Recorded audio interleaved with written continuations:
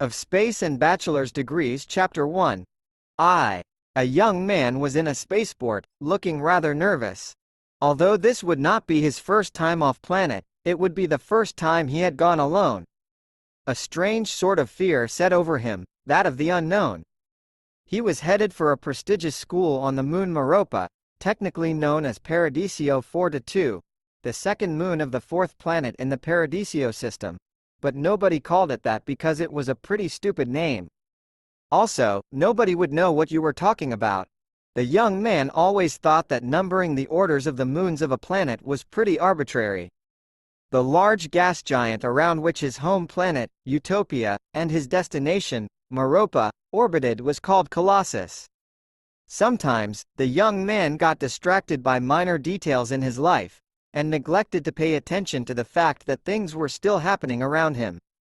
Thus, he was slightly surprised when a man who appeared not much older than himself walked up to him and addressed him. "Richard, stop staring off into space, or rather at the wall, but anyway, you're checked in now and all we need to do is get you cleared with security and get on the shuttle. We don't want you to miss it." This slightly less young-looking man was Richard's father, Mr. Smith to most people. Adoptive father, technically, but the fact that they didn't share genetics somehow never prevented them from looking somewhat alike. Richard was of average height, with light brown hair and a relatively thin build. He had facial features that made him relatively attractive, but his manner of dress and the mere relativeness of his attractiveness prevented him from standing out much. This was especially true when he was out with his father. His father also had light brown hair, perhaps from the same batch, and strikingly similar facial features, so that sometimes people mistook them for brothers. However, he also had hair that, instead of being short like Richard's, nearly reached the floor behind his noticeably above-average frame. He was also more filled out in terms of muscles, like a person who is involved in a lot of sports but might not always win because they don't take steroids. At least, that was what Richard thought that body shape said. His mother, somewhat less noticeable standing just a bit back and with only shoulder-length blonde hair, was an interesting contrast. She looked positively delicate, perhaps even weak, although Richard knew for sure that she was neither. Some people might have called her beautiful, but with her being his mother, Richard was not one of them. Except maybe in birthday cards. She also appeared to be not much older than Richard, but he didn't know exactly how old she was. It was something of a joke, since his mother always told him, "You should never ask a lady her age." His father always made mention that he was much, much older than her. Even in pictures of when he was a baby, they looked just about the same as they did now. Richard knew that there was only so much anti-aging treatments could do, so he was pretty sure they had picked their parents wisely, to age so gracefully. He had picked his parents well too, but since he hadn't actually picked them and was adopted, there wasn't really much that their good genetics would do for him. Still, he hoped to look half as good in his 40s, perhaps even into the early 50s, if his speculations were right. Security. Right. Sorry. So Richard walked with his parents towards the security checkpoint, which was mostly a formality on Utopia, because practically nobody obtained anything they weren't supposed to have, and there was a very small list of common things forbidden to be taken on a spaceflight. Mostly, they checked for things dangerous to the general populace that might not be dangerous to the person carrying it. Noblicans, for example, often brought with them lucky traveling statues. They also happened to be highly radioactive and dangerous to most other species, especially in the confined quarters of a spacecraft. There is separate storage for such things. Anyway, because he was human, thus not carrying anything inherently dangerous to other species, and not carrying much but clothes and some simple electronic necessities, he was surprised when security motioned him to the side. His parents came with him, of course. "Sir, we've noticed some unusual interference around you, and need to take a closer look. It shouldn't take more than a minute. Just stand over there, if you would." Finding no reason to object, since Richard wasn't one for flouting authority for no reason, he complied. After some quick electronic sounds and some whirring noises, probably artificial to let people know things are happening, The security guard looked at his data screen and said, "One moment please, just wait here." Richard did, especially since there was another guard watching just in case he decides to skip past the desk, although he'd never get on the ship until he was cleared. The guard went to talk with some kind of managerial guard or something, but a few minutes passed with no result. "I'll be right back," said Richard's father. He went over and talked to the guards, and shortly walked back with the first guard. The guard said, "Thank you for waiting, sir, you're free to pass." There should be nothing to worry about, it was probably just a faulty scanner reading. Thus, Richard didn't worry. Rightly so, too, for there was nothing wrong with him or what he carried. Some walking, waiting, hugs and promises to call later, Richard was on the ship. The trip would take a bit over 40 hours. The travel time would be much shorter if he rode on ship with a time distortion device or TDD, but it would also be much more expensive and less comfortable. This particular ship had modest quarters for sleeping in, as well as a variety of restaurants to choose from. Granted, the restaurants were rather compact, and the quarters were mostly just a bed. Still, you weren't crammed next to other people in rows of seats, and it didn't cost as much as a year of college. Ironically, it cost less to travel several solar systems over than to take a quick hop between moons of the same gas giant. The key there is the speed of the travel, as well as the complications with gravity wells. Richard wasn't sure on the exact details. Of Space and Bachelor's Degrees Chapter 2. Richard realized he was standing in the hallway staring off into space. Literally, this time, since there was a window. He headed to his room with his bag of clothes. The room was small, but it had a bed, and that was all that it really needed. Fortunately, these rooms customized themselves somewhat to their occupants, so he didn't have to worry about using one of those stupid rock-hard slabs called standard beds. By the time he got himself settled in, the announcement for takeoff came in over the communication system. He felt nothing as they took off, but it was interesting to watch the screen of the view beneath them as they took off. Within a minute, they were outside the effective gravitational field of Colossus. It was his first time feeling true weightlessness. Then they turned on the 1.5 standard gravities, what the gravity at the other end would be. He wasn't really prepared. His own planet was closer to 0.8 Gs. A standard gravity consists of 10 meters per square second acceleration, Earth being at 9.8. After picking himself up off the floor, slowly, he decided to look around the ship. The duration of the trip was supposed to be something like 40 hours, since they had to travel close to gravitational fields of Colossus and various other moons on the way to Meropa. It was mostly a ride through orbit around Colossus. Because of the frequency of travel between Colossus's moons, running transportation services that were as comfortable as possible in a limited space was important business. Richard was hungry, so he chose to take a look towards the cafeteria area, although it was more of a long hallway. They were very busy, especially the ones that looked appetizing, so there wasn't really anywhere for him to eat. He trudged along slowly until he spotted a small place that only had a single customer sitting on the leftmost stool of the 5 at the counter. Behind the counter was a chef with 6 arms. Richard didn't know what his species was called. He supposed he would have to learn that for school, being a biology major and all. 6 arms wasn't that much of a deviation from the norm. He sat down at the counter. The chef took note of him and walked over. "You're a human, ain't ya?" he said. "Not to be rude, but I doubt we have anything here you'd enjoy." "Either that, or you wouldn't be able to digest it. Too many heavy metals and all that." Richard responded, "Aw, and I was just thinking I would try out something different. Plus everywhere else is full up." "Yeah, that too. You don't mind if I sit here and rest for a bit? I'm not really used to 1.5 Gs.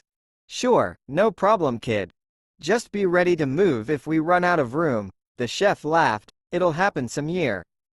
Although I suspect you'll be ready to go before then," the man said with a smile. Richard looked at what the other customer was eating. It looked like some kind of noodle dish, although there really wasn't much that would make it a dish instead of just pure noodles. His stomach growled. "Hey, that doesn't look too bad. Can I order that?" The chef looked up at him with a curious eye. Can't say there are many people willing to try a Zivarionian dish. At least not more than once.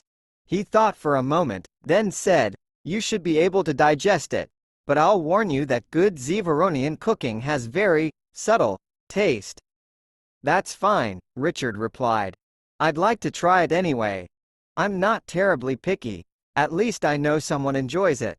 He looked over at the, apparently, Zivaronian eating.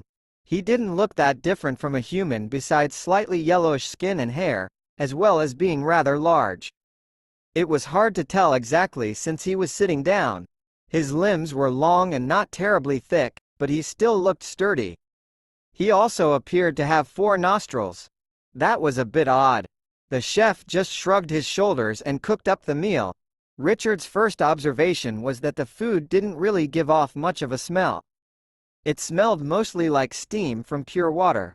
He took a bite. He chewed thoughtfully. Subtle may have been an understatement. Richard couldn't really taste much of anything. It didn't taste bad, certainly. The texture was rather nice, he supposed, but not enough to make up for the lack of flavor. He continued eating, however. He thought about what it would be like for a Zivaronian like the one next to him to eat this meal. Their tongues, noses, even their brain chemistry and wiring must be different. He imagined a rich aroma, no, multiple aromas, coming at his nose from all different directions. He was really hungry for some reason, and it's not like he had anything negative to say about the meal. On the last bite, just the tiniest bit of spices were picked up by his sensitive tongue and his taste buds tasted sweet, salty, sour, and many more tastes that humans can't even begin to imagine. The food practically flowed across his tongue, and as he swallowed he wished he had more. A large variety of smells assailed his olfactory system, and he knew he was smelling heaven. At least, that was what he imagined it would be like. He got kind of caught up in the moment and actually felt like he was experiencing that for a second. "I see what you mean about it being subtle, but I have a feeling that you're a very good cook. I wish I could experience it the way it's meant to be eaten." The cook looked over at him and smiled. "Well, that's the first time I've seen anyone but a Zivaronian finish off a whole plate of their food. Those portions aren't small, you know. Plus, most people give up after the first bite. Truth be told, I perfected that recipe only through the sacrifice of a dozen brave men, willing to try my horrible creations until I finally got it right. I can't even taste it myself, unless I make it strong enough to bring tears to their eyes. I only did that my first time." Richard thanked him for the meal and left. The Zivarionian watched him with a peculiar interest as he walked away, although Richard did not notice. That last bite, he twitched. He did a scrunching of the nose and puffed his cheeks like one of us. It's a natural reaction. But he is obviously not a Zivaronian. "I have no idea what you're talking about," said the chef. I didn't see his expression change one bit. Well, it was very subtle. Of Space and Bachelor's Degrees Chapter 3. 3. Richard was bored. He hadn't brought anything to do with him, at least not to his room. He had not considered that access to the internet was limited during space travel. Not that it couldn't be done, just that it was expensive, or very slow. Even though the ship itself did not have a TDD, communications used a special one for near-instantaneous communication across almost any distance. Bandwidth was rather limited in a non-permanent setup, so access was limited to emergency communications, or for a fee. Richard could have afforded to pay, but it was rather too expensive for casual use on a student's wealth. Not that he was poor or would ever go hungry, but he only had so much in the way of discretionary funds and he would rather buy 5 or more books than spend the same on an hour or 2 of internet usage. Still, it did nothing to relieve his boredom to think about the possibility of using it. Of course, he could always go out and meet people who were traveling with him, but that prospect was slightly more terrifying to him than jumping off a bridge. With a harness, of course. Any other way would just be stupidity or an expression of a depression he in no way felt. Not that many people from Utopia were prone to jumping off of bridges. It was a rather aptly named planet, rated one of the best places to live in the galaxy. It was nice, but it didn't have the school he wanted to go to on it, and that just didn't work. The really strange thing was, Richard felt like he was two bored people, almost.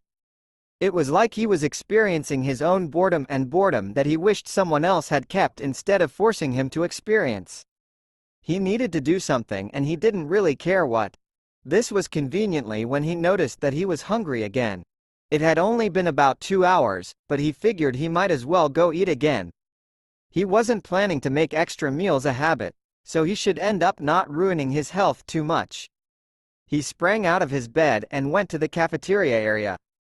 He managed to get lost a few times, mostly because he was so hungry that he was distracted and missed the signs, even though they were clearly written in common. He would have liked to attribute his poor pathing with dizziness or just general poor sense of direction, but instead he was just out of it. Part of him felt almost blind and the other part felt like there was too much light. His eyes, however, told him that everything was normal. After a long and complicated journey to a mere 50 meters away from where he started, Richard found the food area. The smell hit him like a freight train. Well, a very slow-moving one that wasn't carrying any freight and was made out of ultra-light materials. Maybe more like an overeager dog running to greet its master that it has not seen in a long time, perhaps even several dog hours. The hallway was again crowded. Still crowded, perhaps, since it had not been that much longer than a typical meal period time. Some people ate earlier, and some later. Apparently today he was both. He made his way down the row of restaurants to the only one with empty seats. The same one. The sign was a nice neon green, but it was in an unfamiliar script. The cook was busy working on several meals, although he assumed they were somehow all for the cloaked figure on the leftmost of the 5 seats. In the second seat from the right was a Zevaronian. No, not just any Zevaronian, but the one from earlier. Had he left and come back, or had he just changed seats? How many meals a day did they eat? There wasn't really any negative association to the speculation that they ate a lot, since he was eating at about the same times and the Zevaronian was anything but fat. Richard wasn't even sure if they were a species that stored fat. Richard was faced with an interesting dilemma. Sit next to the mysterious person, or the not-so-mysterious person. He couldn't choose to not sit next to anyone at all. He chose to sit next to the Zevaronian, but on the end seat. That way, he wasn't between two people he didn't know, but instead just next to one that he had at least seen before once in his life. After easily gaining the attention of the cook, who apparently also had eyes on the back of his head, he ordered what the Zevaronian was having. It was some kind of soup or something. Maybe a stew, but it was rather thin looking for that. Perhaps going in the other direction and saying it was a broth would be better. Then again, it probably didn't have a word in common, since it didn't have much of a smell in human, either. Still, at least it had a mild, pleasant smell. This was unlike the scentless noodles from yesterday, except what he imagined. When he got his broth, he felt that it smelled different from the other one, but he wasn't really sure. Richard again used his imagination for the eating of this meal. This scent was rather overpowering. It smelled like charcoal, but also like fruit, and he thought of an orchard of trees burning down. A rather curious smell, to be sure. He hoped his imagined taste would be more tasty and less curious. He took a spoonful into his mouth, and he tasted the charcoal as well as the fire that it was a part of. It was strong and altogether unpleasant, especially combined with the taste of rotting fruit. He had a very negative reaction almost involving seeing his previous meal. Fortunately, he managed to keep his expression mostly neutral and put his imagination to rest. Instantly, the smell and taste went away. The meal was extremely bland after that, but tasteless was better than the taste of fire and death. Overactive imaginations could be unpleasant. Fortunately, the meal did accomplish the purpose of filling him up. After he left, the cook commented to the Zevaronian, "So, what's the review today?" "Not a positive one, unfortunately. I suspect that was due to you mixing up the quantities of the spices. It smelled pretty terrible." He noticed the difference, and his first bite said utter revulsion. He ate it all though. Besides, he shouldn't even be able to taste it in the stronger form that I regrettably made. Yes, that's a curious thing. It is not like I can turn off my extraordinary sense of taste, and a human doesn't even have one to use in the first place. I may just be reading into human facial expressions what I would expect of my own people. Of Space and Bachelor's Degrees Chapter 4. IV. Richard was tired. This had accidentally replaced his boredom. Since he had been bored, he decided that maybe some exercise would take his mind off of things. He managed to do some push-ups and sit-ups, somehow. He quickly remembered that he was experiencing almost twice the gravity he was used to. He had forgotten after the very start, but using muscles that weren't as commonly used quickly reminded him. Now Richard had a problem, because he was tired but it was nowhere near the time he would normally sleep. That is, normally he slept about 16 hours after he woke up, but it had only been 10. Richard now thought about how hours were stupid units of time. 24 of them in an average day, with 60 minutes in them each. Then, 60 seconds in those minutes. This was completely off balance with units of measurement for mass, volume, and distance, which were measured in powers of 10. Richard figured it was a holdover from a previous century and people just weren't willing to update. Still, he wasn't even sure how that became a galactic standard. Then, after thinking about standard units for an hour, just as he was about to finish a much better, more sensible standard, Richard blessedly fell asleep. The dry mouth Richard had when he woke up reminded him that he had had much less to drink than to eat in the past. He looked at his phone for the time, 20 hours. Somehow, he had slept a bit more than 10 hours, even though he was now waking up not that long after the time he would have gone to sleep. He really needed to find something to do besides eat and sleep. His stomach growled. Well, maybe he could find something to actually do later. This time, Richard ate at a rather cheap place that was pretty much the only place open. Fortunately for him, they had just started serving breakfast, and it was human food. He didn't want to eat anything experimental first thing in the morning.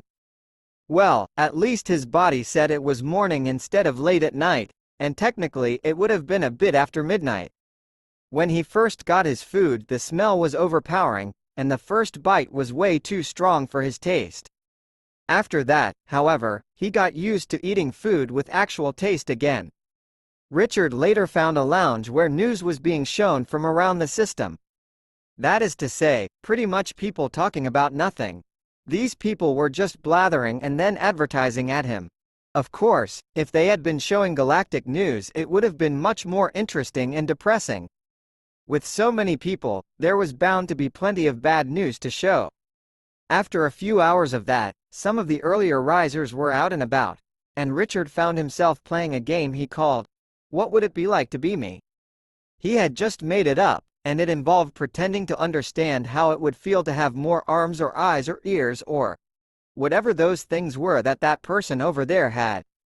Somehow, this was more mind-numbingly boring than system news, but Richard kept at it for a while.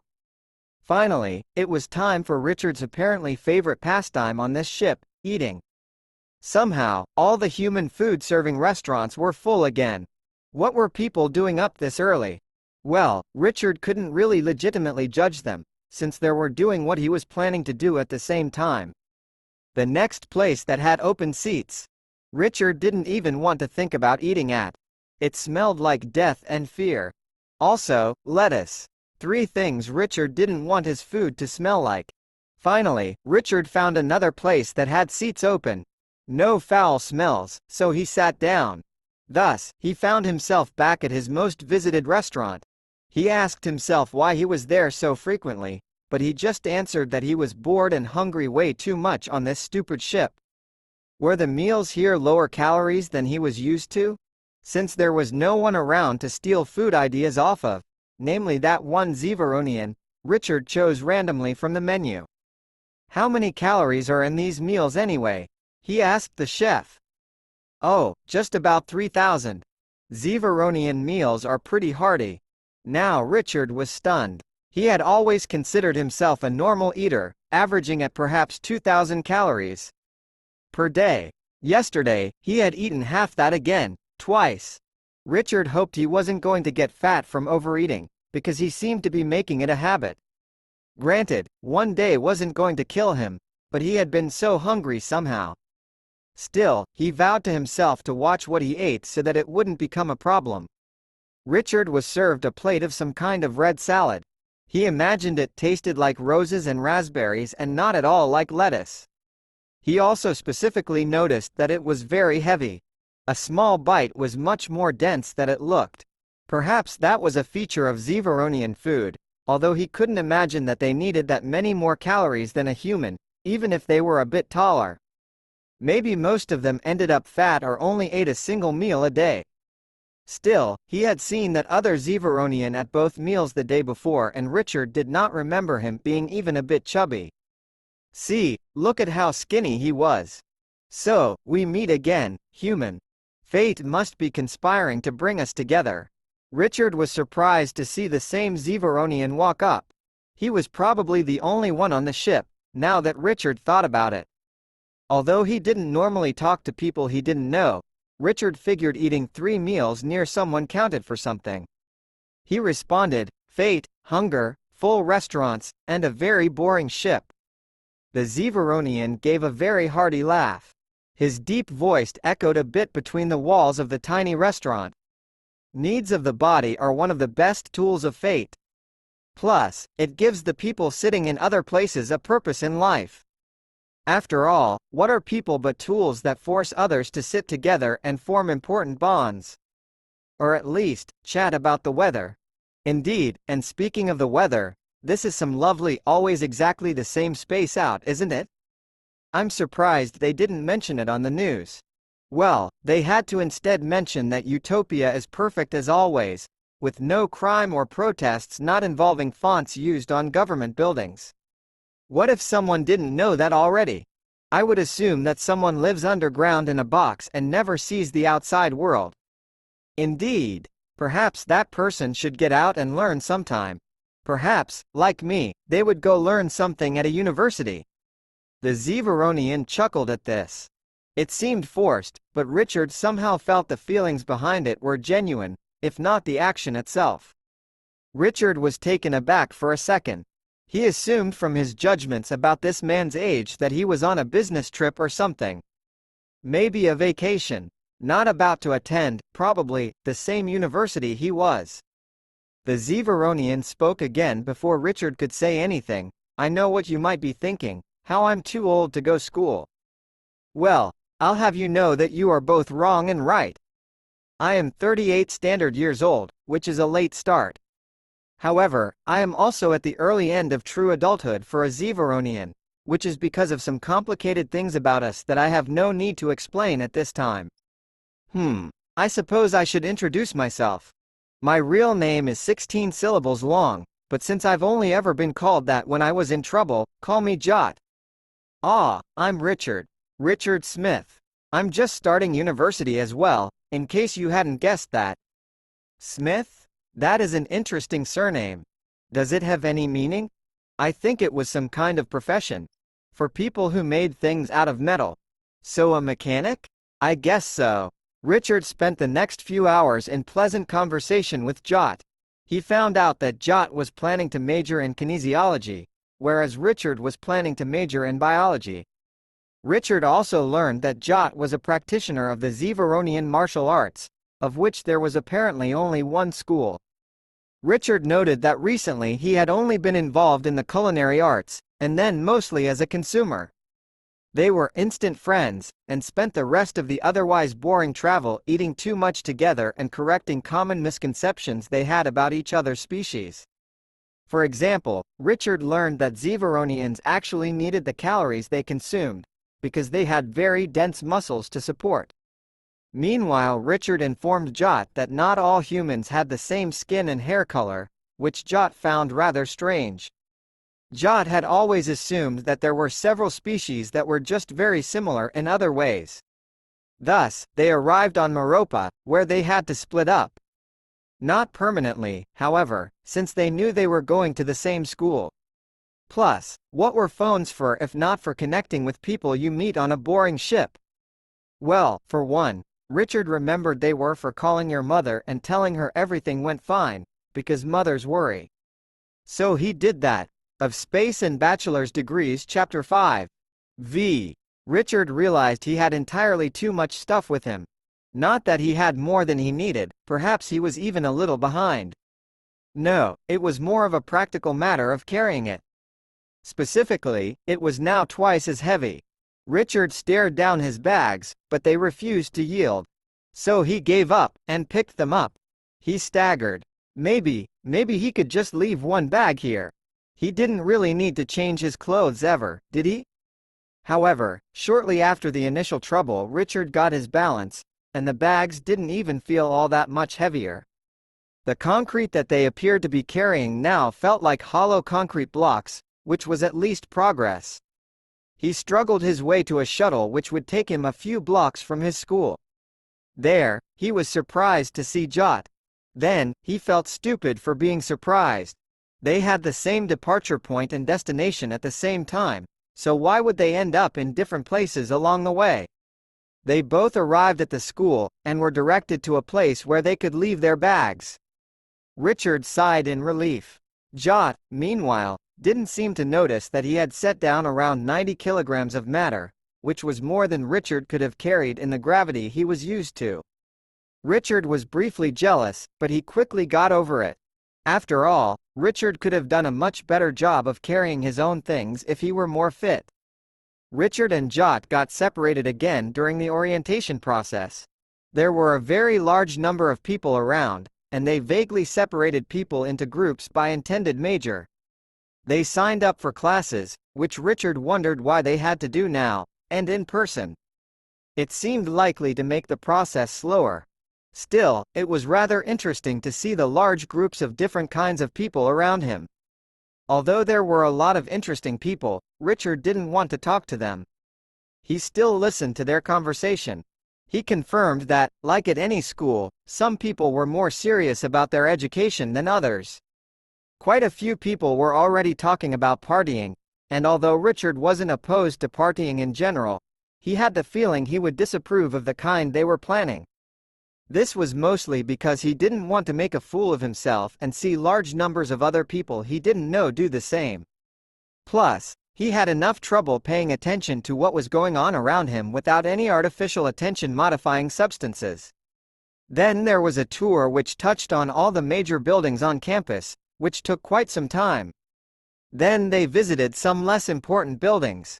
Then the sports fields. One of the cafeterias. Finally, they were shown the dorms, and deposited at the location in which they would be living. Richard met the resident assistant, who was about 5 feet tall, had green hair, and talked at hundreds of kilometers per hour.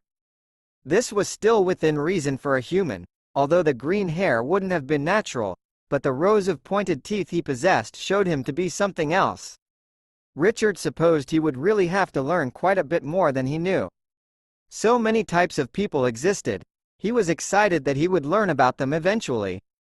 "Hey, how ya doing? Let's see here." He paused for the barest fraction of a second. "Richard, right, cool. Anyway, on this list here it says you were okay with a different species roommate, right? That's good because there are never enough of those and never enough to make even pairs of everyone. Anyway, your room's down the hall marked 507. Here's your key. Your roommate came by earlier, but he said he won't be back till morning 'cause of a party or something, but he did say you can move his stuff if you want because he doesn't have a preference for which bed he's in or whatever." Any questions? Richard had many questions, such as when this person stopped to breathe. However, he just held out his hand, and the key was dropped into it. He walked down the hall and used his key to enter a room that turned out to be mostly symmetric, with 2 beds in a bunk configuration, desks, and dressers. Choosing accommodations was basically academic, since everything was identical. In the middle of the room were a large number of bags, presumably carrying items belonged to Richard's roommate. Richard claimed the top bunk with his sheets and a pillow, and one of the dresser by storing his clothes in it. Then he went to dinner and had a random choice out of the class a food-consuming section. Then he came back and fiddled around with his computer and got it used to its new environment, and then he went to sleep in his bed, which seemed a bit longer than he was used to. He woke up and got dressed shortly before his roommate arrived, as stated, in the morning. He went to introduce himself, but before he could, "Richard. Jot. So, we meet again." "Indeed, it seems to be that way." "Wonderful. What are the odds?" Richard knew Jot didn't actually mean that question to be answered. Richard also knew that he was going to answer it anyway.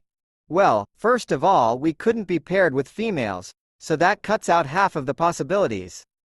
Also, new students are always paired with new students, so that cuts out almost 3/4 of the remaining. About half of those are comfortable in this kind of living conditions. Others literally cannot share a room, and others still cannot share a room with another species. Then, of course, there are those who won't. All things considered, probably still less than 1%. Or we could have just said it was fate. But then I wouldn't have gotten to show off my knowledge." Good point. Either way, I'm glad it's you. Since we already get along fairly well and all, this will be much easier as long as we avoid killing each other over trivial things." Richard grinned. "I'm all for not killing each other." Richard helped Jot unpack his things, and Jot told Richard why he had been gone overnight. Jot had needed to visit the other practitioners of Zevaronian martial arts who attended the school, and then he had had to spar with every one of them. After that, however, they had spent the rest of the time getting to know each other better. Apparently it was important for Zevaronians to spend as much time with new acquaintances as possible. Perhaps they just had a better understanding of how they developed relationships with each other. Of Space and Bachelor's Degrees Chapter 6. V. There were still a few days until classes would be starting. Richard had wanted to familiarize himself with the campus somewhat before classes started, which is why he took the ship he did instead of a later one. Jot, meanwhile, had come from elsewhere, and had only ended up on Utopia as a stopping point. More traffic went there than Meropa, so it was used as a stopping point. As normal, much of their time spent together continued to be meals, broken up by occasionally wandering the campus to explore. Richard would generally have considered things to be the other way, with meals interrupting whatever else was going on, but that certainly wasn't the case at the moment. The campus was almost like a city unto itself. It had instructional buildings, various places with food, and even some stores. Though, some of them were just rather expensive places to get books and supplies, for those who needed them immediately and couldn't wait to get them on order. The campus was big enough that there were even transportation systems to bring people from various hubs to others. However, Richard and Jot weren't in a hurry, so they still walked everywhere. The only thing that was different from a normal city was that the age ranges mostly centered around young adults and older adult students and teachers, though of course there was some variety there as well. For example, there were those like Jot, who were no longer just entering adulthood, but still just starting to attend. Though, that didn't mean Jot looked old by any means, just that he was already beyond that awkward transitory phase between child and adult sizes and looks. After a few meals, Richard noticed something he wanted to ask Jot about. "Why are Zevaronians split into 3 groups?" Jot smiled, slightly. Richard had noticed that he wasn't particularly expressive, but that didn't mean he didn't feel anything. Likewise, he generally talked in what felt like a deadpan tone, but still joked around. Richard was having to get used to that. The 3 groups are because of the 2 main trains of thought we have. Jot gestured to the general area of the cafeteria that he and Richard were in, and another one, which Richard noticed were divided up between male and female. These groups are, how shall I say this, the conservative groups. Zevaronian hormones are very powerful at certain times, leading to possible impulsive behavior. We recognize this, and have different ways of dealing with it. The conservative groups split apart males and females. This is because proximity to females often leads to fighting between males and females, really, as well as other behavior. Basically, we reject our instincts and place restrictions. Jot gestured to the third group, which consisted of both males and females. The more liberal group accepts their impulses as natural, and finds no reason to avoid them. However, though it might seem like it, our groups are generally not in conflict. We simply make different choices about how to live. There are also some who change their mind, moving between the two groups. That's fascinating. Humans probably aren't as aware of such behavior among us, or perhaps not as intentional with our actions. Richard looked around. There were plenty of human girls, women even, around. After all, this system had been first colonized by humans. Richard found some of them attractive, but he didn't think he would get in a fight with another person just by being in a mixed group. Though, obviously that happened sometimes with humans, but generally not from mere proximity.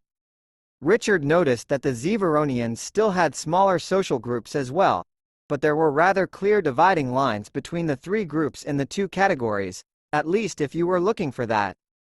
Otherwise, you would just see groups of male friends, female friends, and some of both. As he looked around, Richard didn't see any other distinctions between other groups, but he wasn't particularly familiar with enough of them to say for sure. He had only specifically looked around for Zeveronians because he was friends with Jot.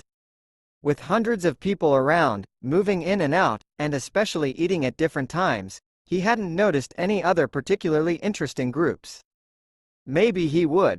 After their current meal of breakfast, Richard and Jot walked down a hallway. They were planning to go visit the building owned by the Zeveronian Martial Arts Association. Richard was interested in seeing it, and Jot was planning to spend some time training there, even though it wasn't really the regularly scheduled time. Off in the distance, Richard saw something green. Quickly afterwards, he realized the correct term was someone green. They were covered from head to toe in green clothing, long sleeves that went into gloves, and legwear that flowed seamlessly into matching footwear. This person's, no, girl's head was also covered with a transparent, but still slightly green-tinged veil of sorts. Her hair and skin underneath that also appeared to be green, but it could have just been the veil. Richard had stopped listening to what Jot was saying, although he just realized that. He was going to apologize and ask him to repeat it, but just as she was going to pass by, the green girl tripped. Richard immediately offered her a hand to help her up. Her hand went into his, and he helped pull her to her feet, not that she seemed to actually need the help. Her gloved hand was soft like silk, probably for a good reason, such as it being silk of some kind. He also felt something wet, but he wasn't sure what. He rather nervously said, "Hello." "Hi," she responded, with a slight smile. Richard didn't know what to do next, but he did finally let go of her hand. He again noticed that it was wet. He looked down at his hand, and saw that it was covered in a green liquid. His keen observation skills and practical common sense told him it was blood. "Hey, you're bleeding. Are you?" "Oh." That was as far as he got before the pain hit him and he fainted. Of Space and Bachelor's Degrees Chapter 7. Richard was no longer really conscious, but somehow he still felt something of what was going on. Perhaps it was a dream. Richard had heard that you couldn't feel pain in dreams. However, he was still capable of understanding that something should hurt, and that was still quite unpleasant. He couldn't exactly remember the actual feeling of pain that had hit him right before he went unconscious, but he remembered that it happened. The pain had started in his hand, and traveled up his arm. That brief moment had been enough for him to fall unconscious. Richard didn't think he was the kind to faint from pain, but he hadn't experienced pain that strong before, either. Now what he was left with was the memory of green blood on his hand, and of the feeling in his arm. In his dream, the blood entered his own veins, moving through them and both numbing them and causing them great amounts of pain, though Richard was still only experiencing it as the idea that it should be painful. It spread up his arm and into his heart, where it caused problems he couldn't really describe. From there, it spread throughout his body. As it spread through his body, Richard felt that the blood, or whatever part of it was causing the damage, was becoming more dilute. This was good, because that meant it caused less damage. However, it was still causing damage to more places. It wasn't particularly encouraging to have more widespread destruction, even if it was more limited. Then, Richard noticed significant reductions as the invading blood passed through certain parts. Perhaps his kidneys? Richard thought that would be correct, but since he was in a dreamlike state, he wasn't entirely sure. Then, there was the addition of something else. A third party that wasn't him, nor was it the invading force. At least, not the same invading force. However, as this third party flowed through his blood, it removed the foreign blood, and the toxins or whatever they were that came with it. This implied it was perhaps something helpful. However, Richard still didn't understand what it was, so he wasn't sure if he wanted more strange things inside of him. Not that he could do anything about it in a dream, or could he? After he thought about it, he started to feel that this other thing was being removed as well, not particularly at a certain point, but just everywhere. Richard felt himself, for lack of a better description, being wrung out like a wet towel. Every part of him was being squeezed out, though in this particular case it wasn't liquid, but energy, maybe. He wasn't sure what the purpose of that was, or if he even understood what was happening. However, as time passed, he seemed to have less toxins or whatever they were in his system. In addition to that, the other thing that wasn't him seemed to be steadily disappearing as well. In fact, he felt like there was less of everything, including perhaps a bit less of himself. He wasn't really sure what that meant, but it didn't seem to be too bad. On the other hand, sleeping humans weren't particularly good at thinking rationally, so maybe he would realize everything he experienced was horrifying and strange when he woke up, if he remembered it. Everything started to fade, as if he were somehow awake now and was slipping into unconsciousness. Then, he woke up in something akin to a hospital bed, with vague memories of a dream. He inferred this from pictures and videos that he had seen, rather than any significant amount of personal experience with hospitals. The second thing he noticed besides his location was that he heard a lot and was exhausted, even though he had just, apparently, woken up. After looking around, the third thing he noticed was Jot, looking at him. "Hello again. Good afternoon, Richard. I trust you slept well?" "Oh yes, except for the part where I hurt and don't feel like I slept. Also, I appear to be in a hospital room." "Well, you're not in a hospital room, technically. This is just the clinic at the school here, although it's as good as some hospitals. Better for you, since it was much closer." "Ah yes, I think I remember it from a brochure. I don't suppose you could explain to me why I'm here?" "I can't really remember." Blood, toxin, screaming. That's pretty much what I got out of it. I didn't really pay attention to the specifics, but you could ask." Richard, a strangely familiar man with long hair, entered the room at that. "You're up." The man was not so strangely familiar in the way that it was odd that he seemed familiar. No, instead, he was familiar and strange. This man, of course, being Richard's father. "You're here? That's probably not good. How long was I unconscious?" "Just over a day," said Jot helpfully. "He showed up last night."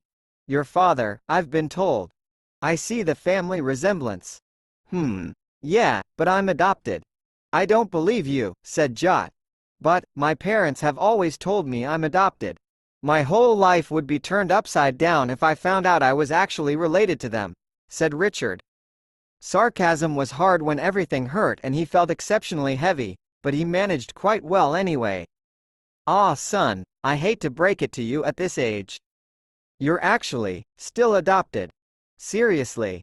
Jot looked at the father, then the son, then back at each in succession. Jot's conveyed the fact that he understood they were serious in their claims but that he also believed they were wrong, or didn't know what adopted meant. At this point, the doctor walked in.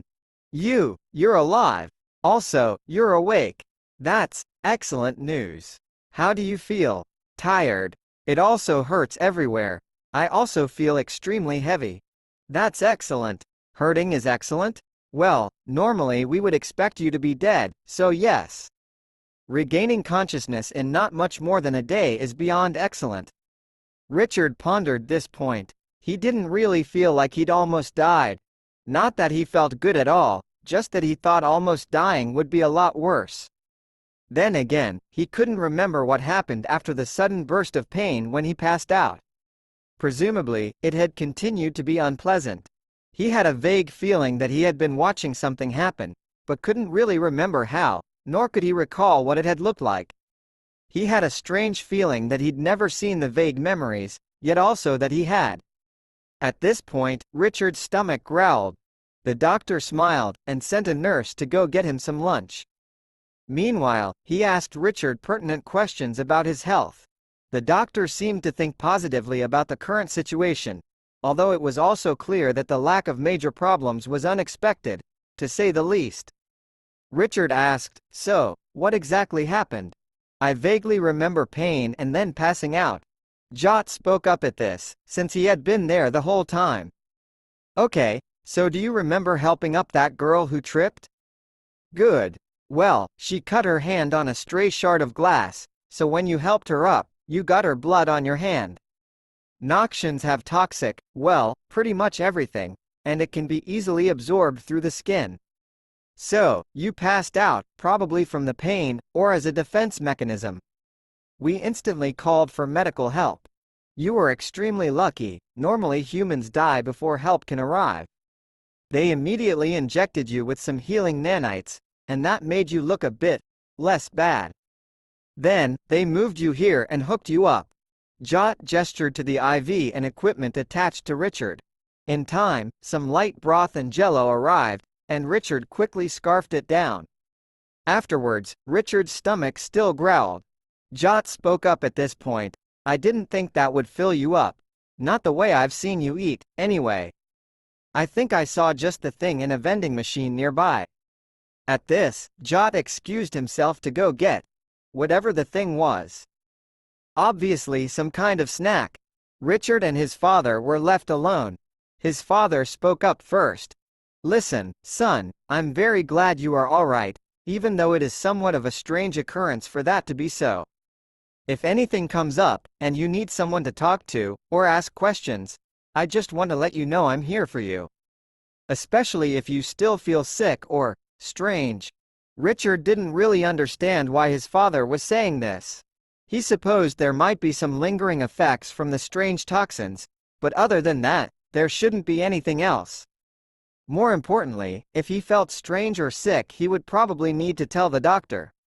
Still, he did appreciate the offer of comfort. Shortly thereafter, Jot came back with 5 large candy bars. He handed one to Richard's father, set 3 on the table besides Richard, and opened one for himself. It didn't look like terribly exciting candy, and it wasn't chocolate or anything Richard recognized. He picked one up, surprised at its weight. Sure, it was big, but it was seriously heavy. He looked at the label.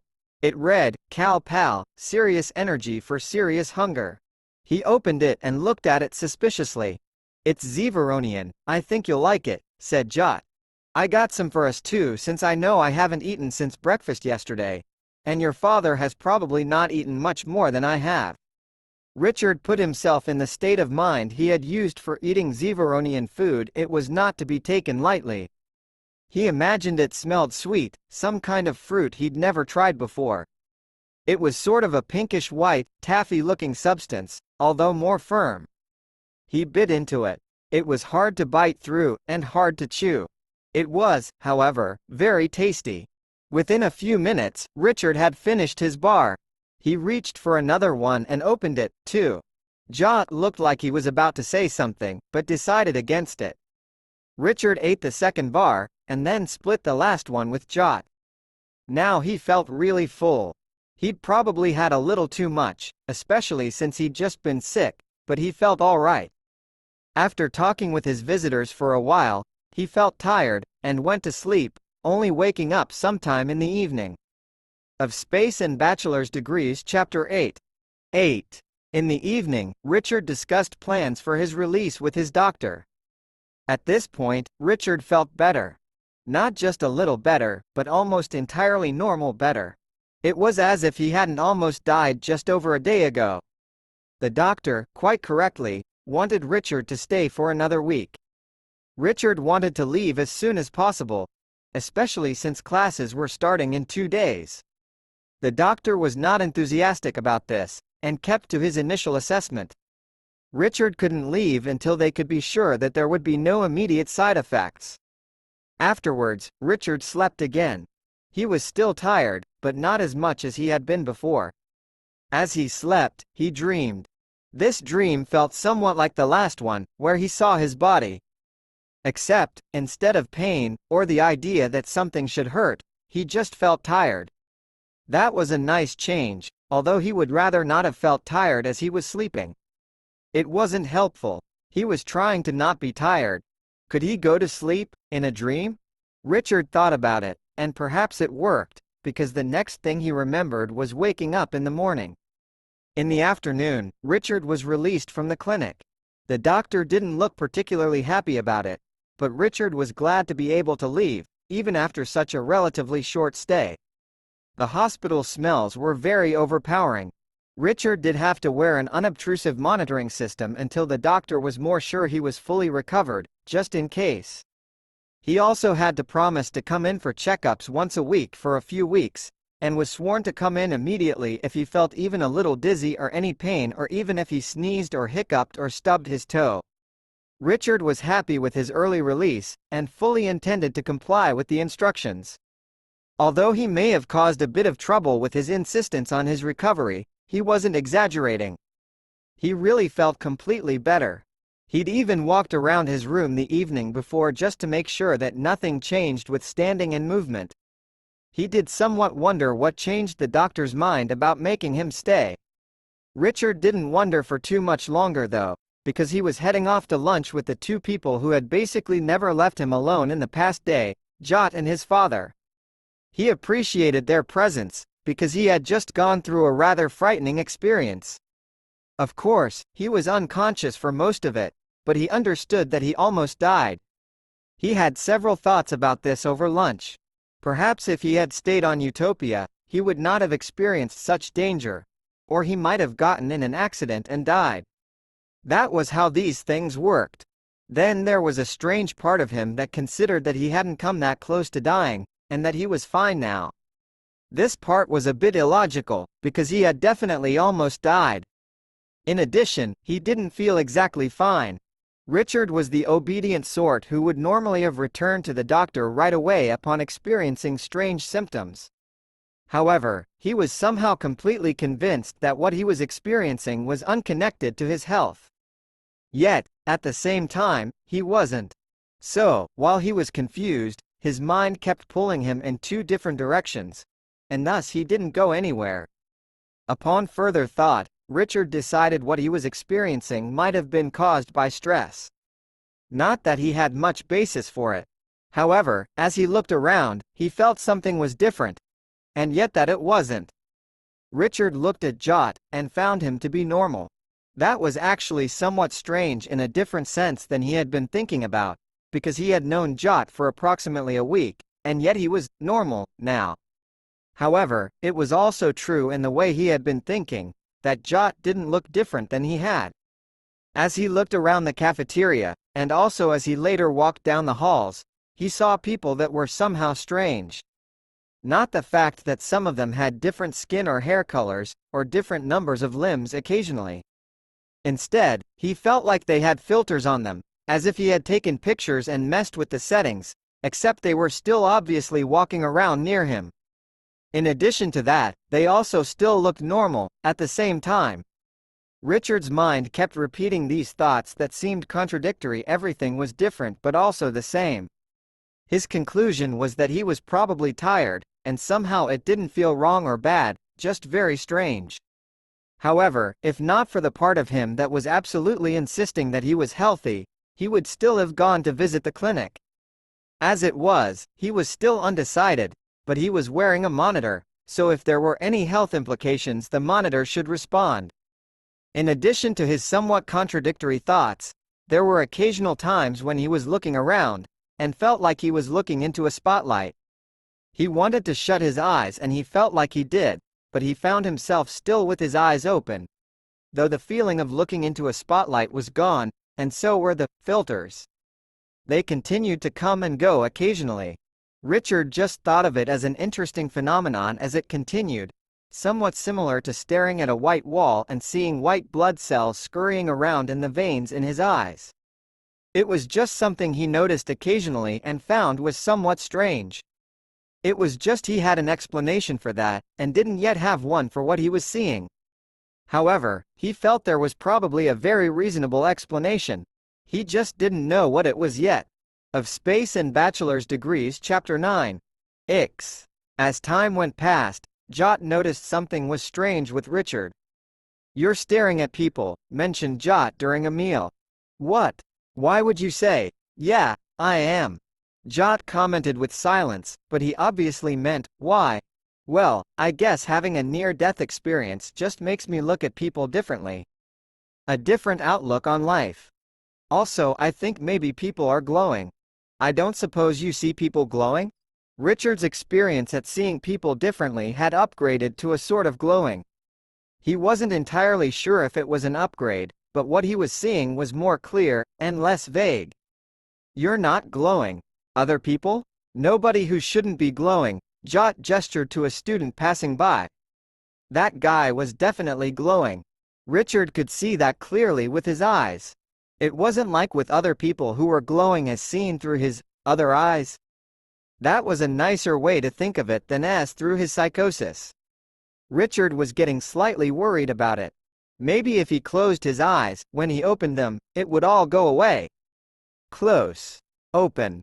Jot wasn't glowing anymore. No, wait, he hadn't been glowing anyway. What a disappointment. That other guy was still glowing.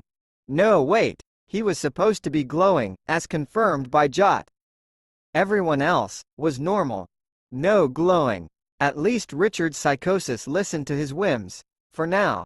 It had turned off before, but it was nice to be able to turn it off on purpose. Feeling better? Well, I wasn't particularly feeling bad, but, sorta. Good. If you actually feel sick or something, tell me, and don't make me carry you back to the clinic. Unless you actually need me to. Richard had no qualms about Jot's ability to go through with his threat offer.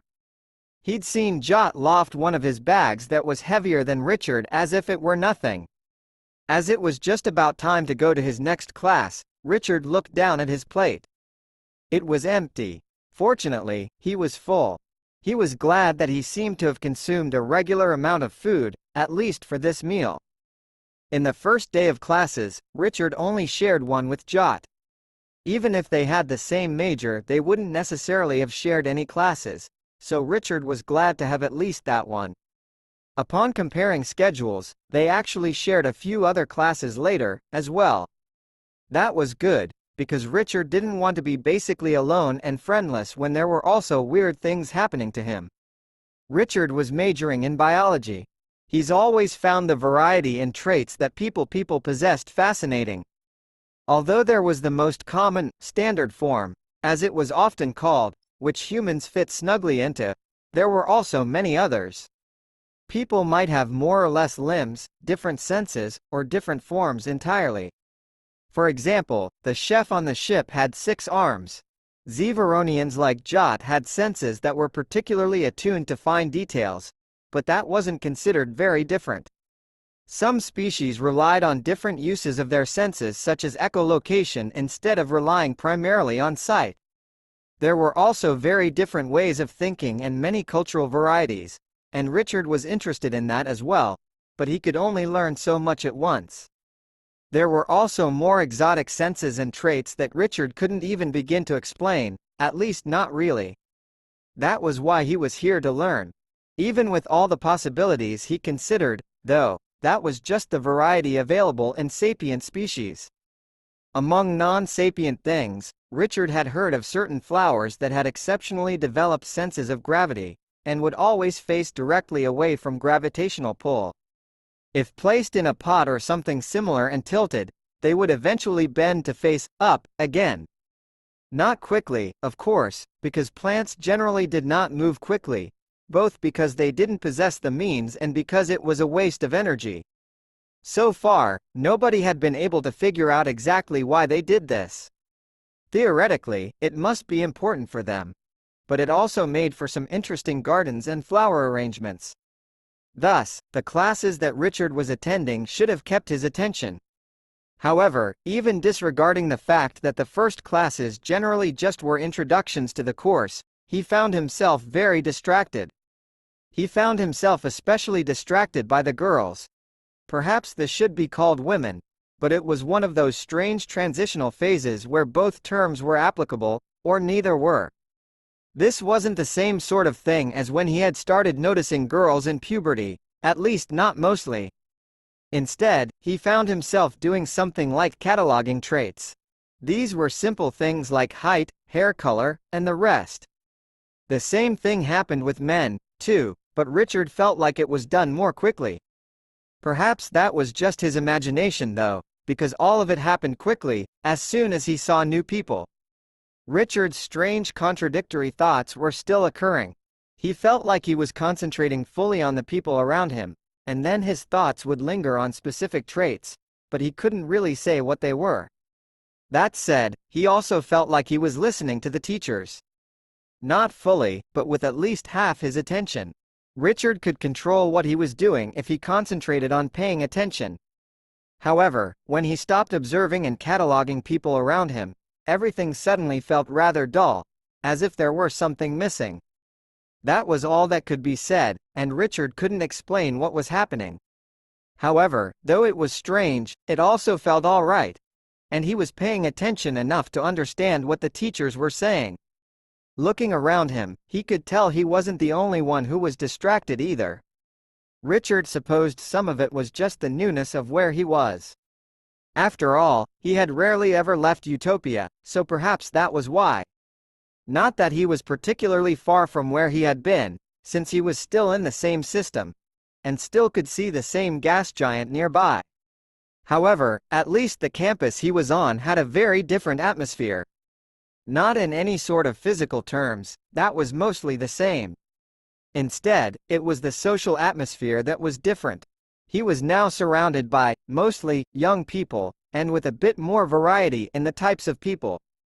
Richard shook his head, and everything went back to what was basically normal. Whatever that meant. Of Space and Bachelor's Degrees Chapter 10. X. Richard couldn't help but look around during his next class, and thus he saw her again. The green girl. A Knoxian, was it? She was sitting across the room, alone. He was certain it was her, even though he couldn't see any features. Her face was still obscured by a veil, so he couldn't actually see for sure that it was the same person, but he knew it was. Richard supposed she had a name, but he didn't know it. Upon seeing her, Richard had conflicting feelings. After all, the first time he'd seen her, she'd almost killed him. Not on purpose, of course, but neither do long falls kill people on purpose, it just happens. Richard still felt it was reasonable to be afraid of heights, or at least falling. He wasn't entirely sure if he was afraid of her though. He also saw something like a glow coming from her too, although it was very faint compared to some.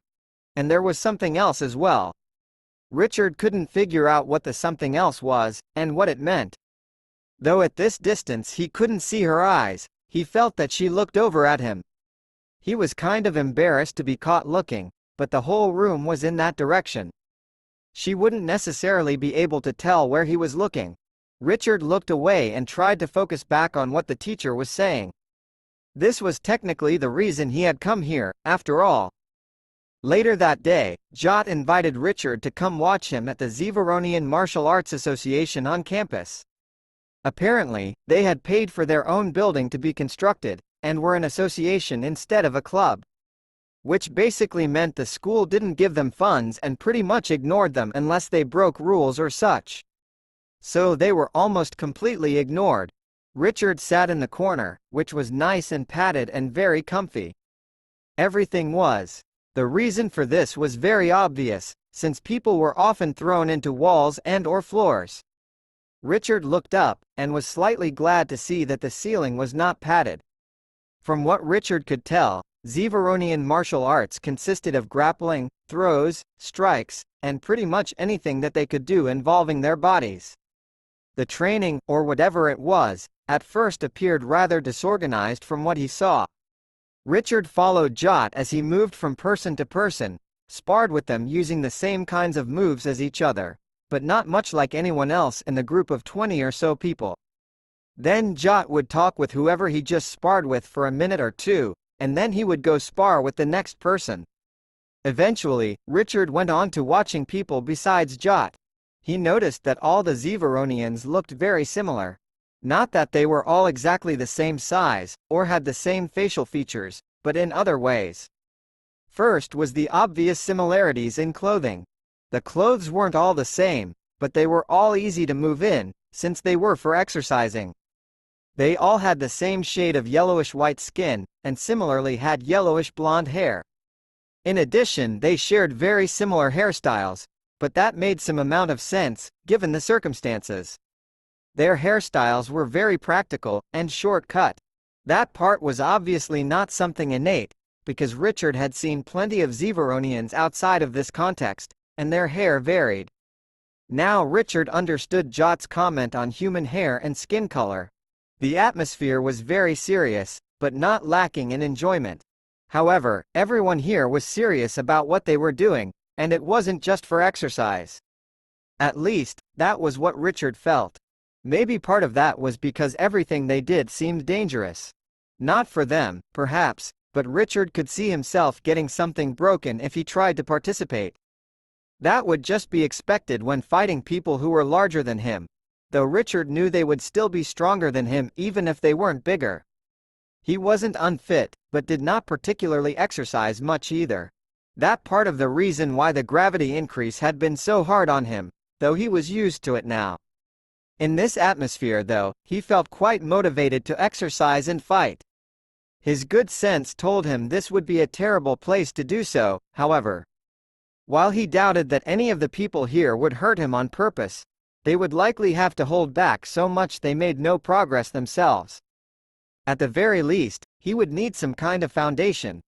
Though Richard was pretty sure humans couldn't reach the kind of level necessary to go head-to-head with a Zeveronian. Certainly, not ones who were actually training seriously as well. After observing for a while longer, Richard noticed what was probably the most significant thing. Although they traded partners some, nobody but Jot sparred with everyone. Although it was not a competition, so he couldn't win, he was always at an advantage. After the sparring, when he was talking to them, Richard guessed he was giving them advice. He talked to Jot about it afterward. "So, you're the teacher?" "Not exactly. Everyone teaches those who don't know what they know yet. I just happen to be the most advanced one here." "Oh, I was hoping you were some kind of master." "That would be pretty cool."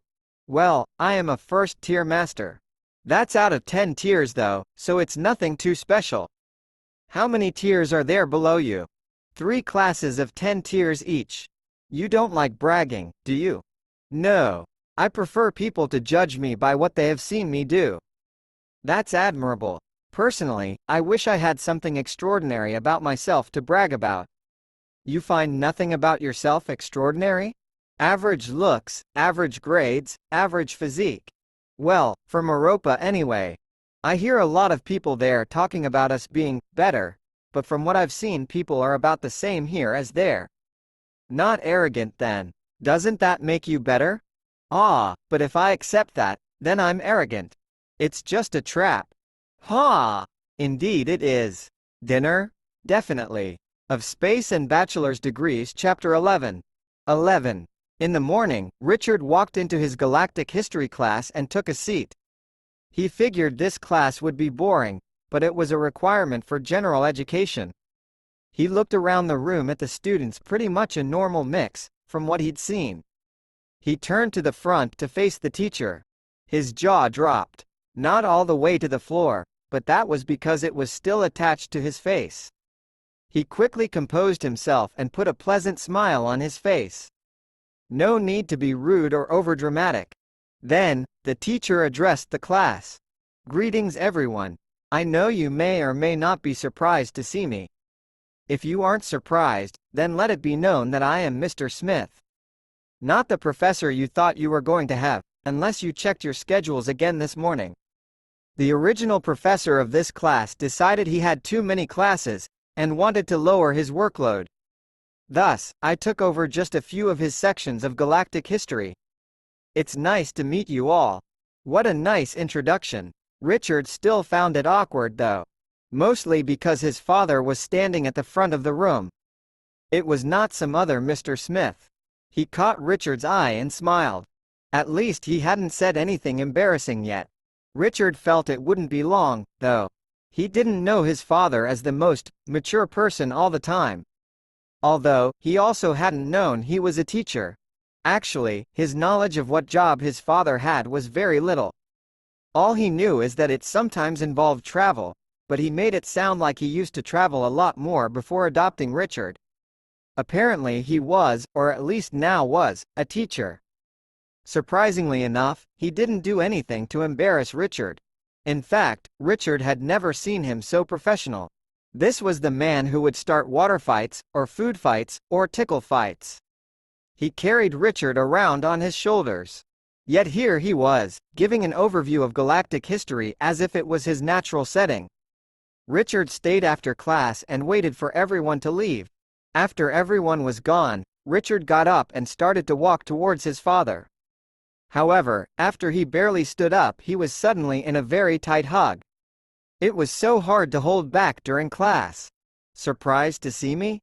Well, at least he knew that his dad hadn't been replaced by someone else. Surprised, yes. Very. I thought you went home. I was going to, but then I was worried about you, so I decided to stay. Then a job position opened up, and I took it. That's great, but won't that affect whatever your other job was? Nope. Richard's dad had a big smile on his face.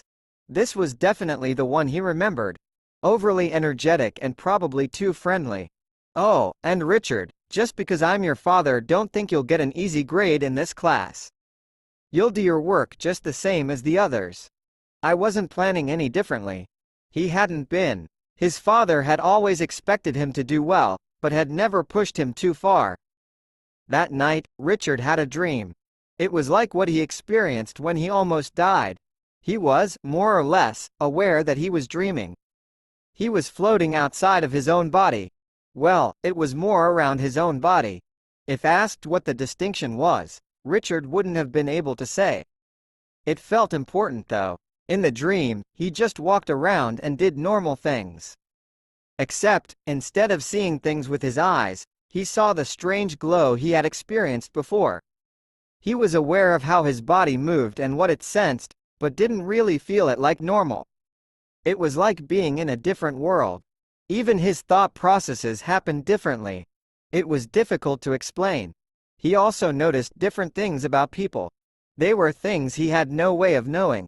However, he learned things like health, bone structure, muscle density, and other things for which he had no words. He also wanted different things than normal. The most simple example of this was in the food he ate. In his dream, he could eat pretty much anything. Instead of thinking about taste, or even health, all he thought about was substance. Calories, really. How much energy was contained in the food? The more, the better mostly. Sometimes this wasn't the case, because the energy felt more easily convertible. He didn't know why that mattered.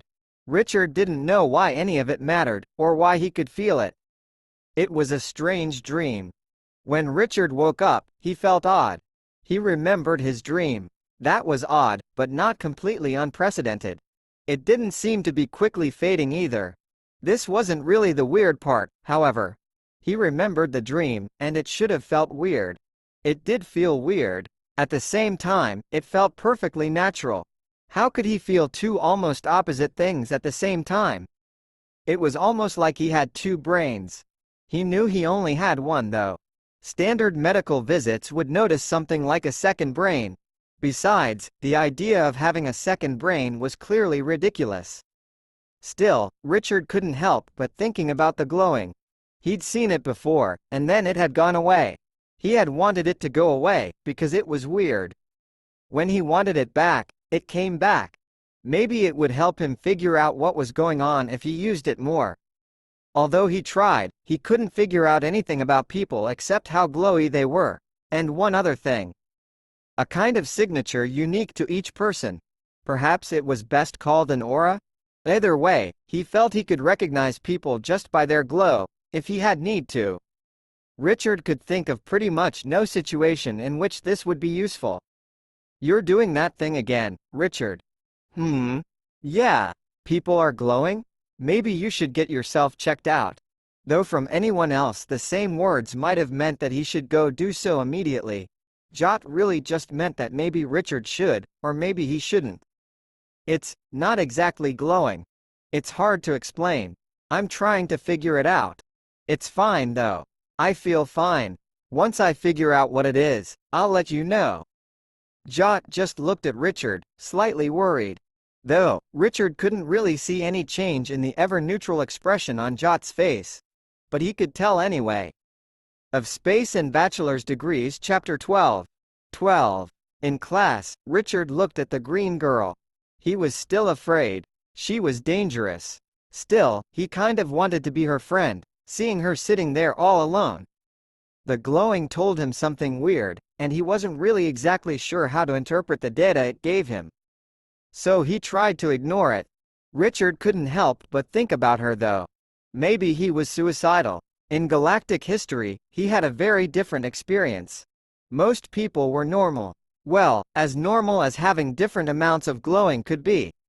When Richard looked at his father, he felt like he would go blind. There was a completely ludicrous amount of glowing to be seen around his father. Large amounts of unexplained data were bombarding Richard's head. He couldn't make any sense of it. He was getting dizzy, and felt like he would fall out of his chair. If only it would stop. Then, it did. He could turn it off, and on, and apparently off again. Why would a sense turn on and off? Now Richard was confused, and his head hurt. As the first 2 weeks of classes went by, Richard practiced his new sense more. He was still unsure how it worked, but it wasn't really sight. For one thing, he could sense, and recognize, people he was not looking at. Sometimes, if he was thinking about it. He never used it around his father again. There was something strange going on there, because most humans just showed up with a faint glow, like a candle. Maybe a dim candle. After further observation, the glow seemed sort of tied to species, but only vaguely. During this time, Richard also spent an inordinate amount of time thinking about the Knoxian girl. Still no friends that he had seen. He wanted to run away from her, but he also wanted to be her friend. Although he was trying to deny it, he also wanted something impossible. It was strange, but he wanted to be her husband. Not even boyfriend, but he felt like he wanted to have children with her. Of course, his rational mind knew it was crazy and just impossible. Only a small part of his mind felt that way anyway. Unfortunately, a larger part of his floaty, glowy second brain-like thing wanted that. It didn't even seem to acknowledge the possibility of danger. At least it was also interested in the idea of being friends, which was much more sensible. At the end of the 2 weeks, Richard felt like he would go crazy.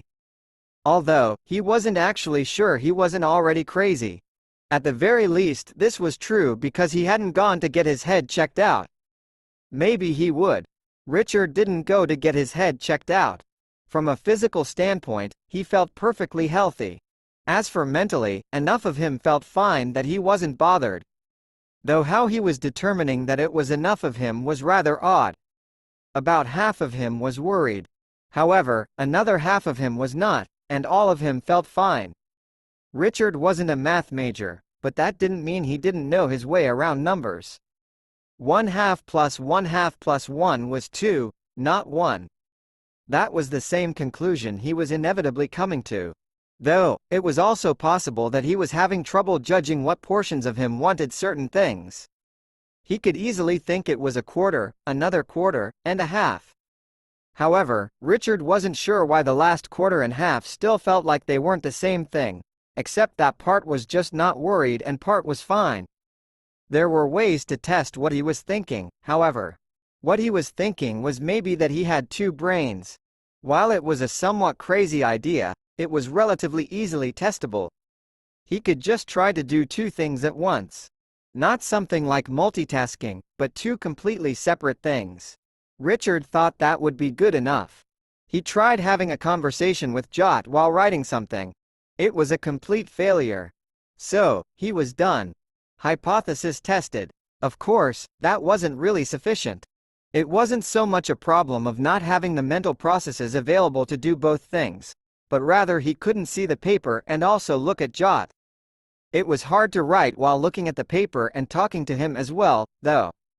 Richard thought of several other options to try. He tried participating in one conversation and listening to another. That didn't really work either. He was beginning to realize that the idea of having something like a second brain was pretty ridiculous anyway. Except, he could talk to somebody and think about a math problem, or any other kind of question. While that wasn't necessarily unique, he didn't remember being able to do that before. More importantly, he couldn't think about a problem and also talk to somebody. While that may seem like the same thing, it wasn't. Specifically, if the part of him that felt normal and like it had always been around wasn't the part he assigned to do the talking, nothing happened. In fact, his body was entirely under control of his normal brain. Thus, he couldn't really multitask physical activities. However, he still felt as if he could assign certain thoughts to what felt like a second brain, but could also have just been a different part. If he wasn't intentional, however, he could be thinking about something and then a conversation would start. If he was thinking about something in the way he was used to, that would get interrupted as normal.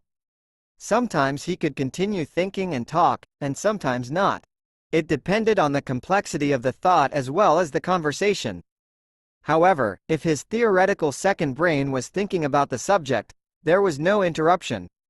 If he was thinking about something and wanted to transfer between brains, he ran into an interesting snag. The thoughts basically started over at the beginning, instead of continuing where he left off. Richard couldn't exactly say why, but his thoughts seemed to be working through different methods.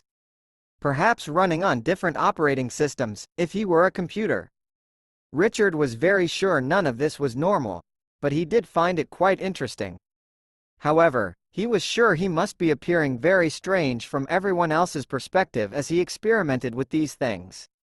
Fortunately, it was mostly Jot, and Richard felt comfortable around him.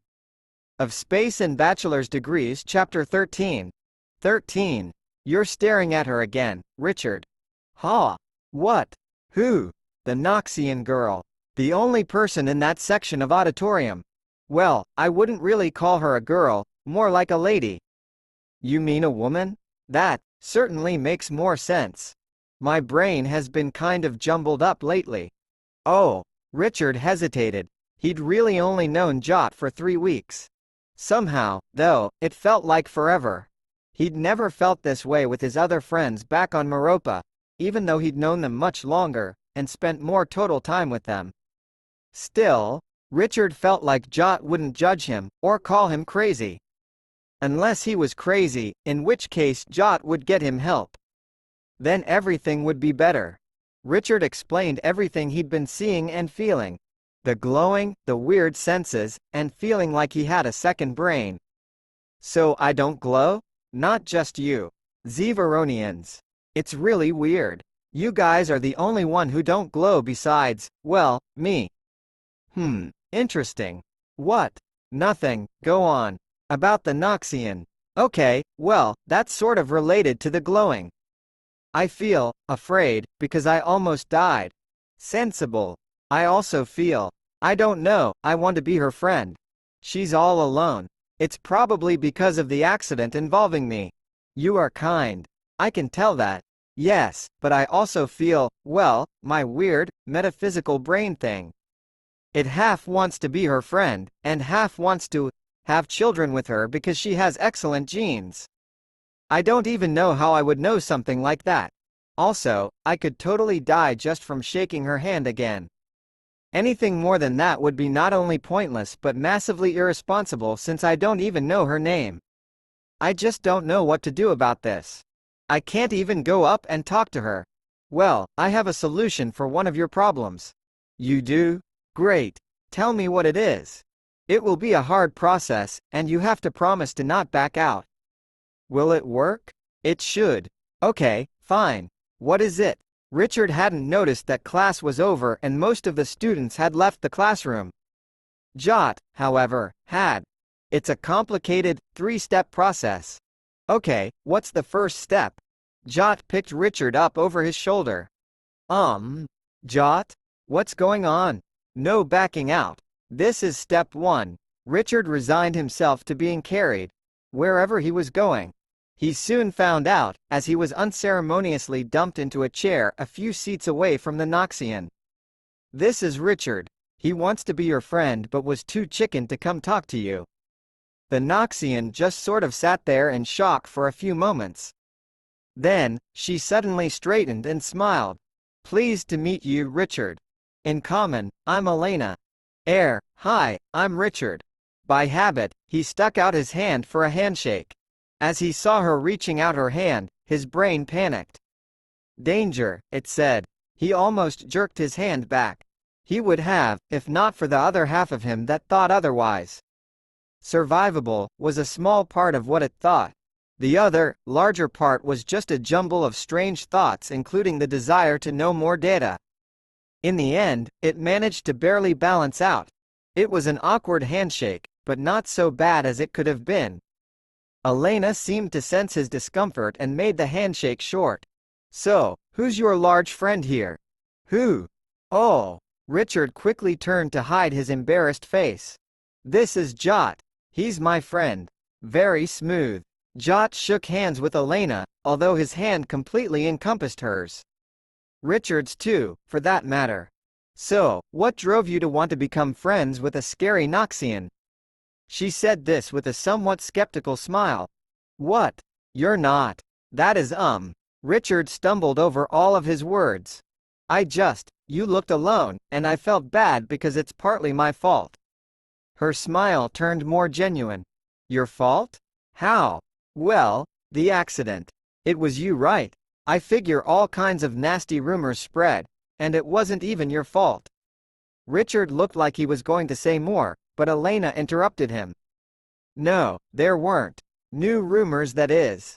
Somehow nobody heard about the incident, and thus there were no nasty rumors about me specifically. Maybe I have friends with connections I don't know about? She raised her eyebrows.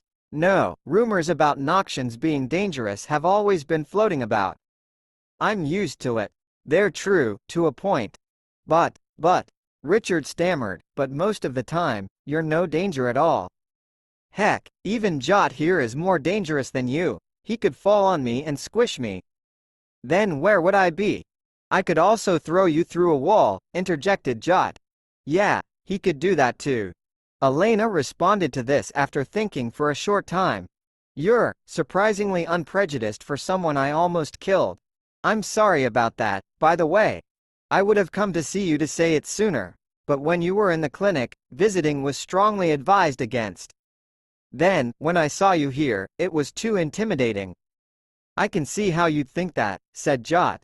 Look at his massive teeth. Not to mention the claws.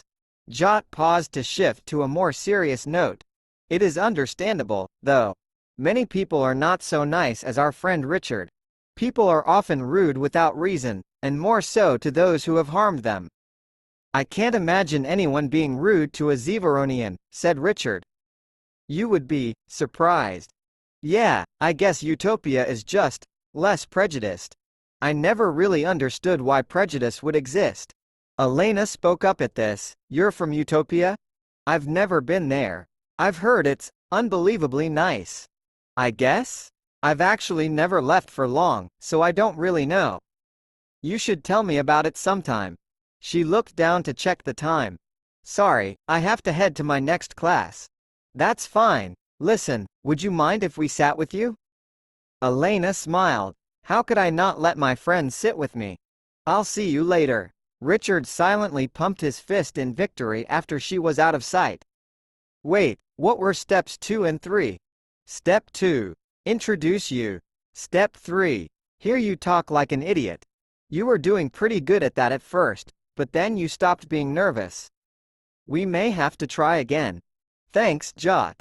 Can we just call the plan finished? Oh fine. At least until we find your eye on another girl. This time it was Richard's turn to smile. Of Space and Bachelor's Degrees Chapter 14. 14. Over the next few days, Richard and Jot often sat with Elena at meals and in class. There were always empty seats around. Eventually, Richard and his incredible tact brought it up directly. Hey, I haven't seen any other Noxians around. Why is that? Well, we're not very populous. You can't expect a lot of us in any one place, especially away from our homeworld. Yeah, humans are one of the kind that are everywhere. I guess a bit more so in this system since it was first colonized by humans. Although, that was a long time ago, so maybe it doesn't make a difference. Jot contributed as well. Zevaronians are quite spread out yet very clustered. We get along well with most people, but still often form communities that are primarily Zevaronian. Of course, this is more important during the more volatile stages of our development. What, like puberty? Richard asked. Exactly. Well, first puberty is the most volatile. It is unwise to be around Zevaronians during that time unless you are sturdy. It was during this time that I took up the martial arts. It is very calming. What, hitting people? Yes. Of course, there are more directly mental aspects as well. It teaches a groundwork for mental stability. Like me, said Richard. I'm super mentally stable. I definitely didn't try weird food that had no flavor and I don't see glowy things. Glowy things? Asked Elena. Richard leaned closer and took on a conspiratorial tone that was not any quieter than his normal voice. Yeah, after I left home I started seeing glowy things. Auras, I guess you could say. I can't figure out what they mean, if anything. It's weird though. Do humans normally see auras later? Humans normally don't see auras at all. I might actually be crazy. I can turn it off though. That's interesting. Oh, there's my history teacher. She waved at someone. He actually looks kind of like you, Richard. Is brown hair common among humans? Yeah, maybe around half of us. Depends on whether you count really dark brown as black and really light brown as blonde. Having different pigmentation is weird, said Elena. See? I told you, said Jot. Fine. I lose. Humans are weird. So do Noxians see auras or whatever? Not really. We do see more distinction among greens though. Plus a little bit of ultraviolet. Maybe I'll find someone to talk to about this glowy phenomenon. What glowy phenomenon? Came a voice from behind Richard. It sounded vaguely familiar. Hello, Mr. Smith. Richard here sees glowy things. Strange. The voice really sounded familiar. Richard turned and looked into his father's eyes. The look said something. Was it, I'm looking down at you at an awkward angle and thus have a weird face, or, remember that one conversation we had? Probably the second one. That's what that look usually meant. He didn't though. Remember which conversation was applicable, that is. Context? Hospital bed. Oh. Richard faked remembering what he was supposed to remember. Then he stopped faking. Was it? I'm here for you if anything strange happens? Yes, it was. Richard spoke up. Hey, wanna hear about this strange thing? I'm seeing auras or something. Mr. Smith responded in kind. Fascinating. I think we need to talk more later. Elena asked, do you two know each other? I'm getting the feeling you do. Yes, they both said. He's I'm his. Brother? I'm going to guess brother. Good guess, said Richard. Excellent, said Mr. Smith. Not what I heard, said Jot. Richard responded, well, that doesn't make it not a good guess. We could totally be brothers. Actually, he's my adoptive father. So, did he adopt you from a brother or something? Richard hadn't thought of that. He turned to his father with a finger raised and mouth open to speak. No. Completely unrelated. Shot down without even asking. Well, at least that explains how you don't look old enough to be his father. Richard's father looked at him. Richard decided to explain as much as he could. He says he's actually more than old enough for that. I wouldn't believe him, but he does look about the same in my baby pictures. He says it's because of an old family secret. Oh, what's the secret to looking young? Simple. Pick your parents wisely. He smiled. I've got to head to my next class, but I couldn't resist saying hello. See you later. He waved. Then, he looked at Richard. They would definitely talk later. Humans are weird, said Jot. Elena nodded. Richard wasn't looking forward to having this talk, whatever it was. Although he hadn't intentionally hidden anything from his father, he felt bad about it. It also worried him that his father was serious. When his father was actually serious, so was life itself. Far more serious than Richard would prefer it. On the other hand, Richard was hoping his father would be able to tell him something about what was happening to him. He did always seem to know everything that was going on, but that could have been because he was just older and wiser than Richard. He'd had enough time to figure things out. Thus it was that Richard went to meet his father with both trepidation and hope. There were a few awkward moments of silence before Richard's father spoke. So, something about glowing? Richard explained what he'd been experiencing. And for some reason you glow so bright my eyes. My other eyes hurt. I have some idea of what you might be seeing, but I can't say for sure. I also can't explain why you are seeing these things. I was hoping you might be able to help. Well, I don't know about how this ability works, but I have something that might provide some insight. It will take some explaining though.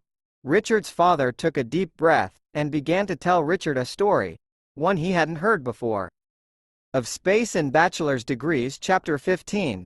15. Once upon a time, there was a pair of explorers. They were a husband and wife, and they traveled to star systems that nobody else had been to. Their vessel was small, but it was fast, allowing them to travel further than people normally ventured from explored space. They would catalog interesting phenomenon they found. If there was anything especially interesting, they would inform others of the location. It wasn't a specifically scientific venture, but rather exploration for the sake of exploration. However, with the many places this duo visited, there were always interesting things to find. On one particular venture, they visited a system with a dying star. Stars die so slowly that it would be centuries or millenniums before it actually died out. The system was in a delicate point in its existence. There was one planet that had life inhabiting it, but the radiation from the star had increased so significantly that it would likely all die out soon. Even the atmosphere was being steadily eaten away by increased radiation. The couple landed on the planet, interested to see what lived there, although they were protected by radiation suits as a precaution. What they found was quite surprising. The life that they observed had a startling diversity, because they had assumed many plants and animals would have died off. However, it also seemed that there were not many of any particular plant or animal. That was strange, as certain forms of life should have perished from the radiation before others, yet that didn't seem to be the case. The strangest thing was that all of the life seemed to be concentrated on one part of the planet, even though there was nothing particularly special about it, and some of the plants didn't seem like they should have been native to the area. Then, a group of animals started to gather around. Some that would be termed predators, others that would normally be prey, but neither of them seemed interested in the others. Instead, they seemed to be working together. They indicated as well as they could with movements of their heads and eyes that the explorers should follow them.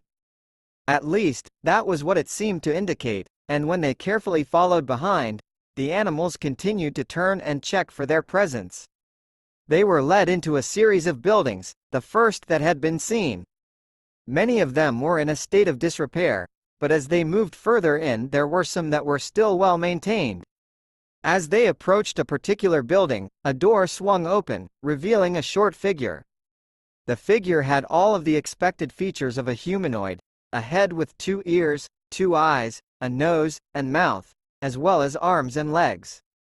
However, it was much smaller than the 2 explorers, about half their height, and its proportions were strange, with long arms and short legs relative to its torso, such that the arms could almost reach the ground.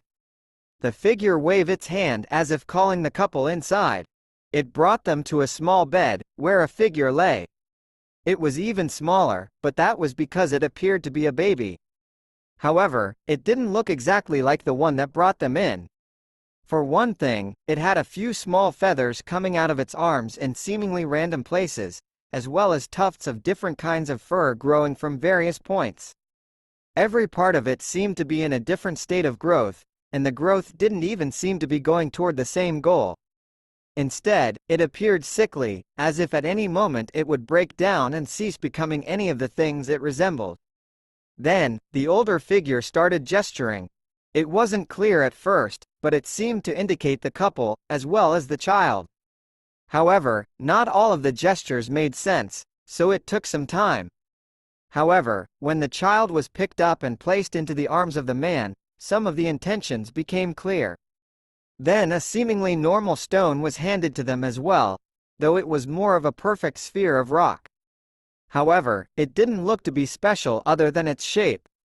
The short figure gestured again. He used his hands to indicate the child, and seemingly its length.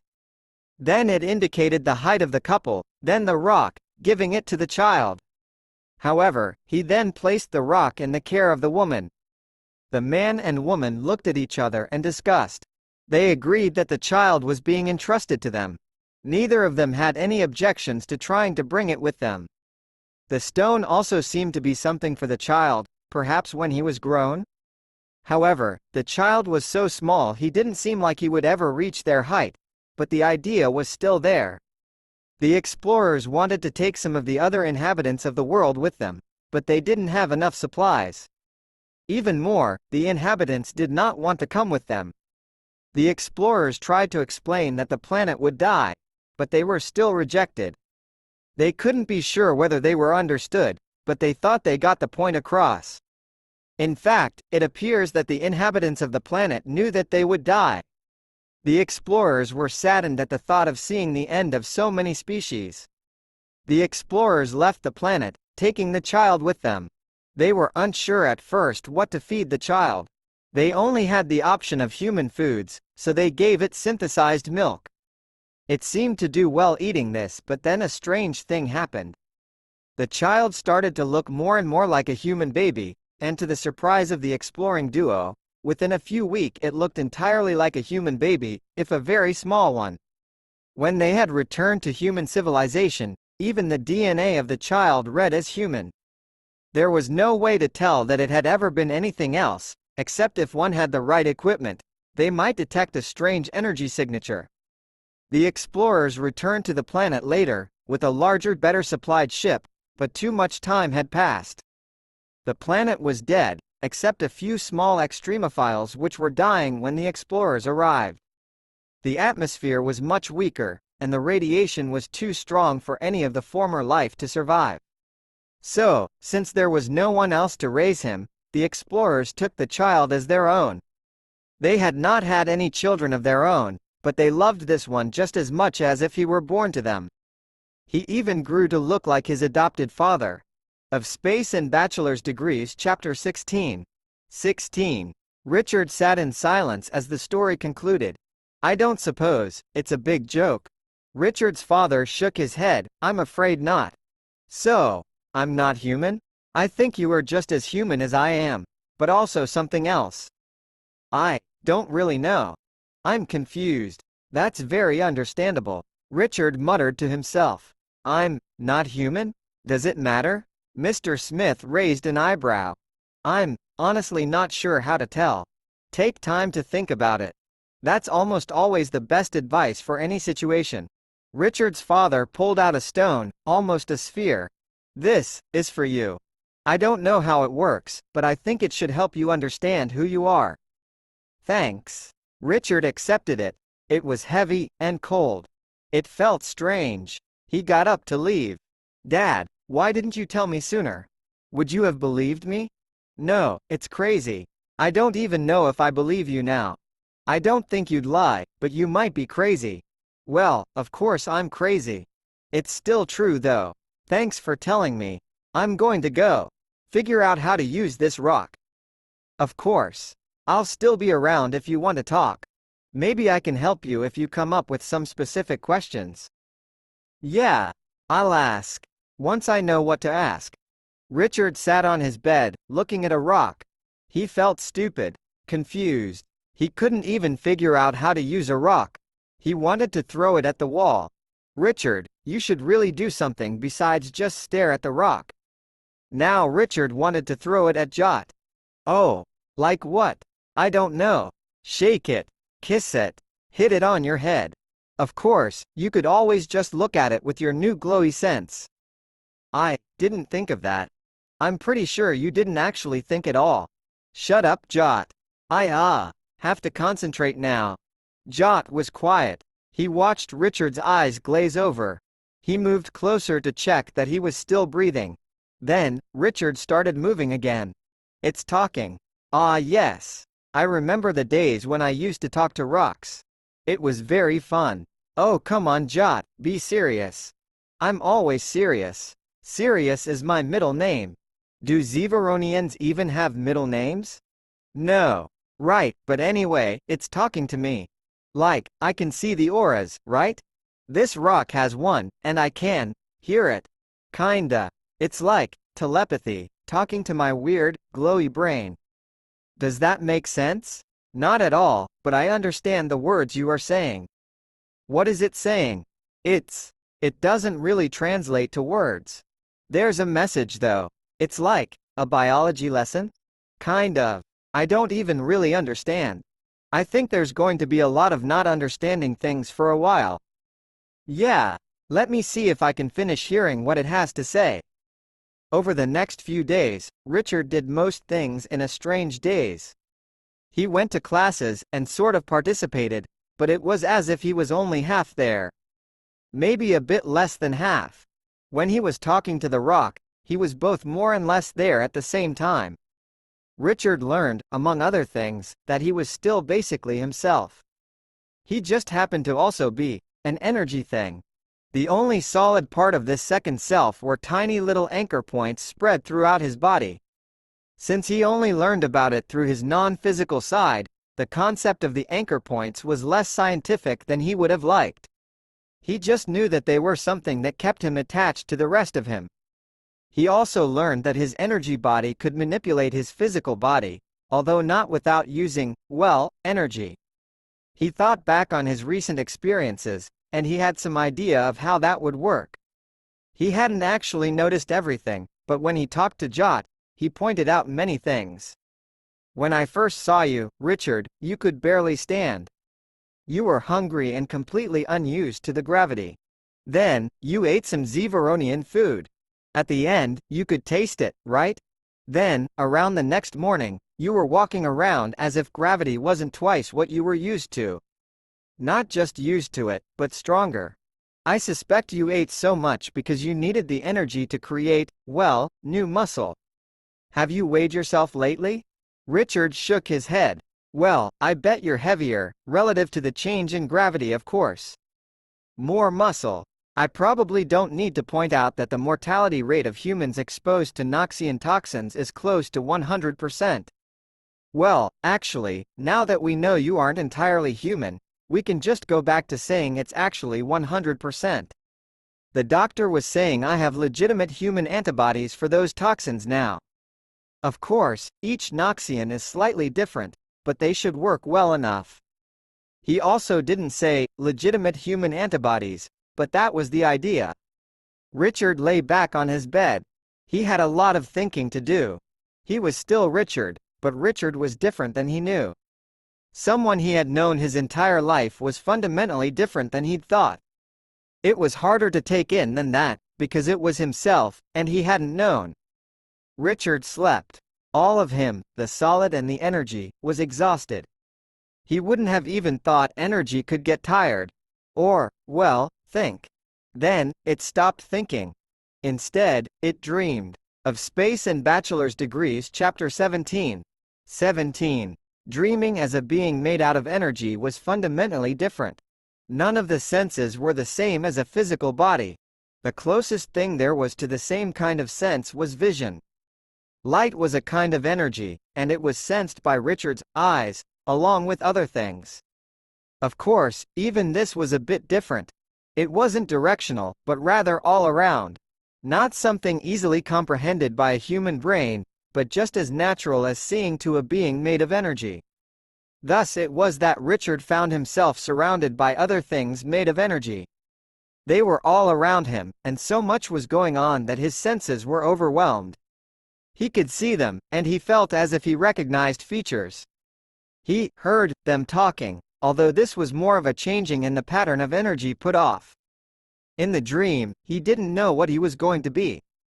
It was a strange thing, thinking of what you will, physically, become. There were many different things that he could be. Which one should he be? Then, new energy things showed up and took him away from the others. These were the same type of thing as each other. It suddenly became simple, he would be one of them. He was comforted by their presence. He could feel the warmth of their feelings, and the love in their actions. He could be one of them, until he grew strong enough to decide if he wanted to be something else. Then, he slept. It was odd, going to sleep inside a dream. Richard sat and thought about what he'd learned about himself. Theoretically, he could now be anything he wanted. Assuming he didn't kill himself doing it. When he'd eaten the Zeveronian food, he'd unconsciously tampered with his sense of smell and taste, and probably his brain as well. That was the part that was dangerous, and it scared him. It would be very easy to accidentally make his parts incompatible with the rest of him, and then he'd probably be dead.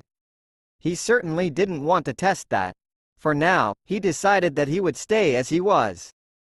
It was working out just fine for him, and he didn't want to risk a mistake. Besides, he liked himself. It would feel weird trying to be someone else. "Does yours not taste good, Richard?" Jot asked. Richard looked up from his plate. "Oh, it's fine. I just ordered it before. Anyway, I was thinking of eating less Zeveronian food." "Suit yourself. I don't know how you can eat that spicy stuff you call food. It doesn't even have any real energy in it." "Well, it is normal for humans, you know." Over the next few weeks Richard's appetite dropped significantly. What this really meant was that he ate slightly less than he had before leaving home. Elena didn't notice, or at least didn't comment. Jot, however, brought it up often. "Are you sure that's enough food? You used to eat so much more. I already told you, this is pretty much the amount of food normal humans eat. Besides, I've eaten this much for like half the time you've known me. The first while I just ate an exceptional amount more than normal." "Well, all right. You don't seem to be losing weight." Jot paused and just looked at Richard for a bit. "What? You just haven't been acting as excited about things as you used to. Is something wrong?" "Well, I guess there were just a lot of exciting things happening at the start of the semester, with new classes and other stuff." Richard avoided really talking about what was bothering him. Jot seemed to understand that there was something. Richard had actually been quite interested in what was happening, at least in basic biology. However, he felt less connected to the learning for some reason. He was less interested in trying new meals. Finally, he was less interested in thinking about what had happened to himself. He just wanted to be human. Thinking about when he'd subconsciously changed his senses to those of a Zeveronian scared him. He could have caused irreparable damage. During this period, Richard wasn't entirely introspective. He noticed that he seemed to be Jot's only friend.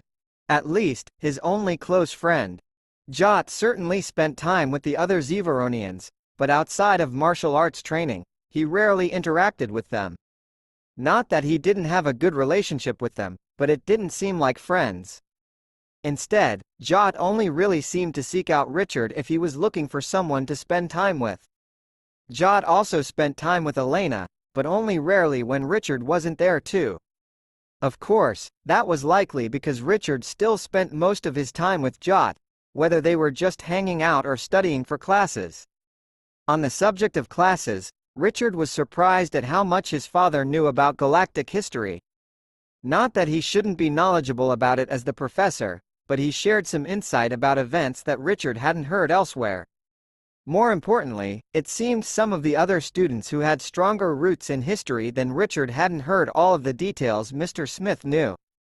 Richard was also glad that he hadn't been embarrassed in front of his friends too much. Besides casual relationships and Jot, Richard really only had one other friend at university. Elena, who he'd met through odd circumstances, twice. The first set of odd circumstances had been more accidental than Jot's help. Richard noticed Elena was very serious about her studies, and had few other friends. She seemed most content when they were relaxing at meals or studying. Well, often Richard and Jot would study about half as long as she did, and then they would engage in various leisure activities. However, she did seem to appreciate the insight they had about some questions. It was useful to have the perspective of a human, a Zonian, and a Knoxian, since they thought differently about matters. In the end, Richard realized he had a very small circle of people he regularly interacted with. He was fine with this. Sure, sometimes he participated in activities with other members of the dorm, or members of various classes, but he was happy with the friends he had. Besides, he knew he would find more friends in the future, since there were always new people, or people he'd never noticed before. Of Space and Bachelor's Degrees Chapter 18. Richard started at the strange rock that he had been given. So far, it had mostly just confirmed that he wasn't human, and somewhat told him about what he was. The fact that he wasn't human bothered him. It wasn't that he was particularly against being something else, but it had been a part of his identity. It was something that he had shared with his parents, even though they had just adopted him. More importantly, it was just shocking to find out that he was different. At first it made him slightly less trusting in his parents, since he felt like they had lied to him. However, that wasn't actually true. At the very least, everything was for his own good and they had done their best to be as honest as possible. Upon thinking about it, losing trust in his parents over the situation wasn't fair, nor was being upset at them. However, being upset in general was perfectly acceptable, which was good because Richard couldn't control that at all. He also couldn't prevent his anger at his parents from existing, but he could control his actions. After about a month, Richard was still recovering, mentally, from the experience. Although he tried to not let it show, it had been very shocking to experience. However, he didn't have to handle everything by himself, however. He still had friends and family around to help him.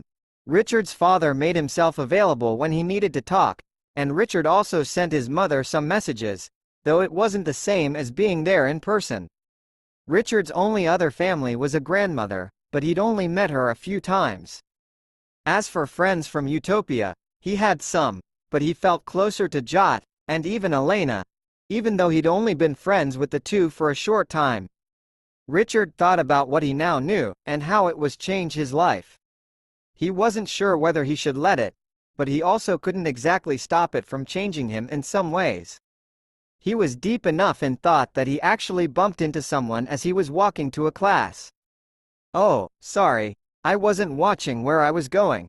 Richard looked in front of him to see a hulking thing, 8 feet tall and quite sturdy looking. Richard quickly corrected his thoughts. A person, not a thing. He just hadn't seen this species much.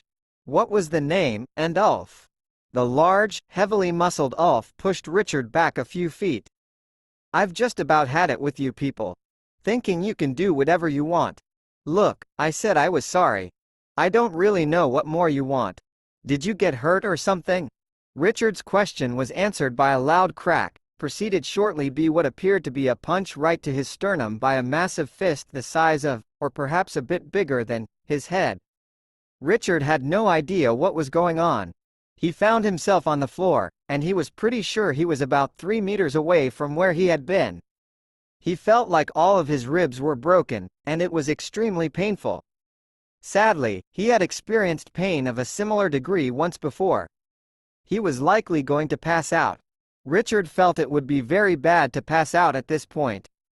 His ribs weren't in a good state, and he was having trouble breathing. At least the one breath he had taken hurt immensely. There was also a large angry person who was probably still around. Richard couldn't afford to fall unconscious.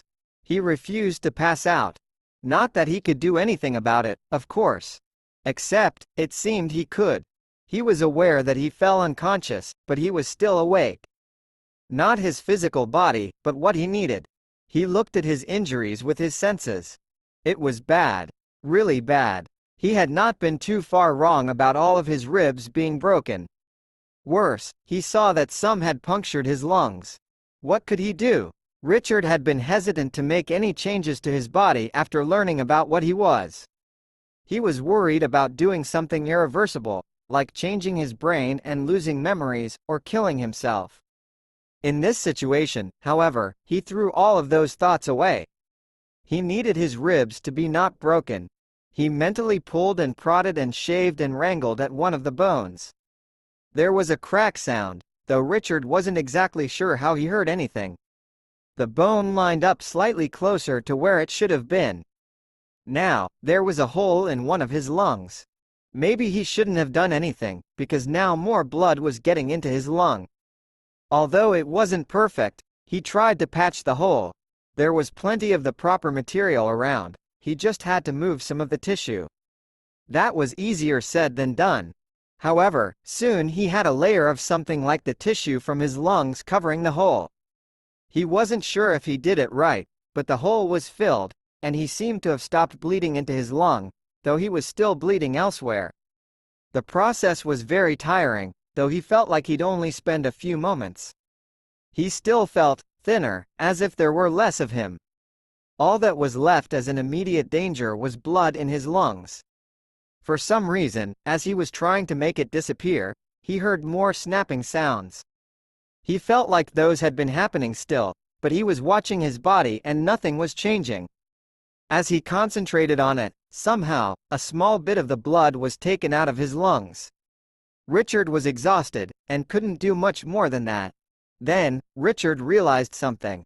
Richard snapped to consciousness, and bolted upright. Jot! Jot had been with Richard, as usual. Now, he might be in danger.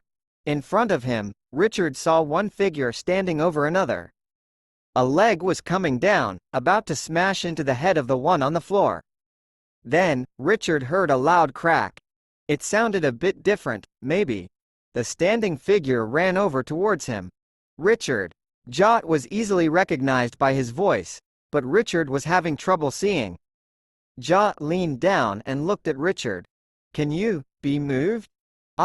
Richard coughed. Some blood came out. I'll be fine. I can move. He tried to stand, but failed. Jot, however, had completely different and better ideas. Richard felt himself lifted off the ground, as if he were flying in the air. Then the walls and everything around him moved very quickly past him. It was strange. He watched the lights whiz by, as well as some people, but only vaguely. In what felt like no time at all, he found himself in the clinic, looking at a doctor. "Hi," said Richard, before he passed out again. Of Space and Bachelor's Degrees Chapter 19. 12 Broken Ribs. Richard heard. Are you sure he got hit directly in the chest? A full-blown punch? Of course. Well, it's pretty bad, but it doesn't look that bad. Lots of broken ribs, but nothing seems to have pierced the lungs. There are some irregularities there, but it appears he'll be fine. It hurts a lot though, Richard said. The doctor walked over to Richard. You're awake? Already? Then he sighed. I'd be more surprised if it were anyone else. Tell me, do you often get hospitalized? Never, before I came here. Richard smiled slightly. It hurt a little to talk. Sorry, I shouldn't make you talk. He turned to Jot and Richard's father. You can stay, but try not to have him talk much. Normally I'd just kick you out, but... They nodded. Richard took a look at himself. About what he'd remembered. He felt some things were a bit out of place though. Then he remembered. He'd removed some bone to put his ribs back into place, and it was still gone. Maybe after he'd eaten something he'd try to fix that. For some reason, he felt better about doing that than any real medical treatment. Jot walked over, and Richard smiled more. Jot, you're okay. I'm glad. Jot gave him a very odd look. Why would I not be okay? I heard the sound of breaking bones, other than my own. That guy was so big, he was like 250 kilos, approximately. Yeah. Did you fight him? For me? Jot nodded. Thanks. Thanks for fighting someone bigger than you for me. I'm glad you're okay. Jot shook his head. HMMPH. We weren't even in the same weight class. Yeah, he was so big. Jot shook his head again. I weigh 300 kilos. Richard tilted his head. But, the other guy was so big. Jot nodded sagely. Not dense enough. That's why his limbs snapped like twigs. Forget I said that. How is he? Not dead. Richard heard Jot mutter something else, but he could only catch, would have been. Will he recover? Jot frowned. Yes. Soon. Well, at least he wasn't hurt too bad. Although, I don't have too much sympathy for him. Jot frowned again. The next and last thing to break was going to be his head. Jot shook his head back and forth, as if shaking off a feeling. Thanks. For what? You're the one who saved me. Thanks for stopping me. I was not acting rationally. I didn't stop you on purpose. I thought you were getting hurt. It doesn't matter. I thought you were dead. Thus, I was going to kill him. I was too filled with anger to go check on my friend. I've never seen you angry. Of course not. I work very hard for that to not be so. It is hard, in second puberty. Richard quietly laughed. Sorry, but I'm tired still. I need to sleep, after I eat something. Of course. Rest well. When Richard awoke, he saw an older woman. Elderly would be taking it too far, but she certainly wasn't young anymore. Richard knew that for sure, because she was his grandmother. She was his only living relative besides his father and mother, though he now knew he wasn't related by blood to any of them. He could see the strong resemblance of his grandmother to his mother even now, in both her face and their very similar blonde hair. How long was I out? When did you get here? Richard's grandmother smiled slightly. Do not worry, it was not long. I believe this is the next morning. I was actually already on my way to visit. Your mother wanted to come as well, but she is very busy. I am sure you already have a few messages from her. Richard looked at his phone and nodded after seeing several messages, all from his mother. He would have to call her back later. Richard looked at his grandmother, who currently seemed to be thinking about what to say next. His relationship with his grandmother wasn't particularly deep, though Richard wouldn't say that it was bad. Most of his memories of her were fond memories, but beyond the memories of her being a kind grandmother, Richard felt she was strange. His father was a somewhat silly type of weird sometimes, but his grandmother was generally more serious, and thus she felt like the word strange was more appropriate than weird. Perhaps it was just the way she looked at things around her. I would like to say that I am here only to check on the health of my cute grandson, but that is not everything. Richard's grandmother spoke in the same manner she seemed to do everything. Calmly, deliberately, yet gently. I came to see you for another reason. She held her hands up to Richard's face. This was one of the strange things she did, where she would look at Richard, and he felt like she was seeing through him. This time was the same, but Richard also felt something else. He had begun to ignore what he saw with the second part of him that saw something like auras from people. That was mostly because he had no context for interpreting that information, and it wasn't helpful. However, here there was a change that he noticed for the first time. The energy around his grandmother had been calm and subdued, but now he felt that there was more of it, as if it were bubbling up from a hidden spring and flowing over him. It was a strange sensation, but it wasn't unpleasant. Then, the energy slowly receded, and his grandmother lowered her hands. Tell me, Richard, do you believe in magic? Richard thought it was a strange question, but being asked about it in such a serious manner made him think about it. Finally, he shook his head. No. Should I? She smiled slightly. Should you? Now that's a good question. I, for one, believe in magic. However, I would say most people do not, and for good reasons as well. All I can really say is that you should take care of yourself. I do not enjoy hearing that my cute grandson is in the hospital. So, what if I did believe in magic? Well, she paused for a moment. I would have much more to tell you in that case, but since you do not believe in magic, it would just sound like a pile of superstitious nonsense. Can you tell me anyway? She paused to think again. I suppose I can. However, it might be unpleasant. Still, if you want to hear. Richard nodded. Very well then, where should I start? Her eyes grew distant, as if she were thinking about memories that were not often remembered. Then, she seemed to finally settle on where to start. Of Space and Bachelor's Degrees Chapter 20. XX. Richard's grandmother smiled softly. Now, let us clear up some things first. I am not talking about the kind of magic that you will commonly see in stories, with fireballs and lightning flying everywhere. What I am talking about is a more subtle thing. It is more likely to be called something like luck or fate. It is fine to not know about it or even not believe it. Perhaps having knowledge of it and using it does not cause any change at all. If that's true, why tell me anything? Richard asked. Well, I do believe there is enough evidence that things change to not just discount it as useless superstition. Since going into the particular details would be both uninteresting as well as unhelpful, I will just summarize your particular case. She folded her hands carefully, and continued to speak slowly and in her most calming voice. You have recently found yourself here in this clinic twice, in only about 2 months. I do not believe that this is a coincidence.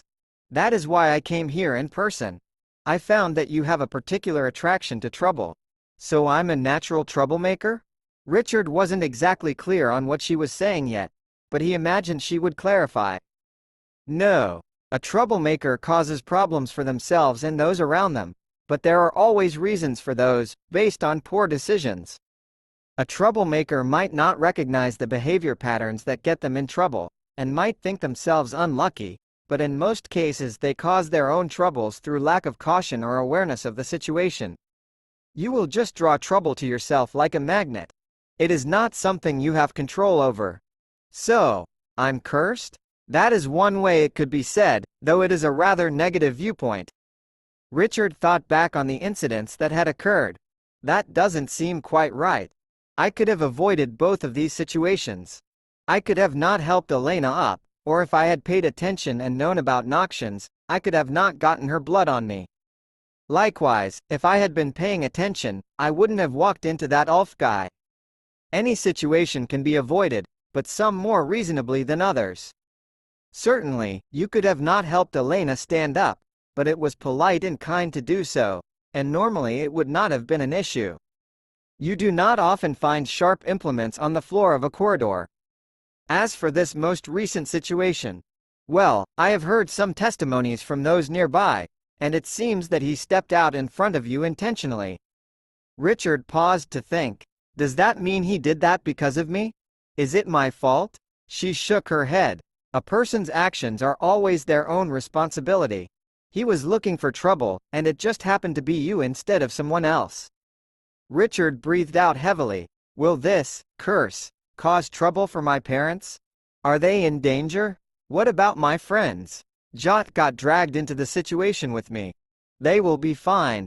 This curse only causes peril for you. Your friends might choose to assist you, in which case they might expose themselves to danger, as with any situation. Richard thought about it for a few moments. He wasn't entirely sure if he believed in this yet, because it could still possibly be a coincidence. Bad things happened, sometimes in succession. On the other hand, his grandmother wouldn't lie to him, so she certainly believed what she was saying. He also hadn't known her to be wrong about much of anything. What about? Richard stopped himself. Never mind, forget I said anything. It was a stupid question. His grandmother leaned closer, and took his hand reassuringly. Go ahead. Ask. It will be good to ask. Do you know where my parents found me? Of course. You are my grandson after all. I also know how children come into being, and they certainly do not appear from nowhere. Is what happened to my birth parents? And the rest? Is that related to me?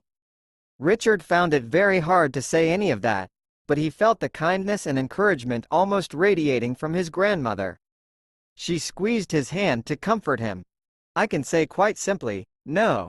Sometimes, the magic of fate is stronger, but no matter how powerful it is, no matter the strength of a curse, it cannot affect anything before it exists. That planet was dying, and had been dying for a long time before you were born. At best, the relation to your curse would be that you were born there, where you were in danger. In addition, your curse is personal in nature, so it could never cause something like that. She paused for a few moments. That is why you needed to ask the question. It would have been silly to have that thought in the back of your mind, festering. You are not responsible for what happens, in either case, but anything that happens to those around you is not your fault.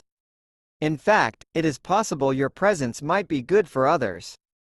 I do not know if this is the case with you, but there have been cases where trouble was attracted to some people so strongly that they actually took trouble that should have, or perhaps I should say most probably would have, happened to others. Okay, thank you. Richard paused. I'm not sure if this talk made me feel better, because before I believe I had just been unlucky, and now I'm worried I might face more danger, but knowing that it's not my fault is good. One thing, Richard, you can still get yourself into trouble in the normal manner as well. Please make good decisions. Of course. Richard frowned for a moment. I've been talking a lot, but my ribs barely twinge. Why is that? His grandmother smiled. Would you believe me if I said, magic? Then she pat him on the head and stood up. You're on pain medication, silly boy. Then she turned to leave, leaving Richard feeling worried, but also very calm. He still wasn't really sure what to think, but he decided he could work on that after he slept some more. Recovering from injuries was tiring work. Of Space and Bachelor's Degrees Chapter 21. 21. When Richard woke up, his father and Jot were around again. His grandmother was gone, but that was probably for the best. Although his father and grandmother were very polite with each other, there was always an awkwardness when the two were in the same room. Perhaps it was that very politeness, since they were family, it seemed strange. On the other hand, Richard had heard about much worse relationships with mother-in-laws. Good morning? Richard said cautiously. It's afternoon, technically. Just about lunchtime, Jot said. Your grandmother was in here earlier, Richard's father said. How did that go?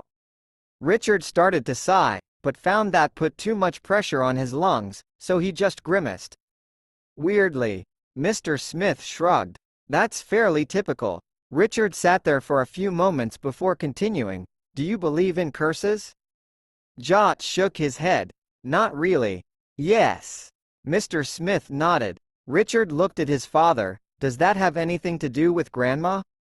I won't deny her involvement in my beliefs, Mr. Smith shrugged. Jot looked at Richard. What about you? I think I might. I haven't really had that much time to think about it though.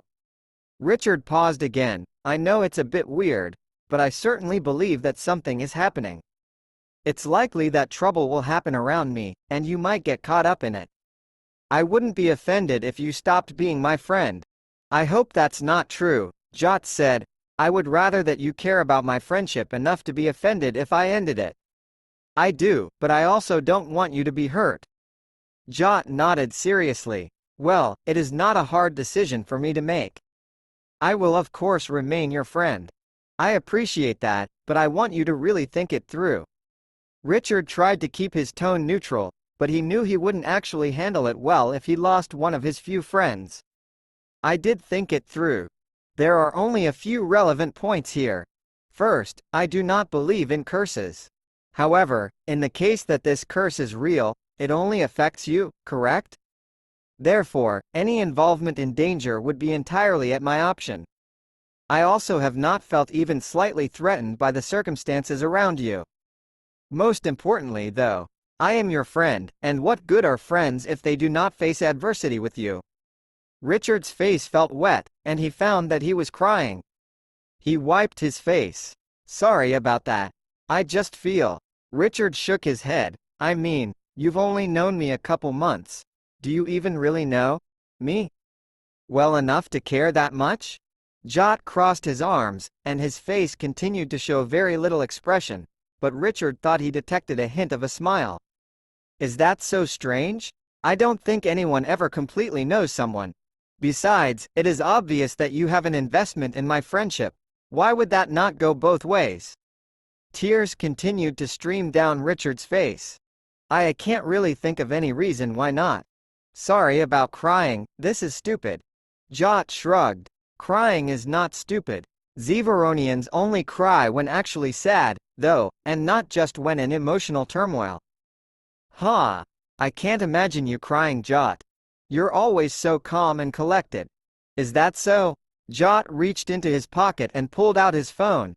This picture is from someone in the Zevaronian Martial Arts Association. Richard looked at the picture. Is this the floor of the hallway somewhere? It looks broken.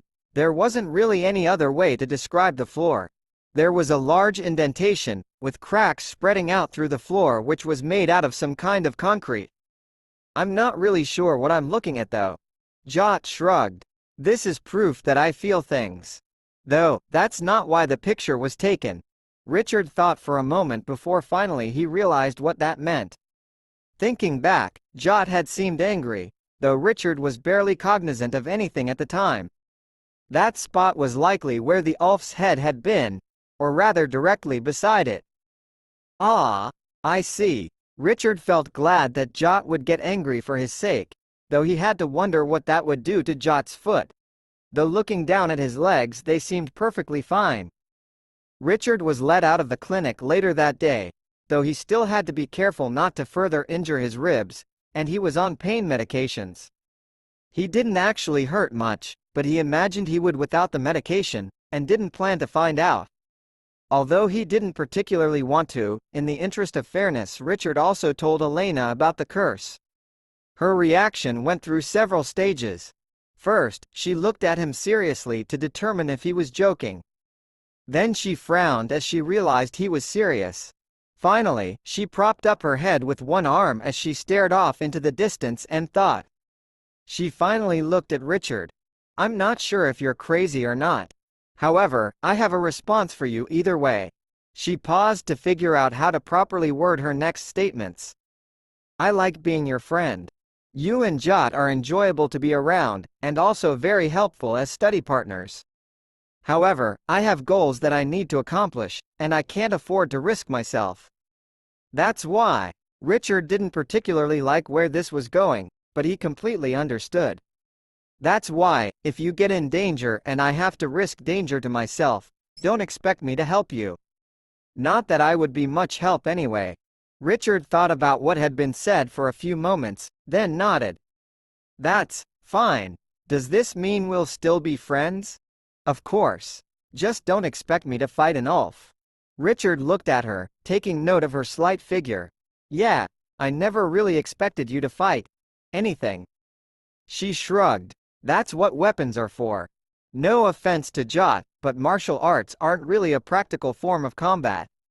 Unless you're up close, in which case. Richard pulled out the picture which Jot had given him a copy of, then it can be pretty effective. Elena looked at the picture, her eyes widening.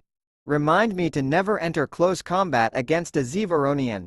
Richard shook his head. Yeah, definitely. Well, I have to head to class. I'll see you later. Of Space and Bachelor's Degrees Chapter 22. 22. Though Richard was willing to believe that he was cursed, he wasn't exactly sure how that should change his life. He wasn't sure how to protect himself from a curse. However, his grandmother wouldn't just pronounce an ill omen over him and leave him to himself. She responded to all of Richard's inquiries in a helpful manner. Though Richard had no idea where she had gone, he could call her or message her. Sometimes she was busy doing whatever it was that she did, but most of the time she would answer or respond right away. As for how to protect himself, Richard wasn't really sure what he had expected, but the answers were fairly mundane. The first one was to just stay in a safe place and never go out. That would protect him from most things, but it still wouldn't be perfectly safe. Personally, Richard didn't like that idea because it would be just giving up. He wouldn't be able to do much with his life just staying in a small area, though Richard had to admit that some things were still possible with a computer and access to the internet, but it just wouldn't be the same. The second thing Richard could do was get help from others. However, it wasn't as if hiring a bodyguard would solve all his problems. For example, when he had helped Elena stand up, it wasn't a situation a bodyguard could help with. Of course, he could avoid doing anything himself, but that would be almost the same as being cooped up in a room. The third answer would be just to improve himself. His awareness, his strength, or anything else could make him safer. If he was more aware of his situation, he could avoid some problems, though he couldn't always be on high alert, or he would break down. If he was stronger or healthier, that would have obvious benefits against some physical dangers. If he were smarter or more knowledgeable, he might be able to think of different ways out of perilous situations. Even having more friends he could call on for assistance would help, though this overlapped with the second option. Richard was slightly disappointed that he couldn't just carry a magical charm or something with him, but he supposed if that were the case, then his grandmother would have just given him one. Then again, Richard was still not 100% sure if he believed in magic or curses, though he was pretty close. Still, improving himself couldn't hurt, whether or not anything bad was coming his way. More importantly, it wasn't that negative things couldn't happen even if he wasn't cursed. Still, Richard considered more ways to improve himself, rather than just the studying he was currently doing. That might help, but Richard knew he could do better than just book learning. However, Richard knew he had a good source for at least one of things. Jot, can you help train me to be stronger? Jot thought for a few moments. Well, Zevaronians are naturally stronger, so we would need to scale down any exercises, but I could.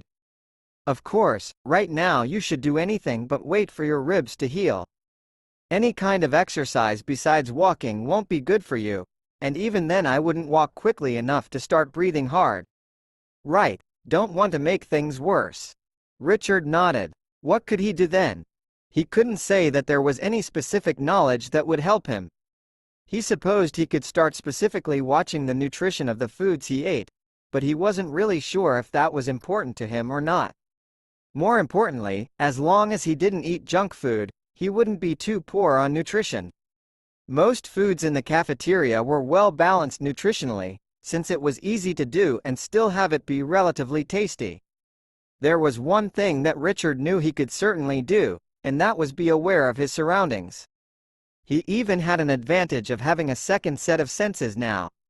He likely could have avoided both of the life-threatening situations he had been in if he had been paying close attention. However, there was still knowledge he needed of what was dangerous. For example, the blood and many other parts of Knoxians were toxic, but if that wasn't known, then it wasn't a danger that could be avoided. However, there were clues that Richard could have used even without knowledge of Knoxians. Generally, there would be a reason for someone to be covered head to toe, though it could also be a fashion sense. Still, it was a clue that could have been used. Unfortunately, the green blood that Knoxians had could be green for any number of reasons, so that wouldn't have been extremely helpful to notice on its own.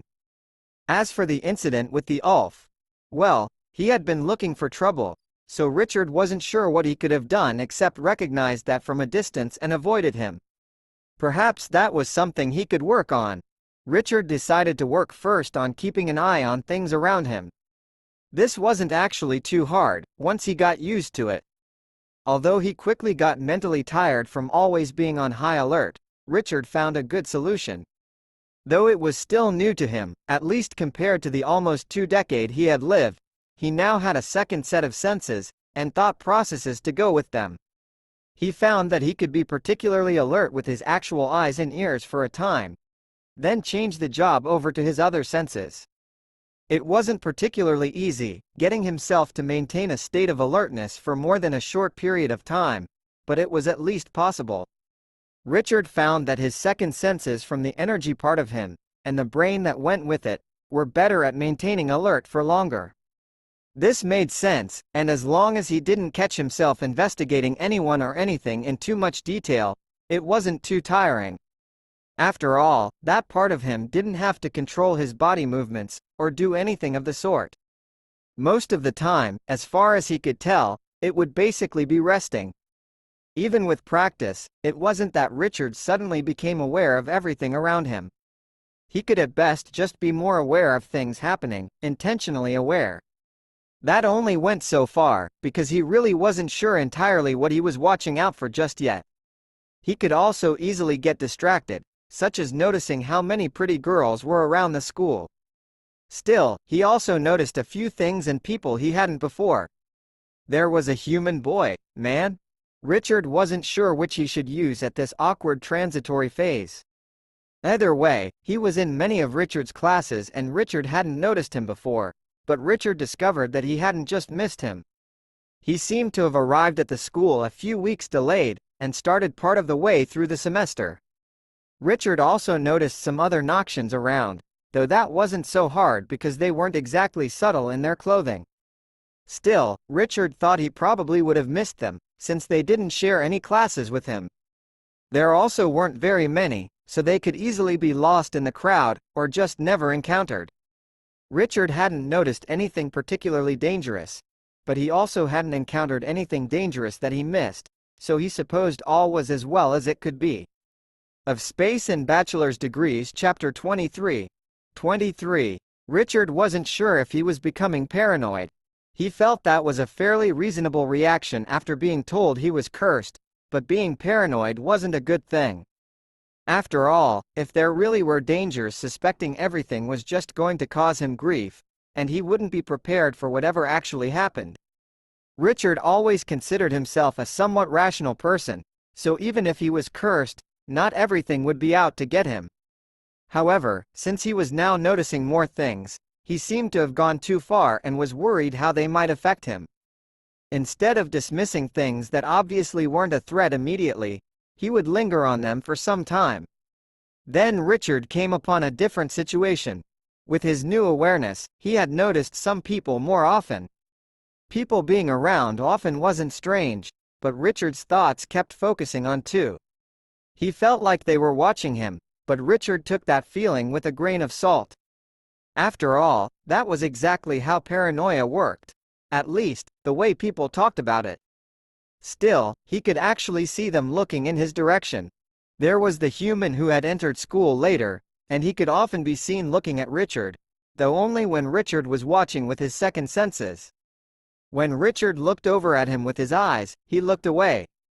That was actually fairly normal behavior, and Richard found that this person spent a good amount of time watching everyone. Looking at people wasn't a problem. However, the other person Richard noticed was the Knoxian. Again, it wasn't strange to see people around often on a campus, since both people would be more likely to end up in the same places. However, the Knoxian was definitely watching Richard. More specifically, he was spying on him. Richard didn't know what else to call peeking around corners, though he was generally more subtle than that. However, he was obviously going to some effort to conceal what he was doing. At the distances he stayed, Richard found it hard to see facial expressions, especially with the veils that Knoxians wore, but Richard didn't feel any good intentions from him. Richard felt there was still a chance he was seeing things incorrectly, but he was fairly certain. Richard wasn't actually sure what to do about the situation, but he considered reporting him to school security. He was also considering asking Jot for help to confirm his suspicions weren't just paranoia. All of Richard's decisions or lack of decisions were made for him. One day when he was walking between classes alone, a situation that didn't happen very often, he was approached by the Knoxian, who strode confidently toward him. Richard put up his guard. Stop spending time with the princess. This person didn't seem to know what tact was. What an abrupt statement. Besides, Richard didn't even know any princesses. Then, he thought for a second. No, not exactly an elegant response, but Richard wasn't feeling generous. It is not right for one of low birth such as yourself to spend time with the princess. You and your large friend would do well to leave her be. So, he was one of those. It was Richard's thought that anyone who spoke of low and high birth was only technically a member of high birth. Generally, if they phrased it in such a way, their status in Richard's eyes fell. Especially when they meant it as an insult. Very few titles of nobility remained throughout the galaxy, but apparently Noxians were one species who held on to it. Threatening people isn't the optimum way to get what you want. Why don't you let your betters make their own choices on who they associate with? Richard normally didn't insult people he'd just met, but something about this person riled him up. You'll regret that. The Knoxian took off his glove and slapped Richard in the face. Richard just glared at him. He wanted to punch this person in the face, but something stopped him. He didn't really fear the consequences, and he didn't feel it was uncalled for or wrong. However, he felt that he wouldn't get the results he wanted. So, he glared with as much force as he could muster. Apparently, the Knoxian was done, or it was effective, because he walked away, slipping his glove back on as he did so. Richard waited for him to walk around a corner before collapsing on the side of the hallway. Knoxian toxins. Truly, an unpleasant feeling. However, it wasn't as bad as Elena's. Maybe it was because he'd gotten her blood on him too, or maybe this Knoxian just had weak toxins. Richard chose to believe the latter, although he knew he had some resistance as well. Richard watched his body as the toxins spread, and were slowly cut off at various points. Then, he saw and felt the spread receding. It took a long time. Finally, after what seemed like an hour, but was probably only half of that, Richard felt better. It was strange and frightening to watch what had happened inside his body. He had felt his body adapting, and he felt cells changing form as it happened. The strange thing was, some of it had seemed natural. That is, he had not felt his energy changing it. It was just a small part, but it was strange. Of course, Richard didn't really know how it was happening at all, so his understanding was limited. Richard stood up shakily, then heard a voice from behind him. "Are you all right?" Richard turned around, then sighed. First it was the Knoxian, and now this guy. The human. Richard somehow hadn't managed to learn his name, even though they shared several classes. "Yeah, I'm fine. Just feeling a little sick." Well, he had felt a lot sick, but he was decent now. Richard decided to be cautious in what he was saying, since he was still on guard against this person. That was an interesting application of ki. Wah. Ki. Like the mystic, martial arts stuff. He shook his head. "Forget I said anything. Want me to go beat up that Knoxian for you?" Richard's only response was to stare blankly. Of Space and Bachelor's Degrees Chapter 24. 24. Richard stared at the person in front of him. What? I asked if you wanted me to go beat up that Knoxian for you." He seemed like a real jerk. Richard wasn't sure how to respond to that, so he just said, "How about, no?" Better not. It's sorta a personal thing and I'd rather not start a diplomatic incident of some kind. "Who are you, by the way?" "I'm Richard. I'm Hiroshi." Richard looked at the strange person who had dark brown skin and frowned. I thought that kind of name. It's a fake name. I picked it because I'm a ninja." Richard again looked at Hiroshi and his casual clothing. Aren't ninjas supposed to wear black and stuff? Only if they want to be super obvious and have people find out they're a ninja. Then they get fired or killed. Or both. That also happens if you tell people you're a ninja. Richard wasn't sure how to react to Hiroshi, but he seemed nice at least. He hadn't slapped Richard or tried to poison him, though he supposed he still might. Richard wasn't completely convinced that he was coincidentally around. True, but all that means is you have to not tell anyone, or I'll kill you. Hiroshi paused. That was a joke, I don't want to get. Anyway, please don't tell anyone. He smiled. You don't have to worry about me telling. Just worry about yourself. Richard admonished. Good point. I should probably just not talk to people since I might give away secret details like about your... Hiroshi stopped himself at the last second. About stuff. I should go now. Then, he went. Richard expected him to do a strange gesture and then disappear, but he just walked around the corner. Richard was still a bit shaky, but he thought would be fine. He used his phone to look at his face, but it looked normal, maybe a little bit red. He thought about the Knoxian. He wouldn't tolerate him being nearby his friends in the future. If he was left alone, Richard would be content to do the same. If, for some reason, Elena chose to stop being friends with Richard and Jot, he could also accept that. He just knew that he wouldn't be the one to make that choice. He wasn't even going to bring the idea up. The Knoxian man-boy, based on how he acted, probably had a name and seemed to be some kind of nobility, and was definitely Richard's enemy. He'd possibly tried to kill Richard. At the very least, Richard knew he could be tried for assault with a deadly weapon. Richard felt there was something more to why he confronted him than just not wanting the princess to associate with someone of low birth. He seemed to be more passionate about it more than would normally make sense for such a thing. At the very least, if he wanted legitimacy to his actions, he should have done something more official than threaten Richard in person. Richard thought he should be angry and want to seek revenge. He possessed an immediate dislike for him, and even came up with a nickname Jerkface.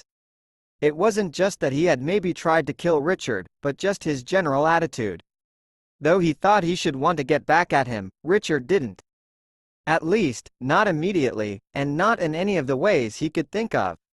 The easiest method would have been just saying yes to Hiroshi when he asked if Richard wanted him to beat up Jerkface.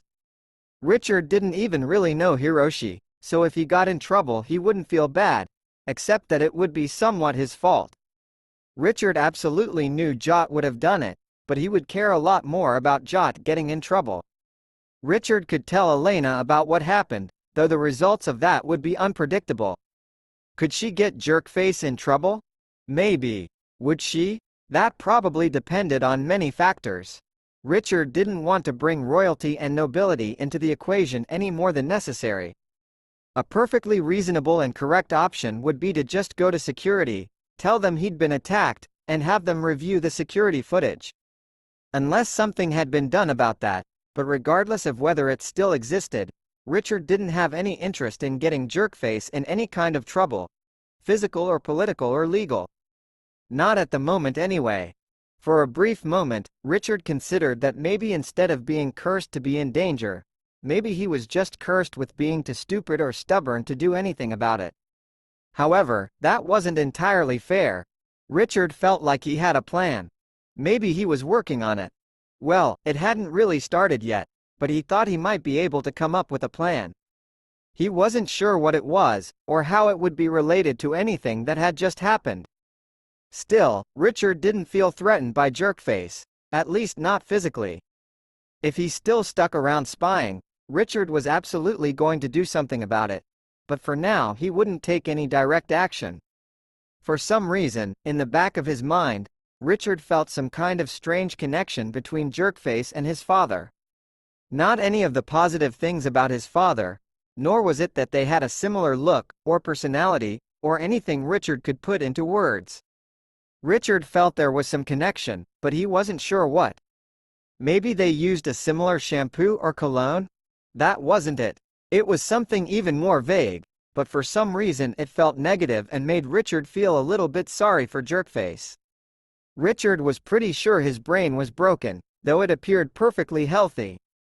Richard also found it strange that he could observe his brain. That kind of thing was still pretty new to him. Richard sighed. The whole ordeal was just strange. Richard didn't want to be enemies with anyone, but he certainly didn't want to be friends with everyone. Jerkface had planted himself firmly on the not friends list from the very start. Still, there was that ninja, or person who thought he was a ninja. Hiroshi. He had been interesting to talk to. Maybe Richard would look into becoming his friend. Of Space and Bachelor's Degrees Chapter 25. 25. When Richard was hanging out with Elena and Jot, nothing was different. Everything was the same, but it felt different. Not entirely different, but knowing that someone was a princess does have some effect on your perceptions about them. Richard knew Elena was a princess, although he couldn't have proved it. However, he felt that the Knoxian hadn't been wrong about that. He just seemed to be a terrible person. Elena had always felt kind of like a princess. She'd been off by herself, and she acted very proper and polite. Richard also thought she was beautiful, which any good princess should be. Well, nobody would say otherwise about a princess, anyway. However, Elena also felt like a normal person. Although she didn't enjoy much of popular culture, neither did Richard. She enjoyed reading books, which was likely a more appropriate pastime. Still, she ate food like a normal person, and appeared to have feelings and everything that a normal person could be said to have. Richard was sitting in the cafeteria looking contemplative. Jot and Elena were discussing something about one of their classes. Richard was in the class too, of course, but he didn't seem to be paying attention. Hiroshi had started hanging out with the group, at least sometimes. Richard liked him, whether he was a really bad ninja or was just crazy. Then, mostly out of nowhere, Richard spoke up. "Jot, can you teach me?" Jot looked at him seriously. "Well, I can try, but don't you already know this?" "Huh?" Richard blinked and thought for a second. "Oh, yeah, I do. I meant to fight. You still want me to teach you martial arts?" "Yeah, I think it would be a good idea."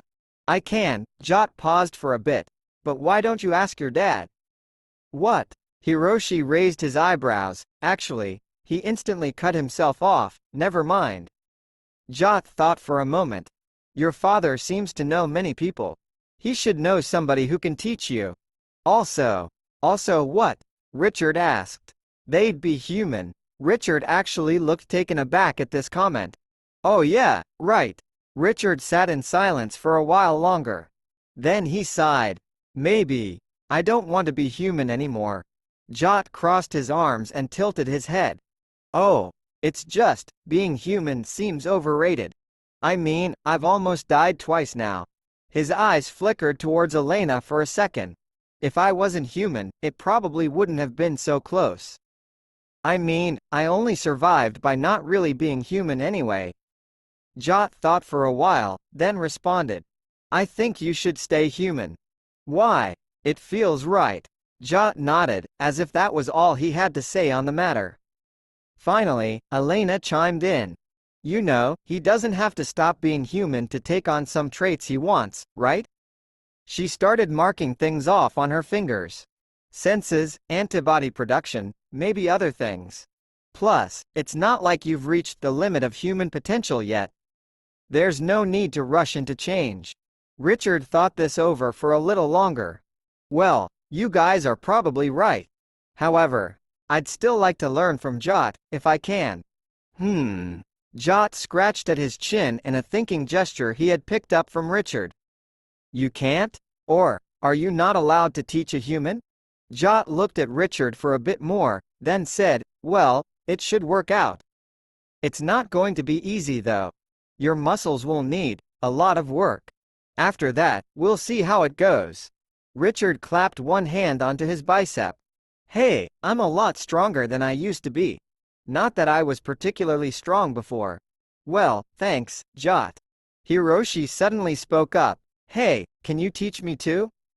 Jot frowned in thought for a moment. "Actually, I can just be his sparring partner. I don't think I have the build for Zevaronian styles. At least my physique should be closer to his than a Zevaronian." Jot looked over Hiroshi carefully, then nodded. "You should do fine." For the first few days, training for Richard consisted of him performing exercises until he collapsed. Sure, in 1.5 standard gravities, Richard had to work much harder than he was used to for the majority of his life. Richard's muscle had increased slightly since he'd come to Meropa, but not that much. His training was a rather pathetic sight. Since he trained in the Zevaronian Martial Arts Association's gym, he almost expected to be laughed at by the Zevaronians there. Instead, they seemed to ignore him, although not in a hurtful way. Perhaps they would have laughed at a Zevaronian for such weakness, but it was expected of a human, so there was no shame to be had. That was what Richard felt, anyway, though their expressions were inscrutable. Hiroshi, on the other hand, kept up with Richard without looking tired. So much for being closer to Richard in physique. Except, of course, the Zevaronians were just that superior in build. When the next day arrived, however, Richard was ready to try again. He never felt tired from the day before, and showed an improvement every day. Not much, but another lap or a few more push-ups. Jot, who was closely monitoring Richard's progress, noticed this. "Richard, your muscles aren't tired the next day?" "Nope. I feel just fine the next day." When? What do you mean? When do you feel better? Morning? After breakfast? After dinner? I mean, I guess I still feel tired then, but my muscles don't hurt. It's really painful before then." Jot smiled in an exaggerated manner. "Then, I think we can push you a bit harder." Richard almost ran away right then. How could he do any more than going until he collapsed? However, he trusted that Jot didn't intend to cripple him. Maybe not his knowledge of human limits, but certainly Jot's intent. From then on, whenever Richard collapsed from exhaustion, Richard was given something by Jot, a cow pal. After he ate one of those, he could continue for a while longer. However, after that he was truly exhausted, and didn't recover until morning. Out of curiosity, Richard read the label on a cow pal, and was surprised on what he saw there. It was basically a bar of sugar, fat, and protein. Calories. He discovered why the bars felt so heavy, as well. Inside a single bar there were 3,000 calories. More than a day's worth of food, for normal humans. Obviously, Richard didn't fit on that list based on what he ate. Richard soon discovered that Jot as a teacher, while still his friend, was a much more serious and intimidating person. He never let Richard quit before his actual limits, and he was good at pushing him just a bit further than he'd ever thought he could go. After 2 weeks of this, Richard was declared fit enough for the basics. This was his second chance to run for his life. For some reason, he didn't take it. Of Space and Bachelor's Degrees Chapter 26. 26. For the next several weeks, Richard was exhausted all the time. He wanted to sleep through his classes, but he didn't, quite. There was always at least some of him paying attention. Whether his physical body was paying attention was another matter. After classes, he trained until he was exhausted, and then more. Then he did homework, collapsed into bed, and woke up tired. Something about the training was now leaving his muscles tired almost all the time, which was normal, in theory. For a human. During this time, Richard only sparred with Jot and Hiroshi. Hiroshi was the one closest to Richard's level, so he often sparred with Richard. Not that Richard was anywhere near that level, but there is always someone who is closest to a given skill level, no matter how far that distance is. Hiroshi was very different from Jot, though, since the Zonian martial arts relied heavily on strength, while Hiroshi seemed to rely on speed. Richard was somewhat surprised at how good he was. Maybe he really was a ninja after all. Well, not that Richard was the best judge of fighting skill. During this time, Richard noticed something interesting. Although Zonians didn't have an aura that he could see, he could feel it. Specifically, only when he was touching them. Except when Jot was adjusting Richard's stances, such periods of contact were very brief, and usually ended up with Richard flying across the room. However, he gradually began to take note of it. Just like the auras around people, they felt different based on the individual. Richard took note of this phenomenon, but was too busy learning other things to dwell on it for long. Richard spent most of his time training learning new things. First, he learned how to fall properly. Since it was an inevitable consequence of what he would be doing, it was important to learn how to minimize the amount of damage taken from falling. Learning to orient himself in the air while falling was also important, so that he could get back on his feet and be aware of his surroundings. Then, he learned some basic strikes, grabs, and throws, as well as when and when not to use them. Jot made sure to be clear on which were for use in taking down an opponent relatively unharmed, and which were more dangerous. Relatively unharmed turned out to include anything up to dislocated limbs, but nothing that would kill anyone. Still, Zonian martial arts were used for real combat as well, so the most dangerous moves were generally not performed in a spar. Not that a well-placed strike couldn't be plenty dangerous on its own. Although it was hard work, Richard felt himself steadily making progress and growing stronger. However, he was well aware that he was not much improved except for his physical fitness. even that he felt reaching a plateau. Although he was a bit disappointed in this, he was still a bit more confident with his physical abilities than he had been. Would he be able to fight another Ulf like the one who broke his ribs? No, probably not. Maybe, though, he'd be able to get less hurt. Then, he'd run away. He was at least confident that he could get to that point now. On the other hand, if he wasn't ready, then the same thing might happen. One day, Richard was sitting against the wall of the Zeveronian gym, exhausted. That day, and every day that week, he had done the exact same amount of exercises. He wasn't improving anymore. As he sat watching the Zeveronians spar, he thought about the differences in their strength. The Zeveronians weren't that much bigger than him, at least proportionately. However, even though they were taller than him, they weren't much bigger in other ways. Yet they were obviously a lot stronger. Richard thought about why. Zeveronians weren't hugely muscular, visibly. Instead, there was something else. He thought about what Jot had said. He certainly didn't look 300 kilograms. It was, however, obviously true. Richard had trouble moving any of the Zeveronians even a little bit, and they didn't even have to resist his strength. So, since they weren't much bigger, but were stronger and heavier, they were more dense. Richard thought about his muscles, and then looked at them with his alternate senses. He'd discovered how closely he could see and control things when he had all of his ribs broken. Generally, he avoided doing so. It still felt weird, at least to half of him. Richard looked at his muscles. He could tell they had room to grow bigger, but he didn't think they would be as flexible. In terms of density, they seemed to be at their best, as far as Richard could tell. Not that he was an expert on such things, but it was what he felt.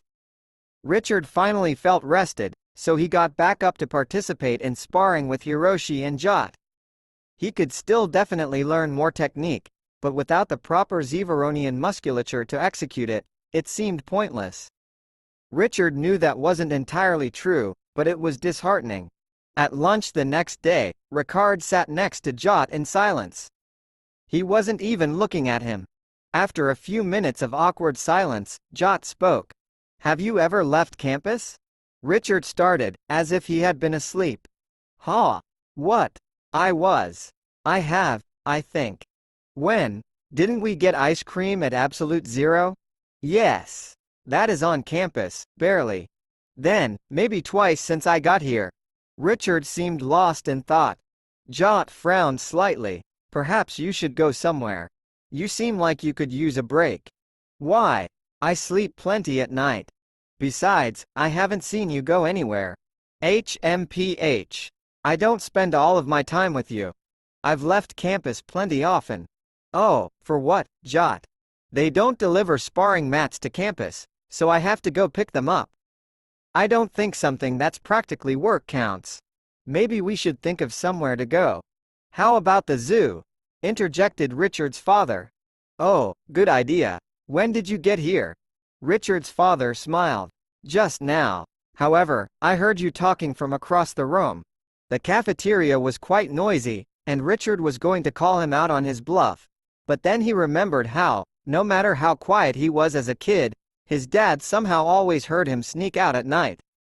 Not that he ever did anything bad, but sometimes he went to look at the stars. "Now, I can understand if you don't want to take your father along with you, but there are benefits to doing so." "Oh." Richard gave his best skeptical glance. "Like what?" "I'll pay for everyone." Richard pondered for a moment. "Everyone? What if I invite 100 people?" Mr. Smith nodded. "Of course, I'd pay." He smiled. "Better get started on inviting people if you're going to gather that many." "It'll take a while." Richard smiled again. "All right, first, Jot. You're not suddenly busy with things, right?" Jot shook his head. "I'm free." "Good. As for everyone else, Elena doesn't look like she ever takes breaks. We should see if she has an opening in her schedule." "Well, tomorrow should work," Mr. Smith answered. "Oh, how do you know?" "Simple. No classes." "What? Why?" "Huh. Obviously it's end day. You know, the day when the 100-Year War with the demoniacs ended." Mr. Smith stated in his teaching voice. Oh yeah, right. It just seems silly to celebrate something we know so little about. Little? Haven't you seen the vids? There are hundreds of hours, and more. Isn't everything from that war classified? Hardly. Just, well, I guess most of it. Still, you should pay more attention in class, we just went over that. Yeah, second and third hand accounts of things. Of course. Almost nobody survived meeting them. We only have what people could send as messages before they were killed. Jot spoke up at this point. If that is so, how were they defeated? A miracle. Maybe? It's classified, so probably some kind of superweapon the galaxy would do better without. Right, said Richard. Well, anyway, nice of them to give us the excuse for a day off. After Elena, I just have to find 98 more random people. Of Space and Bachelor's Degrees Chapter 27. 27. Of course, Richard didn't succeed in inviting 98 more people, nor did he try. He didn't like talking in front of or to people he didn't know, and he certainly didn't want to invite them to the zoo. Besides, then it would be too crowded. In fact, Richard had almost forgotten to invite Hiroshi, since he didn't speak up about it even though they had been sitting together when the idea came up. Richard supposed he was just being polite because they were new friends, since Hiroshi did seem happy to be invited once it happened. Elena almost didn't come, since she wanted to study, even though it was a day off of school. Richard convinced her to come by pointing out that learning also requires rest sometimes. That seemed to be a good enough excuse. Richard did find it somewhat awkward going out with friends but also his father and teacher. He was somewhat considered an adult now, but he felt like a kid as well. Richard was immensely interested in the different animals. Jot brought the subject up, of course. Have you never seen these before? Not real ones. I've been to a zoo before, but the one on Utopia only had Earth creatures. Earth? It's the human home planet. I see. Why are you not called Earthians then? Mr. Smith spoke up. The proper term is Earthlings, actually. However, since English, common originated on Earth, they kept the word for themselves the same. Just like Zevaronians are likely called something completely different in your native language. Correct. It's basically people. Elena was always restrained in her actions, but it seemed she really liked seeing the animals as well. Richard assumed she hadn't been to a zoo before, as a princess. Learning about things from text or video did not feel the same as seeing something in person. Not that he ever planned to bring up that he knew she was a princess, and he supposed there was a very small chance he could be wrong about that. Then there was Hiroshi. Although he seemed to be enjoying himself, he was constantly looking around. He seemed nervous, for some reason. He was very good at finding all the little animals that were hard to spot, though. If for nothing else, it was worth inviting him for that. Lots of those animals were pretty cute. Richard supposed that, in their own way, even the ones that opened their mouths to an almost impossible size and had many rows of sharp teeth were kind of cute. Although Richard was interacting with everyone normally, his second body and brain were on a completely different track. He couldn't stop thinking about his muscles. He wanted them to be better, but as far as he could tell he could only bulk up and lose some finesse. There might have been slight room for balanced growth, but it wasn't as much as Richard wanted. He felt vulnerable, even though he was much less so than he had ever been before. Thus, his energy self-observed people's muscles. If he focused hard enough, he could somewhat see the structure of other people, just like himself. It was best if they were nearby or touching though. Jot's muscles, as Richard expected, really were much denser. It was one thing to know something, but another entirely to see it, or feel it. The structure was definitely much different from his own. Richard thought he might be able to copy that muscle pattern, but he knew it wouldn't interact well with the rest of his body. A quick look over Elena revealed muscles similar to a human. Richard did keep that quick, though. As for the animals at the zoo, Richard found that they had interesting variety, but it wasn't particularly useful to observe them unless he was planning to change his shape. After all, muscles connected to bones and such, and thus it was better to observe people with the same kind of skeletal structure. Richard observed other people who passed by, and saw a wide variety of things he'd never imagined before. He wouldn't have been able to describe the important details on a test, but he got a good idea of what was going on. None had muscles as powerful as Jot's, though. Still, Richard enjoyed studying the different types, albeit briefly as he passed by. There were even a few other humans that Richard got a chance to look at.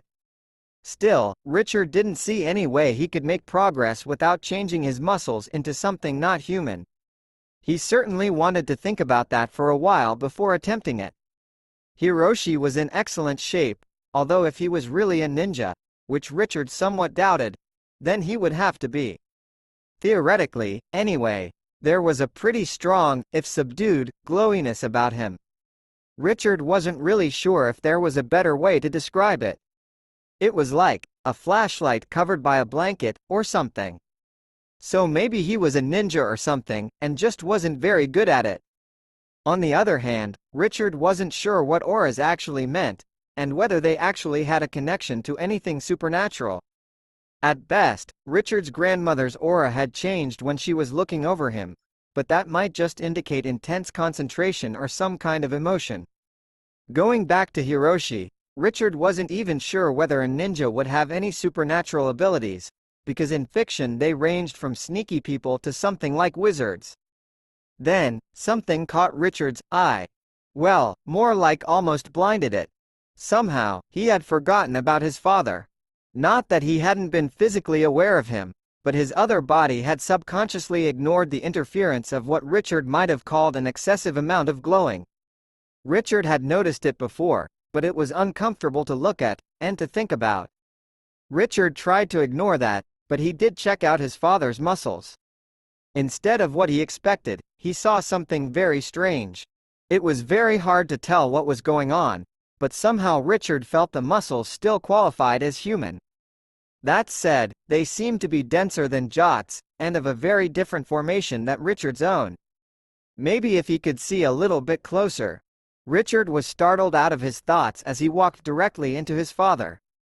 Oh, hi. Richard had seen it, and thought he understood it, but he was tired. He would think more about it later, but he planned to enjoy himself fully for the rest of the day. There were some pretty interesting animals to see, and he also thought he'd seen an ice cream stand nearby. He couldn't spend all his time worry about himself and a possible curse. Of Space and Bachelor's Degrees Chapter 28. 28. Richard sat on his bed, apparently doing nothing. He had been there for over an hour, unmoving, but obviously not asleep. Then, he was startled into movement by Jot's voice. Richard, time to go to training.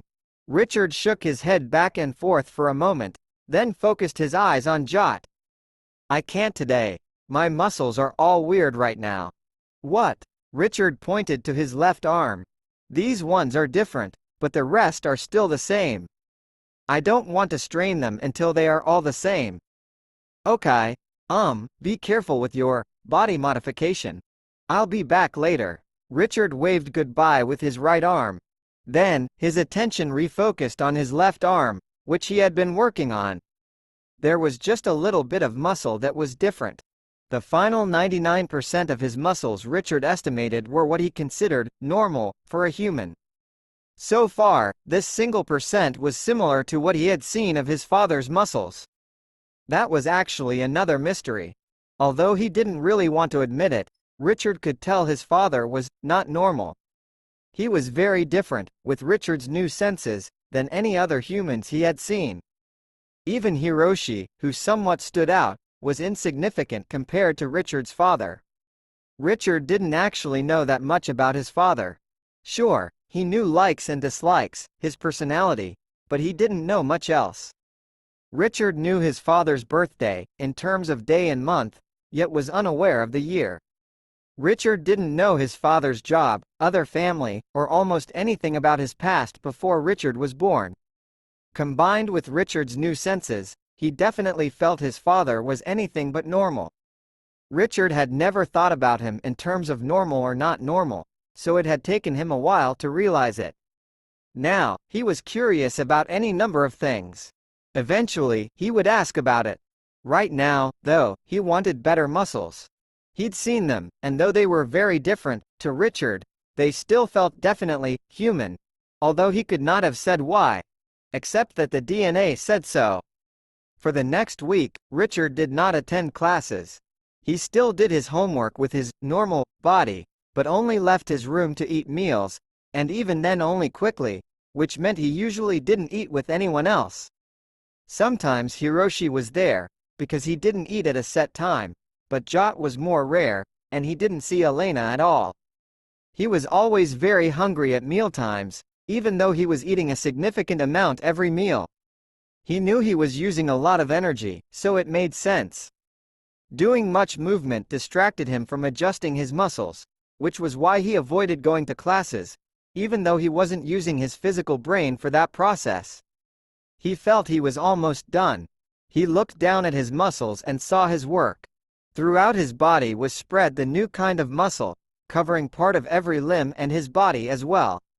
The process was very time-consuming, but Richard had soon discovered something interesting. At first, he had thought he was misremembering, but eventually he decided that the muscle was spreading from its origin points on its own. Slowly but surely it replaced the surrounding muscles with the new type. Once he'd discovered that, he planted the muscle in various places. This took less effort than doing each piece bit by bit, but the process was slower. With the combination of manual and automatic processes, he was almost finished with his work. The next morning, he could finally call it done. He actually looked thinner and smaller, but he felt about the same as he had before. The next day he left for classes, with much suspicion from Jot. Richard didn't stop him from poking and prodding his muscles. Jot even lifted Richard over his head. Finally, Jot finished with a shake of his head. "Where did you get that idea? It's not zonian, too squishy." Richard thought for a few moments before finally responding. "That's top secret information. However, it's still human." Jot looked at Richard with doubt in his eyes. "I have seen data on human muscles. Unless you have rocks pretty evenly spread throughout your body, or you replaced your bones with steel, those are not human muscles." Richard shook his head. "Don't worry, I didn't replace my bones. Though I feel that steel would make me actually a lot heavier."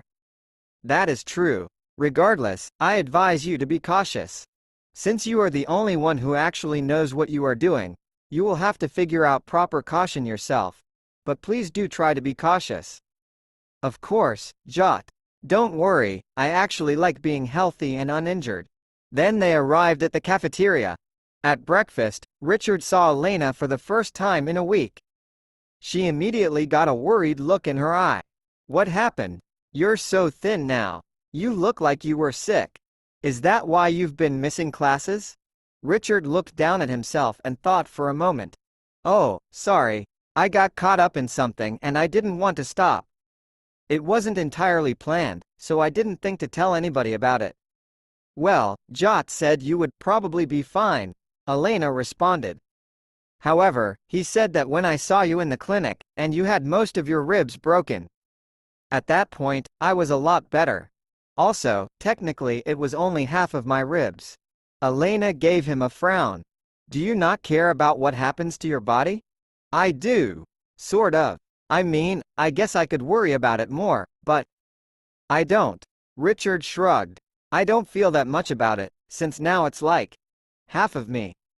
Things seem less significant than they would otherwise. On the other hand, while I might not care that much about injuries, I take very seriously any threat to my life." She shook her head. "Well, please do take care of yourself." "Of course. I'm fine. Just a bit more thin. I'll explain it once I'm more sure it worked right. If it doesn't work out, I'll get to explain how I messed up." Jot interjected at this point. "Yes, and now we have to eat fast to get to class on time." Better start. Of Space and Bachelor's Degrees Chapter 29. 29. Once he returned, Richard's performance at the gym was average. For a human, it was quite good. For Richard, it was the same. Secretly, though, Richard was glad he hadn't made himself worse. He hadn't thought much about it at the time, but large-scale changes to his own body were probably very dangerous. Something his friends would likely not fail to remind him of. Lately, Richard had started sparring with Zonians other than Jot. He needed practice against more skill levels, and Hiroshi wasn't even using the same style as them. The sparring was going just about normal as well. Then, there was a loud crack. Everyone looked over in Richard's direction. Richard himself looked down at his left arm. "Huh, interesting." Jot immediately hurried over, only to see Richard's arm hanging limply at his side. What happened?" Jot looked at Hiroshi. Hiroshi shrugged, as if to say it was hard to explain.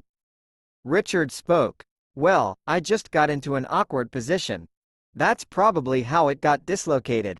Jot nodded as Richard described the move combination. "And?" Richard looked at his arm. "Well, I think I tried too hard to pull out of it with force.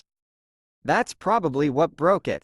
Jot nodded again, then looked at Richard closer. "Did you hit your head? Number?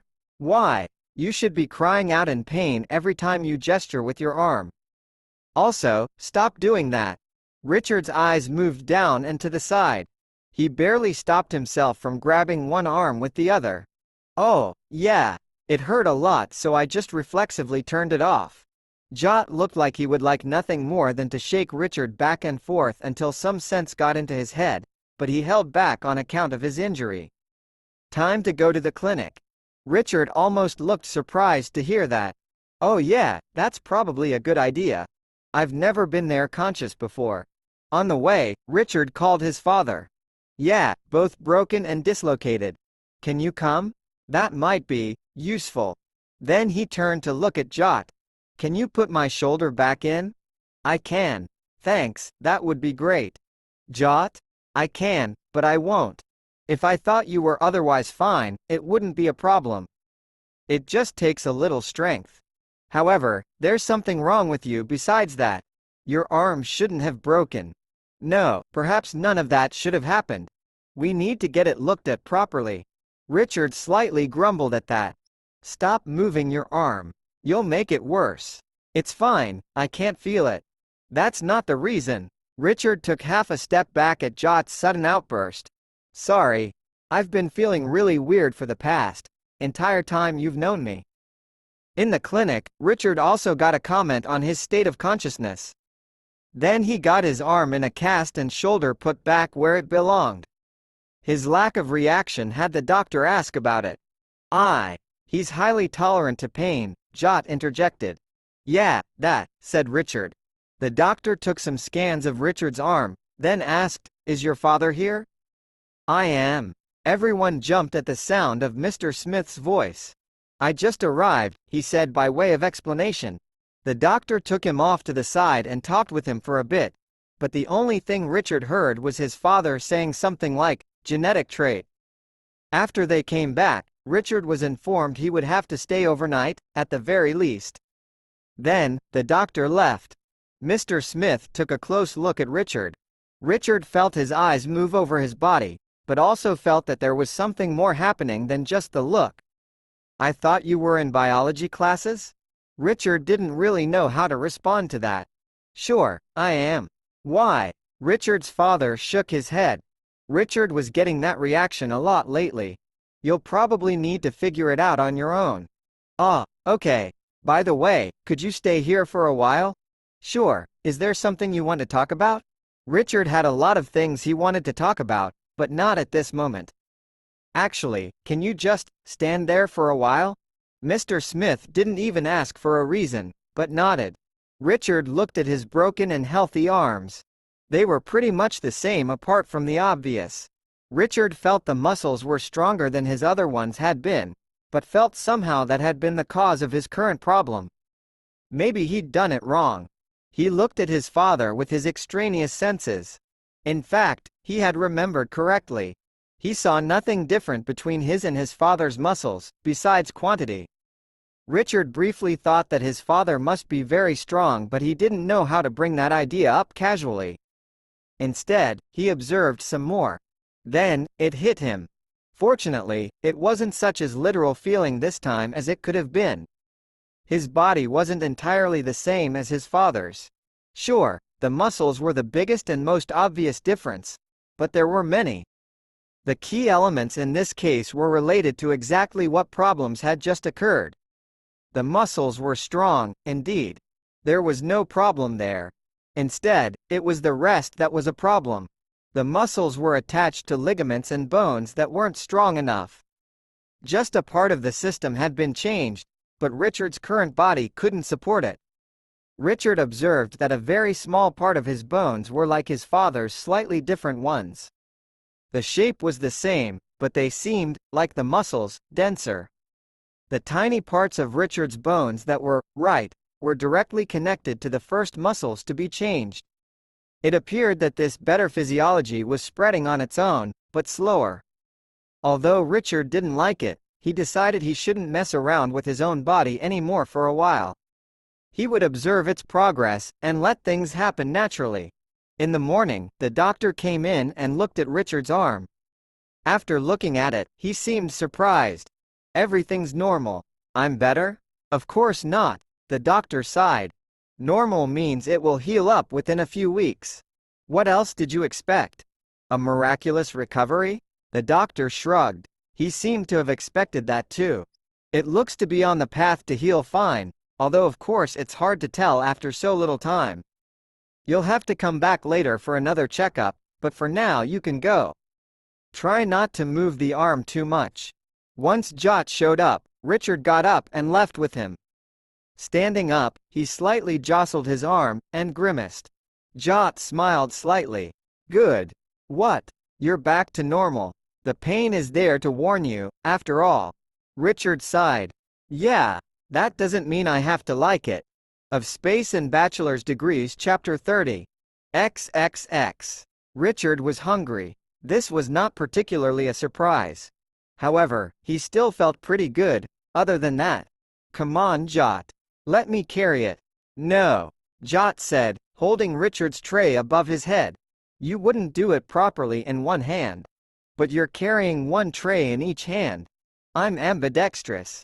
I'm right-handed. Why would I do any worse than you?" Jot paused for a second. "Your equilibrium is off." "What?" "I'll have you know my balance is perfectly." At this point, Richard ran into a table he'd been intending to avoid. He stared at it for a second. "I was walking that way?" Jot nodded. "You haven't eaten in more than 12 hours. At the rate you burn through calories. I could be a Zeveronian?" Jot snorted. "In puberty. Anyway, sit there." Jot placed the trays down on a table, and sat across from where he indicated. They started eating. Soon, Elena joined them. "Good morning." She started eating some food from her smaller and less filled tray. Then she paused. Her eyes grew wide. "What happened to your arm?" "I broke it," Richard said. "He also dislocated it," Jot clarified. "What, did you pick a fight with a Zeveronian?" Richard put on a weird face. "Seriously?" Jot spoke for Richard. Technically, they were sparring. Also, he did it to himself, mostly. Elena stared with her mouth open for just a split second before putting on a politely neutral expression. "So, why would you be sparring with a Zeveronian exactly?" Richard shrugged. "Jot's teaching me. You know that. I knew he was putting you through basic fitness, and teaching you forms. But, sparring? With a Zeveronian? Are you crazy?" "Probably," said Richard. "Definitely," said Jot. Though, to be fair, he'd made a lot of progress. Richard nodded. "Yeah, I just forgot that I needed more than strong muscles." "Oh." Elena raised her eyebrow. Richard explained his new muscle pattern, as well as he could. He avoided saying that he'd seen it in his father, for some reason. "Anyway, it seems like everything's progressing on its own, so I'm going to let it. I don't want to forget anything. I'm tired of getting hurt." Jot seemed to agree, and so did Elena. Hiroshi gave an emphatic nod. Richard found it was annoying to have an injury that let him move around and yet still hindered him. Fortunately, it was his non-dominant arm. He was pretty sure his arm was already better, at least as far as he could tell, but he still needed to go to the doctor to get it checked out. As much as he would have liked to, he wasn't just going to break his cast off when he decided it was done. Come on Hiroshi, let me carry my tray. I haven't even walked into a table in weeks. No, but you spilled your tray yesterday. Today, Hiroshi had taken over Jot's job of keeping Richard from carrying a tray. He was generally pretty quiet, when he wasn't blurting out things that seemed like they could be secrets, but had been continuously hanging out with Richard's group of friends, small as it was. I only spilled my tray because, well, it had been a combination of factors revolving around him being deep in thought and then getting distracted by something else. Jot! Richard grabbed Jot's shoulders and shook him. Well, he made a shaking motion, but Jot didn't move. Instead, Richard basically pulled himself forward and back. I'm the only one like me. The attempted shaking continued. I would say that is true. I've never seen anyone like you. For example, most people don't jump up onto a table to emphasize their points. Also, doesn't that hurt your arm? Richard climbed back down into his seat. Only, a little bit. Richard grimaced. But I mean, like, as an energy thing. I'm the only one. That part of me can't even talk to anyone. Okay, but what about wherever you came from? They're dead, Jot. Didn't I? I guess I didn't tell anyone that. Elena looked over at Richard with a shocked expression. Your race is dying? Dead, except for me. I still fit in with humans, and I'm still mostly used to being human, but I'm also one of.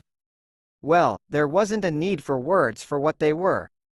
One of them. However, after I die, I guess a race will be dead. Richard paused. Not that I plan to die anytime soon. The table sat in awkward silence for a few minutes. Richard picked at his food. Eventually, Elena spoke. Was it like what's happening with the Knoxians?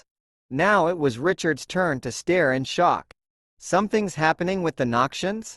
He'd done basic research on them, and Zevaronians, because he didn't want to commit any major social blunders. Since when? I didn't read anything about that. Elena covered her mouth.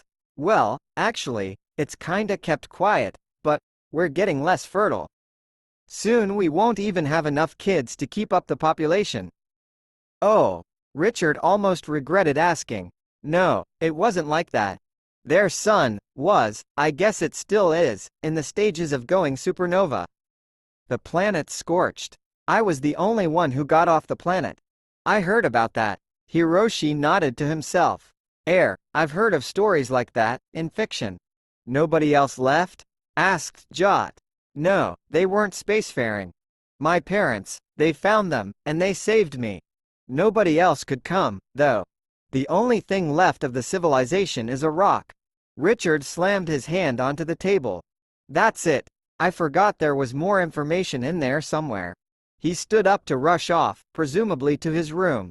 Richard, called Jot. Richard turned around to listen. You should pay for that tray. Richard looked at the broken tray sheepishly. I guess my new muscles work. I'll just take this up to the counter. Fortunately for him, the trays were due for replacement, so he didn't have to pay anything. Not that he didn't still feel bad for breaking the tray.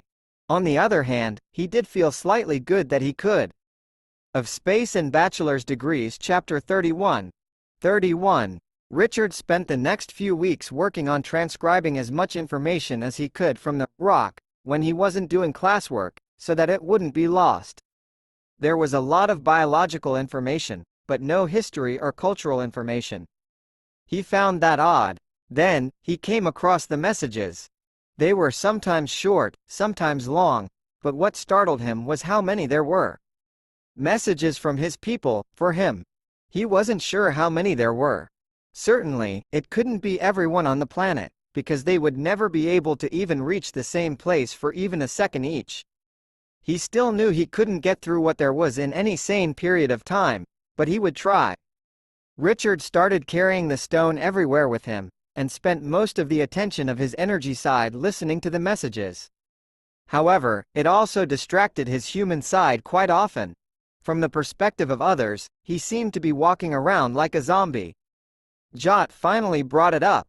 Richard, stop making me worry about you. Hmm.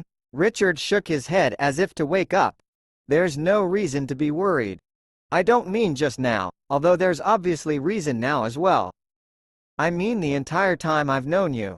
You've been hospitalized 3 times, and now I'm worried you're going crazy. I'm not crazy. Just, there's an entire planet of people waiting to be heard.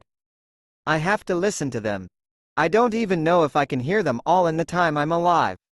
That does sound like a monumental task. However, you have time. The messages will still be there later, and I suspect you will find that taking it a little bit at a time is better. Besides, if you don't rest, you can't give any of the messages proper respect. You're right. Sorry, Jot. Richard smiled. I'm still bringing them everywhere, though. After all, they're the only ones just like me, even if it's just a memory. Jot didn't have anything to say to that, and just nodded his head. Jot. My parents. Richard said out of nowhere. Richard. My reaction. Sorry, I tried to. Anyway, I got to the messages from my birth parents. And? Richard paused. They told me that I should just live however I want, as whatever I want. Even if our species dies with me, if it was my choice, then everyone would be content. Also, they told me to listen to my adoptive parents. Jot nodded, and waited for Richard to continue. Well, actually, it's weird. I mean, my parents are my parents, and the people the message is from feel more like the ones not related to me.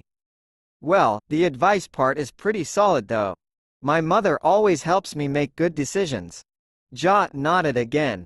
To Zeveronians, those who raise you are much more important than any biological connections. Shared genetics are much less important than the actions others take. It is similar with friendships. When action is involved, friendships are deeper. As it should be with all relationships between people. Jot paused for a moment. I notice you didn't include your father in good decisions. Richard laughed. That was on purpose. Well, it's not like he doesn't have a lot of wisdom to share, but he is a bigger proponent of somewhat foolish and interesting actions. As long as nobody gets hurt, anyway. A head popped around a corner. That's right, nobody better get hurt. Including you. Dad. Can you at least pretend to not hear every conversation I have? Mr. Smith nodded. Of course I don't hear all your conversations. I just walk by at opportune times. When you're supposed to be in class. Speaking of which, Richard's father disappeared around the corner. Your father is a strange man. He is, Hiroshi confirmed. Richard smiled. Of course, how do you think I was brought up to be like this? Richard settled into a more sustainable routine. He'd spend about an hour a day with the rock, and the rest doing the other activities he'd come to expect: classes, homework, and just spending time with his friends. He did have a new thing to worry about, but he tried to keep worrying time to a minimum. Besides, it wasn't necessarily his business. Still, he couldn't help but think about what Elena had said about the Knoxians. They were dying out, too, it seemed. It wasn't exactly going to be soon, but each generation had less of them.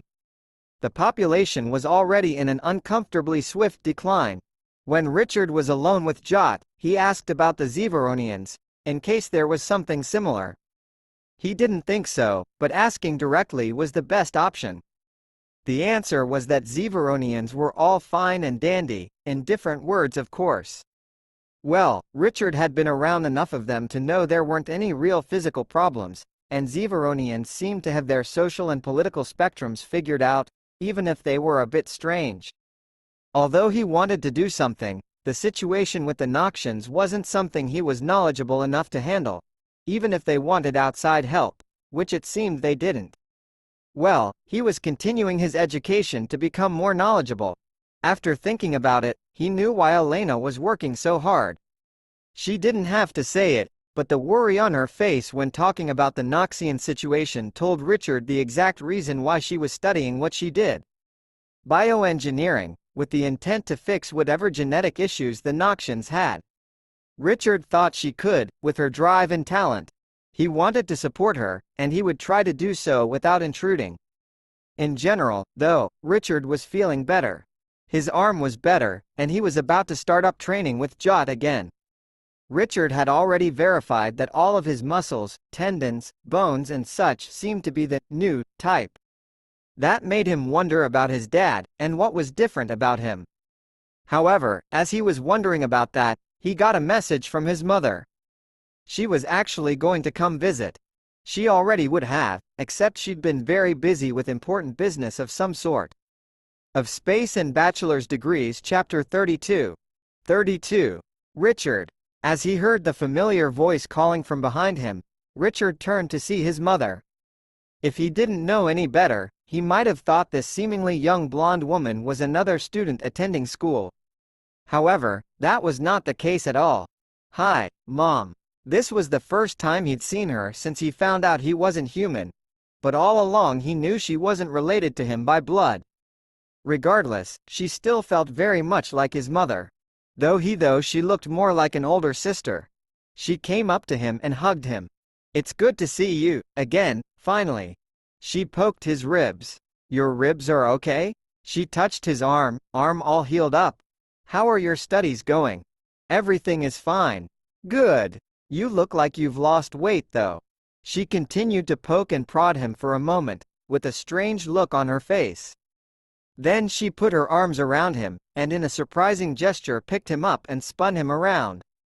"Ha ha! I haven't done that since you were a little boy." Jot was nearby, and raised his eyebrows at this. "Oh, you must be Richard's friend. Jot, right?" She stuck out her hand for him to shake. "I'm Anna, his mother." Jot shook her hand and nodded. "Pleased to meet you. I'm Jot." His tone was pleasant and sincere, but his eyes were filled with suspicion. He leaned over next to Richard and faked a whisper. "Are you sure your parents are older than you?" "Of course. I can't prove it though, because I definitely don't have any pictures of me as a baby." Richard's mother grinned. "Is that so? Don't worry, I have lots. That's what worries me most. I'm glad you finally made it here." "Me too. I've been so busy with work. You have no idea how hard it was to hear about you getting hurt and not being able to be here. Especially with Mom talking about you being cursed." She shook her head. "Well, I'm glad to see that you're okay now, if nothing else. I hope you stay that way. We have so much catching up to do, but there's another thing I have to tell you." "Wait here for a moment." She turned around and scurried around the nearest corner, then came back around the corner almost running, half dragging someone behind her. "Richard, meet your cousin Susan." "Hi," Richard said. "Hello," came a very quiet voice from the young woman standing in front of him. Richard turned to his mother. "So, does Grandma have some explaining to do? Because you don't have any siblings, as far as I know." "That's right, no siblings." Richard's mother nodded. "So, how exactly do I have a cousin?" Richard looked at Susan. She had blonde hair similar to his mother, though hers was a bit longer. Her face certainly resembled his mother's, and he had no problem in believing that they were related. However, where his mother was very confident in everything she did, Richard might say too confident, Susan appeared a bit more shy and reserved. Even now, she was standing nervously, fiddling with her hands. "Well, you see, how should I explain this?" "Oh." She smiled and waved. "Honey, over here." Richard's father strolled over. "This is your niece Susan." "Hello." Richard's father nodded. "Hello." Richard spoke up again. "So Mom, you still haven't explained how I have a cousin." "Well." She stroked her chin. "It's complicated. Anyway, I really need to get going. She'll be attending here now, so take good care of her, okay?" With that, his mother turned and left. "Wait, what? Mom?" He watched her walk off. Richard turned to his father. "I thought she was supposed to be the responsible, logical one in the family." His father nodded slowly. "She usually is, but she's got a lot on her plate right now." "So, that job has been passed on to you." "What, me?" "Of course. Surely you don't expect me to be the responsible one. Speaking of which, I should be heading to a class." With that, he left as well, leaving Richard, Susan, and Jot standing around. Okay. Well, Susan, this is my friend Jot." "Jot, This is my cousin Susan, apparently. Jot reached out his hand for a handshake, and Susan timidly shook it. Well, she actually just grabbed two of his fingers and slightly moved her wrist, before letting go and hiding behind Richard. It's okay, he won't bite. I'm not afraid of being bitten. I am afraid because he is big and he could crush me. Richard turned so he could see Susan. That's he won't hurt you. Richard paused for a moment. Why don't we go eat lunch? I don't know. Why? She looked at Richard, seemingly confused. Are you hungry? Her stomach growled slightly. Yes. Let's go eat lunch. When they arrived at the cafeteria, Susan looked around confused, but also seemed slightly excited. She seemed to be getting used to Richard, though she still stood on the far side from Jot. I've never been to a cafeteria before. What do we do? Richard wasn't sure exactly how to react to that, but decided to just explain. He explained that they would use their ID cards, she did have one, fortunately, and order something from the menu. He explained what the different classifications meant, since foods were divided up into categories depending on what nutritional groups they were intended for. For example, humans and Zevoronians could eat the same food, nutritionally, but they were in separate subdivisions because of the huge difference in actual style, such as taste and total amount of calories. Susan listened intently, but she asked Richard about what kind of food everything on the menu was. In the short time he'd known her, Richard had noticed a lot of strange things about her. Richard still wasn't exactly sure what was going on, and where she came from. However, he kind of liked her, and definitely felt the kinship between them, even if there wasn't real blood connecting them. He was going to have to message his mother, and he wasn't going to stop until he got some kind of good explanation. For now though, well, he would first eat lunch. Of Space and Bachelor's Degrees Chapter 33. 33. Richard pondered over the fact that he now apparently had a cousin. Of course, his first reaction was doubt, since he had never heard of her before, and his mother had no siblings. Yet, this young woman was supposed to be related to him. The interesting part was Richard could feel she was genetically related to his mother, though he hadn't really had the time to figure out exactly how. The part of him that was made of energy could tell those sorts of things, but he hadn't been able to do that for most of his life. It was the first time he had seen his mother in person since he'd found out what he was.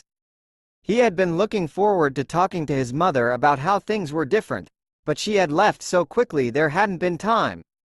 Talking through messages just wasn't the same, and since she was going to be busy, there likely wouldn't be time for video conversations.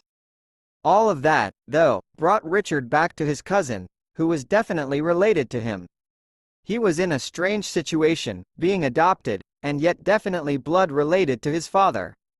Maybe it was better to say genetically related, since it seems he had adopted those genetics as a child, subconsciously.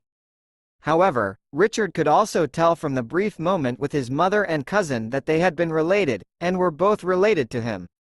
As for his cousin Susan, the opinion Richard had formed about her so far was that she was strange. She seemed smart. He saw her in classes, and she absorbed the knowledge like a sponge. However, she also seemed to be ignorant on many common topics. This was most obvious in one of the earliest questions she asked Richard. Richard, what is a cousin? What? It's how we're related. Okay, what relation does it show between us? It means we share a grandparent. Okay, what is a grandparent? Richard wasn't sure if she was joking, but if so, she was very good at hiding it. Richard started with parents and children, explaining that children, mostly, randomly got half of each parent's genetics. After that, it was fairly quick to explain other relations. Susan listened intently and absorbed all of the information, though it really wasn't that much. So, why didn't you ask my mom? Aunt Anna? Susan's eyes darted about for a few moments. She's scary. Richard had never thought of his mother as scary. Though when she was serious, Richard would admit that she could certainly be intense, and she was stubborn enough to get her way if she really wanted to. Still, scary wasn't a word he would have ever used. Why is she scary? Susan got a look of intense concentration on her face. I believe that is a secret. Unlike Hiroshi, Susan was actually quite good at keeping secrets. Not that Richard, though she had many. So far, it had only been things about Richard's mother and her own past that were secret. Unfortunately, Richard felt like those were some of the most important things for getting to know her. Still, Richard found they got along pretty well, and it wasn't actually any trouble to take care of her. As long as she knew how to do something, she could take care of herself. All that she needed Richard for was to ask questions. Of course, she could have looked up the answers on the internet. She didn't, because in her own words, I do not know how to tell what is truth there, and what is lies. At least you will not attempt to deceive me. Richard had been worried that Susan might not get along with his friends. After all, even though he thought everyone involved was a good, reasonable person, that doesn't always mean they would enjoy each other's company. Richard had particularly been worried because she was afraid of Jot, though that wasn't an unreasonable first reaction. However, after Richard had told her that he wouldn't hurt her, and she had some time to get to know him, she stopped being afraid. Richard found their interactions funny, however. Jot, although he looked serious all the time, liked to joke around. Not that he told jokes, he wasn't the kind who talked about people walking into bars, or one of something saying something to another. Instead, he was more interested in situational humor, based on what was actually happening. However, he always kept a serious tone, and it was only through getting to know him that Richard had been sure when he was joking, though some of the time it was obvious to anyone. At least, anyone who knew about jokes, which Susan apparently didn't. Richard couldn't imagine what kind of environment she had grown up in, but it couldn't have been a good one if she didn't know about jokes. As it was, Richard enjoyed watching her looks of surprise when Jot talked about throwing someone through a window, or exaggerated something. However, Jot was very patient, and when he saw she misunderstood, would explain that he was joking or exaggerating. Then, when she laughed at him talking about throwing someone through a window, he explained he had actually done that one. And Richard was glad that she still laughed, because it was still a somewhat comical story, even if it wasn't intended to be. Hiroshi's interactions with her were interesting as well. When Hiroshi told her he was a ninja, she just asked what a ninja was, and he ended up explaining it. Richard only heard part of the story, but it involved something about two competing villages of farmers who eventually unified together into one ninja clan. Richard thought he would have to ask more about that story later. As for Elena, Richard wasn't sure how they got along, except it seemed to be well. Specifically, most of their conversations were whispered to each other in a conspiratorial manner. Richard supposed he could have probably listened in, but that would have been rude. Besides, he was pretty sure they were mostly doing it precisely to make him worry what they were up to. Of Space in Bachelor's Degrees Chapter 34. 34. Richard had been pretty much healed for 2 weeks. After 1 week of very light exercise, he'd then started on a slightly more strenuous program. Everything felt fine, but he was working his way up to the level of effort he had been putting in before. At the current time, everything felt easy, but Richard didn't feel like spending time healing again if he went too far. Richard was just glad it had been something he could heal from, though he wasn't really sure what would be too much. He might be able to recover from anything, if he didn't die. However, he didn't want to bet on that. He also didn't think he needed to be in a rush. Nothing had happened lately that put his life in peril, but that should be normal. He contacted his grandmother to ask her, and she indicated effects of the curse wouldn't necessarily happen quickly, as the first 2 times he almost died. Then again, there was also nothing to say that mortal danger couldn't happen back to back. Susan also joined Richard in his exercises. He wasn't sure what he expected, but it wasn't what he saw. She was normal. She wasn't a strong Zevaronian like Jot, nor was she a very fit human like Hiroshi. She got tired after a reasonable amount of exercise, then had to rest. Like normal people, not like Richard, though, because he didn't have to rest much. This was especially true after the lighter exercises. As for Elena, she wasn't interested in much exercise. She got enough to stay healthy, and the rest of her time was devoted to studying. Richard studied too, but not as fervently. Richard finally got in contact with his mother regarding Susan. More specifically, she was finally responded to his inquiries. Where had she come from? Richard knew people didn't just appear. Even though he had recently experienced some strange things, he knew that was still true. Unfortunately, he wouldn't find out what was going on immediately. Instead, he was told that she was coming to visit again, and then there would be a real family meeting. Richard was tired of waiting. It might have been better if he didn't know he would be getting an explanation soon, but now he couldn't stop thinking about it. Richard could certainly say he liked Susan. She definitely felt like family, even after a short time, but he still didn't like not knowing where she came from. Plus, Richard felt like he needed to sit down and have a conversation with his parents anyway, because there were questions he had about them as well. However, the time when he would be able to ask was still a few days away. Thus, Richard came up with the best idea he could think of for helping to pass the time. He went to get ice cream. Technically, Richard supposed other types of desserts would be just as good. However, Susan had never had ice cream, and she was intrigued by the thought of eating something very cold, instead of the normal room temperature or hot food she was used to. The particular place they were going to was within walking distance of the campus. This made it convenient, because they could burn off the calories from eating the ice cream by walking there. Of course, Richard knew they only burned a very small percentage of the calories they were going to eat, but it was still a good excuse. Besides, they didn't do it every day. Fortunately for Jot, there were some flavors suited for a Zevaronian palate. That is, they were only flavored in a minimal manner. He still had to order a large quantity to feel like he had ingested anything, but that wasn't a big issue. You know, Jot said, some people might point out that eating junk food isn't particularly conducive to a healthy lifestyle. Thus, you should only have very particular desserts, made to be more health conscious. Then Jot took a huge spoonful of strawberry ice cream from the bowl in front of him. I say that is pointless. What really matters is self-control. If I eat food that is slightly healthier than junk food every day, I am much worse off than if I only occasionally indulge in a real treat. Jot took another big scoop. Of course, the most important thing is actually sustaining eating habits that are at least moderately healthy, which is pretty easy as a Zevaronian. We process everything pretty well. Richard didn't respond except with a nod, since he was licking his chocolate ice cream from a cone. It was a much more moderate amount, because he wasn't currently in need of the massive amounts of calories he had sometimes consumed. Elena was eating mint ice cream from a bowl with a spoon, though for very different reasons from Jot.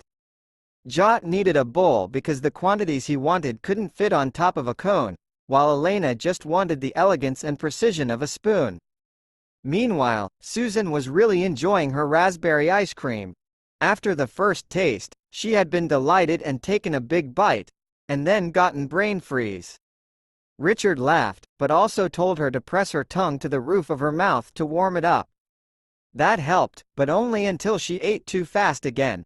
Eventually, she figured out exactly how fast she could eat it without causing herself brain freeze too often. In contrast to that, Hiroshi was the slowest eater of the whole group, mostly only licking the ice cream where it was already melting. Richard did admire that he managed to keep both his hands and his face perfectly clean. Richard was glad he had suggested they get ice cream, because he felt much more relaxed, and wasn't even thinking about the upcoming talk with his parents. However, he wasn't so relaxed that he didn't notice a strange twang, and then a clanging sound above him. He only barely started to look up, when he suddenly felt himself moving rapidly. He also heard a loud screech, like bending metal. His eyes continued upward, finally seeing the construction going on nearby, where a steel cable appeared to have snapped, dropping an I-beam that Richard could barely see. Surprisingly, Richard wasn't unconscious. No, wait, he wasn't even hurt. However, upon looking in front of him, Richard felt less relieved at his own safety. Of Space and Bachelor's Degrees, Chapter 35. In front of Richard, he saw Hiroshi. He had pushed Richard back about a step. However, he could also see that Hiroshi was reaching forward as well. That arm reached forward to what Richard could only assume was Jot, but Hiroshi blocked most of his vision. He could, however, see the I-beam sticking out to the sides. That was encouraging, because it was not all the way to the ground, and thus it probably hadn't crushed him. Elena screamed, and Richard had to admit that was a perfectly reasonable reaction. He had adopted the stand-in-shock approach, along with Susan. Hiroshi still seemed to be attempting to pull on Jot. Then, there was a loud clanging clash, as the I-beam fell over to the side. Perhaps it would be better to say it had been pushed off. Richard had now moved to the side, and had a better view of what was going on. Jot was, well, he looked fine. Richard couldn't say the same about the I-beam, however. He hadn't noticed in the moment, but upon seeing it on the ground, he could tell it was slightly curved. Jot was rubbing his right forearm. "Are you okay?" Richard asked. Jot nodded. "Fine. I'm glad everyone else looks okay as well." Then along came a series of swearing and apologizing constructions workers. Swearing was their natural reaction to almost everything, but especially things going wrong. "We're so sorry. That cable was brand new. There was no way it should have snapped like that." For their part, everyone did seem more genuinely worried for the safety of everyone than things like the possibility of losing their jobs. Jot assured them that he was fine. It did make Richard feel slightly better when he showed his arm. It was slightly bruised. In the situation he had been in, Richard supposed that counted as basically uninjured. Actually, although Richard kind of thought of Jot as invincible, he hadn't known exactly what the limits on that were. However, it seemed somewhat amazing still. Richard knew that Jot was strong, and that he was dense. However, so were I-beams. The momentum behind it must have been huge, and yet Jot hadn't been knocked over, and beneath him, the ground wasn't damaged at all.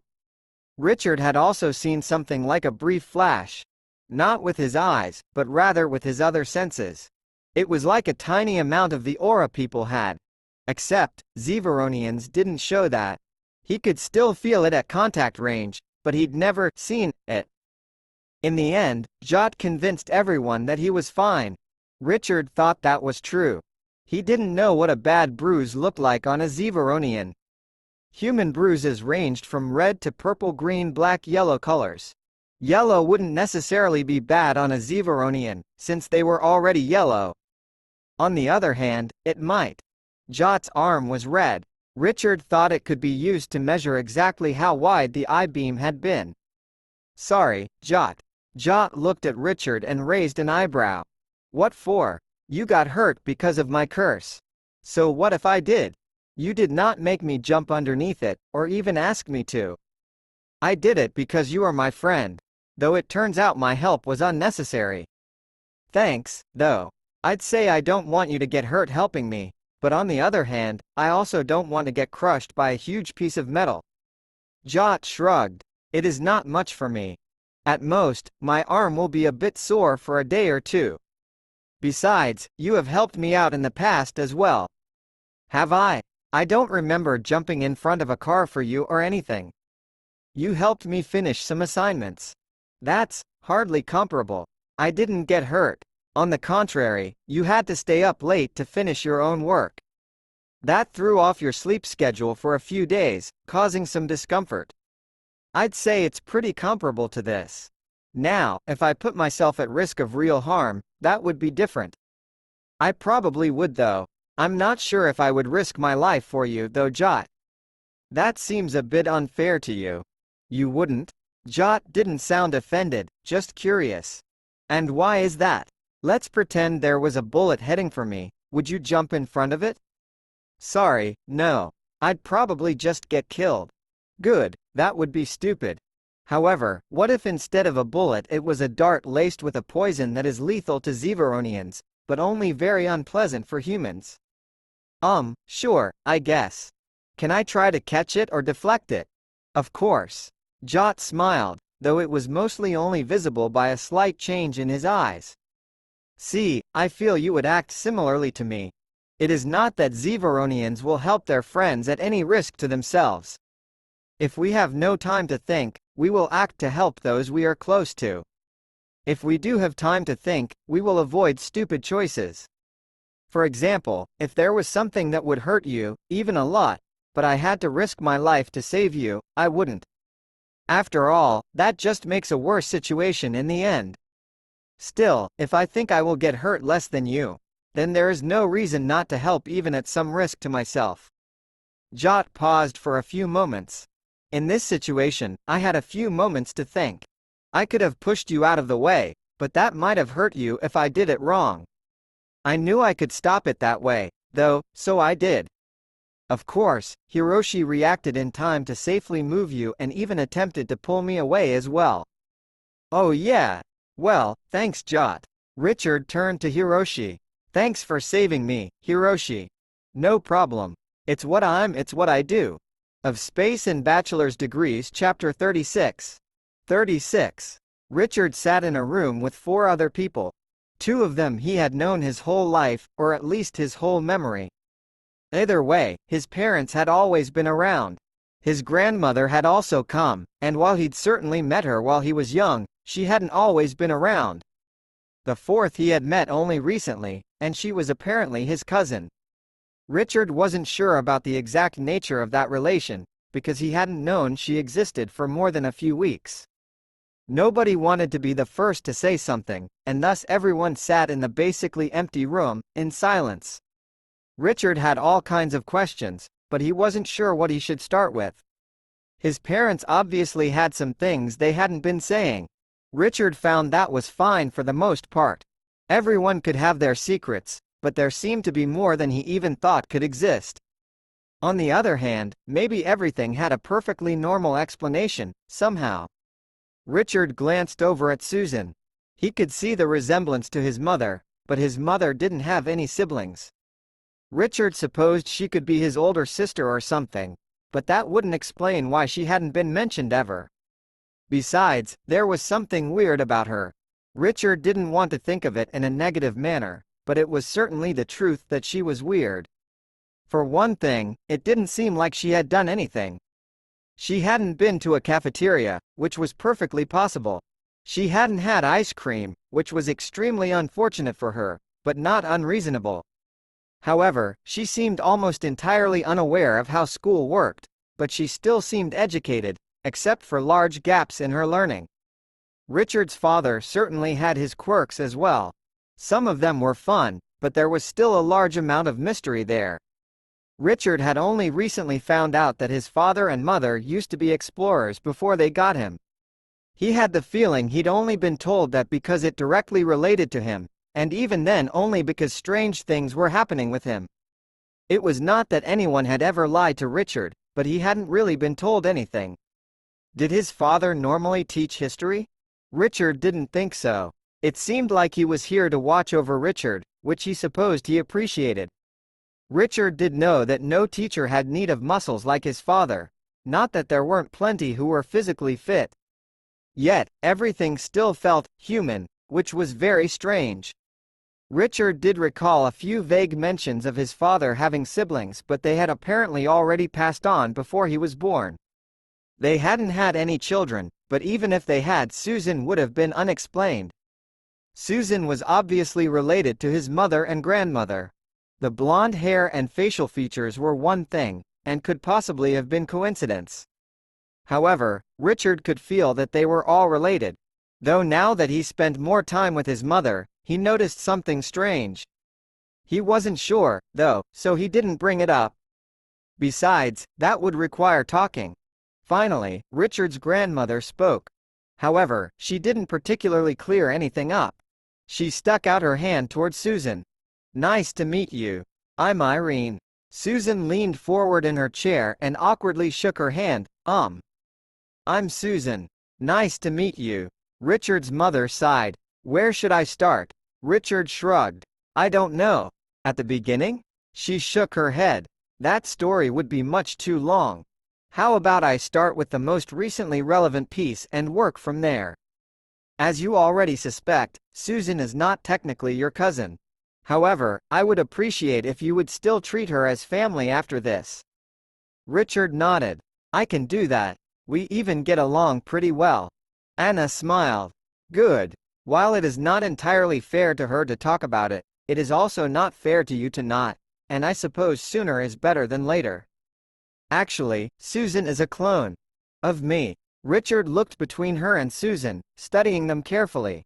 Strictly speaking, he didn't need to use his eyes for what he was doing. Still, it was the polite thing to do, and got his point across. Yeah, that makes sense. When Susan had first appeared, Richard had felt the genetic similarity, like family. However, he hadn't seen his mother except that brief moment since he developed those abilities, so he didn't really have any memories of what she felt like. Though he later spent more time with Susan, he didn't have a complete picture to compare to, so that was where his thinking stopped. After a few moments of silence, his mother spoke again. Well, is that your entire reaction, or are you still thinking things over? Richard shrugged. That was basically it. It makes sense, and it's not the weirdest thing I've heard lately. I mean, I'm not human, and I'm probably cursed. Susan looked at Richard with wide eyes. You're not human? Oh, yeah. Well, that depends on how you look at it. If I took a DNA test, I would definitely come out as human. Richard went on to explain what he really was, as best as he could. Some of his understanding was more based on feeling than actual words and knowledge, though he supposed in some ways it was those things as well. Just not in a way that was easily expressed. Half of him, not in terms of body but in terms of mind, was a strange thing composed mostly of energy. Susan watched Richard intently, and when she had determined he was finished, she spoke. That's weird. She immediately put her hand in front of her mouth as if she had said something horrible. I'm sorry, was that mean? Though Susan looked genuinely worried that she had offended him, but he couldn't reassure her because he was too busy laughing. After he managed to stop, he smiled. Sorry for laughing. It's just that, weird, is a very apt way to describe it. Me. It doesn't bother me at all. Oh, good. Susan smiled slightly. Richard turned to his mother. So, why is there a clone of you, and especially one that turned up suddenly and we didn't know about? His father and mother looked at each other. His mother was the one to finally speak. Well, that is a bit more complicated. It definitely wasn't something I authorized. She looked over at Susan.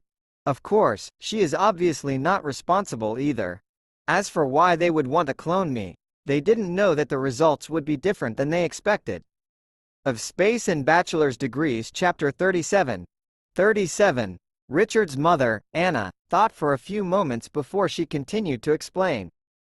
I suppose you must have noticed there are some strange things about your father and me. Richard nodded. I mean, for all that I've known you my entire life, I barely know anything about your past. Or your present, for that matter. I never knew what work you did, but sometimes one of you would go off on a business trip, for months or more.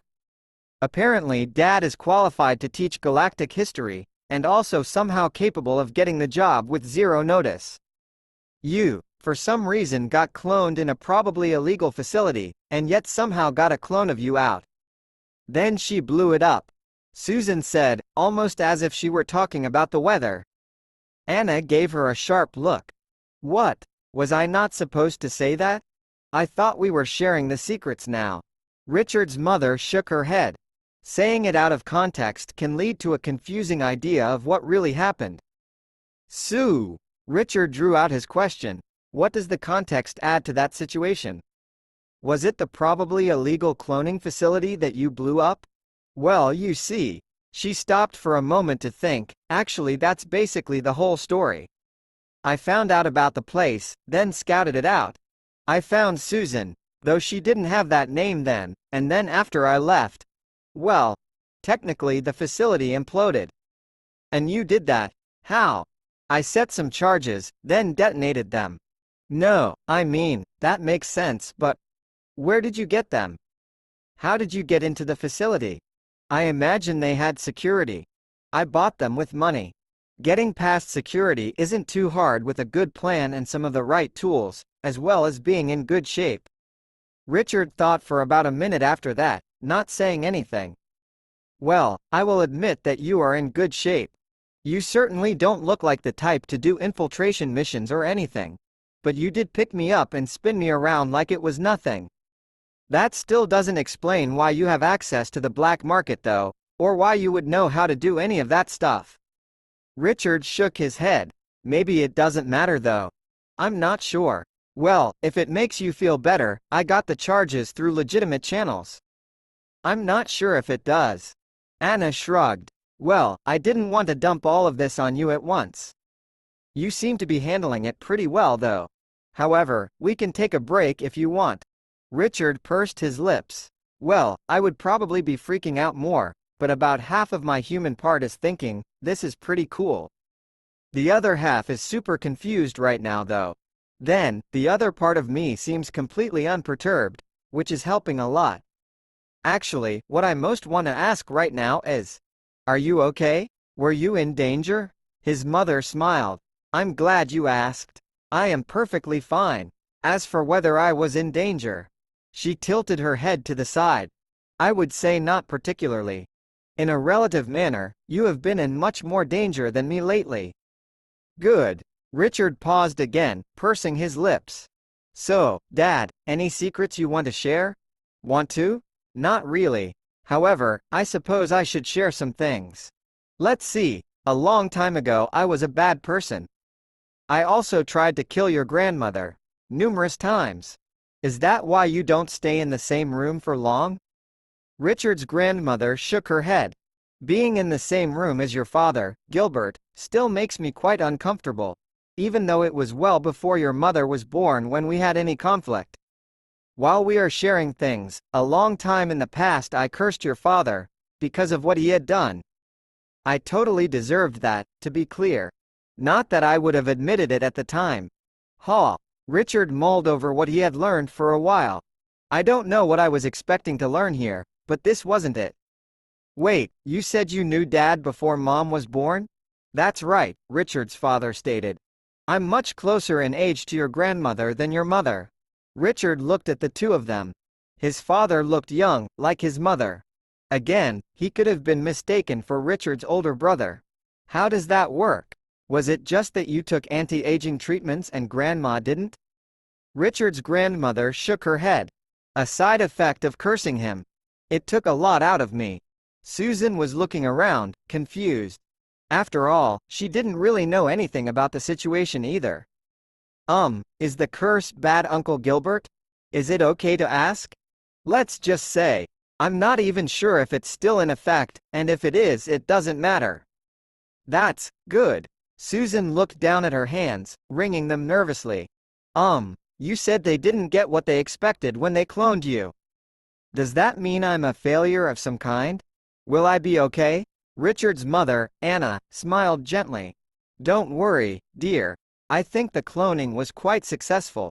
It was just that they expected more immediate results. I was raised from being a baby. That doesn't seem like they wanted immediate results. Anna shook her head. Accelerated aging processes never work out well, from what I have heard about clones. A couple decades was within what they would have expected. It's just that it will take you longer to get to the points that they wanted. Is that why they kept trying to make me do things I couldn't do? Testing my reflexes, fighting, and such? They seemed to think I should have been stronger. You can be as strong or as quick or as knowledgeable as you want. It will just take some time. A lot of time, and dedication. Oh, Susan continued looking down at her hands, quietly. Well, Richard said, it seems like we have a lot to think about. Will we be able to do this again sometime? You're not running off again somewhere, are you? Richard looked at his mother. She shook her head. I shouldn't be. All of my matters should be settled for the foreseeable future. Good, good. Richard shook his head. Why did everything have to all happen at once anyway? Richard's father shrugged. That's just the way things happen. Nothing for a long time, then everything at once. Of Space and Bachelor's Degrees, Chapter 38. 38. After thinking about it for a while, Richard realized he'd heard very little about his father. even though he knew there were a lot of things to explain. He supposed even if he had learned more, if it had all happened at the same time, he would have had some trouble processing it. As it was, he had a hard time believing that his mother had infiltrated and apparently destroyed an illegal cloning facility. However, there was also no reason to lie about that, otherwise it would have been a more believable story. Besides, Richard trusted his parents. As for Susan, believing she was a clone wasn't really a point of debate. After spending some time with his mother and her in the same room, he could basically tell that. It would also explain the gaps in her experiences. As for whether or not that changed how he felt about her as family, Richard didn't think it did. His origins might have been even more strange. Besides, he enjoyed her company. He also felt very close to her, but that might have been Jot's Zevaronian culture rubbing off on him, and the fact that they had spent most of the few weeks he'd known her together.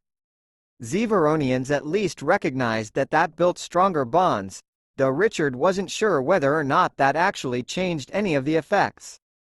Richard wondered what kind of course that would be covered in. Would it be biology or psychology?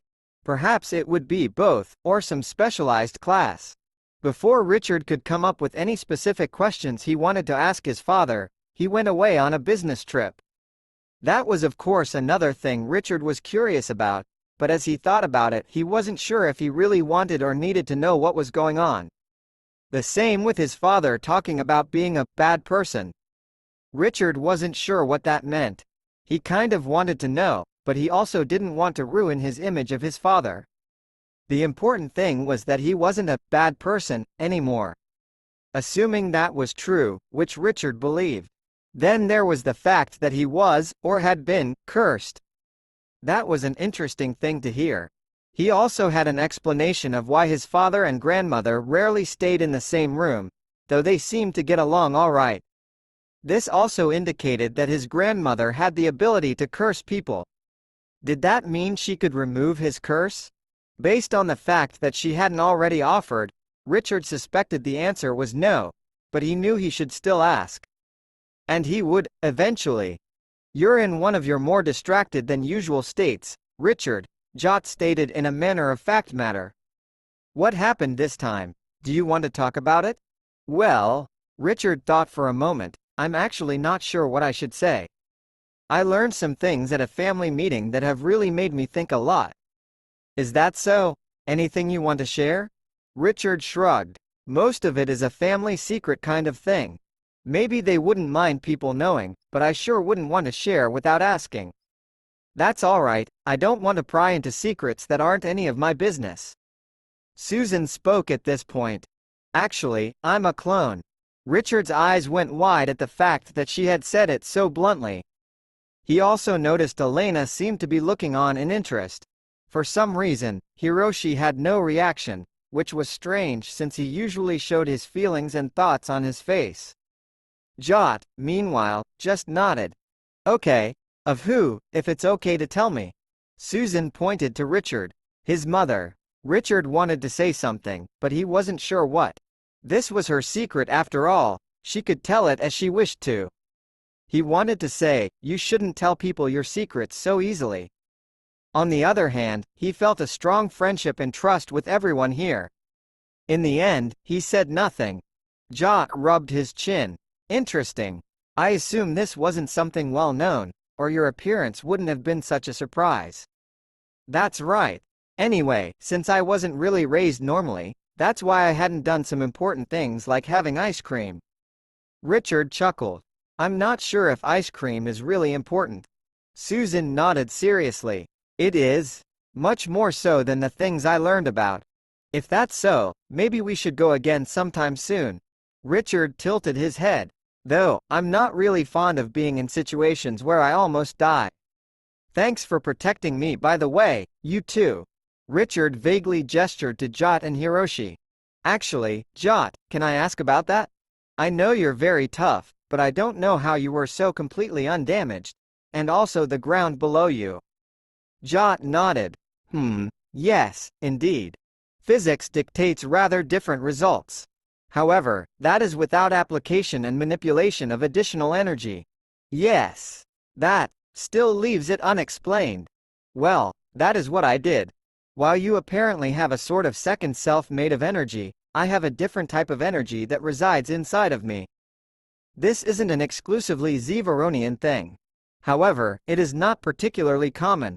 Depending on the application, it might go by different names. Magic, ki, psionics. These things exist, but it is not so easy to discover how they work. Methods of how to train these abilities are generally kept secret. Because, well, people like their secrets. Wouldn't it be a problem to talk about it then? Not really. It's not as if I'm explaining it in detail to you, and most people don't even believe in such abilities. Consequently, it makes it so they can't use them. Okay. In that case, I kind of want to equate the glowiness I see around people to this. But that can't be right, because you don't glow at all. Jot shrugged. That may actually be correct still. It's just that Zevaronians don't leak power outside of themselves. Unless they want to. To Richard's senses, Jot glowed only slightly, and only briefly. Well, okay, yeah, I saw that. However, if these abilities are rare, why does everyone glow? Who knows? There might be more to it, but people can still have this kind of energy without training. It's just they can't do anything with it. It could also be something else in addition. Jot scratched his chin. Though I can't say what that would be. As far as my experience goes, I just hit things with extra force. Speaking of which, it's time to go train. Of Space and Bachelor's Degrees Chapter 39. 39. Training was very relaxing, for all the effort it required. Maybe it was because of the effort. Richard concentrated on doing his best to move his body. He was glad his arm had healed, because this way he didn't actually use it and cause pain, and it was useful to have. Plus, he could do this, which got his mind off of the strange things happening in his life. Richard didn't particularly find the things he had learned about his family caused him to be sad or angry, but that didn't mean they didn't make him feel anything. Mostly it was just confusing because of how much there was to take in, even though Richard knew there were many more details he didn't have. Combined with what had been going on in his own life, taking some time to clear his thoughts was nice. Otherwise, they just rolled around in a giant ball of confusion, not really going anywhere. Of course, even when he was physically exerting himself, half of Richard's thoughts were still free. Fortunately, these thoughts weren't upset or confused. The part of him that was energy easily took everything that happened in stride, and when something wasn't really a danger to him, it easily passed on and stopped dwelling on those subjects. Of course, if he was interested in something particular, it would still think about it in the strange way it did. Though, at this point Richard had to admit that it was only strange from the perspective of others, as he had rather grown used to it. Richard hadn't seen much in the way of evidence for magic, or ki, or psionics, or whatever it was. Jot had glowed, and his grandmother had mentioned it, but beyond that there was very little. As for people glowing, he analyzed whatever he saw to see if he could find any particular evidence. As he watched Jot and the other Zevaronians spar, he observed them carefully. Unfortunately, this was a fruitless effort. Either they didn't do anything special, or everything was entirely contained in their own bodies. They looked as normal as ever. In other places, as Richard started to scrutinize what he saw more carefully, he started to recognize some differences. Although what he saw around people appeared significant, he realized it was generally only a very small amount of energy. However, he also started to notice the different types there were. After viewing a few people from a distance, Richard also realized he saw nothing until he approached closer. It wasn't that it was faint, but not there at all. Then, Richard realized these particular people weren't glowing at all. Instead, it was a subconscious way to make him recognize something. He wasn't sure what it was. However, he could tell that the part of him that was made of energy was actually reaching out to touch people, flowing over them. This was true of everyone around him, which is why he could tell some things that mere sight wouldn't. Like the genetic relationship between himself and Susan. Unfortunately, Richard couldn't figure out what most of the various things he saw meant. Surveying his friends, Richard saw various things. Jot was still just Jot, with nothing else. Elena had a bit of a glow, but Richard didn't think it was the same as the small sample of energy that Jot had shown him.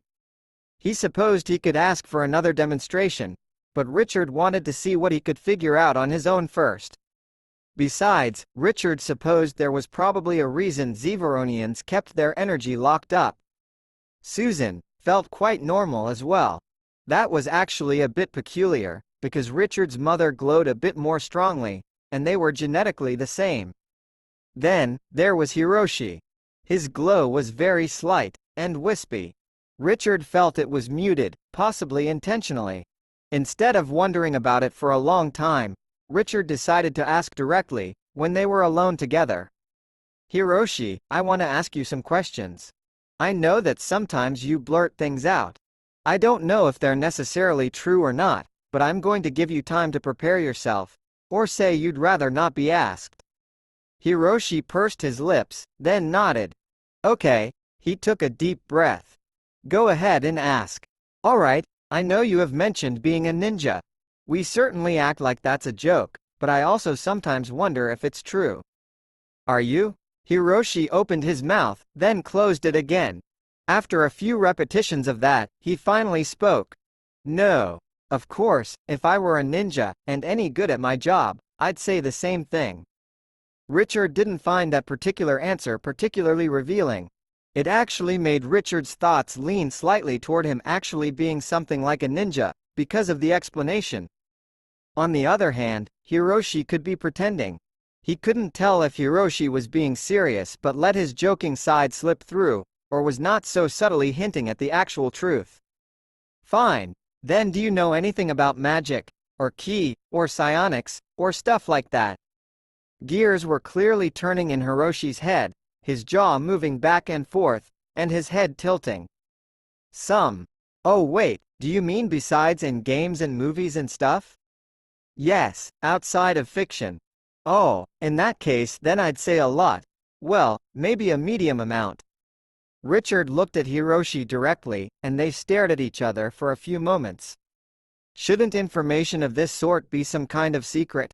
Absolutely, but I haven't told you anything yet. What about the fact that you know something? Wouldn't that be kept secret too? Yes. Yet you still told me? I did. Before you ask, I did it because I trust you, and I am authorized to tell some people. Hiroshi stroked his chin for a moment. Anyway, one of them is now you. Thanks. What can you tell me then? That is a big question. I'll start simple. From my perspective, I use ki, a mostly internal application of energy. So that's how you're managing to mostly keep up with the Zeveronians. That's right. Well, that and the rest of my ninja training. Richard half frowned at Hiroshi. This was going to be an interesting conversation. Hopefully, he'd learn something. Of Space and Bachelor's Degrees Chapter 40. XL. Hiroshi explained to Richard, actually, there isn't all that much I can do with ki. I can expand my body's capabilities, and there are some cool tricks I can do. But it's rather limited. Those who taught me can do some pretty amazing things, like creating fire. Of course, a flamethrower can do that too. I suppose that's true. It would be pretty useful though. Can you teach me? Actually, are you allowed to teach me? To that, I would have to answer no and yes. I don't want to get you in trouble or anything. I know people like to keep that stuff secret. Hiroshi shook his head. That's not really the problem. I'm not particularly qualified to teach you, and it takes at least a decade. Thus, I really can't, at least, not anytime in the near future. Oh. Richard looked over Hiroshi. Jot was a good bit older than Richard, in body and maturity, if not in heart. Hiroshi, however, appeared basically the same age. He was human, which meant he would generally have started university at around 18.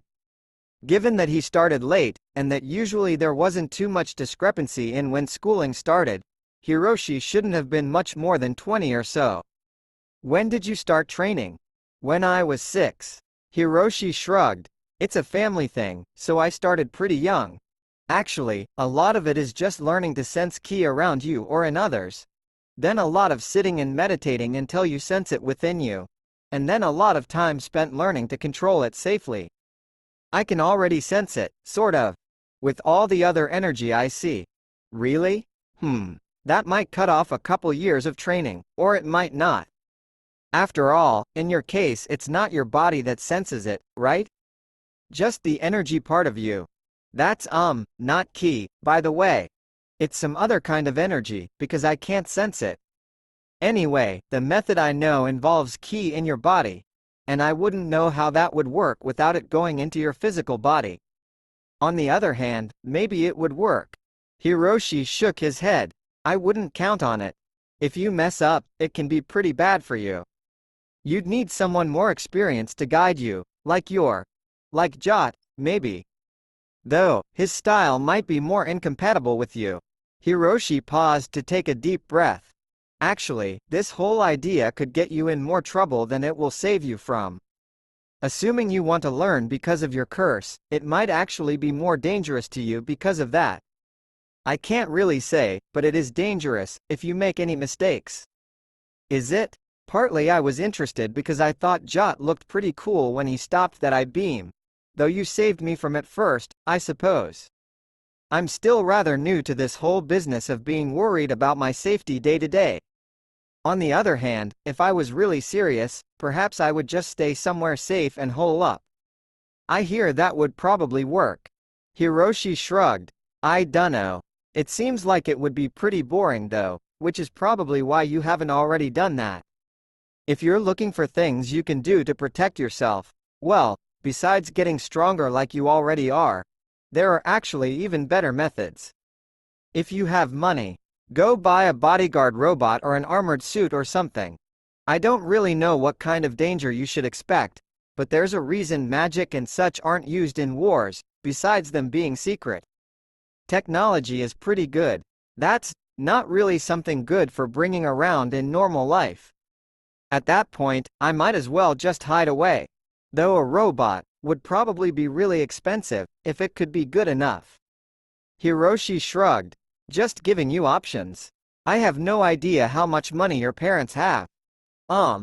Richard thought for a few moments. Honestly, I don't know either. Well, as your friend, I should say not to worry too much. That will make your life worse. Not that you shouldn't take care of your safety. Just try to hang around with either Jot or me. I can't say I can stop stuff from falling on your head, but I can react fast enough to help move your head out of the way. And the rest of you, too. That's a good point. Though I'm not sure if I always want to be relying on my friends. Hiroshi shrugged once again. That's just how things work. People always rely on their friends, for many different things. In this case, it's just a little bit of physical protection instead of emotional support. I suppose so. I don't want to always rely on that, though, because you won't always be around. Richard stopped to talk his father, Gilbert, after classes one day. I have a bit of an odd question. I don't really know how much money you and Mom have, but could we afford a bodyguard robot? His father scrunched his face up for a moment, before nodding. Normally, we wouldn't spend that kind of money, but we can. Do you want one? For your safety, we can.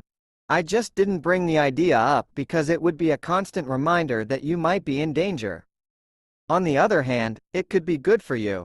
Richard thought for a moment. Honestly, I don't think I do. At least, not right now. I'm sure my friends would understand, but beyond them, I imagine I would get weird looks. I could pretend that I only care about what my friends think and not anyone else, but that wouldn't be true. If things get worse, though, then I might. I just wanted to know if it was possible. His father nodded. For you, your mother and I would do anything. That said, if you were a bit less responsible, I might have to place some caveats on that. I trust you to make responsible decisions, or at least to try, which is more than can be said for many people. Thanks, Dad. Just out of curiosity, though, how expensive could it be without causing financial trouble? His father sighed dramatically. Already pushing the limits, are you? Seriously though, we have a good amount of money set aside. We could get whatever you need. We could also hire a non-robot guard, if you would prefer that. Thanks for the offer. I'll consider it. Right now, I'm going to try to make myself safer. All of the situations I've been in could have been avoided, or at least made more tolerable, if I was ready to react. Though, knowing I have great friends and family to fall back on will keep me sane. Of Space and Bachelor's Degrees Chapter 41. XLI. Richard found that focusing on the world around him looking for dangers did have some benefits.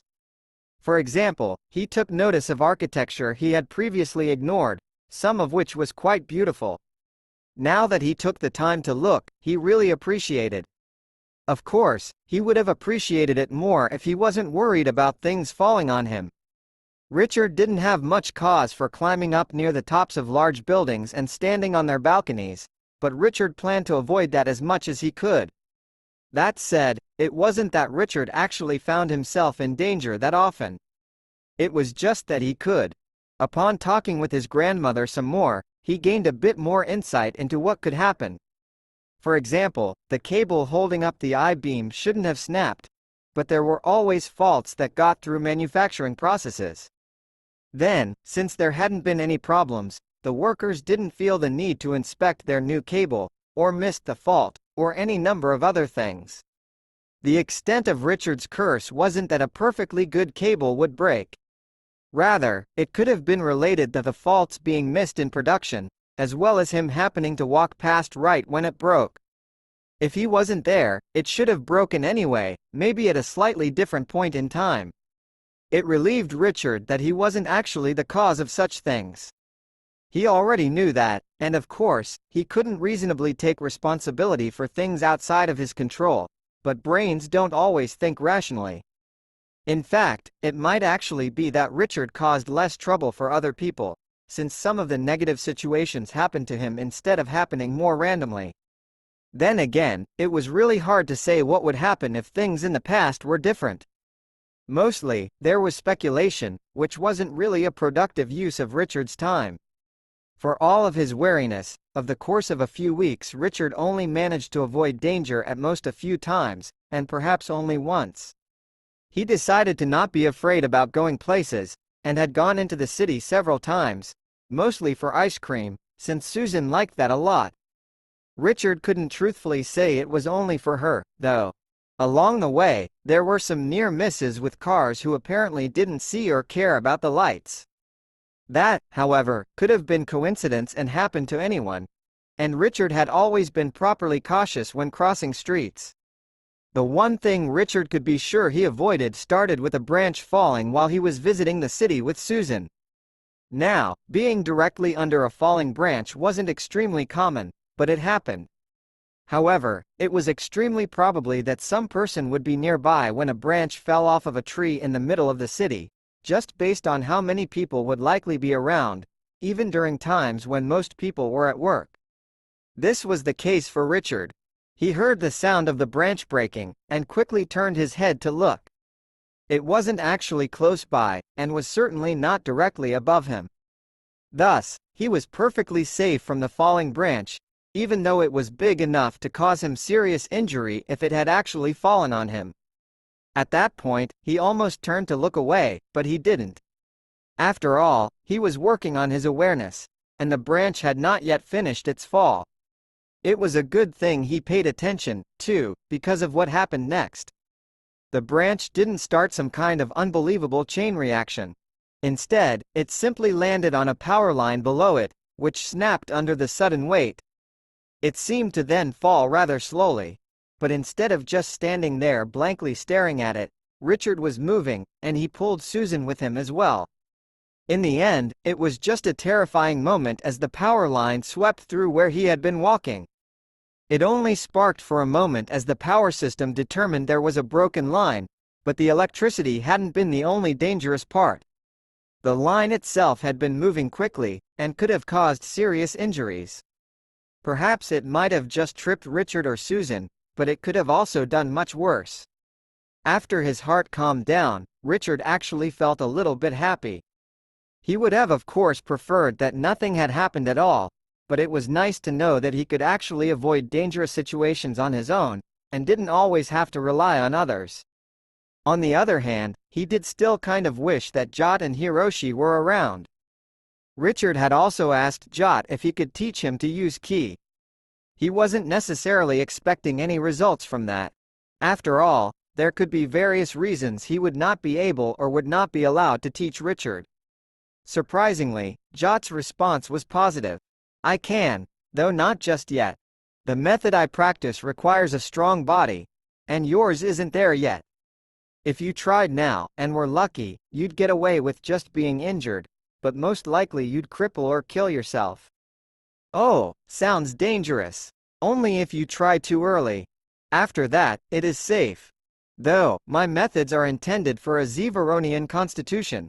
Thus, even though I can teach you, I will err on the cautious side. Once you reach a similar level of strength of body, we can discuss whether it is a good idea to try. That is, assuming your new kind of muscles and bones can reach the required level. I think they can, but I suppose we'll have to see. Also, your internal organ will have to be up to par. That will be painful for you to test, but it should be safe, as long as I am the one doing it. Unfortunately, they aren't like a muscle that you can train, so that might not be possible for you.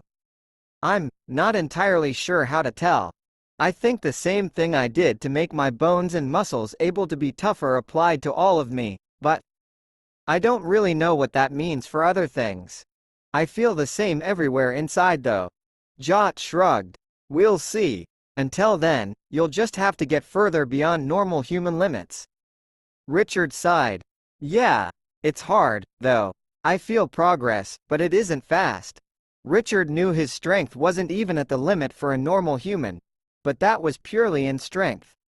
People who were bulky with massive muscles would certainly be stronger than Richard still, at least if measuring how much they could lift or pull or bench press, but Richard's muscles were still slim. He felt himself getting stronger, and he felt himself getting more agile as well. Looking at Jot's frame, he actually thought that was much closer to what he needed anyway. If it was fast or easy, it wouldn't really be an accomplishment. Jot smiled slightly. You work hard and are making good progress. I think you can be proud, and hopeful for the future. Of Space and Bachelor's Degrees Chapter 42. XLII. Richard's father wasn't at classes for a week. The official reason for his absence was that he was visiting a conference, but that was quite simply ridiculous. There was no reason for him to go to a teaching conference, especially not during the school year, and also because he wasn't normally a teacher. Richard found him after he returned. Can I ask you about why you were gone? Yes, you can. Mr. Smith grinned slightly. Richard stared blankly for a moment, before sighing. So, why were you really gone? Oh, I had a duel to the death with someone, Richard's father said as if it were the most natural thing in the world. I probably would have taken that as a joke before. Now, I can't tell. Is that even a legal thing? I'm not actually sure if I want to know. No, it wasn't a joke. Also, I'm quite certain it was legal where we were. Well, are you okay? I'm not dead, am I? Well, no, but people can get injured in duels, I think, even if they win. I suppose that's true. No, I'm not injured, thank you. Good. You know, I wish you would tell me before going off and doing something dangerous. Of course I would. Why didn't you this time? Mr. Smith briefly got a confused look. Oh, that's because it wasn't dangerous this time. Do you think I'd accept a duel to the death if I could lose? That would be ridiculous. I mean, the other guy should also think he wouldn't lose, right? Also, why were you challenged to a duel to the death? Actually, I forgot to ask. Richard couldn't help but facepalm at that. Really? You didn't ask? Does this kind of thing happen often? Mr. Smith shook his head. Not that often, no. I assumed he had some kind of grudge from the past with me. So what if he didn't? What if he confused you with someone else, and you just killed someone innocent? Oh, no, this guy totally deserved it. He was a real jerk and didn't even politely introduce himself before demanding a duel. People asking for duels to the death don't make mistakes in who they're asking either. Richard was silent for some time, thinking. I feel like I should probably care about someone dying for possibly a bad reason, but I don't. Does that make me a bad person? Mr. Smith shrugged. We can't care about everyone or everything. We'd just go crazy. Right. Plus, I do care about you, and since one of you apparently had to die, I'm glad it was him. Richard pondered how much his life had changed from less than a year ago. It was strange. You know, I bet normal families don't have parents that do crazy things like you guys. Normal families? No. However, I bet you would be surprised at how many people get involved in this kind of stuff. Really? How many? Richard's father shrugged. I don't know, but I bet it's surprising. Right. I'm sure it is. With all of the exceptional events happening in Richard's life, each new one seemed less impressive. That said, Richard still found himself thinking about everything, and whether it was really happening. Of course, the immediate answer that came to mind was that it definitely was. It wasn't as if anything were hazy or unclear like a dream. He could also feel pain, which also did not happen in a dream. At least, not physical pain. Furthermore, he had considered whether it was really a dream enough that if his life now was just some kind of extremely long lucid dream, he should have been able to affect the world around him by this point. However, nothing changed. Not that Richard was dissatisfied with his current life as a whole. Although he was not human as he had always believed for the rest of his life, having this strange part of him that was energy seemed to only be an advantage, though perhaps it would be a problem if he didn't have sufficient food available. He had good friends, strong, smart, and loyal. He even had a good family, even if there were still some details he didn't know. Of course, he couldn't complain about his position in life. He was very lucky to be able to get everything he needed, and more than he needed. He could have gone to whatever university he wanted, providing he met the entry requirements. There was only the slight problem of facing potentially mortal danger occasionally.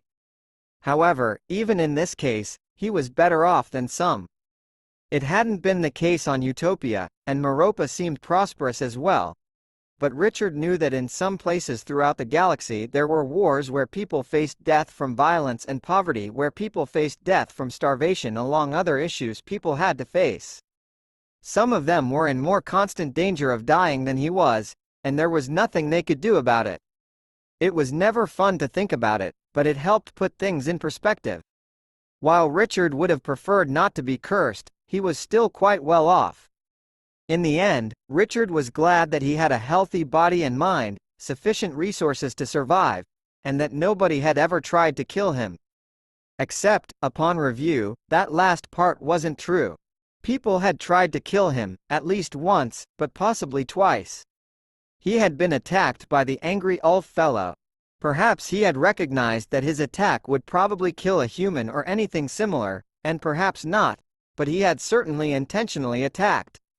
He likely would have done worse if Jot had not been around. Then, there was the other incident.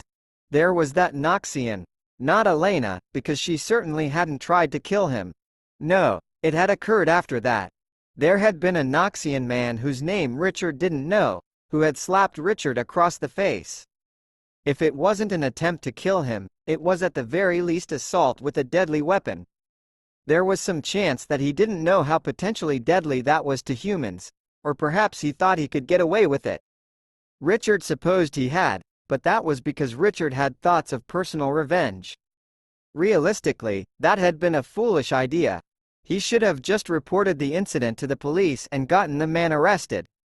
For one thing, if Richard did anything himself, it would be outside the bounds of the law, and Richard wasn't really interested in breaking laws if he could help it. Regardless, the two incidents together added up to at least a single case of people trying to kill him, if not two. Richard thought that number was unusually high, but upon review of his family, it didn't seem that much above average. That was actually probably the strangest part. Of Space and Bachelor's Degrees Chapter 43. XLIII. More time passed, and Richard's life began to feel rather routine and normal. There seemed to be a lull in the dangerous incidents as well. However, Richard didn't want to falsely believe that he would continue to be safe. There was the possibility of the curse on him fading or disappearing, but it wasn't likely. More likely, he was just currently lucky, as funny as that sounded to Richard's own thoughts. Richard just wanted everything to continue as it was, but of course that couldn't be the case. However, he wasn't expecting what actually happened. It happened one day after dinner. As the group of Richard and his friends were leaving, a Knoxian approached Elena and handed her a letter. No, not just any Knoxian. The Knoxian. Richard almost punched him right there. However, the Knoxian just sneered, said something that sounded flowery, and walked away. What was that all about? Jot asked. Nothing important, Elena said. Hiroshi started muttering to himself. Summons, noble court, future of Noxians. Hey, Elena said. She looked down at her hands that used to have a letter. Give that back. Hiroshi hid his hands behind his back. Give what back? You took my letter. Absolutely not. Hiroshi's held up his hands. See? Elena looked like she was about to slap him, but as she raised her hand, she found the envelope in it, still apparently sealed. She frowned. I need to go. Then, she quickly walked off. Richard thought about following, but her attitude made it clear she didn't want anyone to do so. Jot, I have a request. Oh, sounds serious. It is. If you ever see that guy get near Elena again, I want you to punch him in the face. Jot smiled slightly. In the face specifically, or just anywhere?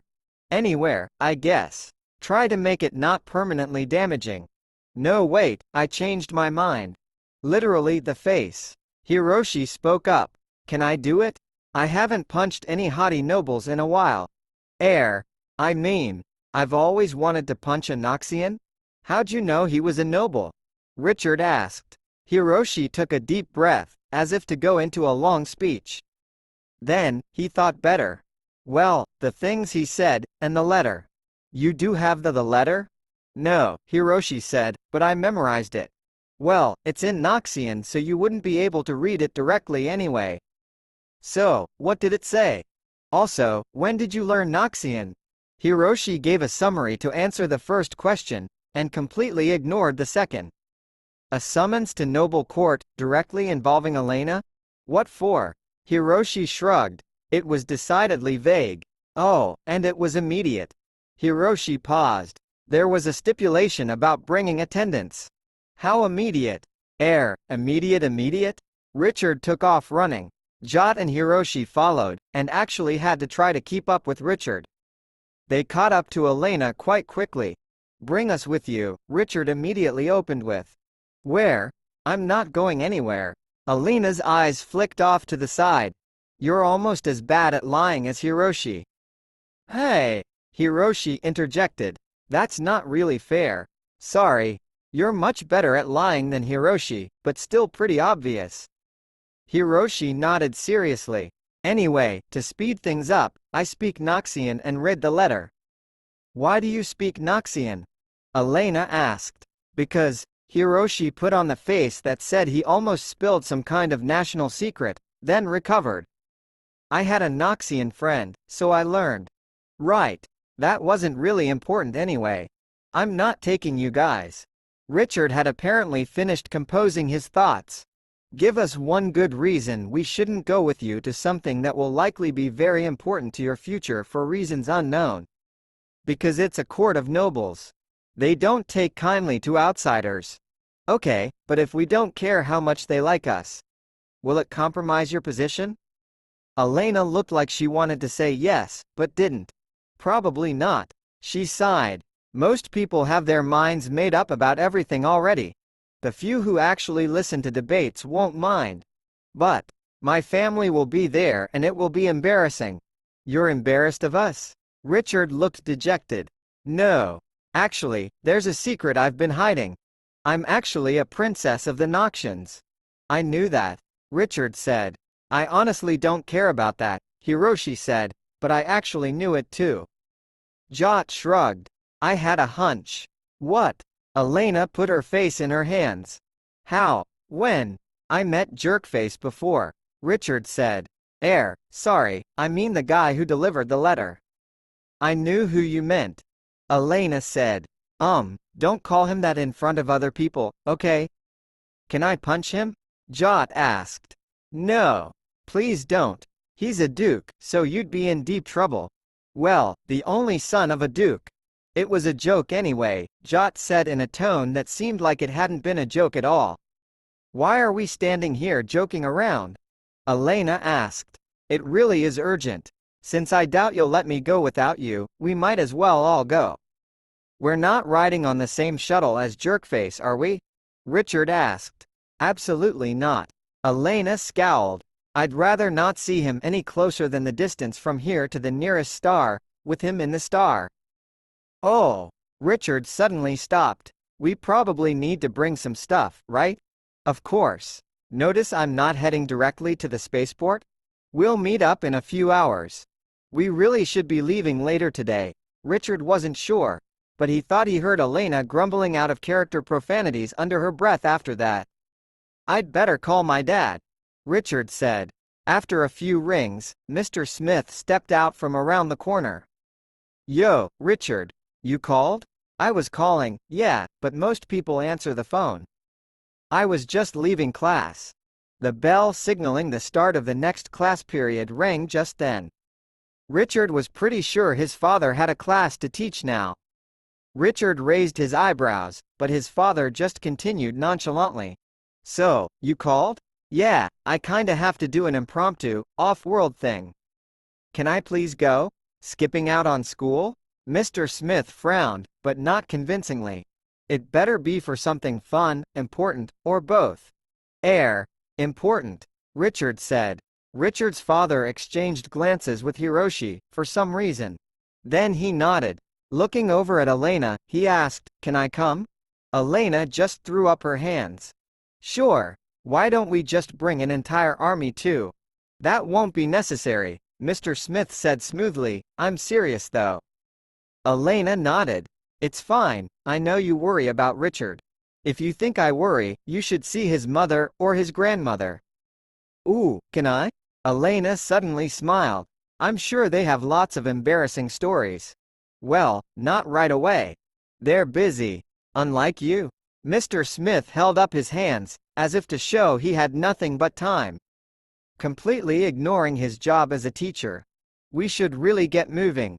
I'm supposed to arrive as soon as possible, even though travel will actually be a couple weeks by itself, and there will probably be a few more to resolve this. Think about how much time you can actually afford to spend if you're coming. Of Space and Bachelor's Degrees Chapter 44. XLIV. The ship waiting for Elena was quite small, because accelerating to near light speed required a very large amount of energy. Richard was excited to fly in a vessel with a time distortion drive, having never experienced it before, or at least not remembering it. He wanted to know how it was different. He was excited, waiting for it to activate. Then he realized it already had been. He was kind of disappointed.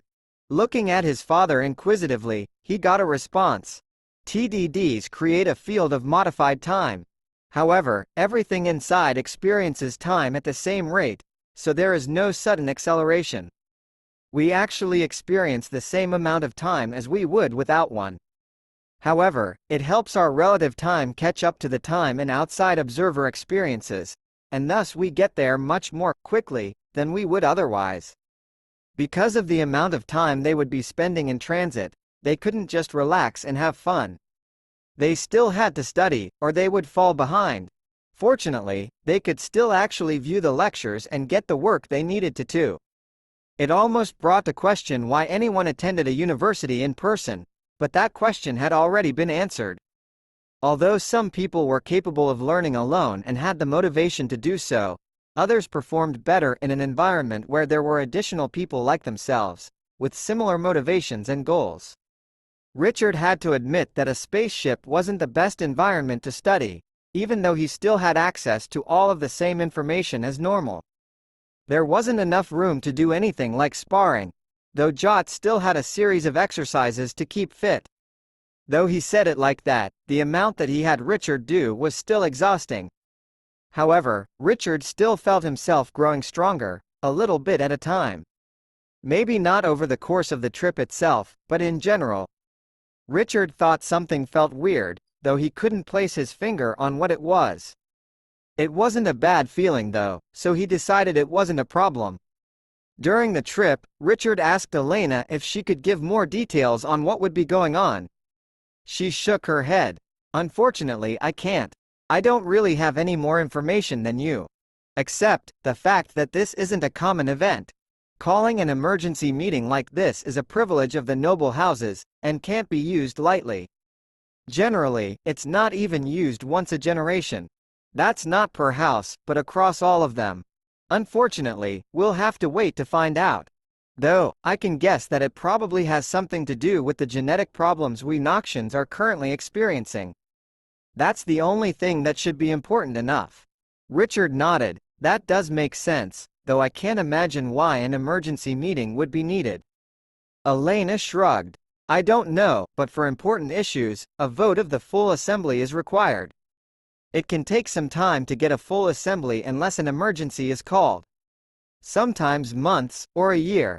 I'm not sure if I am the furthest away or not. If not, we may have to wait some time. However, most Knoxians live in the systems close to our home system.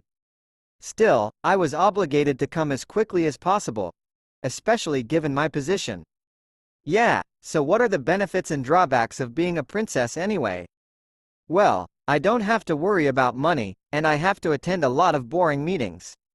This is just one I actually have to go to in person.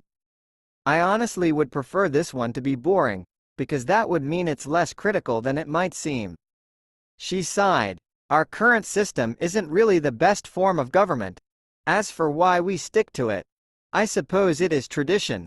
We've had a royal family and nobles for a very long time, though any power we wield is really just limited our home system and the others nearby that we control. That, and any power we get from our wealth. She shrugged. That varies significantly from place to place. Though many of us value the tradition we have, some don't. As long as they don't live in the systems we govern, we can't, and shouldn't have any actual effect on them. You sound somewhat upset at things being the way they are. Well, that might be. Though I think tradition can be a good thing, we were quite slow to admit that there was something wrong with our people. Perhaps we would not have reached such a poor state if we admitted it earlier. Though I sound quite negative about our current system, I think it would do similarly to other forms of government, given some conditions. Specifically, it needs to be run by the right people. Taking a look at where you came from. Though utopia is still a bit of a stretch, it has a long history of generally well-accepted leaders who seem to have made good decisions for the prosperity of the citizens. Perhaps it is just good luck that you got relatively good citizens who elected relatively good leaders, or perhaps there is just a good system for elections in place. Richard shrugged. I'm not sure. The system allows for the most people to be happy, or at least not upset, at who is elected. There was a lot of effort put in to make sure it's not just a decision between a pair of polar opposites, or a few different schools of ideas. Actually, though, it's not like the system came that way.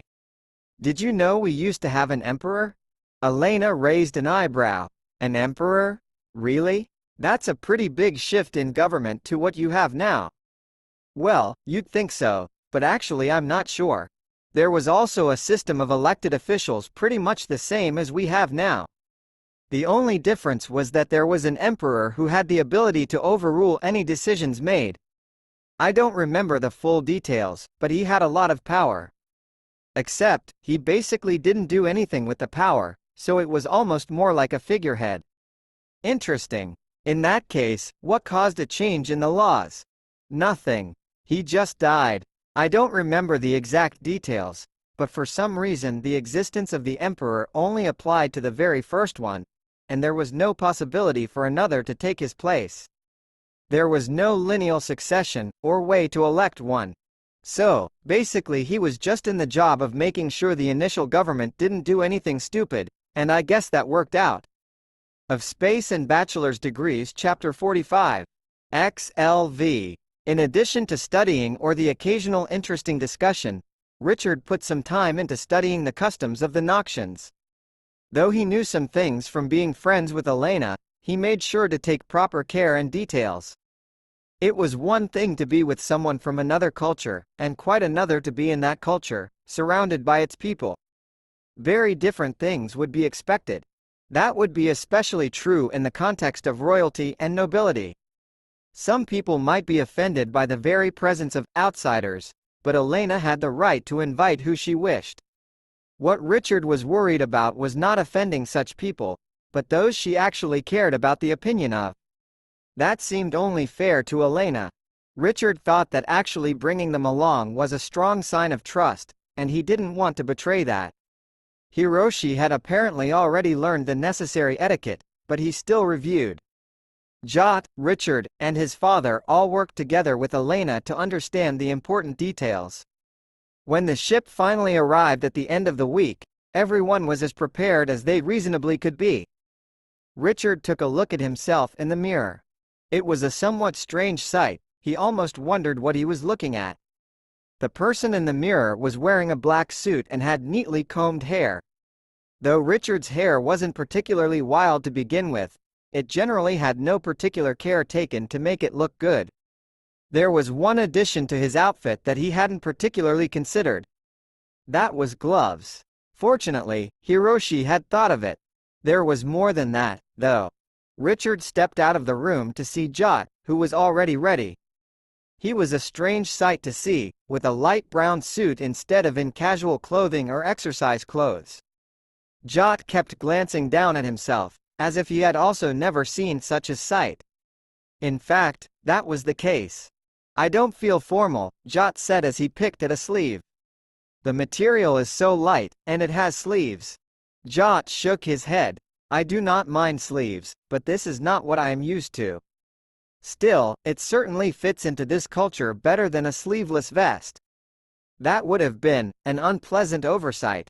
Somehow, Hiroshi and Richard's father's efforts combined had managed to get a suit that for Jot in the few hours they had before they had gotten on the ship.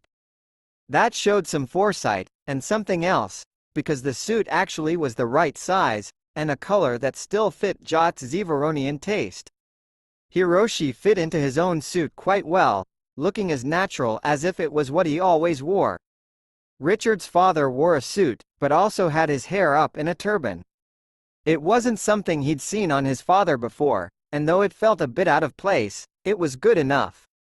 There was a good reason to have it that way, just like the gloves. Knoxians had toxic bodily fluids, which included the oils that would be on their skin, or their hair.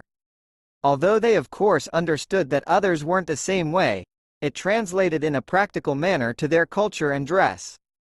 Having exposed skin or long, unrestrained hair was not only a health hazard, it was culturally unacceptable. While they wouldn't necessarily hold others to the same standards all of the time, since Richard and the rest were attending a formal function specifically of Knoxians, following those traditions were the best way to be polite. Though their faces and the short hair several of them had were still uncovered, Elena had assured them that it wasn't a problem. Susan was the next to arrive. She was in a nice dress, also hastily arranged like Jot's suit, but still quite adequate. Richard had never seen her in a dress before, but he had seen his mother in a dress, and thus it was not an entirely foreign sight. Still, like many experiences, it was new to Susan. "This is a very nice dress, Uncle Gilbert. I'm afraid to ask how much it cost." Richard's father shrugged. "Not too much, don't worry about it. Besides, you needed it." After a few minutes of waiting, Elena herself finally came out. She was wearing a dress, and though it came in the same sorts of greens as her usual clothing, it felt very different. Although the top still had the same basic function, and still covered her completely from her neck to the tips of her fingers, it had intricate designs instead of being plain. The sort of hood and veil that Elena was wearing was also stylized, with the gauze-looking part of the veil having patterns in it. The dress continued downward from her waist, not billowing out like some. It gave a very different impression from the pants she normally wore. Knoxians weren't much for jewelry, since it would be hidden by their clothing, but Richard saw some small sparkles on the surface of her dress, forming intricate swirls. He imagined that those weren't just pretty pieces of plastic. Richard managed to say, "You look good." There wasn't much else he could say. Though she was his friend, Richard was also occasionally reminded that she was also an attractive woman, even if acknowledging that was about as far as things could go before there was danger to his health. "I know." Elena smiled. "You boys clean up pretty nice yourselves." Her eyes darted between Richard and his father. "You know, with his hair hidden like that, you look even more similar." She looked up at a clock on the wall. "We should be landing any moment now." There wasn't really any uncertainty to be had about travel times in a spaceship. It wasn't like travel around a planet, where there were air conditions to deal with, except during the brief minutes of takeoff and landing. When traveling through explored space, there weren't any unknown variables to deal with, and once the cruising speed was reached, there was no change in motion. Thus, an arrival time could be predicted exactly. Of course, there might still be some time change based on when the spaceport was open for landings, but since this ship was expected, and carrying the princess, there would be no wait. That meant that Richard would be meeting Elena's family soon, and unlike with her, he was aware they were royals. That made him somewhat nervous, since the only things he knew about them was their names, learned on the trip. The formal clothing didn't help make the event seem as casual as meeting a friend's family either, and with the Knoxian cultural emphasis on formality, Richard was just hoping he wouldn't make a fool of himself. Of Space and Bachelor's Degrees Chapter 46. XLVI. As the group got off the ship into the nearby buildings, they were met by several Knoxians. It was immediately obvious that these weren't servants sent to pick up Elena, both by their manner of dress and their attitudes and bright smiles when she came into view. She immediately smiled back. "Father, mother, brother." The last was less enthusiastic than the others, though Richard felt that it was said somewhat sarcastically. Elena's family reunion felt a bit less happy than he had imagined. It wasn't that everyone wasn't smiling and talking. Elena went up to each of them in turn, and they bowed in a rather formal way. Richard would have expected hugs from his family, but on the other hand it made little sense for Knoxians to hug. Though they enclosed themselves in protective garments, if there were any problems it would be quite dangerous. Though Knoxians were more resistant to each other's toxins than humans were, nobody wanted to experience something even potentially life-threatening. Though they were all speaking Knoxian, Richard and the rest had translator units. After all, many things would be spoken around them solely in Knoxian. After the initial greetings, and a small bit of catching up, Elena's family turned to the rest of the group. Her father took the lead to ask, "And who are these friends of yours?" He spoke in very clear common, not that Richard would have expected differently. After all, Elena didn't really have a noticeable accent easier. Most places spoke common for interacting with other places, and while not all Knoxians would speak common, nobility and royalty were responsible for diplomatic actions. Even if it wasn't required with translators existing, speaking a language almost everyone understood was sensible. "This is Richard Smith." She paused, and Richard bowed politely. It was strange not to offer a handshake or something, but that wasn't a great idea. Richard saw a slightly strange look in Elena's father the king's eyes. "This is Jot." Susan again paused between each introduction. "Next is Hiroshi. Then we have Susan Smith, and Richard's father Gilbert Smith." At the end Richard saw the look again, though he might not have noticed it if he didn't interact with Jot and some other Zeveronians regularly. They were subtle with the emotions displayed on their face, and that had given Richard some practice reading people. This particular look was recognition. "My friends, this is my father Gregor, my mother Catherine, and my brother Carl." Richard had learned that Knoxians' names, such as Elena, were just the version that were easy to pronounce in common. This was similar to Jot being Jot, instead of whatever his full name was. After the introductions, the group turned to head elsewhere, instead of standing near the ship. Carl actually came up to Richard and offered his hand, which Richard shook. I'm Carl. I've heard a lot about you from my sister. Richard. I've heard that you exist. Ha! Just recently too. Even if Elena hadn't been keeping the fact that she was a princess covert, she probably wouldn't have mentioned me much. I'm a bit of an embarrassment. How so? Well, I'm a bit of an anti-traditionalist. He raised his eyebrows. You're a bit of an odd one yourself though. Why did you shake my hand? You offered. Carl smiled. Not afraid? Or are you just reckless? If I have to answer that, I'm not afraid, so shaking hands seemed natural when you extended yours. Though, perhaps I should have thought about it. Why? Carl touched his chin thoughtfully, though there were at least 2 layers of fabric between his actual hand and his chin. There's a reason we wear gloves. It's not because we like how they feel. Yet, everyone's afraid of shaking hands with a Knoxian. It's not dangerous though, exceptional circumstances aside. I hear you ran into some of those. These gloves aren't easy to slice open, you know? Everything is also designed to neutralize any traces that gets on them, so even if we were careless with putting them on, there aren't any residual toxins on the outside. The chance of being in danger from shaking a Noxian's hand is ridiculously low. I guess people just don't like that possibility. Carl shrugged. I suppose so. Want to know something interesting? You're much more likely to get sick something serious and deadly from a handshake with people not your own than you are to have problems with a Noxian. Something mild to one species might be deadly to another. It's just that Noxians look more dangerous, even though the probability is much lower. Richard shrugged. People are irrational sometimes. I have to say though that personally 40% of the Noxians I've met have almost killed me, or tried to. Carl's eyes glazed over for a moment, before responding. Who's the other one? Richard pondered for a few moments. I'm pretty sure his real name isn't Jerkface, but I don't actually know his name. Carl thought for a few moments. Well, the only other Noxian I know of that went to Meropa is Jaren Olbrith. Sounds like a fitting nickname. Oh right, Elena told me I wasn't supposed to say that here. Carl shrugged. I won't tell. I might call him that myself though. Not a fan? Carl shook his head. He's the worst kind of traditionalist. He just uses tradition as a weapon, just like his father did. Unfortunately, he's actually quite good with weapons. Still, it's not normally like him to call for this kind of meeting. If it's not truly important, he's not going to get off with just a slap on the wrist. He called for this gathering? Why don't I like that at all? Because he's as pleasant as a dried-out piece of dung. We should really catch up with the rest of the group. I don't want my sister to think I'm being a bad influence on you.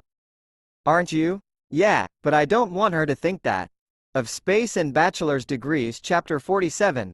XLVII. Unfortunately, the time for introductions quickly passed, and events moved on to much more boring avenues. Elena had indeed been the furthest away noble, though Jaren, having delivered the summons letter, had not arrived much earlier. The rest of the nobles had generally arrived days in the past, though a good number of them were already on planet. Regardless, Richard found himself almost immediately funneled into a large room. Rooms such as this were not unfamiliar to Richard, and in fact he saw something similar almost daily. It was a large, semicircular auditorium. Although the ones at Meropa University were not always the same shape, they suited the same purpose. This particular auditorium was a bit more formal and political, with chairs seated behind long curved tables, rather than the kind that had small individual desks that could be flipped up. The seats also looked more comfortable, but Richard thought that comfort would fade after some time, and there would potentially be a lot of time involved.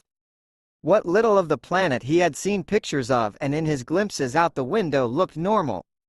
That was actually somewhat odd feeling, given that the planet had a toxic atmosphere. The skies looked just about the same, and though the sun was a slightly different color than the other planets Richard had been on, it didn't look much different. Of course, it wasn't like toxins always advertised themselves with a green color, or even any color at all. There were a good number of transparent gases that were toxic, and the Knoxian atmosphere contained several of them. Though, Richard had heard that those numbers were down significantly. Though it wasn't immediately deadly to the Noxians themselves, some of the atmosphere had still been unhealthy. That meant reduced lifespans, and so over time they had taken the effort to reduce the levels of harmful toxins in their atmosphere. However, for all of the filtration devices, the atmosphere in the auditorium felt worse. Not that there was anything wrong with the air itself. Just the people in it. Richard got the distinct feeling of different factions, if not from the staggered seating arrangements, then from the various glares being cast around.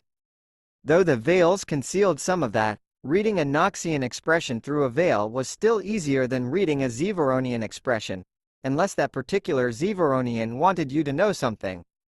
Richard and the rest of those who had come with Elena sat down in the section that seemed to have the royal faction. Then, Richard braced himself for what he had been told would be a long and boring process. 2 hours later, Richard still didn't know what the particular reason the emergency meeting had been called was. Not that he wasn't paying attention or understanding what was happening, just that nothing important had been said yet. The man who currently held the floor was apparently a member of the traditionalist faction. Currently, he was in the middle of a long and drawn-out talk on Knoxian history. Presumably, this had something to do with the reason the meeting had been called. However, with the level of detail being given, Richard felt that almost had to be the case. After all, if you covered the entire history of a race, some part of the explanation should be applicable to everything. Though Richard learned a few details he hadn't learned on the way over, there was also a large amount of pointless fluff, and it was presented in the most boring way possible. This was one of the problems with old rules in politics. Although a person certainly had the right to say what they needed to, if no real time limit existed, then people would mostly end up saying a large amount of things that were completely unnecessary. Richard imagined that the whole thing could have been summarized by, "You all know the history of our people. That is why," and then the actual point could be brought up. Given that politicians were involved, it would even be reasonable for the same thing to be said in different ways, or possibly for some reason repeated in the same way for 10 minutes or half of an hour. But that would still be more sensible than just sitting around listening to someone talk. Richard was almost regretting coming, but in the end this gathering would have to be important to the Noxians and therefore to Elena. Richard just wasn't sure how yet. As another hours passed, Richard idly wondered if there was any way to get the speaker down from the stage without him choosing to be done. Fortunately, Richard wasn't restrained to just sitting and listening. That said, he wasn't able to just fiddle around with his computer like he might want. However, there were resources available to distract himself. Unfortunately, though computers were involved, the only options available were basically note-taking and looking through some libraries. Richard was glad that the information could be translated, but the libraries weren't exactly fiction. Instead, it was a number of histories and codices of laws and legal precedents. This wasn't much better, but Richard found that reading bland histories was still more interesting than listening to this particular person talk about them. Plus, he found some interesting rabbit holes of strange or at least marginally interesting laws to wander down. In the end, the entire day went by without the point of the emergency meeting being raised. Unfortunately, nobody seemed too surprised, which didn't bode well for the upcoming days. Richard still had to take some time to do schoolwork, because if not he might as well have dropped for the semester. He also talked with Elena and her family, but they had no real guess as to the actual point of this particular emergency meeting. After that, Richard spent some time talking with Carl and joking about how boring the speaker had been, though there was still the vaguely realized dread that the next day would likely bring more of the same. Of course, Jot didn't let Richard forget to exercise, and there was much more room here than on the ship. Richard found it was rather nice, though, to be moving around. He also felt that everything seemed easier for some reason, but he wasn't sure exactly why. His strength had been growing, but not suddenly. Then, Richard slept, and hoped the next day would be more fruitful. Of Space and Bachelor's Degrees Chapter 48. XLVIII. It finally came about on the second day that the real issue was brought up, probably. Richard wasn't sure, but it seemed likely. When the history came to the most recent 200 years, there was a lot of emphasis placed on the growing infertility of the Knoxians. This was a big issue, and Richard certainly considered it worthy of an emergency meeting. He would have just preferred if they had stated that, and then said what plans they had to do something about it, instead of taking so long to get anywhere. Richard would have thought that perhaps this was normal Knoxian procedure, but he could tell that even some of them were upset by how slowly things were being taken. Finally, the man speaking seemed to have finished his history after a mere day and a half of speaking. He then passed the floor on to the next speaker, but instead of being happy, Richard wanted to go back to boring history exposition. Jaron Olbriff had been given the stage, or as he was better known to Richard, Jerkface. Richard thought that perhaps it was normally unfair to judge someone based on 2 meetings, however he was willing to make an exception for someone who tried to kill him on their first meeting. Perhaps Jaron hadn't tried to kill him, and expected he would survive. That didn't particularly make things better. After all, if someone came up and punched Richard in the face or stabbed him in the arm, he wouldn't think well of them just because they didn't intend to kill him. Besides, Richard wasn't sure that he hadn't intended to kill him. While he couldn't see him getting off lightly for that, even with his status, Richard wouldn't really have appreciated revenge from beyond the grave. When Jaron had shown up just to deliver the summons to Elena, he hadn't particularly given off a nice feeling either. For one thing, a message could have been accomplished in another way, at least to give Elena more time to prepare even if the formal letter was still required. He had also had something like a sneer when he handed it over. Jaron started his speech with a relatively quick summary of what had been done to try to combat the infertility. Things ranged from a study of as much Knoxian DNA as they could to personal changes in diet. On the DNA side, there wasn't just one gene responsible. If that were so, then the set of people who had it would have been infertile and died out without issue. Instead, though they had come up with several ways to test for it, the exact cause was still unknown. Though it was less boring than the previous history speeches, Richard still found his mind wandering. In fact, the part of him that was energy had been thinking about completely different things since he had arrived, though it wasn't the part of him that heard sound, so it had little reason to pay attention to speeches. As his mind wandered, Richard couldn't help but think of certain things. He moved from his seat to find Carl, and whispered a question. Though having private conversations was frowned upon, sometimes things had to be said. And Carl also probably didn't care.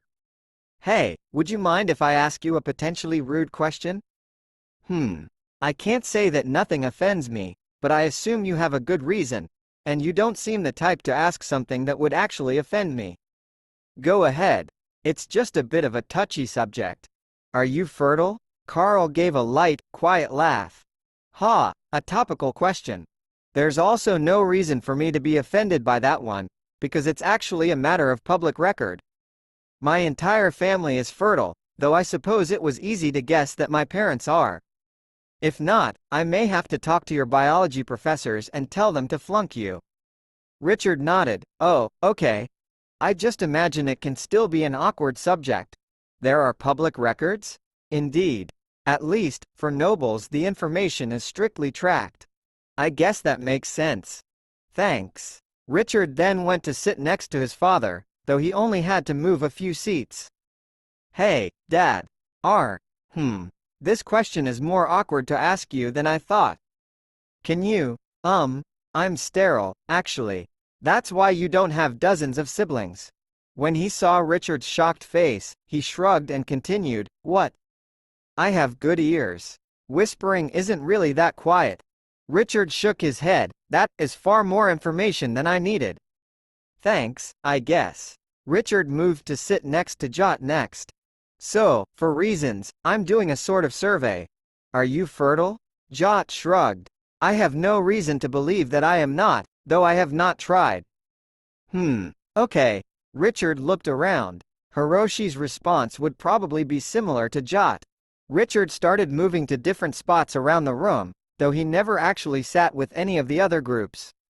In fact, Richard didn't even talk to anyone in the groups, and didn't even look like he glanced at them. However, Richard was actually studying everyone quite intently.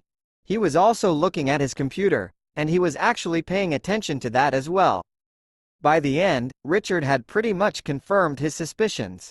With his curiosity satisfied, he returned to his original seat. Richard had half been paying attention to Jaren's talk. At this point, he was going over how the Knoxians had been and should deal with the problem. Richard felt he was dangerously close to actually saying something concrete and making a real point. Though, there were also a lot of buzzwords like duty and honor and tradition thrown around, or at least things that translated to those. Then, suddenly, he actually came to a concrete point, and Richard liked it even less than he thought he might.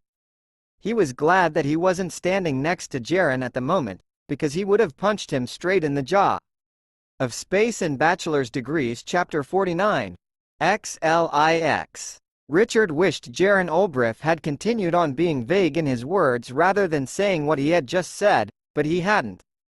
Upon hearing what he said, Richard realized this was his plan the whole time. He had been talking about how all Knoxians needed to contribute to prevent the collapse of their society. He had been talking about various ways that could be done, and Richard was willing to bet Jaren wasn't doing any of those things himself. Finally, he came to the few sentences that revealed his actual intent. Of course, everyone must do their part, especially those of us who are nobles. This of course includes marrying and having children. I propose that all those who are fertile and of marriageable age should be matched with partners of suitable station. On the surface, that proposal sounded reasonable. However, Richard now knew why he had such a smug grin. As he listened to the murmurs of both approval and disapproval, Richard was just trying to think of a way to inject some sense into this whole situation. Richard already knew there weren't that many unmarried nobles. In a practical sense, the number who were remaining getting married and having children would do basically nothing to affect the situation the Knoxians were facing. It was also fairly easy to recognize the ultimate intention of Jaren, which was to get himself married to Elena. Richard couldn't really grasp why he would want that though. Of course, she was attractive, smart, and had a powerful family. But several of those would work against him because she didn't like him. If he somehow managed to marry her, she could make his life a living hell. She wasn't the kind of person to just go along with a situation she didn't like. Of course, Elena would be unhappy too, but he wouldn't care about that, only about the consequences to himself, and those seemed like they would be much greater. Perhaps he didn't care about that as much as the theoretical power though. The question was, would this plan work? Why even bring this specific idea up? Richard couldn't see how the benefits would outweigh the consequences. There should be something deeper, more important to this. Otherwise, why would he have the support of so many? At this point, Richard was glad to have two brains that worked very differently. Perhaps he might come up with something. What could be gained for Jaren? Some slight personal power, with trade-offs. What could the traditionalist faction gain? Firstly, it would be a slap to the face of the royals, and by extension the rest of the non-traditional factions.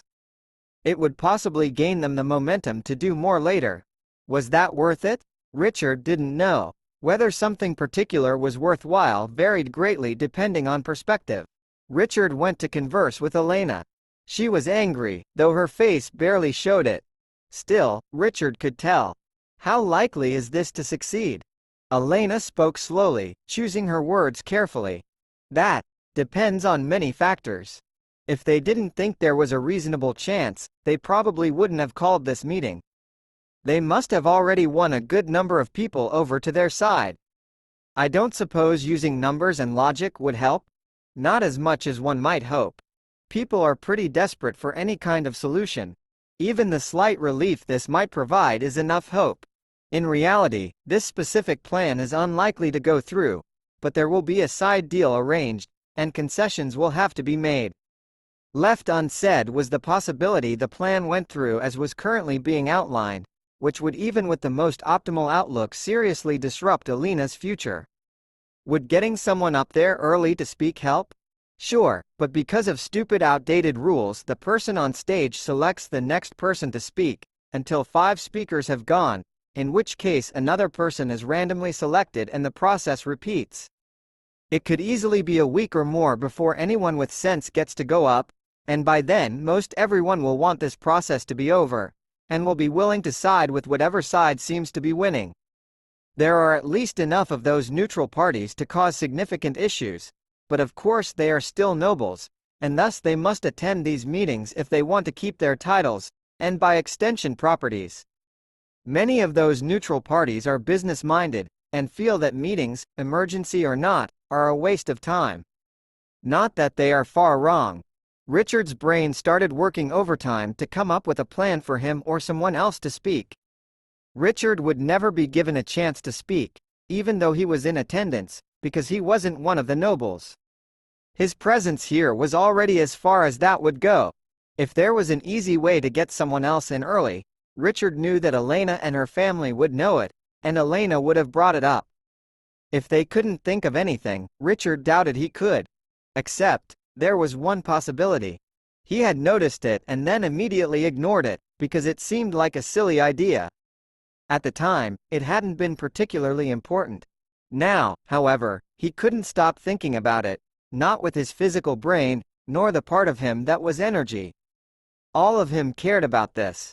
Richard quickly looked some things up, though the specifics weren't that easy to find, so it took more than a few minutes. However, Jaren didn't look like he was going to shut up anytime soon, so there wasn't too much rush. Richard finally came up with the start of a plan, but he didn't know if it was a good idea. Perhaps he should leave things to the professionals. It would probably end up, if not fine, at least tolerable. His plan could cause all kinds of problems, and that was only including issues he had thought of, with many more possibilities he wasn't aware of. Still, he couldn't do nothing. Or could he? Should he? His friend was at possible risk, but she might not need or want his help. Finally, Richard went to find Jot. "Hey, Jot." "Hello, Richard. So, if you had a friend in trouble, and a way that might help them but might also cause other trouble, what would you do?" "That depends on my confidence in my success, and the type of trouble. For example, if my friend was in mortal peril, I would do whatever I could to stop them from dying. Likewise, if I was assured confidence in my success, I would try, unless the consequences of failure were several degrees of magnitude worse than doing nothing." "Right, so, one quick question then. What do you think of my combat training?" Jot shrugged. "That's an open question. You haven't trained with weapons, so I would avoid that if possible." Actually, avoid combat involving weapons except in situations that are already potentially lethal, or you have the only weapons.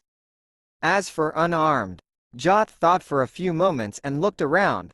"Well, I'm not sure in general, but I'd judge you to be somewhere around 4th best in this room. Not good enough to beat a trained Zevaronian yet. Of course, all of this also assumes you're fighting one-on-one, and the fight is fair." "4th? Richard looked around the room, spotting a number of security guards. "What about them? One-on-one, no weapons or armor. I'd favor you.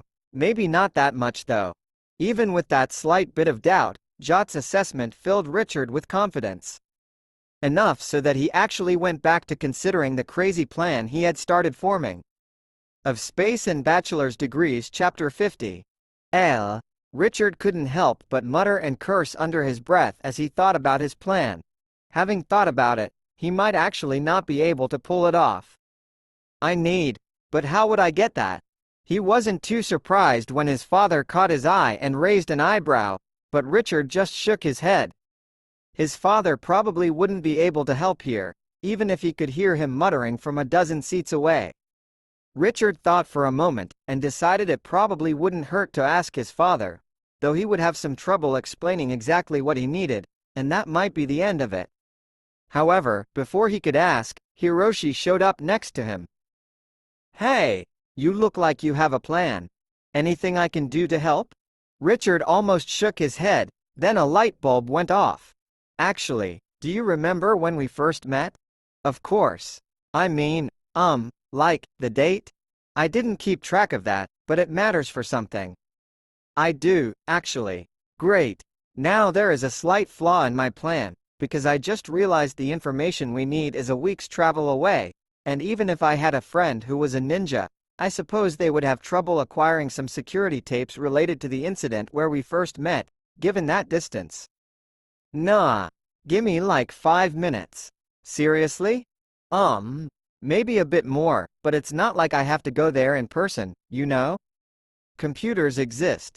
Just to be clear, you want video footage of that time Jerkface slapped you? Being vague is great and all, until you get the wrong information. Richard nodded. I can get that. Just need to leave this room for full access to the internet. Hiroshi scurried off, and Richard sighed. Unfortunately, that wasn't the all he needed. He looked over at Elena, who was having an intense whispered discussion with her parents and brother. The anger was obvious on their faces and in their postures. Richard managed to get lucky, and got Carl's attention, waving him over. This isn't a great time, Carl said, but you have a serious look. What do you need? I need to make some very quick, but possibly unreasonable requests, and you seem like the guy who is most likely to entertain them. What I want is access to that video equipment. Richard pointed to the display behind Jaren. To show a clip that is necessary for what I need to do. Sure, that can be done. It will be a huge breach of protocol since I'm not the current speaker, but if it leads to Jaren getting slapped in the face, which I think it will. Richard paused and stared for a moment, then continued. How did you know? Know what? Carl tilted his head. Anything else you need? I'd love to help. Richard shook his head to clear it. Oh, well. I need a doctor here ASAP, preferably one capable of treating Knoxian poison and doing a fertility test, if possible. So, any doctor? Not a problem. The royal doctor is always on call and can be here any time. Is it an emergency? I don't see anyone. No, it's not an emergency, but it might be useful to have them around. Okay. Make sure this is worth it. I don't mind getting in a little trouble if it is. Heck, I wouldn't mind getting in a lot of trouble if it's worthwhile. Don't you want to know what all of this is for? What? Yes. No. Better to not tell me. That way, if anyone asks, I can say I didn't know. Though I'd say we're pretty good buddies considering we only met 2 days ago. I'd like to minimize the amount of trouble I get in if things go wrong. Or right, even. He paused for a moment. You sure this will work? I'm quite confident. Even if it doesn't go exactly as planned, you'll definitely be pleased by the initial results. If things go poorly, any major consequences should fall on me. Good. While I may like to cause problems for people, I like to keep any problems with my family to the level of entertaining prank. Here, I'm trusting in my sister's judgment of your character. I guess I should go arrange that stuff. Good luck. As Carl went off, Richard went to look for Jot. Richard got a pensive look on his face. Look, I'm going to do something stupid, and if it goes poorly, I'd like you to not follow up with something stupid of your own. Not that I can stop you. Jot nodded. I don't do stupid things. Nothing done for friends is stupid. To make things easier though, why don't you just succeed? Never mind, I get your point. I'm going to do something. Richard had a few minutes of unpleasant waiting until Hiroshi came back, and then a few more minutes coordinating Carl and Hiroshi. Upon being told that they were ready, Richard thanked them, then walked toward the front of the auditorium. As he passed by people, Jot and his father just nodded. Hiroshi and Carl gave awkward smiles. Elena just looked confused as she saw Richard heading toward the front, but her outstretched hand and gestures didn't stop him. Richard kept walking, not heading for any of the various groups of Knoxians scattered around the auditorium. He didn't even slow as he stepped up onto the center stage, though there were gasps from the audience and then shouting as he did so. His stride didn't slow, and he kept walking toward Jaren, who was saying something Richard didn't bother to take the time to have translated. Then, 2 steps from Jaren, he pulled off the glove he was glad to have on his right hand, and took a final step closer. With both momentum from his movement and force from his arm, he slapped Jaren across the face. The slap violently turned his head to the side, and the sound echoed throughout the auditorium. I accept your challenge. Of Space and Bachelor's Degrees Chapter 51. L.I. Jaren straightened his head to face forward, slowly, after Richard's slap. You have no right to challenge me. From the audience, there was alternating stunned silence and cries of outrage. Are you deaf? Or just stupid? I didn't say I was challenging you, I said I accept your challenge. Preposterous. When did I challenge you? Oh, so you're stupid then. Richard doubted he was actually stupid, but this was a time where he could get away with insulting him. In fact, it was highly appropriate. Richard turned to look toward Carl and Hiroshi. The clip, if you please. Within a few moments, the screen at the back of the stage was showing Jaren pull off his glove and slap Richard. Is your memory better now? In the audience, Elena was panicking. What is he doing? She looked at Carl. You're helping him do this? He's going to get himself killed. Carl held up his hands. What? He asked for my help, so I helped him. I didn't actually think he was going to do this though. Elena glared at him, before turning to Jot. You're the one who got him interested in fighting. This is your fault. Jot's expression remained almost neutral, though a keen observer might have seen a slight smile in his eyes. I see that you are upset. However, it is highly likely that he would have done this whether or not he had training. Friends worry about their friends, just like you are worried about his safety right now. Elena sighed. She turned to Mr. Smith. You're his father, shouldn't you stop him? Mr. Smith shook his head. It's too late now. Besides, if I stopped him, I'd just be a hypocrite. What am I going to say? Do as I say, not as I do. Elena retorted, you don't get into potentially deadly duels. At that, Mr. Smith raised an eyebrow, and Elena just looked around, confused. Her mother the Queen just patted her on the shoulder. Come now dear, you know. Know what? Carl coughed. I might have forgotten to tell her. About the thing. Jaren somehow managed to turn up his nose without tilting his head in any noticeable manner. Fine. Just let me have my weapons brought and I can kill you. Who said we were going to use weapons?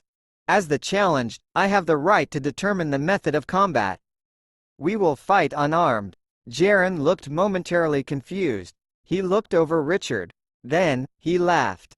Ha! That's fine as well. He took off his gloves, first the right and then the left. Tell me, do you know the proper method to fight unarmed? We must abide by tradition. Of course. I do know how to read. Richard also took off his other glove, and then started on his jacket. Jaren just grinned maliciously in response. Very well. He turned to look out at the rest of the auditorium. I trust no one will try to stop this perfectly legal duel. He was glaring at the royal faction in particular. After a few more moments, both Richard and Jaren had their upper chests bare. Fighting unarmed wasn't necessarily a less lethal method of combat, at least not among Knoxians. As much skin was exposed as possible, so that the toxins on the skin would have the most contact with the opponent, and vice versa. This particular form of combat wouldn't be lethal if one opponent surrendered early, but in some cases both combatants would die, and even if one of them ended up the winner, they could still die from their opponent's toxins. Jaren was perfectly content to fight in this manner because his opponent was a human, who had no toxins. Knoxians were also at least slightly resistant to the toxins of other Knoxians, but humans were not. Though Jaren was quite accomplished with a number of weapons, this situation was quite advantageous to him as well. On the other hand, Richard didn't look worried either. Jaren supposed he was overconfident just because he hadn't been seriously hurt by contact with his slap in the past, though that was only a minor application of toxins. After selecting someone from a neutral faction as the judge, and having decided the stage as the combat arena, both participants walked to either end, and then the match started. Jaren charged across the stage, while Richard only walked forward slowly and carefully. Then, Jaren tackled Richard around the waist, and they both found themselves on the ground. Except, Jaren was surprised to find himself flat on his back with Richard sitting on his abdomen. Then he no longer had time to be surprised as a punch came down directly toward his face. The situation was disadvantageous for Jaren, but not unsalvageable. He immediately set out hitting Richard, grabbing his arms and face, and generally attempting to spread the toxins on his body as quickly as he could. Eventually, Richard would weaken, and likely have to surrender before he died. That was the plan, but it became increasingly blurrier along with everything else as fists kept raining down on his head. Jaren vaguely saw green blood on Richard's fists, and thought that he should be weakening even faster. Then, the last thing he saw for some time was another fist coming for his face. Richard's fists didn't stop immediately after Jaren seemed to have been knocked unconscious. He was angry, and Jaren deserved a few more punches. Richard didn't worry about killing him, though not because a death in this sort of duel was almost expected. Richard could tell that Jaren wasn't actually used to fighting unarmed, though in most cases his toxins would have done the job just fine. However, Richard had been fighting and sparring against Zeveronians, so one little flip on a Knoxian wasn't hard to do, and he had felt like moving a feather in comparison to the normal ton of bricks that Zeveronians felt like.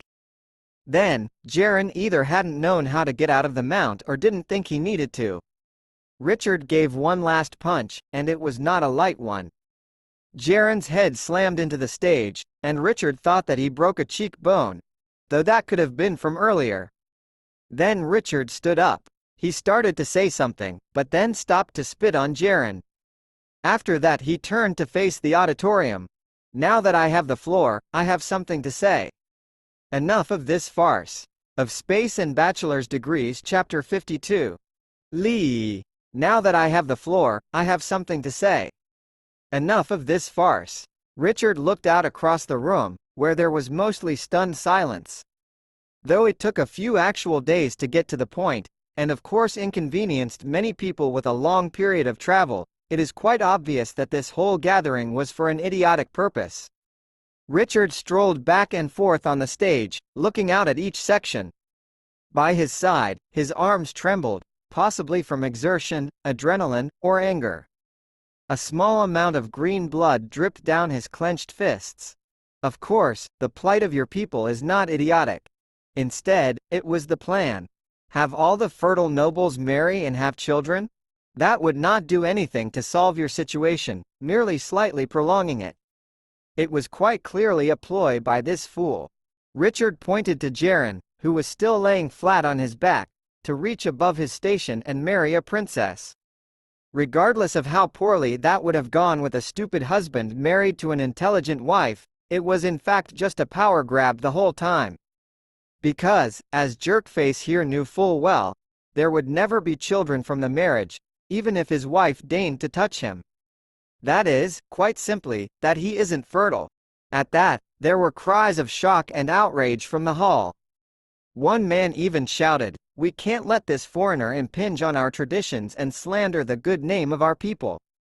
A slight murmur started in response to that, growing slightly. Richard's voice echoed loudly through the chamber. "Shut up! You have no right to speak of tradition. In fact, you have no right to speak at all. I have the floor. Besides, it is quite easy to see if my words are slander.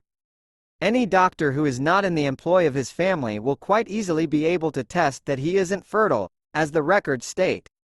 At this point, a Knoxian man who seemed to have a miniature laboratory on a cart pushed up to the stage. He looked up at Richard. Richard dragged the unconscious form of Jaren to the edge of the stage, then unceremoniously shoved him off. "Go ahead." The royal doctor proceeded to bend down and swab some of the blood from Jaren's face, then placed it in a vial along with an already prepared formula. After a few moments, the color changed, and the doctor held it up toward the audience. As you can see, at this point the screen on the stage showed an image from a camera, which zoomed in on the scene. Jaren Olbrich is indeed not fertile. More cries of shock and outrage were heard, but Richard thought they might be more on his side now.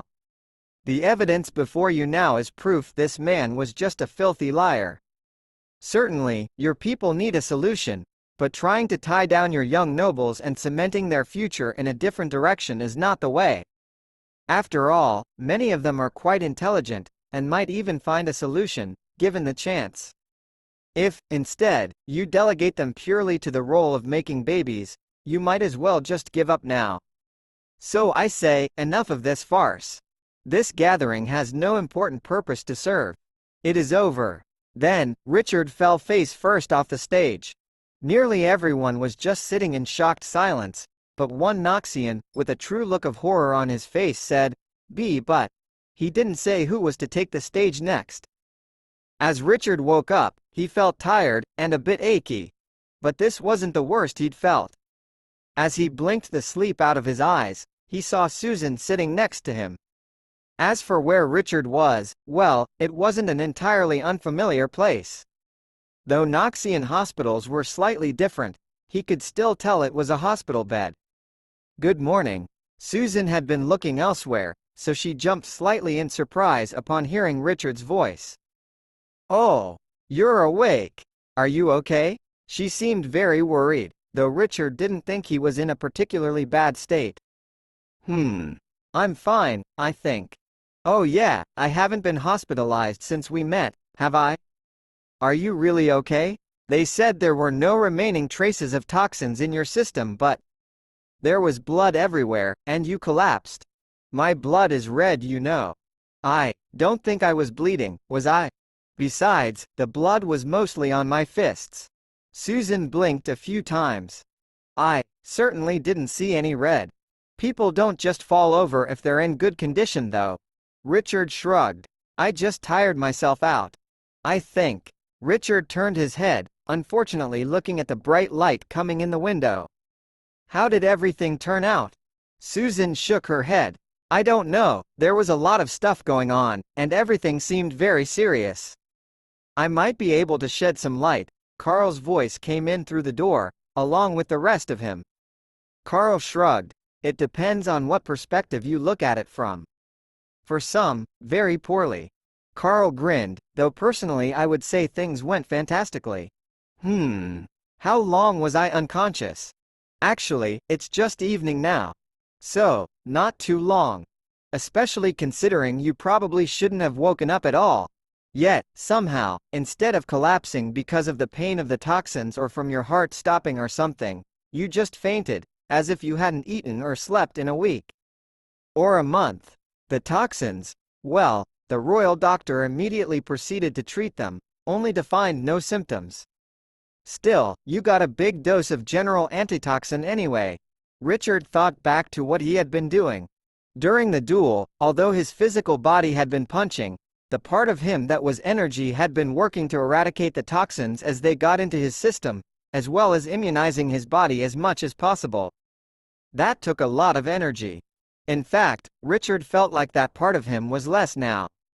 Diminished. He hadn't really been aware of it, but it had been slowly growing over time. Now that there was a large change, it was obvious. Yep. I don't know what that means. Not that I didn't know it from the past few days, but my sister sure was right about you being strange. Richard tried to shrug, but it wasn't really visible from his position. That's what I hear. He reached up to his face. Why doesn't my face hurt? I'm pretty sure it was headed directly for the ground. Well, your father caught you. That's right, I did. Mr. Smith walked into the room. Only now did Richard realize how large and luxurious of a hospital room this was. It could probably comfortably fit a half-dozen more beds, or 20 people standing around. What kind of father would let their son hit their head on the ground? Elena's voice replied, starting from outside the door as she walked into the room, I don't know. What kind of father would let their son get into an almost certainly deadly duel? Mr. Smith shrugged. I wasn't sure what he was doing, and then it was too late. Besides, I told you I don't want to be a hypocrite. Then he muttered under his breath. Besides, I could have stopped it at any time. Elena shook her head, then looked at Richard. Are you okay? I mean, I know the doctor said you should recover, and you seem to have a knack for that, but I was worried. Why did you do something so dangerous? Why? Richard tilted his head questioningly, for a friend. Before you say anything, I'm now well into the Zeveronian camp on friendship. You won't be able to convince me not to do what I want to help my friends. Did you consider that maybe I didn't need your help? That we could have done something about it in another way. I did think about it. Personally, I didn't find any reasonable alternative. You already mentioned there would probably have to be concessions to avoid the stated plan, but it's impossible to say how that really would have worked out. Besides, I was 100% confident with my ability to defeat him. Also, I just really wanted to punch him in the face. You sure did that. Have you seen his face? No. Well, actually you can't see his face, because it's just bandages. Elena snickered slightly. Ahem. Anyway, though I am mad at you for doing something stupid, and think you should have talked about what you were doing, it seems to have worked out. Richard sighed. He was alive, and he had gotten to speak, and also to punch Jaren many times, so it had indeed worked out. Still, he wasn't going to relax just yet. There were still questions to be answered. Index of Space and Bachelor's Degrees Chapter 53. LIII. Richard continued the conversation with some questions. Oh yeah, why isn't everyone still sitting in that stupid auditorium? It seems like it would still be happening. More figures walked into the room, including Elena's father, the king. It's simple, really. That whole emergency meeting was actually called on the title of Duke held by the Olbriff family, and thus it can be called off with the same authority. I don't follow. Did his father or something call it off? Mr. Smith cleared his throat. His father is dead. Richard thought there was some more meaning to that than just the face value. Well, I doubt he called it off. In addition to being a stupid, scheming jerk, he seemed the stubborn type. The king nodded. You're right, he didn't.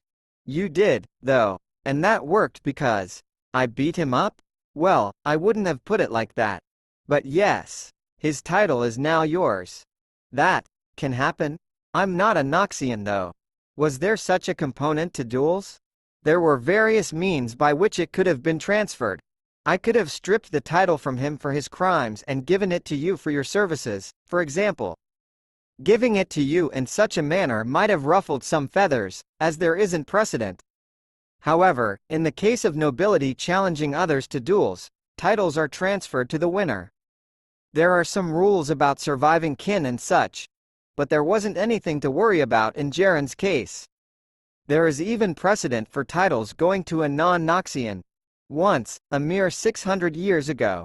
Jaren will be quite annoyed that he brought this upon himself, but he won't be for long. Why is that? He'll be dead. I don't think I beat him up that much. Not that I would mind him dying, but... The king shook his head. Oh, no. He's being executed for treason, among other things. We take lying about fertility very seriously. Elena coughed. Especially when the princess is involved. Officially, that has nothing to do with it. Unofficially, it is just another reason. His infertility has been verified by about 24 other doctors by now, and his family's personal doctor will be dealt with appropriate to his level of falsification. That is, death. It is not a major crime to be incorrect, but with the level of rigor that is required of doctors of nobles, he would not be accidentally incorrect. Falsification is quite a serious crime from both parties involved. Those who had been supporting Jaren seem to have genuinely not known about those lies, and most of them are quite on board with the execution, with the rest staying pleasantly silent. That's great. Richard's stomach rumbled. Richard looked at Jot, who shrugged. They don't sell cow pals here, for some strange reason. Contrary to his words, Jot seemed to find it perfectly rational that a Knoxian planet wouldn't have food aimed specifically at Zeveronians. The king smiled, and clapped his hands. Into the room came an attendant bearing a tray of food. Well, I suppose you have no need of people crowding around while you eat. We shall speak more at a later time. With that, he left. Richard looked down at his tray. While he didn't recognize the exact dishes, there was some kind of bread and soup. Unlike what many people thought, Knoxians didn't eat dishes dripping with toxins and poisons. Not that they couldn't eat a number of poisonous or toxic things that most others found deadly, but that didn't make it the preferred option. For one thing, many of those things just had lesser health complications, instead of being perfectly safe. Some of them were even to the point of only being unhealthy over a very long term, like junk food, but there was generally no reason to consume them unless they tasted particularly good. Thus, the core part of the Knoxian diet overlapped with what a human would eat. Humans and Noxians still needed some vitamins and minerals that the other didn't, but many were the same. Richard could tell the food brought to him was safe, though. Not that he really had questioned it, because he was sure the cook had done their research, but he still idly checked. Actually, that was because the energy part of him was desperate for stimulus. The senses it had barely extended beyond his body now.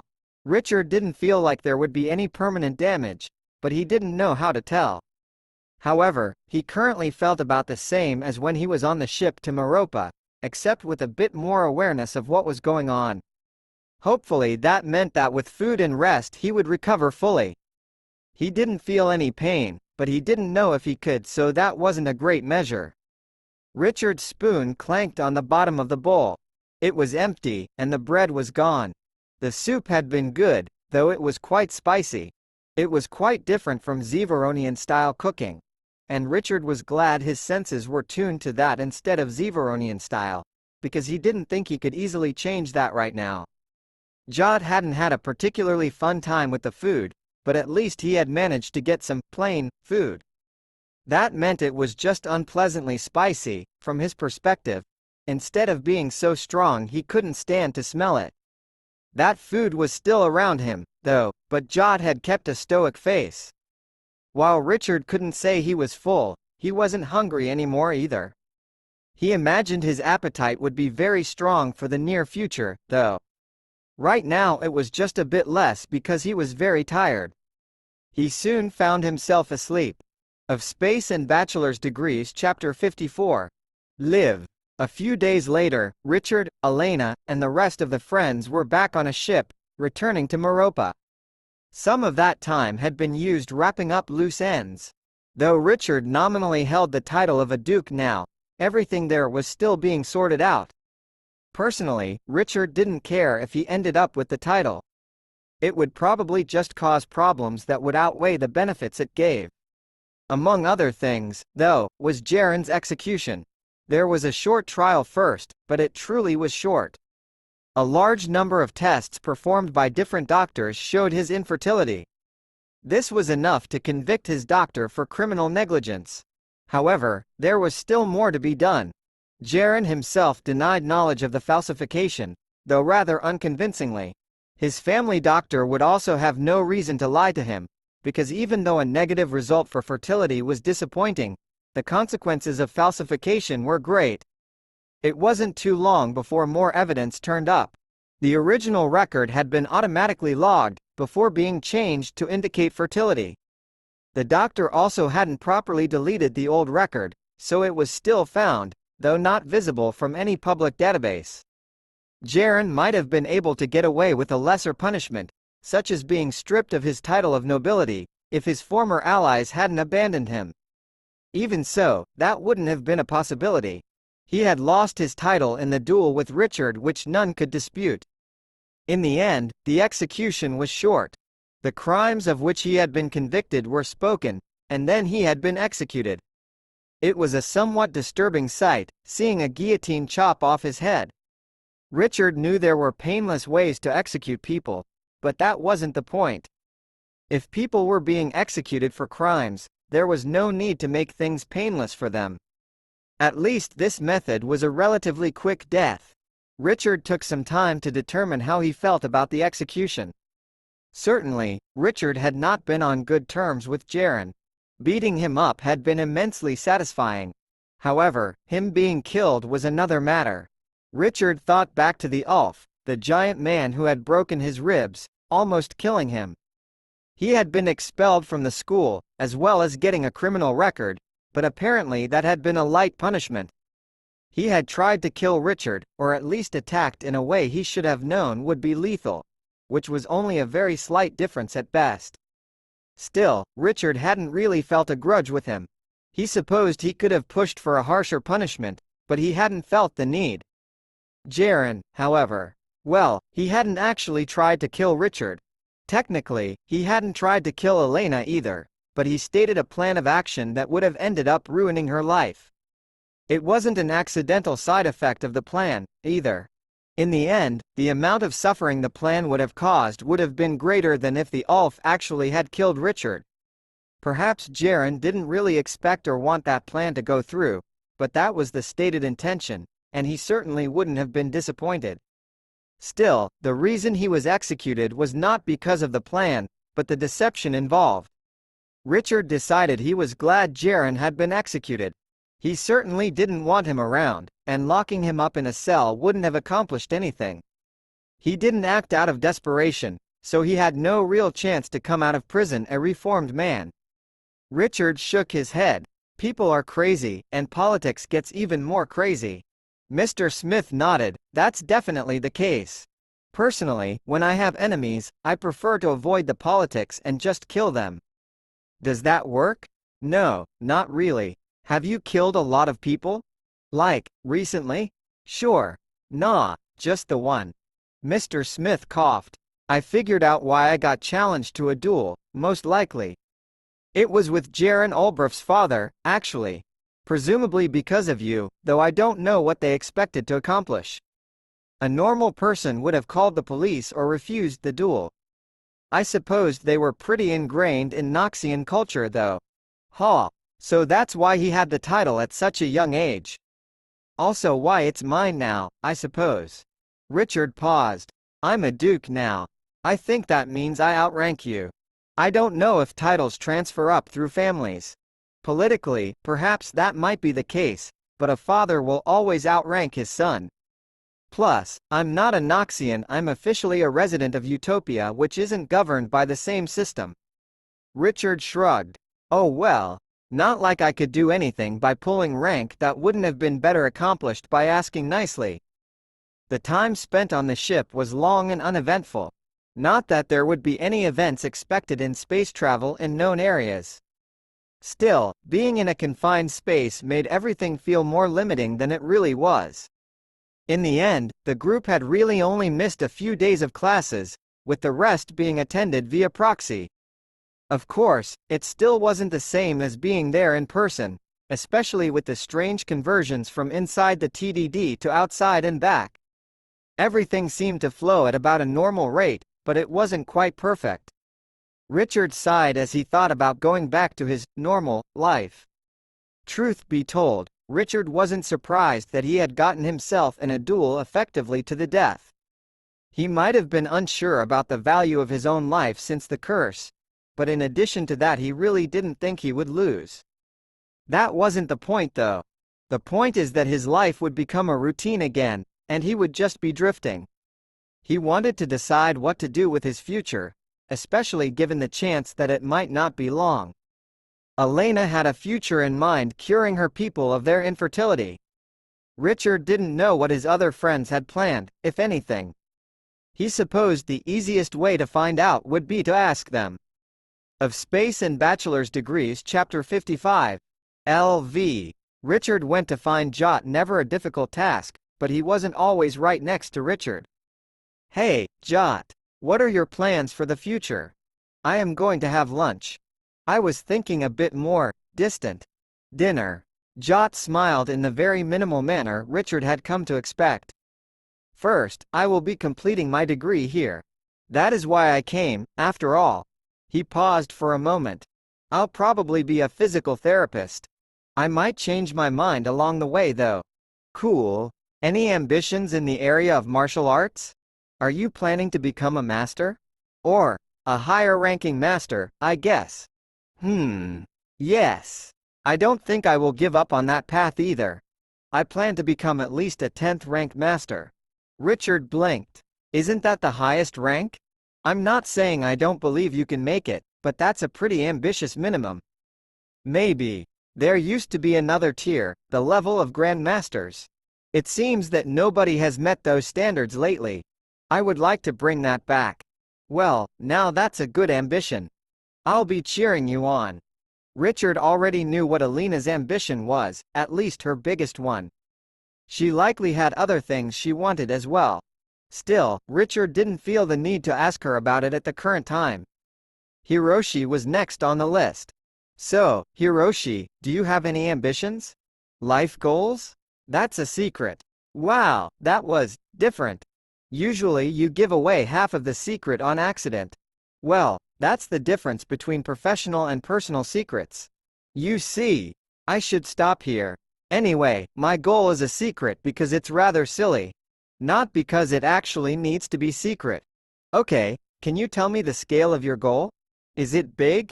Hiroshi looked at the space in front of him, moving his hands around something like an imaginary box. He continued like that for a few moments, until he seemed to come to a conclusion. It's probably not that big. Oh, you mean important? It's very important, or at least meaningful. What about you, do you have an ambition? Richard shook his head. Not yet. That's why I'm asking. Susan was next on the list. A goal or ambition? I'd like to make some more friends, maybe. I'd also like to get to the point where I can be independent instead of relying on others. Wow, those are entirely sensible and moderate goals. I'd help you get more friends, but you're already friends with all of my friends, so. Yeah, I'm sure you'll be able to be independent in no time, now that you have a chance to experience the real world. You're smart, so you'll be fine. Am I smart? I feel like I don't know anything, and I don't understand the basics. Everyone else seems to have everything figured out. Well, there is one thing you have to learn for sure. It's that everyone's just faking. Nobody has any idea what they're doing, especially not people our age, but really older people are just making it up as they go along too. Really? Yep. Just ask my dad. He's right. Mr. Smith appeared from around the corner. Hello, Uncle Gilbert. Hey Dad, do you have any ambitions for the future? He shrugged. I suppose, to leave the world better off than if I never existed. Richard grinned. That sounds like a good one. Straightforward and simple. Something like that. Sometimes it's hard to determine what will actually make the world better, though. Yeah, I bet. I'm not even sure what's good for just me. Richard found that the biggest deviation from his normal life had actually just been the places he went to. Instead of visiting classrooms and the cafeteria at regular times, he had basically stayed in the same place, getting video of the lectures. It just wasn't the same, since the context was different. Even if there were no major problems with his schoolwork, it felt weird. There was one activity where being in a specific location mattered, or at least the right kind of location. Training with Jot on the ship had been very limited, and was basically only good enough to keep him in shape. He was glad he had done it though, because if he hadn't he might have had a hard time against Jaren, or lost. As it was, it had been easy. In fact, it was surprisingly easy. Jaren obviously didn't know much about unarmed combat, but it was more than that. Immediately afterwards, Richard had gone unconscious, then been distracted by other things, so he hadn't really thought about it. However, now that things were going back to normal, he wondered about it. Hey, Jot. You watched my duel with Jaren, obviously. I felt it was surprisingly easy. He seemed so light. Was I just in particularly good form? Jot shrugged. I would say your form was good, but not better than normal. Though he was in shape, he wasn't particularly muscular. That made him effectively light and weak. Richard frowned. Wasn't he about my size? Sure, but he was only around 70 kilograms, I imagine. So am I. Are you? When was the last time you measured that? Richard thought for a few moments. I don't remember. Jot reached over and picked Richard up. It looked almost effortless, but then Jot got a look of concentration on his face. Richard looked down at Jot. His arms had a firm but not painful grip on Richard, but Richard couldn't move at all. Are you going to let go at some point? Jot's eyes refocused on Richard's face, and he set him down. Of course. I was just doing some calculations. I'd say you're over 100 kilograms. Richard looked down at himself. Though he was muscled, he didn't feel like he had that kind of bulk. He supposed what he appeared like didn't necessarily mean anything, since Jot was much heavier than he looked as well. Oh, wait. Did you take the gravity here into account? We're at 1.5 standard. Of course I did. I don't promise a completely accurate measure, but it should be within about 5 kilos in either direction. Oh, Richard thought for a moment. I figured out what it was. Knox was about 1 standard. I guess I didn't really notice. This coming from the person who was floored by the gravity when we first came here. You've changed. Have I? Physically, quite a lot. Other than that, well, you're still a bit of a strange fellow, but I imagine you have changed in various small ways. People are always changing. Richard looked at himself, not just with his eyes but also the other part of him. Though the energy was still much weaker than it had been, it felt healthy, and so did Richard's body. Even not counting that part of him, Richard felt he was different. Hopefully, he was a better person. While he might not have a specific goal to work towards, making himself into a better person would never be a poor choice. Having seen what other people could be like, Richard determined that at the very least, he would avoid becoming a worse person, the kind that didn't care about others at all. Of Space and Bachelor's Degrees Chapter 56. LVI. The exercises Jot provided for Richard were always difficult. They were designed to make his entire body exhausted, and they succeeded at that. All parts of his body were trained equally, as far as could be managed with the facilities available. Unlike when he had first started training with Jot, he didn't quickly grow stronger. However, in the weeks since he had come back from Knox, he felt he was improving slightly faster. Was it because he was confident?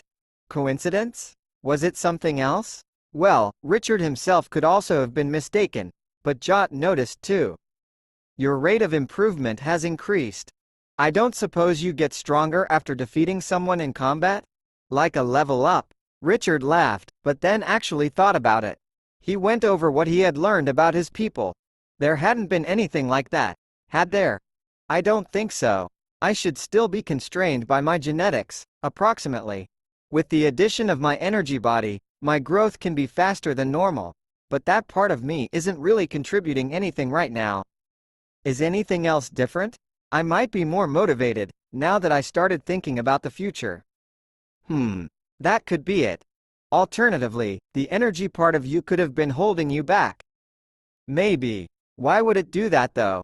How would we test that? Richard paused. I suppose we could see if things change once I'm a bit more recovered there. However, I might just accidentally confirm my bias if I'm measuring that. How could I know for sure? It's simple. Just live your life a few dozen times, changing only minor variables in how you exercise and nothing else. Jot shrugged. Really though, it's hard to know. You could see how things are going when your energy body fully recovers, and if things change, you could try using up all the energy again. But I don't know if that would cause permanent harm. I don't know either. I think, probably not, at least nothing I found indicates that. Still, I would rather not try just for the sake of curiosity. A good point. Besides, you are still growing stronger at a reasonable pace. Contrary to what his exhausted body felt, Richard was not spending all of his time training with Jot. In fact, that was only a few hours per day. About a third of the time was sleeping, as was normal and expected. That left a bit more than half a day for other things. Classes were most prominent, and studying for the upcoming finals. Then there were meals, but Richard also found some time for relaxing with reading or playing games, or other sorts of entertainment. He would likely go crazy if he spent all his time on self-improvement, and he needed to relax. While finals were coming up, Richard was not particularly stressed about them. He never worried much about tests. There was no need as long as he properly learned all the material during the semester leading up to them. Besides, he wasn't in any hard classes, being a freshman. Not that other freshmen necessarily felt the same way, since everyone reacted differently. For a while, Richard thought Jot was concerned about the upcoming tests. Although he took his studies seriously, Richard had never seen him with such an intense look on his face as he was studying. Suddenly, Jot stopped what he was writing and threw his computer to the side. "I've got it," he exclaimed, and then left the room in a hurry. Richard looked where the computer had been thrown. Jot obviously had controlled his strength, since Richard knew it could have dented the table. Instead, it had actually landed in a safe position. That was a good thing about Jot, he was always in control. After an hour, Jot came back and returned to his writing as if nothing had happened, except he no longer looked so serious. When Richard asked about it later, it turned out Jot had been stuck in the particulars of how to perform a specific move, and had finally realized the small but significant issue he had. He had gone off to practice it until he was sure he had improved. Hiroshi also studied, but Richard got the feeling he didn't care about the results, or perhaps he was just confident in his abilities. Both of those resulted in the same appearance of minimal effort. Susan was the most frantic of Richard's friends. She had come in partway through the year, and with only spotty knowledge compared to what it was normally expected that people knew. She wanted to perform well, because Richard's parents were paying for her education and she didn't want to let them down. She certainly hadn't gotten a scholarship, or at least Richard expected they didn't have any for people from cloning facilities. Meropa University was reasonably priced, and Richard knew that his parents wouldn't have any trouble paying for one person. Richard did help her whenever she had any problems. Although she was in some different classes than Richard, what she needed help in was common knowledge. Things that everyone knew, though Richard understood that everyone had to learn such things at some point. People weren't just born with knowledge. Well, not most people anyway. Elena was quiet and methodical in her study. She likely needed to have top grades, because she was aiming for a medical degree of some sort. That was still a long way off, but it was necessary to have good grades throughout her time as a student. Though it wasn't her sole responsibility to fix, Richard could tell Elena felt strongly about the Knoxians' troubles. Though she didn't have the knowledge yet, Richard knew she had the intelligence and the drive to accomplish something. Certainly, there were other Knoxians who had been similarly motivated and intelligent, but Richard felt she was special. Perhaps that was only because she was his friend, but there was no reason not to believe in the possibility just because nobody had succeeded at something yet. After all, someone was always the first. He certainly wasn't going to look down on his friend's ambition when all he wanted so far was to not die and not make the world worse, even if Elena's ambition had been much less admirable. Of Space and Bachelor's Degrees Chapter 57. LVII. It was now the break between years of school. The duration and time of such breaks varied greatly from school to school.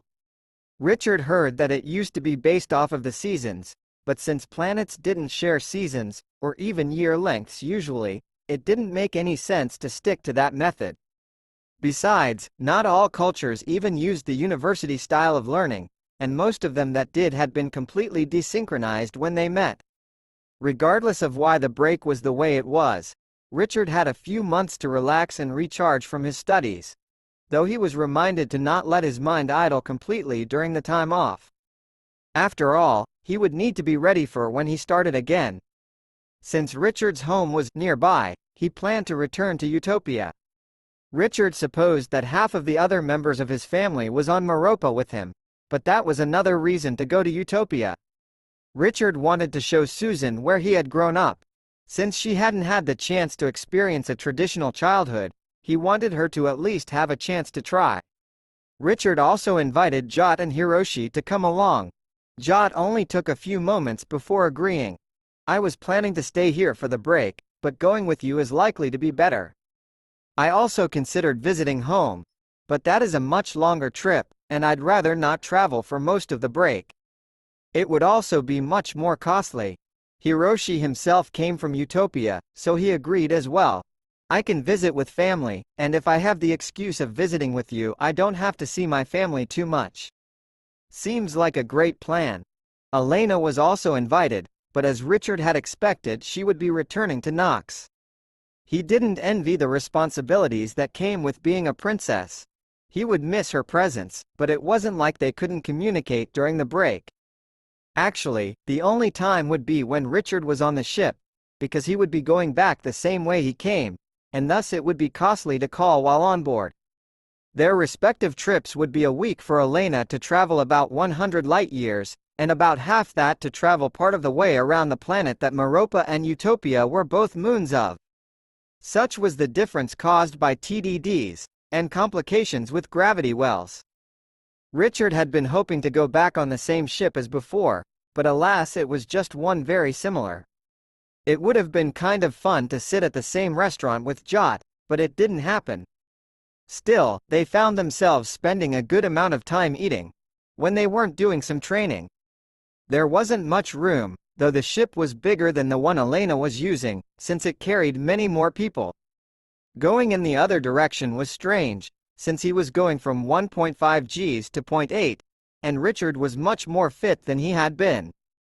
Unlike when going to Knox, he was cognizant of this change, and it was certainly a strange thing.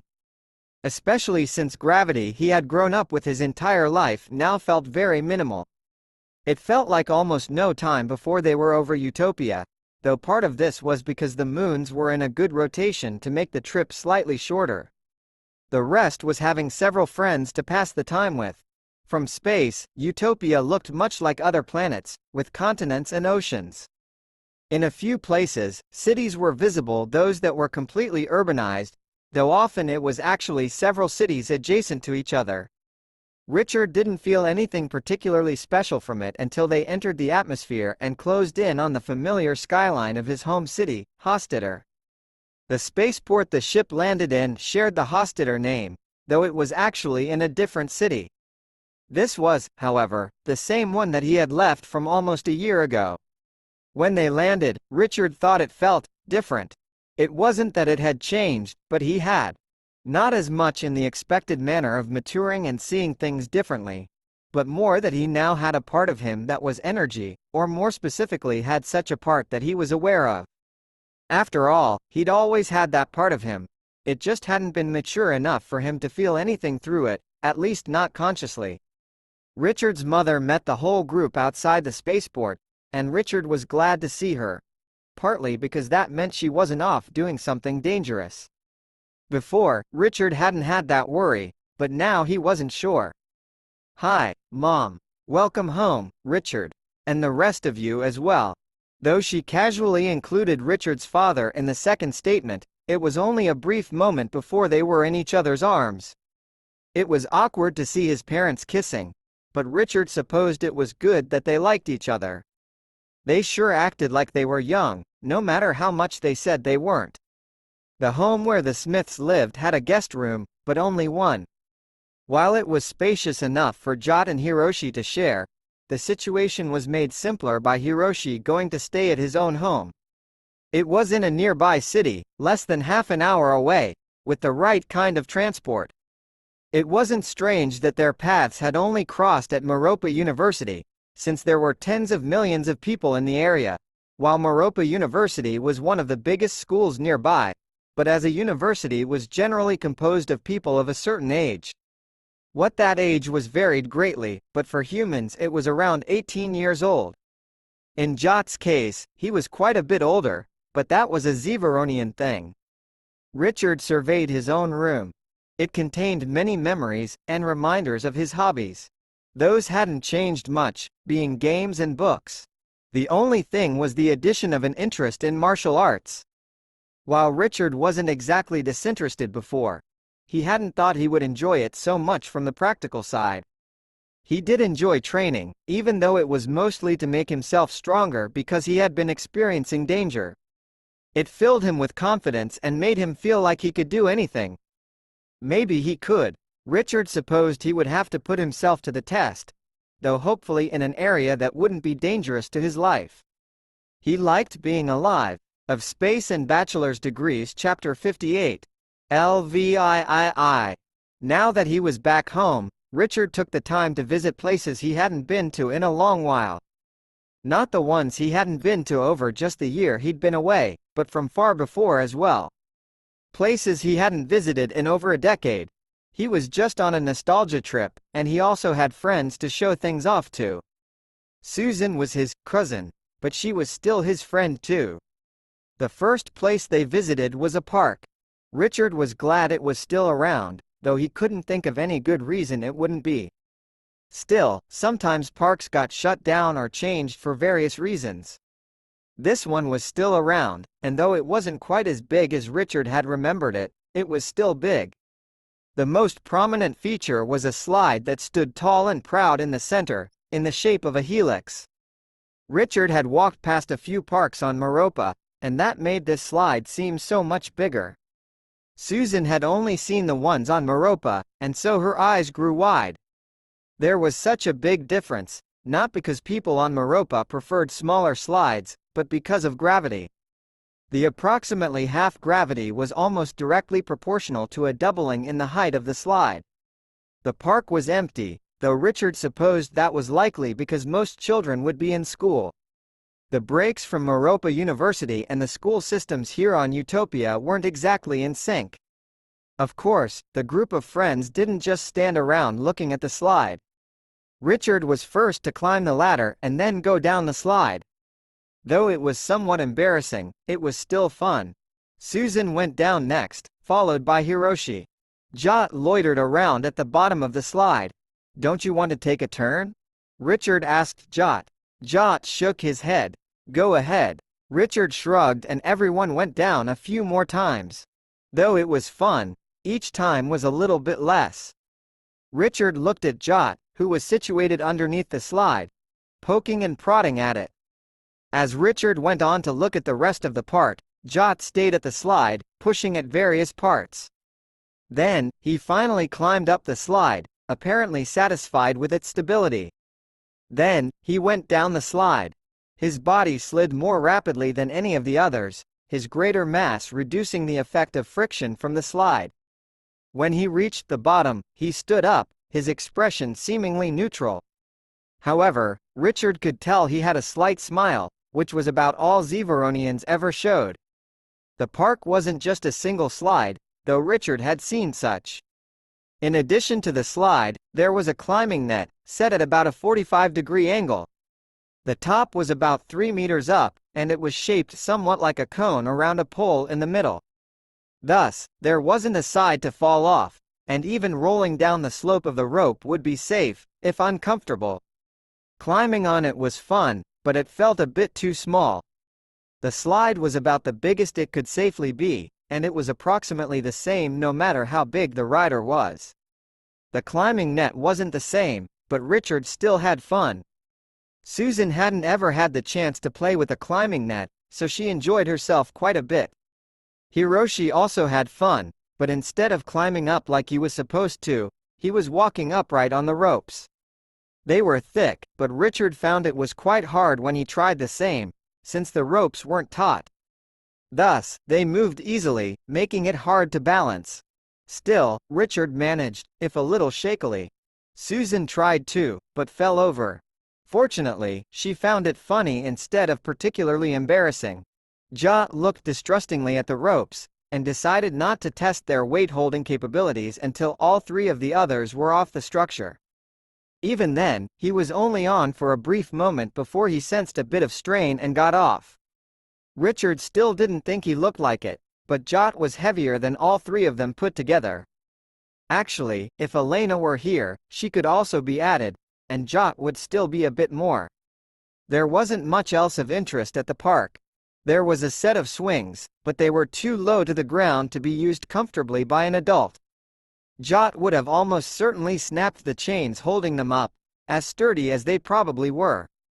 A sand pit filled another portion of the playground, but if Richard wanted to play in the sand he'd pick somewhere bigger, like the beach.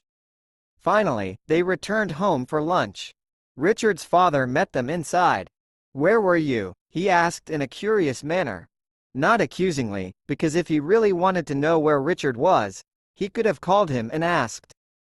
"We were at the park." "And you didn't invite me?" "TCH." Mr. Smith shook his head in an exaggeratedly disappointed manner. Richard supposed he could have, but going out for fun with his father still felt a bit weird. On the other hand, they looked more like brothers than ever before, so outsiders wouldn't likely be able to tell that he wasn't just one of the friends. Richard still kept him in a different category than friends, however, even if he still liked to spend time with him. Just not too much time. Well, maybe next time. What are we having for lunch? You think I'd cook lunch for a bunch of kids who left me home alone? Richard's father turned up his nose. But yeah, I made spaghetti, it's almost done. Richard smiled. His father wasn't the best cook in the world, but he wasn't bad, and eating familiar dishes with familiar people made them better. It was also nice when Richard didn't have to go to any classes or such after a meal, and could just continue to relax. Of Space and Bachelor's Degrees Chapter 59. Licks. So, Jot asked Richard, do you have any friends you want to see while you are here? Richard thought for a few moments. Not really. I never had that many friends. The ones I do want to see aren't here right now, and the remaining ones. I wouldn't turn down a chance to see them, but I could also do alright without. Richard wondered if he felt more attached to his current friends because he was absorbing some of Jot's Zeveronian ideals. He supposed that was part of it, but it really only made them become friends more quickly. If they didn't mesh well, then they would have just remained acquaintances. Richard and his friends went to visit a zoo. It was a different experience from the one on Meropa, since that had animals from different places. All of the animals here were from Earth. Or at least, they claimed such. Richard wasn't an expert, so he didn't know for sure. Still, he was certain about some iconic ones such as elephants and giraffes. There were some similar creatures from elsewhere, but in appearance they might be only as similar as humans and Noxians or Zeveronians. Richard found it fun to read about where on Earth the animals first came from, and whatever else was written about them on the plaques in front of their areas. He was becoming something of a biology nerd, though before he had gone off to university it had only been a passing interest. Susan showed great enthusiasm as well, though of course almost everything was new to her. That was the case for Jot as well, though he didn't show much enthusiasm on his face. Still, Richard knew he was enjoying himself. Hiroshi had actually already been to this particular zoo, which made sense because it was the biggest zoo in the nearby area, so he had visited it while growing up. Still, he seemed to have fun revisiting. Mr. Smith also came along. Richard thought he could have convinced him to pay for the trip even if he hadn't tagged along, but there was no reason to leave him behind. Except for potentially embarrassing stories, but that was just part of life. Richard's mother also came along, which made their group look almost like a pair of brother and twin sisters.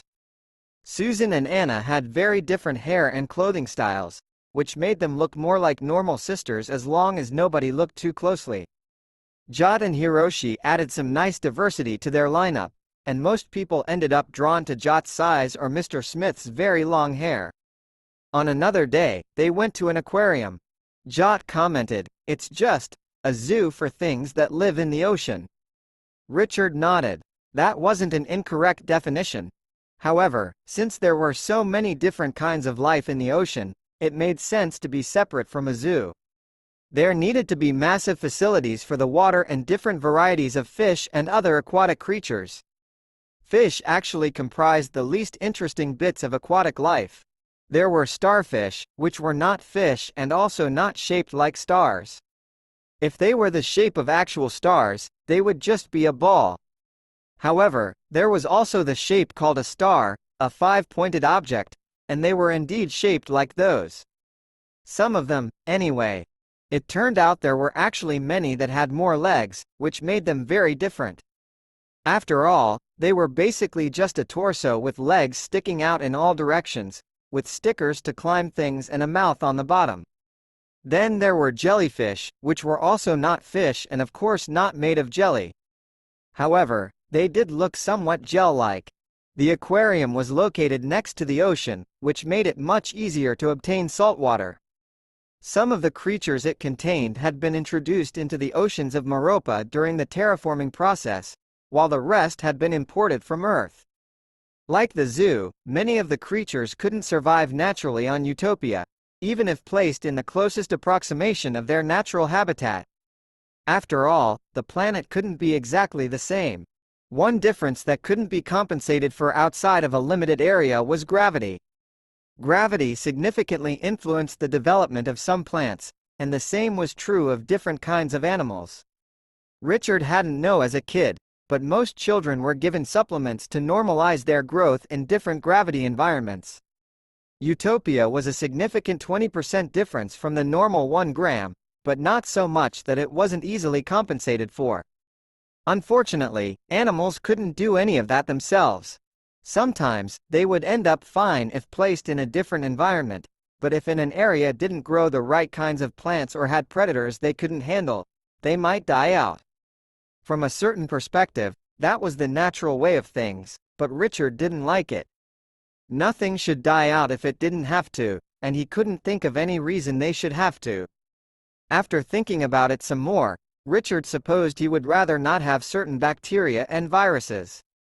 However, even animals considered pests should still have the chance to exist.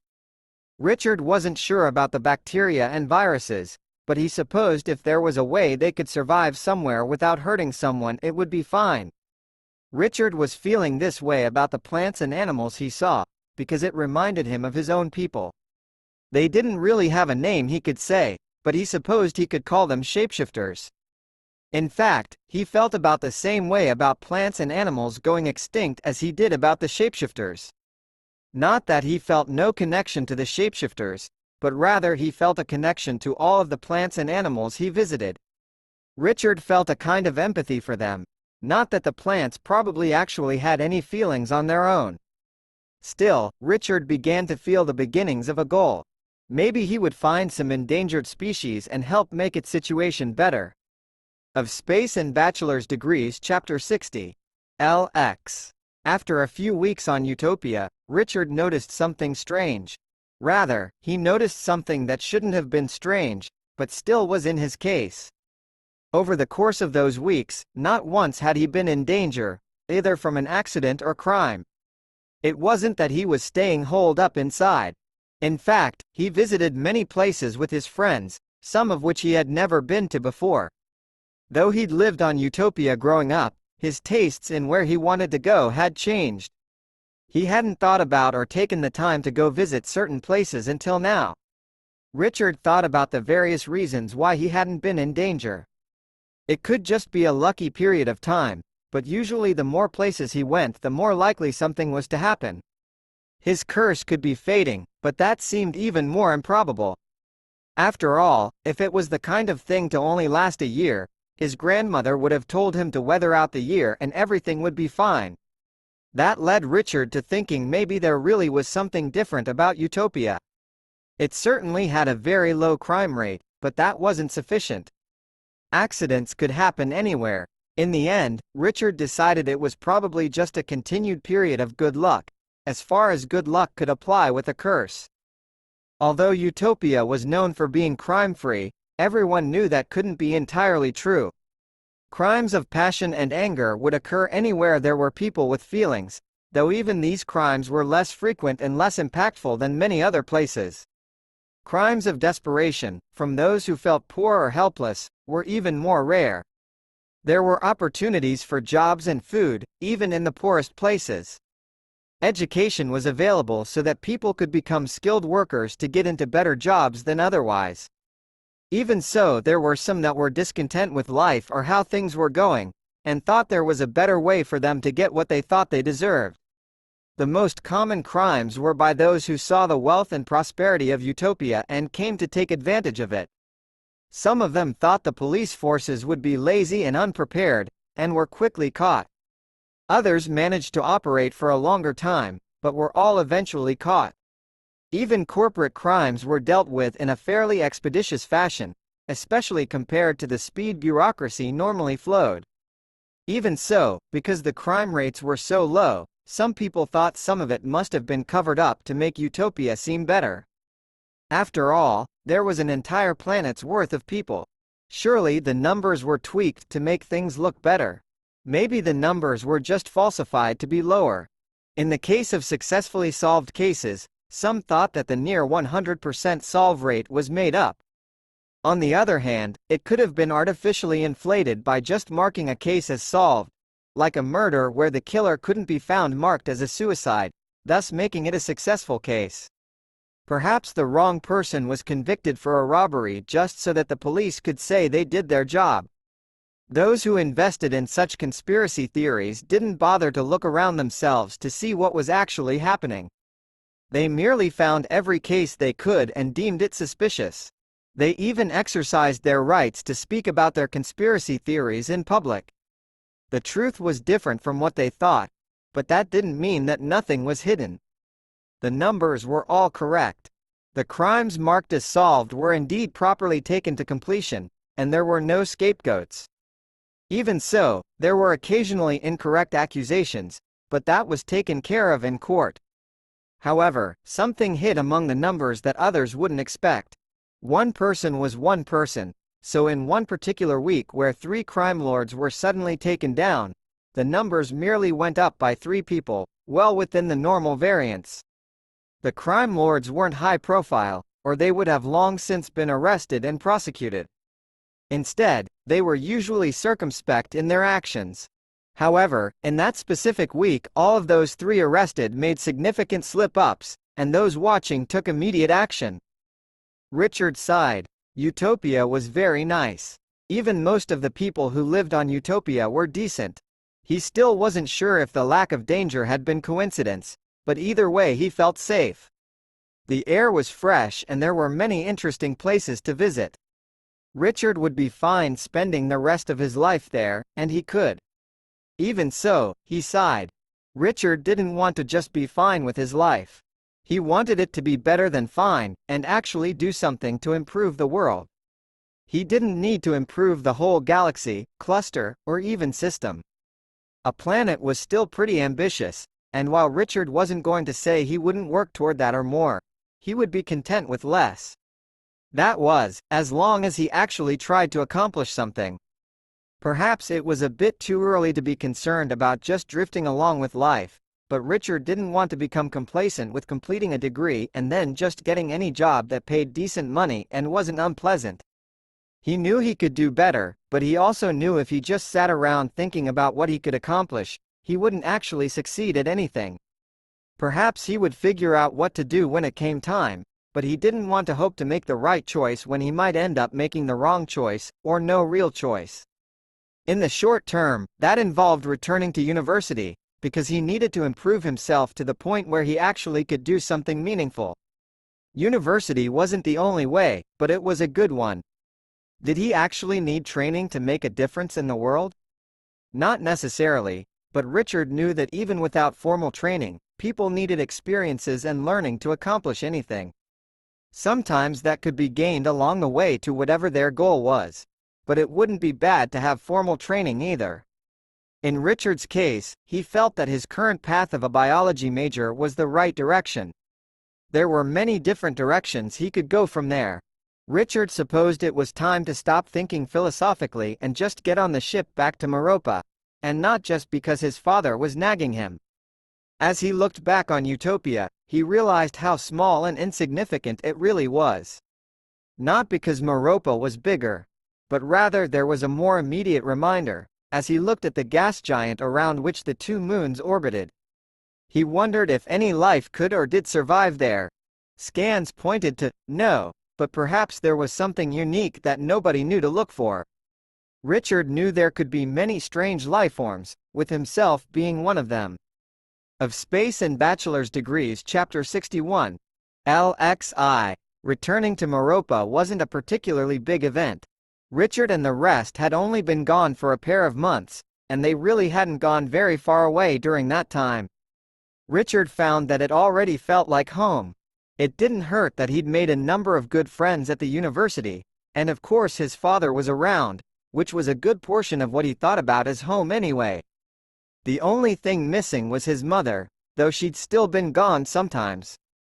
However, he usually saw her every few weeks at minimum, and she stayed around. Now, he hadn't seen her for months, and video calls weren't the same as meeting in person. Not even holographic calls were the same, really. That was true before Richard could feel people's auras and presence, but now it was even clearer that it wasn't in-person contact. Still, it was nice to know she was alive and healthy. Elena returned to Meropa a day after Richard and the rest. Richard spoke first. "So, how did things go? I know that something besides boring political stuff must have happened." Elena shook her head. "No, not really. Well, I just found out that Carl broke his arm, but other than that." "Oh, and we worked on your situation. You are now almost completely verified as a duke. I didn't need to be there for any of that. Well, not for most of it. We worked with the lawyers your father. If you want to partake in any official duties, you need to swear an oath. Conversely, if you do not want to, that part can be delayed pretty much indefinitely. However, various possessions and properties are now yours." Richard thought seriously for a few moments. "I wonder if that means I won't be getting allowance anymore." Richard grinned. "Thanks for taking care of that. I was only tangentially involved in that, but my father would say he was just following procedure." By that, he means following procedure as much as it suits him. "So, what did you do during your vacation?" "Well, I saw a lot of animals, and was reminded that slides can be much larger in lower gravity. It's almost directly proportional to gravity, actually." "Interesting. I have never been on a slide." "Well, I remember where there was one around here. It's one of the shorter ones though." As the next year started up, it was easy to get back into the routine of school. Meals, classes, homework, and training with Jot were all a part of Richard's daily life. Richard still made sure to find time for relaxation, because he didn't want to go crazy. Richard's energy body had recovered while on Utopia. It had just taken time, and a lot of food. Not that a large amount of food also wasn't being used to give him energy for the exercise he did, and the muscles he was developing. However, Richard had noticed a dramatic increase in the recovery rate when he ate more. There was probably a limit, but energy beyond what his body needed to function was mostly taken by the other part of him, though Richard wasn't exactly sure how it was converted. On the other hand, though Richard knew most of the process, he couldn't list all of the different molecules his body broke down and assembled to use for energy. Then there was the conversion of matter to energy that had to occur for the energy part of him. He wasn't even sure what type of energy it was, or more likely types if it functioned anything like his regular body. He would have to look deeper into the information left by his people. Although understanding the basics wasn't hard, the higher-level details took some time to learn. In addition to that, the information wasn't arranged in a way that he could directly understand with his human brain, so explaining it in terms of familiar biology and physics was going to be even more difficult. However, after he had recovered, he discovered that it was negatively affecting his training. Once he was aware of the possibility and thinking about it, he could see it clearly. It wasn't that his energy body was doing anything negative, but rather that it was doing something unnecessary. It was helping to repair the muscles that were strained by exercise. This put the portion it repaired back in a healthy, natural state. That also meant that the physical body didn't repair them the way it normally would, including the addition of more muscle. Richard found that strange, since it certainly had helped him with building muscle when he was initially started training. He had rapidly grown to around the limits for a human of his size. Then his improvement had slowed to a crawl. He was still getting stronger, but only barely. That had seemed pretty normal. Though, when Richard thought about it, it was quite strange. Theoretically, he should still only be able to improve to the limits of his genetics, though his genetics were mutable if he wished them to be. Going beyond the expected limits of a human was rather strange. Richard had copied the muscle patterns of his father, which made him strange. Not that it was a new idea, but Richard realized he should probably ask about that more. First, though, he needed to see if he could make his body improve, naturally, at a better rate. If he could get the energy part of him to assist in the growth of the new type of muscles as much as it had with the old, he would be happy. But he didn't want to get into that right away. He started to see if he could turn off the assistance. He wasn't a machine, so he didn't have a switch. It was a subconscious process as well, but breathing was the same way. If Richard wanted to, he could breathe manually, or even stop breathing for a time. In this case, helping to repair muscles was just useful but not critical to life.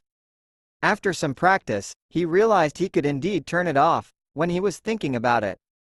When he wasn't thinking about it, he wasn't sure, because he wasn't thinking about it. Did his energy body stop repairing his muscles entirely, or did it just cease when he thought about looking to see if it was? It wasn't really something easy to test. Maybe if there were another one like him, they could watch him and see. Currently, all of the rest of Richard's people were dead, and he wasn't planning to have kids anytime soon. Theoretically, they could be like him, but he hadn't studied that in detail. Richard sighed. Well, at least his muscles were improving slightly faster now, because he was at least thinking about it a little bit while training. Maybe he could manually make the process better instead of just stopping the energy part of him from making things slower, but he decided to take his time on that. He had messed his body up a bit before, and he wanted to make sure there weren't any side effects of turning that part off before trying anything more. Of Space and Bachelor's Degrees Chapter 62.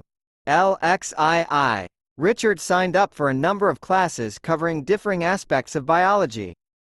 If he wanted to specialize on just humans, that was possible, or any of a large number of other species. However, Richard was currently more interested in a broad approach. He only had a limited amount of time, so he couldn't take classes covering all the groups of sentients, at least not all in 1 year. Richard was also interested in various animal lifeforms. He didn't want to lock himself into a particular area of study just yet, and there were many directions he could go in later. Jot's studies were more focused on zonian biology, but not exclusively. His current path could lead him to becoming a physical therapist, doctor, or perhaps a martial artist that knew all of the weaknesses of any sort of body. As a martial artist, there were those mainly interested in entertainment, and those who were into competition. Richard knew that winners could make quite a bit of money, and while Jot was very strong and talented, Richard wasn't sure about the level of competition he would face if he went in that direction. Thinking about martial arts also made one thing about military, but realistically martial arts shouldn't usually be relevant in a war. After all, that's what guns were for. Jot had expressed interest in reaching the level of a grandmaster of zonian martial arts, but Richard wasn't sure if that was a career or not. Susan was taking a wide variety of courses. She quite understandably didn't know what she wanted to do in the future. This was the first full year she would be attending university, and she actually had the chance to pick out what classes she wanted. She was taking classes on philosophy, sociology, and even a class in dance. Elena was taking classes focused on biology, specifically including Knoxian physiology, as well as genetics classes. If the issue Knoxians had was simple, it would long have been solved, but she had to start somewhere. It did seem to be a genetic issue, but it was not caused by a single gene, and the interactions were complex. It would be years before Elena was ready to even attempt anything, but she focused on her studies intensely regardless. Hiroshi shared a few classes with Richard and a few classes with Susan. Richard couldn't imagine what kind of qualifications he was going for, but he seemed confident. Maybe he was just testing the waters too. About a month into the year, there were reports of suspicious characters on campus. Students and teachers were told to keep a watchful eye, and report anything they noticed to security. According to the reports, the suspicious characters had only accessed publicly available spaces, but they hadn't committed any crimes. They just hadn't seemed like they had any real business anywhere. Richard wasn't sure what actually qualified people as suspicious characters, but their existence bothered him. Of course, it could just be a paranoid student or two, but if there was actually something they were up to, it could be bad. Richard trusted that campus security could resolve any actual incident that arose, but that didn't mean there wouldn't be problems before then. If Richard's curse had anything to say about it, it might involve him, even if the suspicious characters had no particular designs towards him. "This is my cousin Jessica." Hiroshi paused after his sudden appearance and statement, waiting for a reaction from the group of friends. She'll be attending here starting this year. Richard looked at Jessica, then back at Hiroshi. Your cousin? His eyes returned to Jessica, who possessed fair skin and distinctly Asian features, compared to Hiroshi, who had very dark skin and a complete lack of Asian features aside from his name. That's right. Jessica nodded. Richard was expecting more, but it seemed she was done talking. Well, actually, Hiroshi continued, she's a second cousin, so we're a little bit more distantly related. Though really our families, well, it's easier to just say cousin. Richard nodded. Then he concentrated for a while.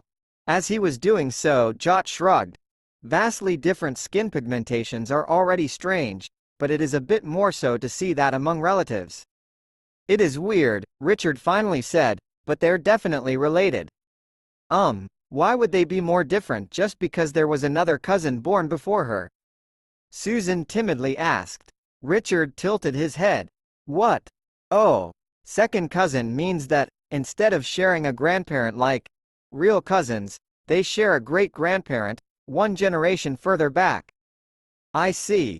Saying cousin is indeed easier, like with us. Of course, they explained it anyway, so I suppose that ruined the point. Susan paused and turned to Jessica. I'm sorry, we never introduced ourselves, did we? I am Susan. Pleased to meet you. Everyone went around introducing themselves. Perhaps Hiroshi had already told her their names, but it was still polite.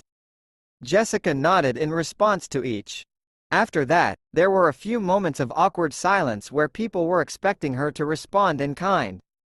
It was possible she thought Hiroshi's introduction was adequate, because she remained silent.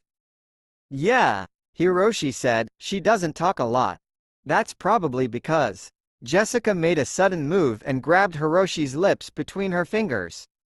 Because I actually have a verbal filter. She sort of glared at Hiroshi before letting go. Hiroshi rubbed his lips in an exaggerated fashion. Well, if you guys see her around, you'll know who she is. Be nice to her, okay? She could use some friends. That line got him a swift punch in the gut. Though her arm moved with surprising speed, she only really had enough reach to just barely touch Hiroshi. Even so, he doubled over in mock pain. All right, this is what I get for trying to be a nice cousin. With the introduction of Jessica, Richard remembered he had some family matters of his own to deal with. It was obvious his parents were different from normal humans, and not just because of their activities. Richard wanted to find out just how much. Partly because he was curious to know, but he also wanted to be aware of how far his own body could go. Of Space and Bachelor's Degrees, Chapter 63. LXIII. Richard went to find his father.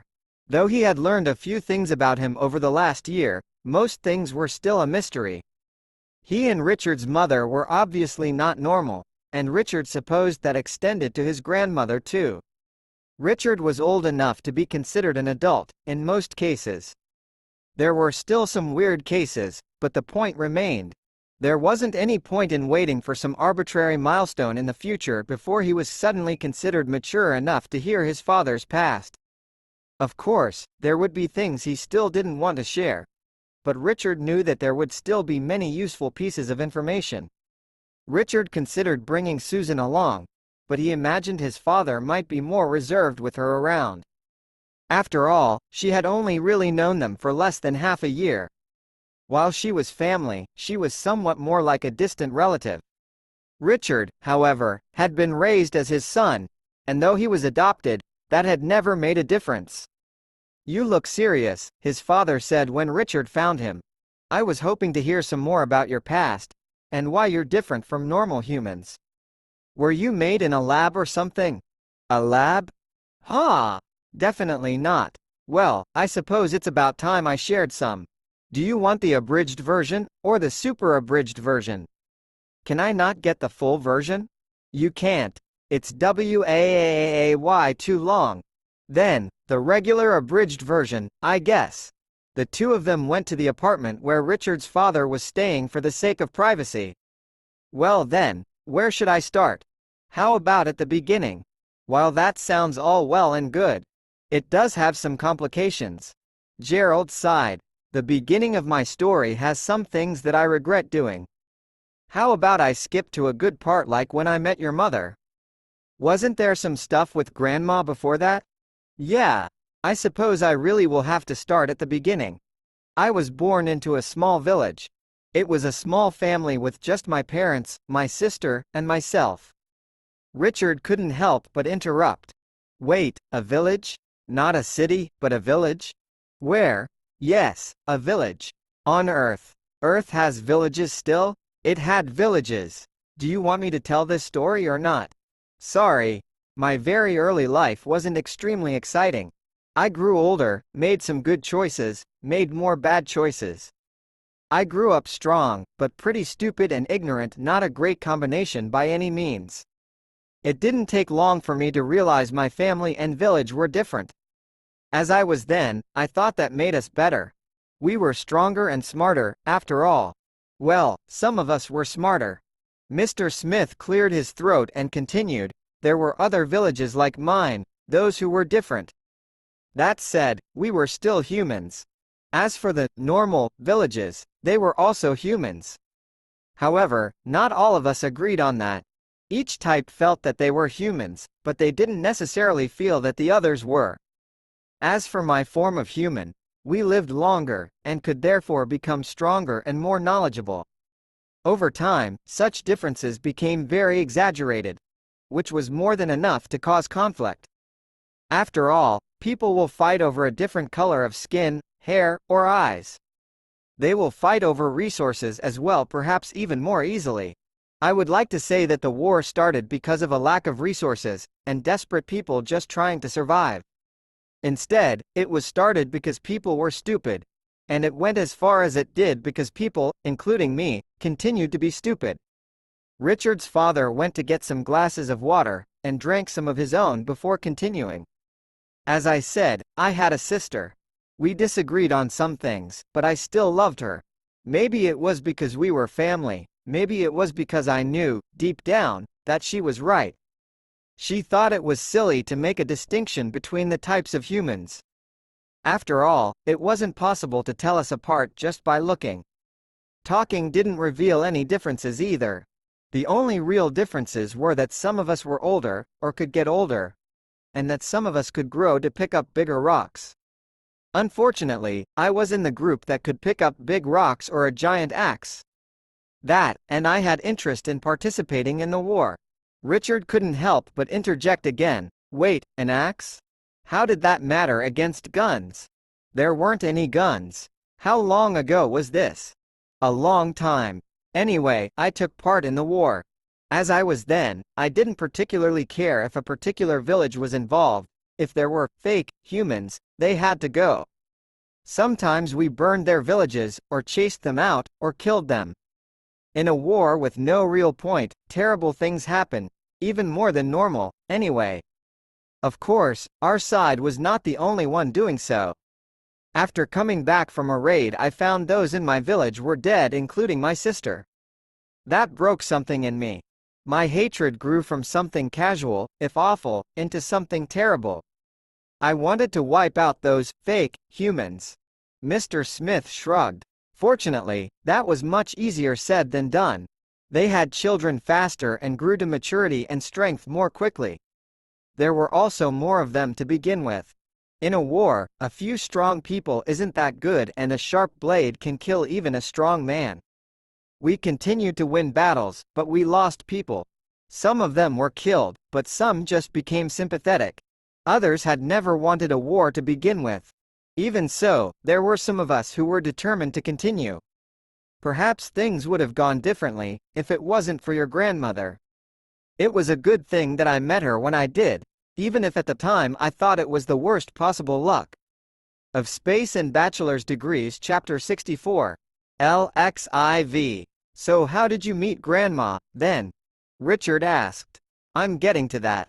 This is already heavily condensed, okay? Mr. Smith paused for a moment. Now where was I? Ah yes. My kind of humans began to grow more sympathetic to living peacefully with the others.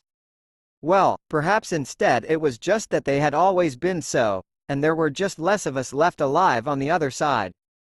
There were never too many of us around to begin with, and about half, or a little more, were with the normal humans. At that point, a perceptive man might have realized that we had already lost. Unfortunately, I wasn't good at taking hints. Even more unfortunately, I was pretty good at fighting. There was one more big battle, and at the end I stood upon a small hill of bodies, having slain more of my own people than I had the other humans. That was when I met your grandmother, besides having heard about her before then. Mr. Smith took a drink of water and continued. The world wasn't interested in making the moment dramatic. It wasn't raining, nor was it just becoming evening with the sun setting. The slaughter occurred throughout the morning, and ended in the afternoon. I didn't understand anything about magic, not many people ever do. I assumed it to be all tricks, which is why I wasn't surprised when your grandmother had no impact on the battle at all, despite being called a sorceress. I still don't know what she could have done, but I do know this. She used the time of the battle to prepare herself, and when it was over, she cursed me. She probably could have killed me, with the kind of power she wielded. The bit of metal I wore as armor and an axe would have done little to stop her. Instead, she chose a different path. Perhaps she was tired of the fighting. Perhaps she realized that dying an easy way out. Then again, she might have just realized that we were the last two of our kind, and she didn't want to see us die out.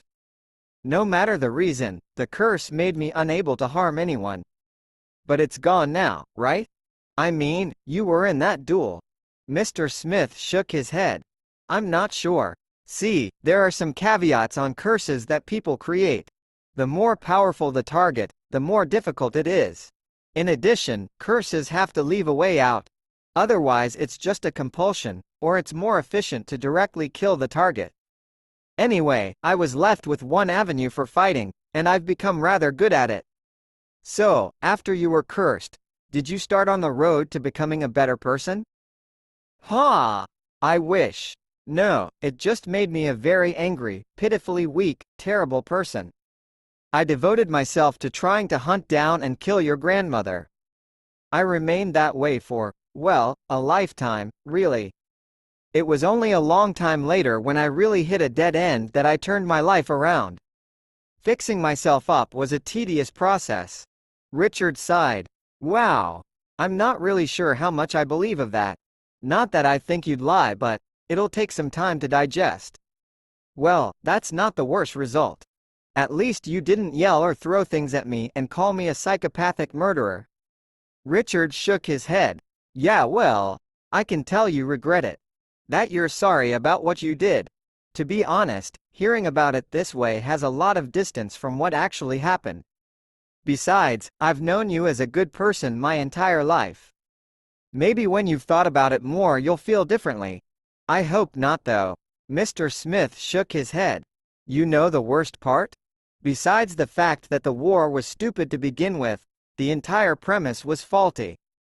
Regardless of whether my kind was better or worse, we were all the same. You know, before your mother, I was married to a few other women. We never had any children, so I continued to believe that we were still a different species.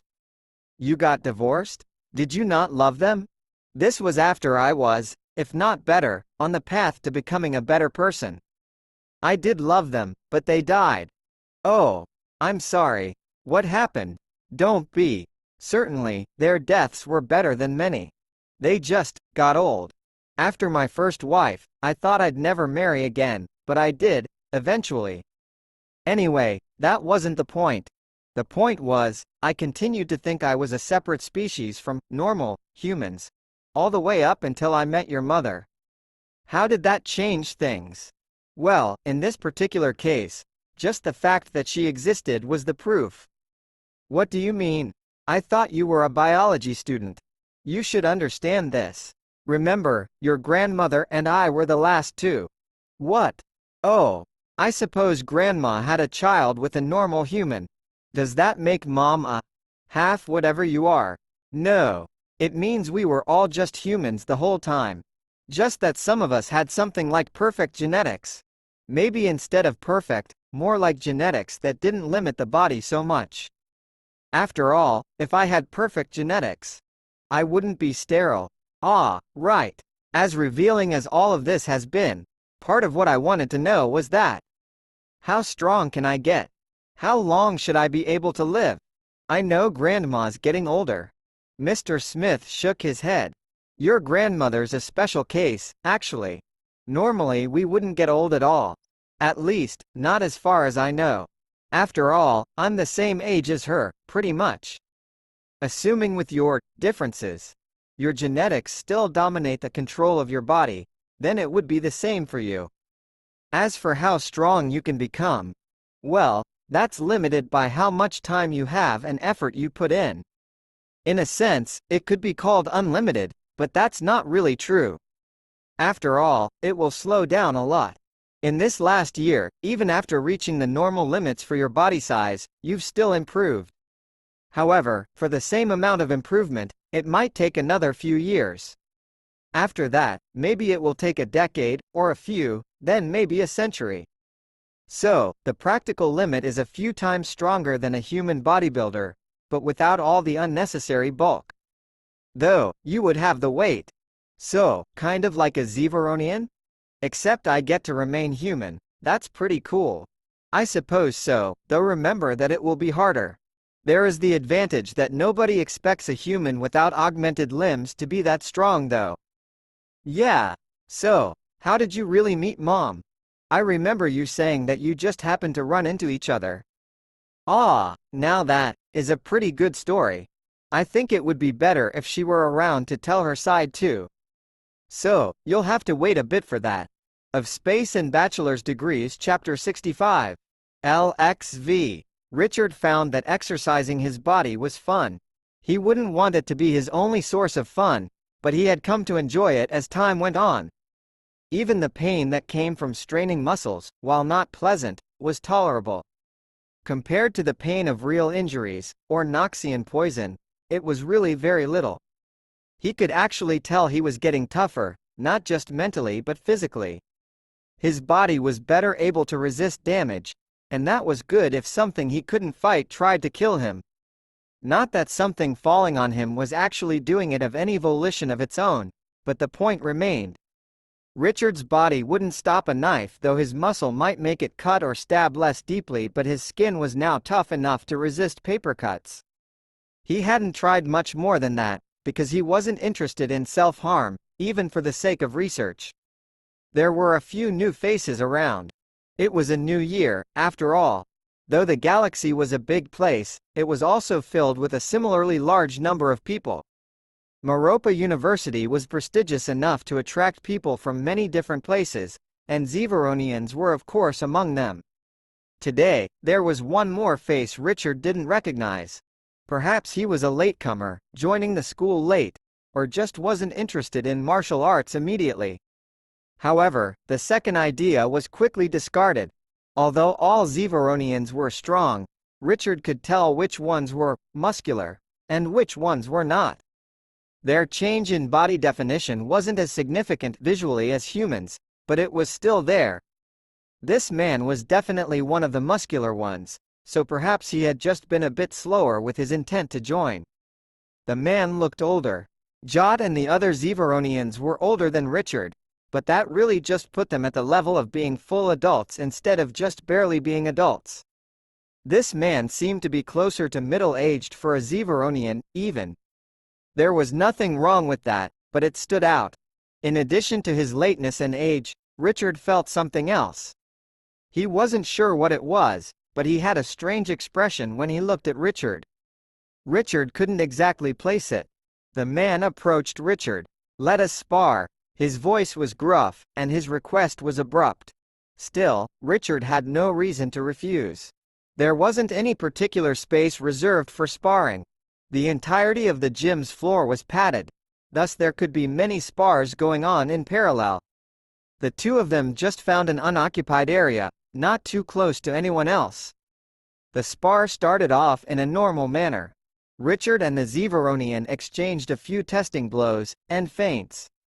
Though Richard wasn't as powerful as a Zeveronian, he was just as quick as some of them. As his training had advanced, He had actually become a useful sparring partner, instead of the other sparring with him just for his own benefit.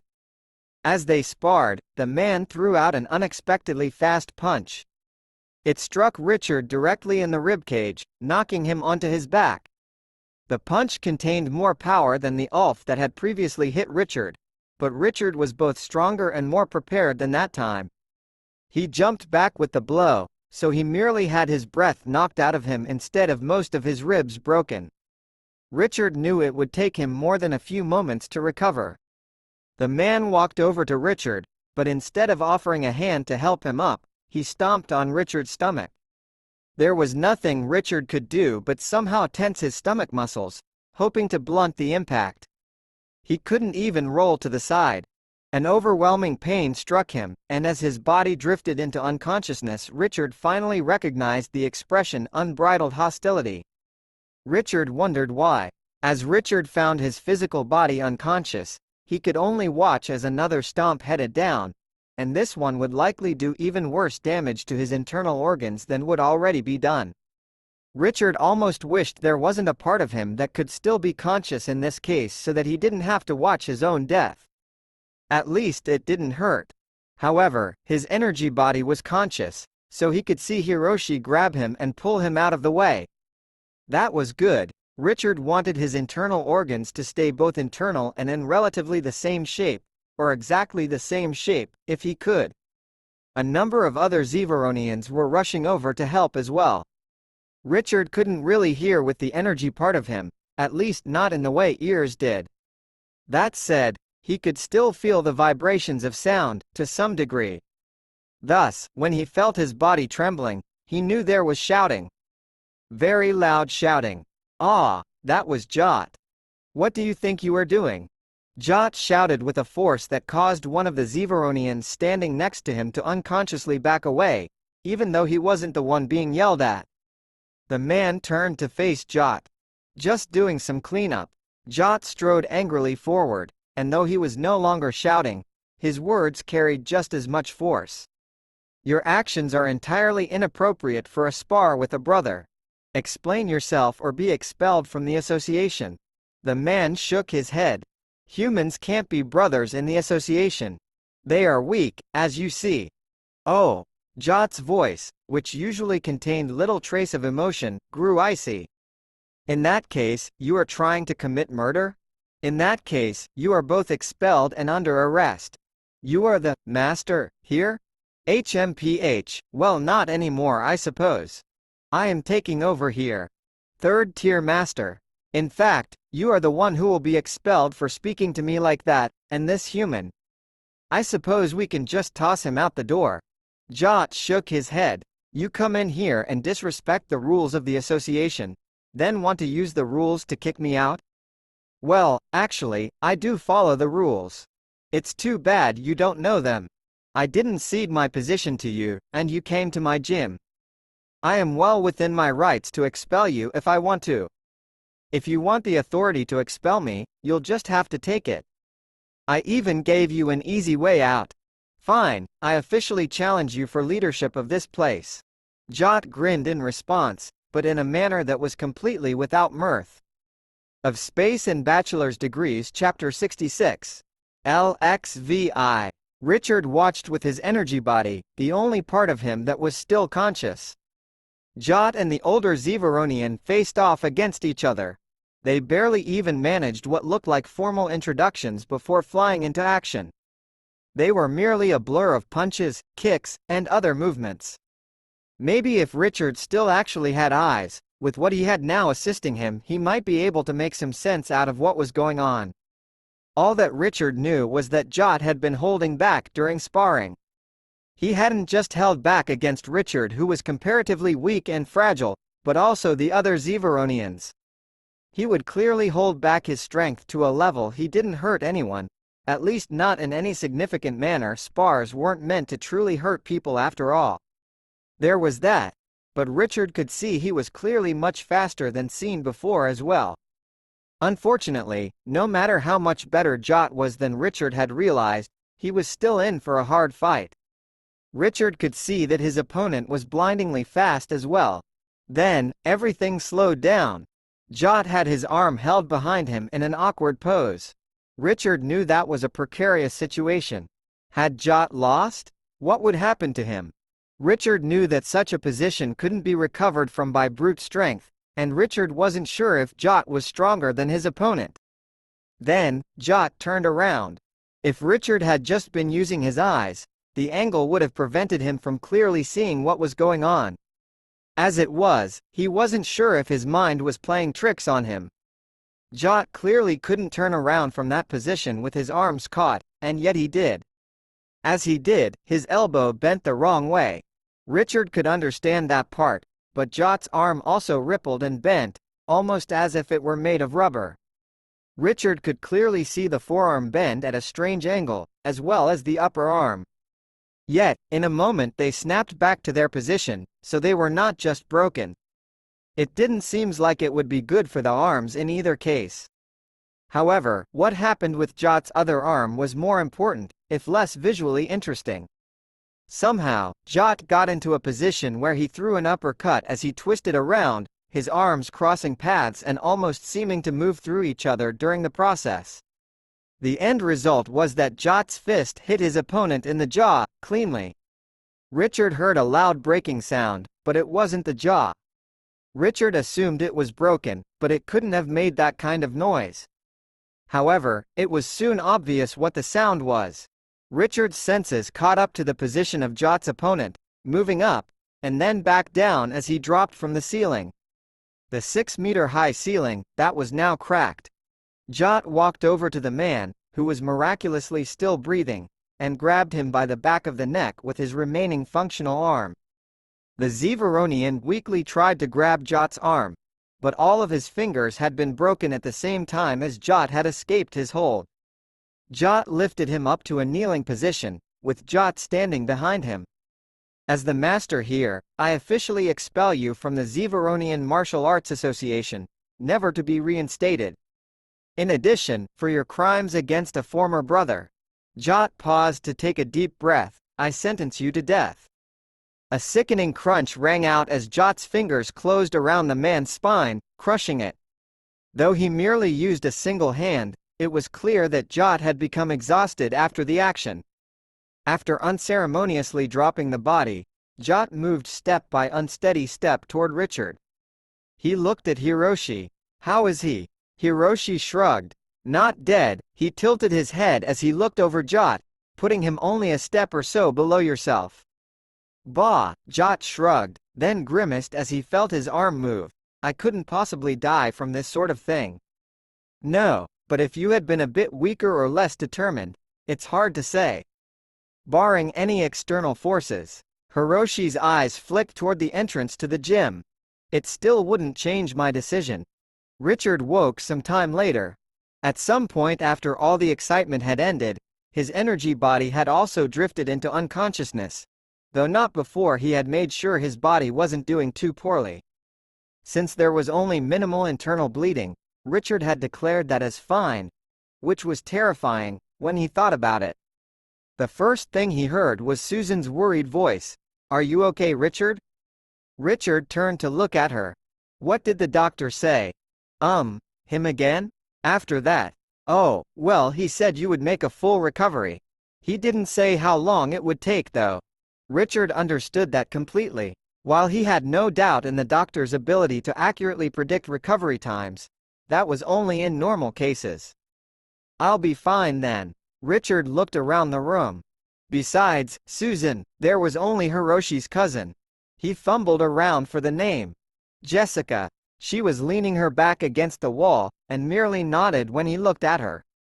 It was obvious that if talkativeness was related to genetics, Hiroshi and Jessica didn't share that part. Checking the time, Richard found that it was just turning night on the same day, which meant he'd only been unconscious for a few hours. Not too much later, Hiroshi came in, carrying an armful of various kinds of food. Jot sent me with this. He's got some official business to take care of. Yeah, why do I think that official business is the nice way of putting it? Richard concentrated. The details he picked up with his energy body were different from what he saw with his physical body and mind. It wasn't exactly vision, so some details were hard to understand with his normal brain. He was pretty sure someone had died though. Richard didn't think that would be easy to deal with. Of Space and Bachelor's Degrees Chapter 67. LXVII. In the morning, Richard surveyed his body. All of the internal bleeding had long since stopped, though he was still pretty banged up inside. Richard found that removing the blood from where it wasn't supposed to be was rather easy. He knew he could make changes inside his own body, but removing matter was much less tiring than he thought it would be. He wasn't exactly sure, but he felt that he turned the blood into energy. It was still a net loss, but not as much as he thought it would be. Jot came to visit, which was a good sign because it meant he hadn't been arrested or anything. That was actually an incredible testament to the autonomy given to the Zonian Martial Arts Association. "How are you feeling, Richard?" "Well, I can't help but wondering if this whole thing isn't my fault." "I'm going to assume you are physically fine then. Also, I fail to see how you have any fault in this situation." "Well, there's my curse. While it's not really under my control, my presence caused a lot of trouble for you." "Well, perhaps. It could be that he showed up because of your curse, but I imagine he would have come anyway. You just happen to be the easiest method to cause trouble. Without you, he would have just caused different trouble. He was looking for a power trip, and standing as the master here would have done just that. Still, he was already on watch for being somewhat unruly, so it would probably have been a short reign. Not that he knew he was on the list, because people behaving just because they know they're on shaky ground isn't a great method." Jot shrugged. "Maybe because of my actions I'm on the list now, but officially what I did was deemed overzealous and hasty, which isn't entirely unexpected at my age. That just means there will be some delay before I am promoted to second-tier master." "Oh, that's too bad." Jot shrugged again. "Not really. I can wait. In the end, they have to promote me eventually because I defeated a third-tier master. I wasn't expelled or even really punished. Actually, I'm glad you were around. Though I don't particularly like seeing you get hurt. If there hadn't been more on the line than just being the teaching master here, I might not have beat him. That would have been troublesome for many people. As glad as I am that maybe I prevented trouble for others. I'm not so unselfish to say I enjoy it. I mostly just cared about any trouble I caused you in particular." Richard looked over Jot's arm, which was covered in bandages. It wasn't in a cast, because nothing was technically broken. "How's your arm?" "It will be better in a few weeks. Unfortunately, that means no sparring, because even though I could still win, the movement would prolong this injury." "Okay, is a few weeks long or short?" It looked serious, but I've never seen you injured before, even when you stopped that beam. Jot nodded seriously. It's pretty long. I messed it up pretty bad to get a moment of flexibility. On the other hand, if I had done it differently, it could have been torn off, which is a much longer path to recovery, even with good surgeons. Well, maybe you could have gotten a cybernetic arm. I suppose, it wouldn't have been as good though.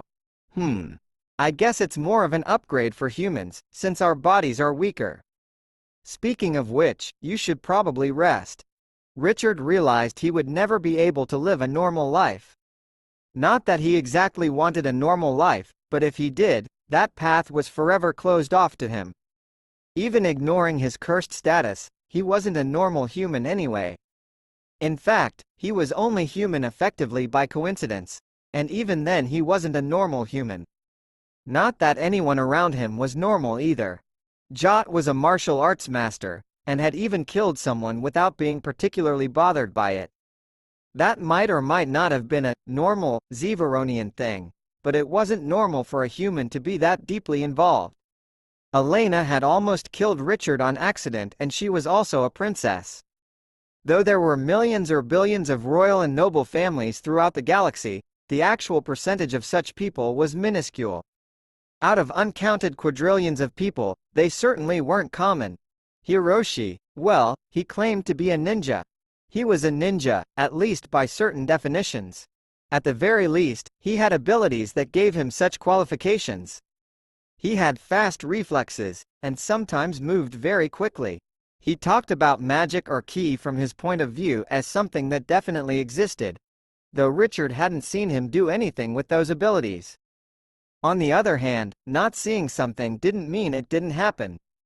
Richard's parents were humans, though he supposed he had to say technically since what people normally thought of humans didn't apply to them. On the topic of his family, Richard's grandmother used to be a sorceress, or whatever the proper word was. Susan was the most normal out of the bunch, but she was a clone of his mother, which meant even by just her genetics she was different. Though he knew he wasn't normal, Richard couldn't necessarily say what normal was. Growing up, going to school, finding a job. That might have been it, but some species didn't go to school as a whole. Still, if going to school was replaced with being educated, then that applied. People learned things, unless they were just a lump that sat in a corner just technically being alive. But even then, if they were conscious, they would learn something. As for getting a job, that could be replaced by finding a purpose, or even looking for a purpose. That would cover pretty much everyone, though Richard supposed there might be some strange exception. Still, even if he used that definition of normal, he only mostly fit. Normal people didn't almost die as much as Richard, because otherwise there would be no more people. Everything would be in chaos all the time, even if every person only suffered one near-death experience per year. After all, that would still be 0.27% of people every day. That sounded small, but even with just 1 million people that would be 2,700 per day, which meant everyone would at least see something happening almost all the time. Richard found he had entirely too much time to think when he was injured, even if it wasn't for long in the grand scheme of things. He couldn't hope for his life to be normal, but he could hope it was at least more on the interesting side of abnormal, and slightly less on the potentially deadly side. Of Space and Bachelor's Degrees Chapter 68. LXVIII. Susan was finding her first full year of school different than expected. That said, she had very low expectations, so she found it overall better. She wouldn't consider herself a pessimist, but the environment she had grown up with hadn't given her much reason to have high expectations. Though her life growing up in a lab could have been worse, even at the time when it was the only life she knew, she realized it wasn't good. It was clear to Susan that she was different from the scientists who ran the cloning lab, though she hadn't known what the facility actually was at the time. She didn't remember anything from when she was truly a baby, but as soon as she could walk and talk she was subjected to all kinds of tests. There were no other children, which was the first sign that she was different. However, there were signs that there were, or could have been other children at some point. There were rooms like hers, but they were empty. When Susan wasn't undergoing tests, she was made to prepare for them. In the case of intellectual tests, there were materials for her to study. Sometimes she was taught by one of the scientists, but sometimes she had to read the material on her own. She was taught to read, but after she had been rescued she learned that normally there were books for children. She had only been provided books that were somewhat simpler, and very plain. In fact, most of them weren't published books at all, but materials prepared by those in the lab. That was because they tightly controlled what she could learn. When she didn't do well on the tests, she was punished, usually through a slap or an electrical shock, or being yelled at. Though she tried to succeed to avoid punishment, the exact nature of the tests wasn't always clear. When she was very young, the thing that most drove her to try to succeed was the disappointed voices as the scientists whispered to each other. She wanted to make these people happy, at least until she grew wiser and realized they didn't care about her at all. As she grew older, she began to understand what they wanted from the tests, and tried to pass with the bare minimum. Susan was also made to undergo physical tests. Thus, she had a harsh exercise regime. She was punished when she failed to keep up with it, which was often. Looking back, Susan was thankful she didn't seem to have gotten any permanent damage from overstraining herself. They obviously expected higher performance from her, but she found that she didn't care, even eventually going to the point of intentionally failing. She found that resulted in harsher punishments, so she learned to look like she was trying and failing anyway. At some point, she discovered that there was an absolute limit to how much she would be physically punished, and she realized she had some value. As for any berating or words, once she no longer valued her captors as important people, their words had little impact. Though being tested on what she learned was unpleasant, Susan actually enjoyed learning. The biggest problem she had was the information she was given. It wasn't really enough. The scientists clearly had access to more knowledge, but they wouldn't share it. If she asked too many questions, she was scolded. When she asked how they expected her to be smart when they were trying to keep her stupid, she was yelled at and punished. But that just confirmed that what she said was true. They wouldn't give her the knowledge she wanted, so she would have to take it. That said, it wasn't easy to do anything they didn't want her to do. Whenever she did something wrong, they always found out, even when they weren't watching. It took time, years even, but Susan eventually figured out about cameras, and where all of them were. They were hidden, but they couldn't see her if there was no possibility for her to see them. She figured out where they all were, but didn't act. If she was wrong, it would be harder to accomplish what she wanted in the future. In addition to keeping an eye out for more cameras or other security devices, she watched the scientists' habits. They obviously had knowledge on their big screens, but she couldn't get close to those. However, they also carried around smaller tidbits of information, and sometimes those would be left places. The biggest difficulty came when she had to take the pieces of information. That had to occur in a place where no cameras would notice, and also hid in such a place. However, though they left their information around, they were never far away. Then Susan discovered a weakness. Though cameras might always be watching, it didn't seem that the information always got to the scientists. This was even more true in areas where they were ostensibly watching her in person. The first handheld computer she took wanted a password, and she didn't know it. Thus, she put it back approximately where it had been as soon as she got a chance. She learned how passwords worked, but never got an opportunity to see one. She did, however, manage to get one after the password had been put in, and then it was forgotten as the scientist moved on to something else. Unfortunately, she only managed to read a little bit before he noticed it missing, and she only barely managed to get it back to a probable location in time, after which it was pointed out to him. She occasionally managed to get such small snippets of information, but unfortunately there were usually words she didn't understand, because she hadn't been taught them. Still, she got better and better at stealing bits of information, though it all became unimportant when a woman who looked like her showed up, and gave her a chance she never thought she would have. Of Space and Bachelor's Degrees, Chapter 69. LXIX. Susan was glad to be learning from teachers who were actually willing to share. She had so many questions that she knew she would interrupt the lessons if she asked them all. But even outside of the classrooms, she had access to more information than she had imagined existed, immediately available. In half a year she had learned so much but still felt ignorant of many things. Many of these things were the experiences of growing up in a normal family. It was strange, but she had a family now. Being aware of her own strange status as a clone, Susan would have expected to have no interaction to those that were genetically related to her. After all, they had no responsibility to take care of her. Even Richard's mother Anna, who shared genetics with Susan, was not responsible.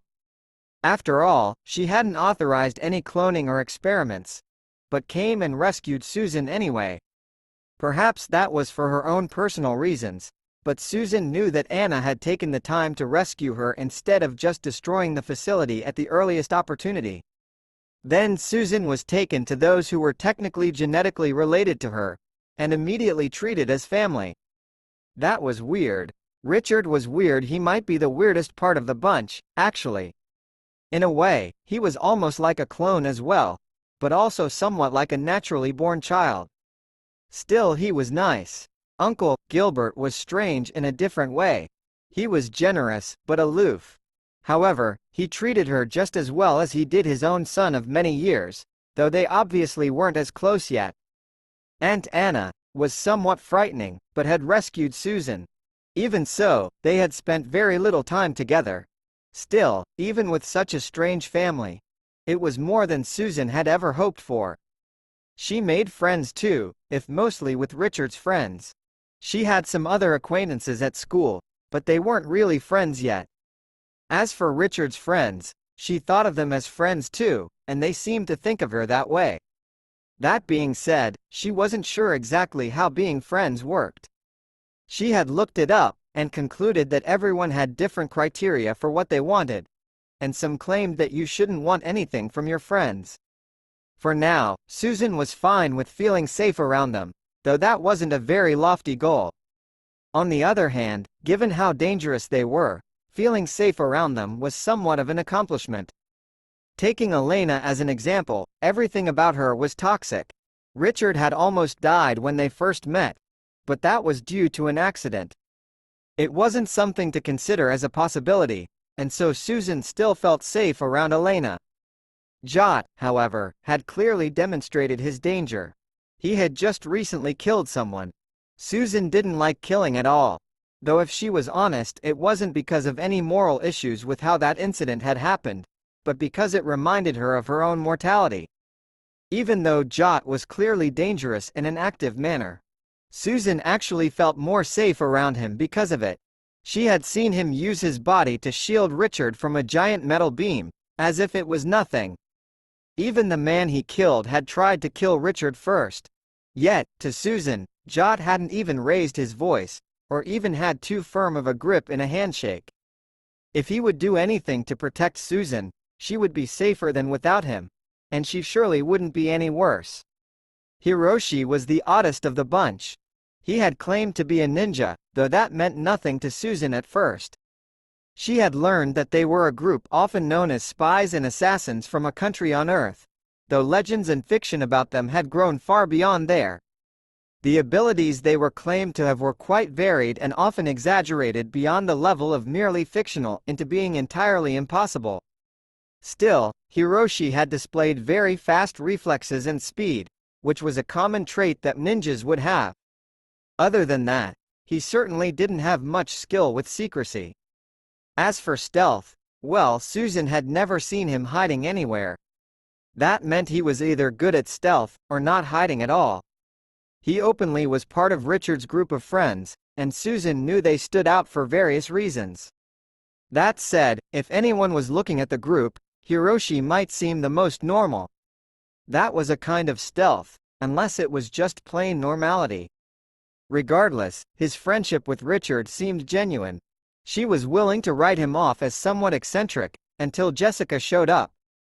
It wasn't strange for cousins to go to the same university, especially not one so large as Meropa University. The strange thing was she started a month into the semester, with no particular reason given. Susan learned that Hiroshi had also started the previous year late. One such thing was at most a bit odd, but twice made it seem like more than coincidence. Susan had no objections to considering Jessica a friend, but there seemed to be more to it than that. Unlike Hiroshi, she never claimed to be a ninja, yet she acted more like one because of that. She was quiet and reserved, though not unfriendly. That by itself meant nothing, especially with Susan herself being the same around people she had just met. It was only after Susan started having suspicions that she noticed Jessica's actions as being somewhat odd. It was just a number of small things Jessica would move forward to hold open a door for Susan. It could have been a nice gesture, but from another perspective she was entering the room first, as if watching for something. She also placed a strong emphasis on wanting to go places that Susan went shopping, among other things. Not that Susan did a lot of shopping, but she also went to many new places to make up for the life experiences she felt she was lacking. Based on her past, Susan wasn't particularly fond of being watched all the time, but she had the feeling that in this case Jessica was looking out for her interests. Not that it felt better. On the other hand, Susan only really had suspicions. She had never seen Jessica follow her if she stayed firm to going somewhere alone, but whether that meant she didn't follow Susan or did so secretly was impossible to tell. Perhaps Susan was being paranoid. But having grown up as a clone in a lab, almost certainly an illegal one as well, Susan had sufficient reason to be suspicious of people. Of Space and Bachelor's Degrees, Chapter 70. LXX. Jot had a serious look on his face. Not that he didn't normally look serious, but he definitely was at this point. Richard couldn't help but mention it. "What's wrong, Jot?" Well, opinion is divided on whether you can be an official member of the association. There is some precedent for non-Zeveronians, but not that many cases. Well, what difference does it make, practically? It affects your status, but I suppose most relevant is if you ever want to apply to be a master, you have to be an official member. Richard shrugged. "I wasn't exactly planning to make it a career." Jot nodded. "I suppose not. I just feel that you are worthy of recognition. I don't know if I'd like to be recognized as the weakest member in the association." "You're not." "Well, I'm the weakest one here." "That may be true, but you are at least in the second class, which is not bad. You are still improving as well. I don't know if my special genetics really makes this a fair comparison." "In that case, Zeveronians should not count at all, since we are much ahead in physical attributes to begin with." "Truly though, you are becoming quite skilled." "Well, thanks. I kind of wish I didn't think it was necessary though." Richard and his friends were now a small crowd as they walked around. Perhaps some might not have considered 6 people a crowd, but from the point of view of an introvert, 6 people was already quite a few. Not that Richard would ever disdain having more friends, but he could only meaningfully interact with so many people at one time. Today, they were going out for lunch, and perhaps they would get dessert afterwards. Although most restaurants didn't serve just one variety of food, there were still some limitations on available choices. Though Jot could eat the same food that everyone else ate, he wouldn't enjoy it. Thus, they had to go to a restaurant that served the more flavorful food that the humans and Elena were used to, as well as the blander food that Zeveronians and some other species enjoyed. There were some palatable non-Zeveronian options available for Jot. He would just usually need to order extra portions. Though, the way that some restaurants served food, he didn't always need to order extra, since there was sometimes that much to begin with. Convincing Elena to take the time to actually go to a restaurant wasn't too hard, since the school year had just started. There wasn't that much work yet, and thus it took less time even if she wanted to perfectly understand the information. She was also aware that she needed to take breaks from studying for it to be most effective anyway, but she would probably do so less at more critical times. While Richard found the cafeteria adequate, they always had the same things. Since they had to cater to so many different nutritional needs and tastes, there was only so much they could offer. Even though humans fell into one of the bigger categories, it was nice to go out for a change of scene. Plus, there was that whole thing about dessert. Jot had to put up with the smells of the various foods coming from their table and the ones around, but he was used to that. At least he didn't have to taste anything so overpowering, so he could handle it. However, Richard found that the ones who were enjoying their meal least were Hiroshi and Jessica. "What's wrong, Hiroshi? Is it bad?" It's fine." He shook his head. "I'm just thinking about something else." Jessica's meal was only half eaten. Though some girls would eat carefully to watch their proportions, Jessica wasn't one of them. Richard couldn't help but wonder. "I thought you liked fish? Is there something wrong with it?" She shook her head, and ate a bit more, but definitely seemed to be thinking about something else. The only person who seemed to be truly enthusiastic about their food was Susan. She gulped down the food almost as if it would run away. Richard finished his, but not with such alacrity. Meanwhile, Elena ate at a slow and measured pace. That meant she at least didn't dislike the food, because Richard knew she wouldn't eat it otherwise there was no reason for her to force herself. However, her eating motions were always methodical, so it wasn't like she was unhappy this time. Jot's eating, meanwhile, was similarly methodical, but much more food was consumed during the same period of time. In his case, there wasn't any particular enthusiasm either. The conversation was somewhat dull. Jessica never talked much, so her lack of participation didn't really change anything. It was Hiroshi who would usually fill up many of the quiet spots, and his lack of participation had a noticeable effect on the conversation as a whole. After the meal, nobody was interested enough to get dessert. On the whole, it had been a disappointing lunch, but Richard still found that it was better to have his friends there than to have eaten without them. Hiroshi and Jessica continued to act somewhat strangely as they were walking back toward Maropa University's campus. If Richard hadn't been looking for that specifically, he wouldn't have noticed as easily, but they were definitely strange. It made Richard wonder what was bothering them. Could it be some form of danger? Upon thinking about it, Richard could find himself in danger at any time, though he hadn't noticed anything concerning. Except, just as he thought that, he felt something. Before he could decide what kind of feeling it was, there was the sound of an explosion and a bright light. Richard also thought he heard some other loud noises, but his ears hadn't yet recovered from the boom of the explosion. Richard's energy body was also thrown off, and he could only vaguely tell that his friends around him seemed to still be there, though that was the limit. Of Space and Bachelor's Degrees Chapter 71. LXXI. When Richard's senses cleared up, it had only been a few moments. He tried to get a handle on the situation, and what immediately came to mind was a flashbang of some sort. If that were the case, the situation was immediately outside of the realm of possible accident. Looking around, everything looked strange. Richard quickly realized that was because they were being lit from the center of the group, and not from the sky. There was a glow rod on the ground next to a strange black ball. A few meters away from the group of friends, Richard saw the reason for the lack of light. Or rather, he didn't see it, because it was just a hemisphere of blackness that covered them, as if there was nothing beyond the small hemisphere they were in now. He couldn't see it, because no light came back toward him. Richard recognized the hemisphere as a 0% reflector, also called a null reflector. While he didn't have any personal experience with them, he had seen them in movies. They were a sort of semi-portable barrier, designed to stop laser fire among other things. As a side effect, no light passed through them, creating the eerie black barrier Richard now saw around him. He supposed the strange black ball might be the device that created the barrier, protecting itself with a smaller barrier of its own. The real question was where it had come from, since they weren't just available to pick up anywhere. "Is everyone all right?"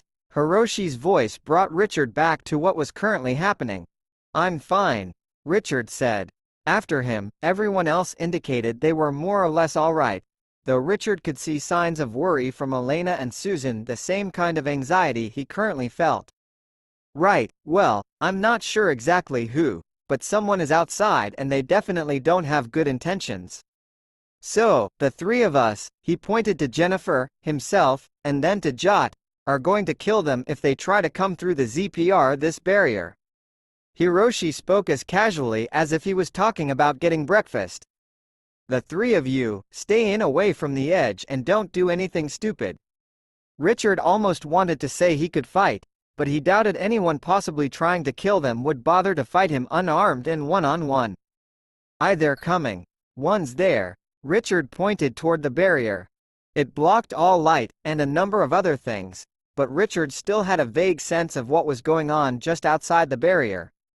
Perhaps whatever type of energy he used was considered safe, or the barrier just couldn't block everything.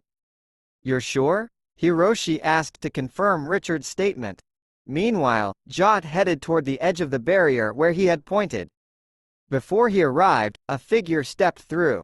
It was strange, seeing them sort of bleed into existence one piece at a time, first an outstretched hand, then an arm following that, and finally a face and body. Though there was a face, it was covered up by a helmet, hiding all features. That further indicated these people were up to no good. At the same time, Jot dashed forward to grab him. At the same time, the figure swiped the combat knife he held in one hand toward Jot's throat. Richard thought it seemed to move impossibly fast, but Jot reacted with similarly unbelievable speed. Though the figure never lost their grip on the knife, they soon found it impaled through their sternum, aided by Jot. Richard was so distracted by the scene he was slow to point out the next people. "Ah, there are more. There, and there." By the time he was pointing it out, they were already coming through. Then time became a blur. The lack of light didn't help, but either way Richard could barely keep track of what was happening. Though it only took a few moments for the first 4 to be killed, 8 more had appeared. Hiroshi and Jessica managed to hold off 2 each, and Jot managed to stop 3, but 1 managed to slip by. Richard wasn't sure what the best option to respond was, but he saw the last enemy suddenly step to the side, and then saw a laser burn on the side of his ribcage. Richard hadn't expected Elena to pull out a laser pistol, but on the other hand expecting a princess from a culture that still had duels to go around completely undefended was rather silly. Elena looked rather perturbed that her shot had not been on target, but Richard didn't have time to think about that, as the enemy was only a few steps away. Within a moment, he had crossed that distance with a speed that Richard felt was strange. Though Elena had a gun, her next shots missed entirely, and Richard doubted she was as capable as himself in melee combat. Though Richard hadn't trained with weapons, he had at least been taught a few things about fighting against them.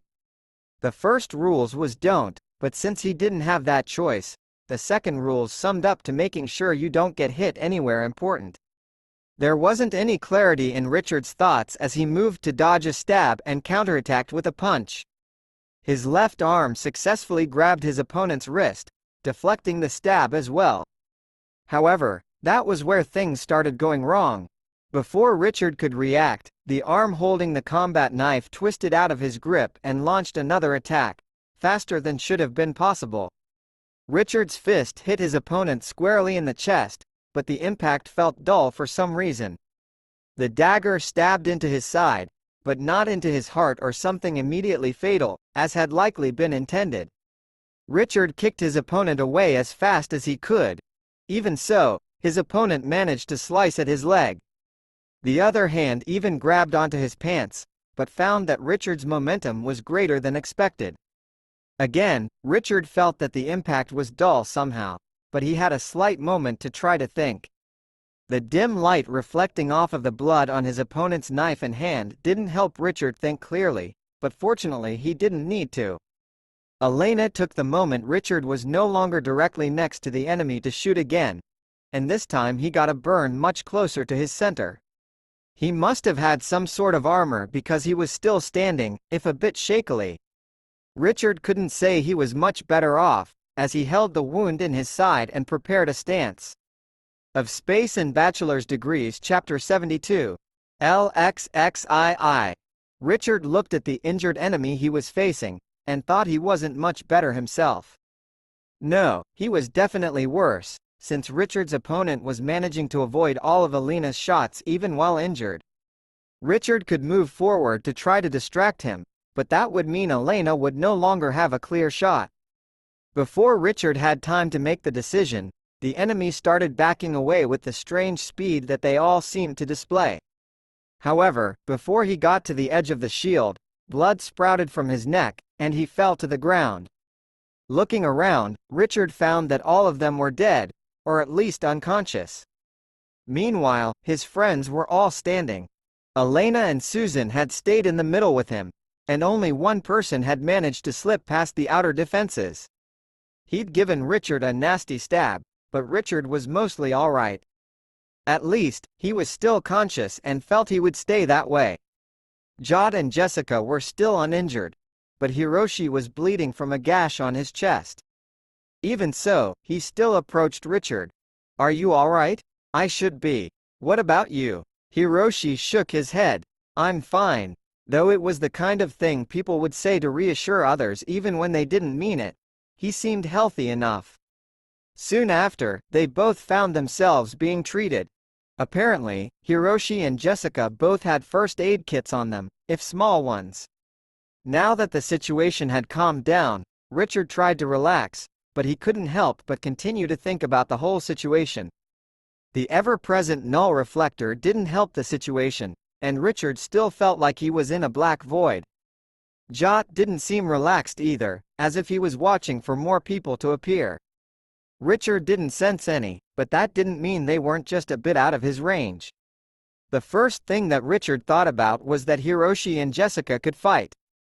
He knew that Hiroshi trained in martial arts, but the 3 dead people where Hiroshi had been guarding said that it wasn't just for exercise. Still, he called himself a ninja, and Richard had already somewhat known.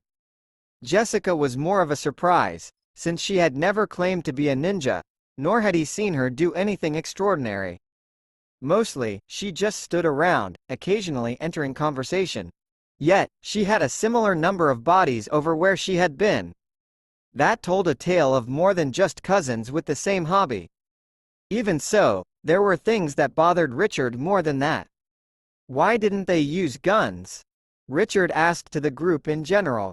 Hiroshi answered almost immediately, "Oh, the ZPR fries electronics that pass through it." Why doesn't it fry people? It does. Only a little though. If it actually tried to atomize slow-moving objects, it would use a lot more energy than necessary. Richard pondered for a few moments. Where did it come from? Oh, it's mine. Richard looked over at Hiroshi. How did you get one? Aren't they pretty, military? Well, Hiroshi, Jessica interjected. Hiroshi shook his head. Do you really think there's any point of keeping secrets now? Besides, in situations like this, I'm authorized to tell him anything he asks. She shook her head. Fine. Anyway, Hiroshi continued, I got it through my work as a bodyguard. I've never seen you. Oh. This is work, then? Hiroshi smiled sheepishly. Well, yeah. Richard thought for a few moments. So, Jessica's here to protect Susan? That's right. Which means you were hired by my dad. Pretty much. Richard sighed. I'm not sure how I feel about that. Though, I suppose I should say thanks still. I seriously doubt I'd be alive without both of you, and Jot. Richard turned to Jot. You're not here as a bodyguard, right? Jot shook his head. Nope, just as a friend. I thought it was pretty obviously they were bodyguards though. Was it? Richard shook his head. Susan caught his eye and nodded, but Elena just shrugged. Oh, sorry for involving you in this, Elena. Well, that's not necessarily the case. She walked over to the bodies and took off the headgear. Human, I think. That doesn't really mean much though. Still, it's possible they were after me instead. Probably not. Hiroshi shook his head. Not that you aren't important enough. But these don't look like mercenaries for hire. And any more militarized forces after you would probably be Knoxian. Elena thought for a few moments. Well, I'll trust your expertise. So, how long do we stay here? Well, until the barrier runs out of power, or we get communication from Richard's father. Richard frowned. Won't the police or even military be called for something like this? Well, maybe nobody saw the shooting, but people should recognize a null reflector. Even if it's a bit creepier than in movies. They're probably already on the way, or maybe they're here. However, even if they could communicate with us, we have no way to know it's really them. We can't communicate with them? Hiroshi shook his head. This thing blocks sonic attacks, and thus sound in general. Most other forms of communication too, but it's not like they have our phone numbers anyway. Then how will my dad contact us? Hiroshi pulled out a small device. FTL radio. The signal is kind of never in the intermediate spaces, so it's not blocked by the field. So, that's it? We just wait here for the field to drop or for him to send you a message? Pretty much. Richard rubbed his hands together. It's actually getting kind of cold. That's a side effect. Thermal energy can be dangerous too. Don't worry though, it won't get to dangerous levels before time runs out. Just uncomfortable. So, how long will this take? Minutes, maybe half an hour. It depends on how much shooting they did at the outside. It's not something that can be destroyed with just some small arms, but it doesn't have infinite power either. It could be a while. At that moment Richard saw the shield fade away, like a popped bubble, and light streamed in. It was just normal sunlight, but it was blinding after having only a small amount of artificial light. Still, Richard wasn't worried. Though he couldn't see, he felt a familiar presence. Hi, Dad. Of Space and Bachelor's Degrees Chapter 73. LXXIII.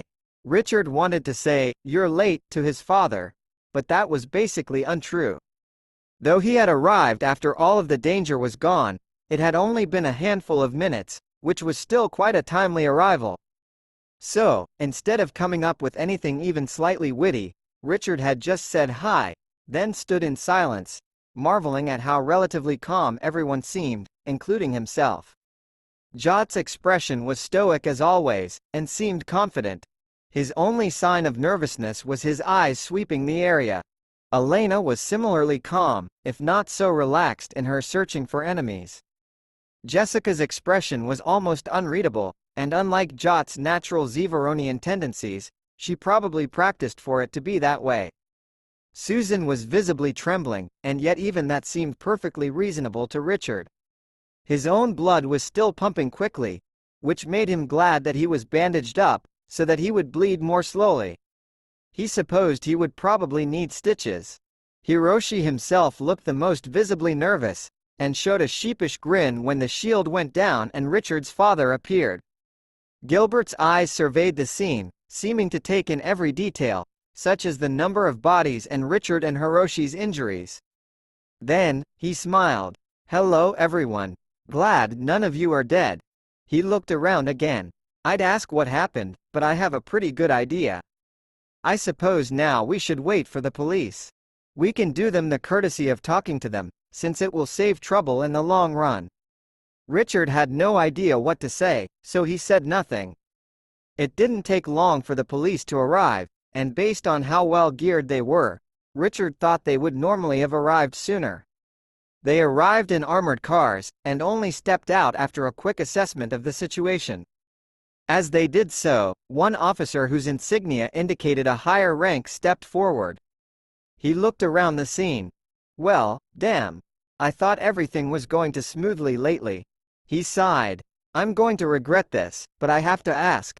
Just what happened here?" After all was said and done, everyone was interviewed in a tent the officers set up near the scene. Richard told what he knew of the situation, which was really very little, and he assumed everyone else did so as well. No moves were made to arrest them, though they couldn't leave. Within a few minutes, one officer came back with a report which Richard overheard. As they said, all of them are students at Meropa University, plus a teacher and father. As for those men, he indicated the dozen bodies on the ground. They're not registered on planet at all, and all avenues so far indicate the same for off-world. Richard was probably not supposed to hear, but he heard the ranking officer muttering to himself looking at the report. Unknown assailants, a princess, 2 registered bodyguards, 2 civilians, and a Zevaronian master. Even so, the dozen assailants are the ones who died. Yep, I regret coming to work today. After that, he moved out of earshot, but after about an hour, things were wrapping up at least on Richard's end. During that time he'd gotten some real treatment for his stab wound. After all of that, they were escorted back to campus, and asked to stay on campus except in the case of emergencies. Richard couldn't think of any problems that couldn't be solved on campus, and had no intention to leave anytime soon. Because of the incident, the campus was in a lockdown. Though students could still enter and leave as they wished, everyone had to go through security, which meant nobody would bother to leave for anything unimportant. Though he hadn't done anything wrong, Richard was still glad at how smoothly everything went. An incident like that with deaths wasn't something minor. He didn't doubt there would eventually be more questions he couldn't answer brought to him, but for the moment he was free to do what he wanted. Mostly, that was nothing except for think. He couldn't think of any reason they would have been after him, and they were too well equipped for it to have been a random spout of violence related to his curse. People didn't just go out into the middle of cities to kill people on a whim. However, they had taken the effort to break past Jot, Hiroshi, and Jessica, which meant they had been confident that they would defeat those 3, or someone in the middle was the target. Susan, she was a clone, but the facility she was from had been destroyed. Richard wasn't sure on the details, but he supposed any organization with a secret cloning lab might have more than just one place, and could hire mercenaries or even have their own soldiers.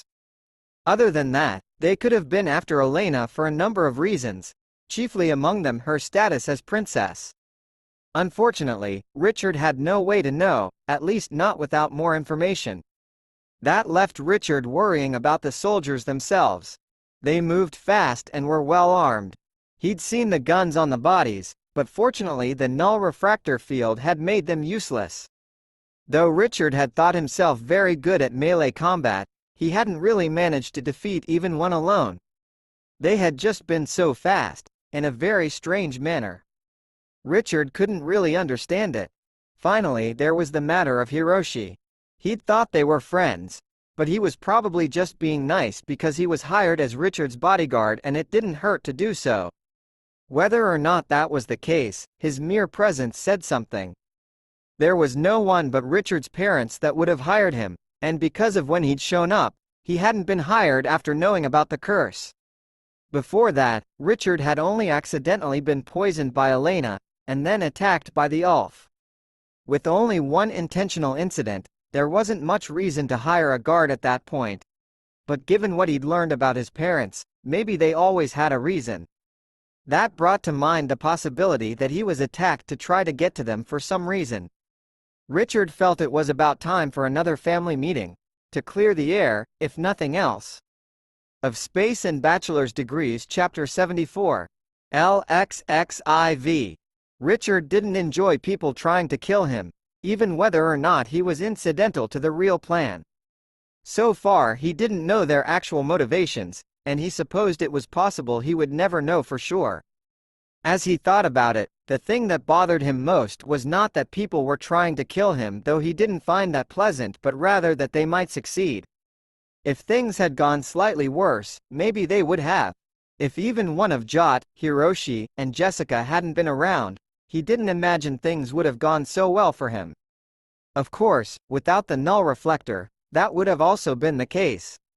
He could have been filled with bullets or laser holes and he wouldn't have been able to do anything about it. "Wanna talk?" Jot asked upon noticing Richard's troubled state. "What's bothering you? Besides the fact that I almost died? Mostly that I've been training to be able to protect myself, and I couldn't even take on a single person by myself." "So, you survived. They came in with larger numbers than us, so using numbers to defeat one of them on our end isn't anything to be ashamed of. Besides, how long have you been training?" A year. More or less. How long do you think they trained for?" "I don't know. I didn't really get a good look at them." Jot shrugged. "I don't know exactly either, but I'd say a decade, minimum. It could be longer for some. Yet you still held off several of them by yourself." Jot raised an eyebrow. "I'm a Zevaronian. Besides, how long do you think I've trained for?" Richard thought about what he knew of Jot. "You're 38. 39. I keep forgetting that. So, maybe 20 years? Close enough. You're Zevaronian too, so it makes sense, but what about Hiroshi and Jessica? They're the same age as me. So, how long do you think they've trained to fight for?" I don't know. A few years?" Jot shook his head. "I'd bet 10 easily, but more likely 15. Not in any normal way, either. Humans can't normally get that fast." So then, how did those soldiers move that fast anyway?" Jot shrugged. "Dunno.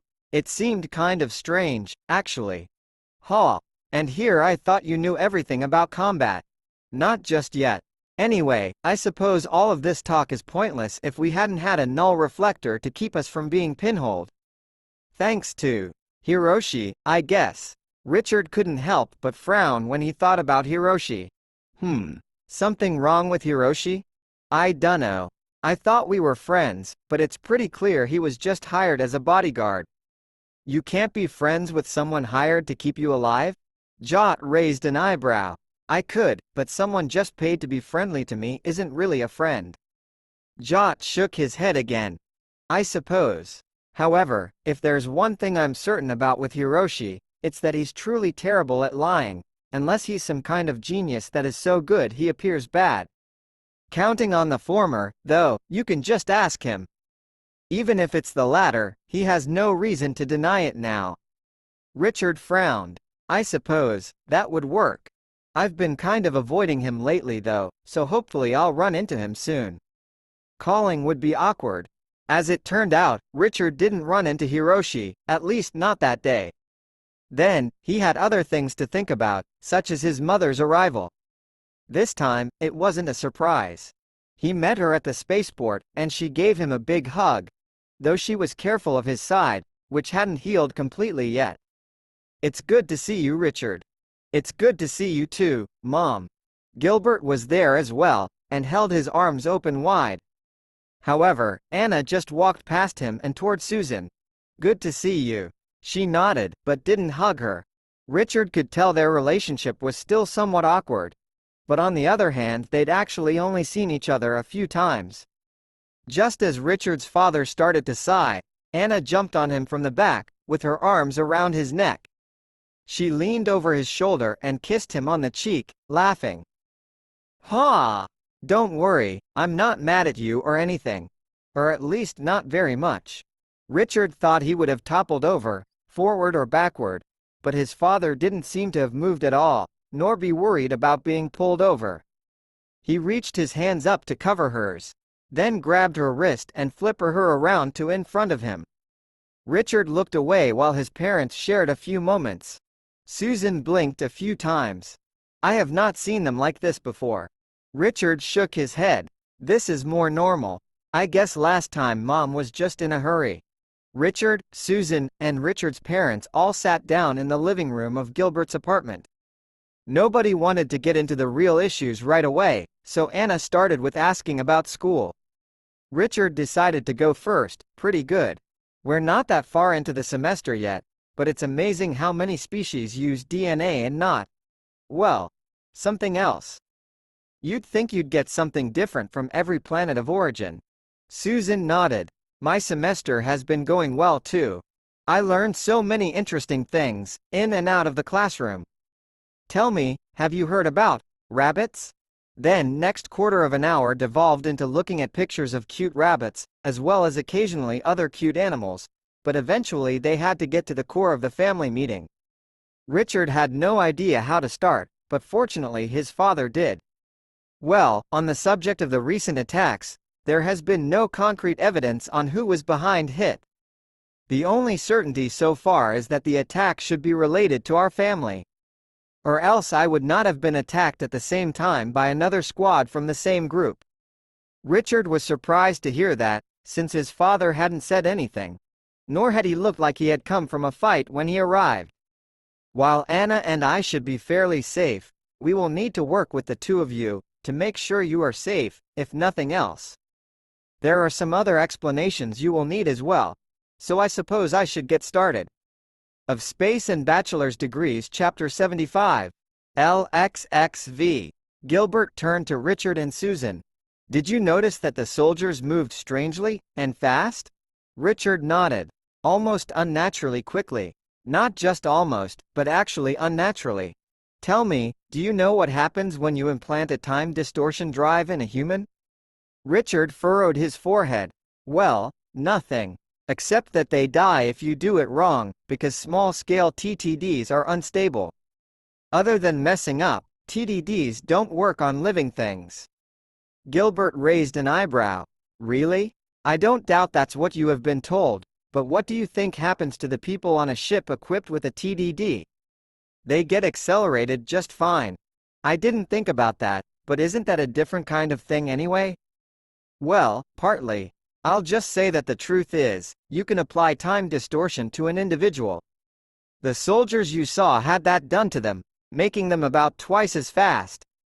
That's approximate, of course, because there are all kinds of factors that change the actual efficiency, especially when involving other objects.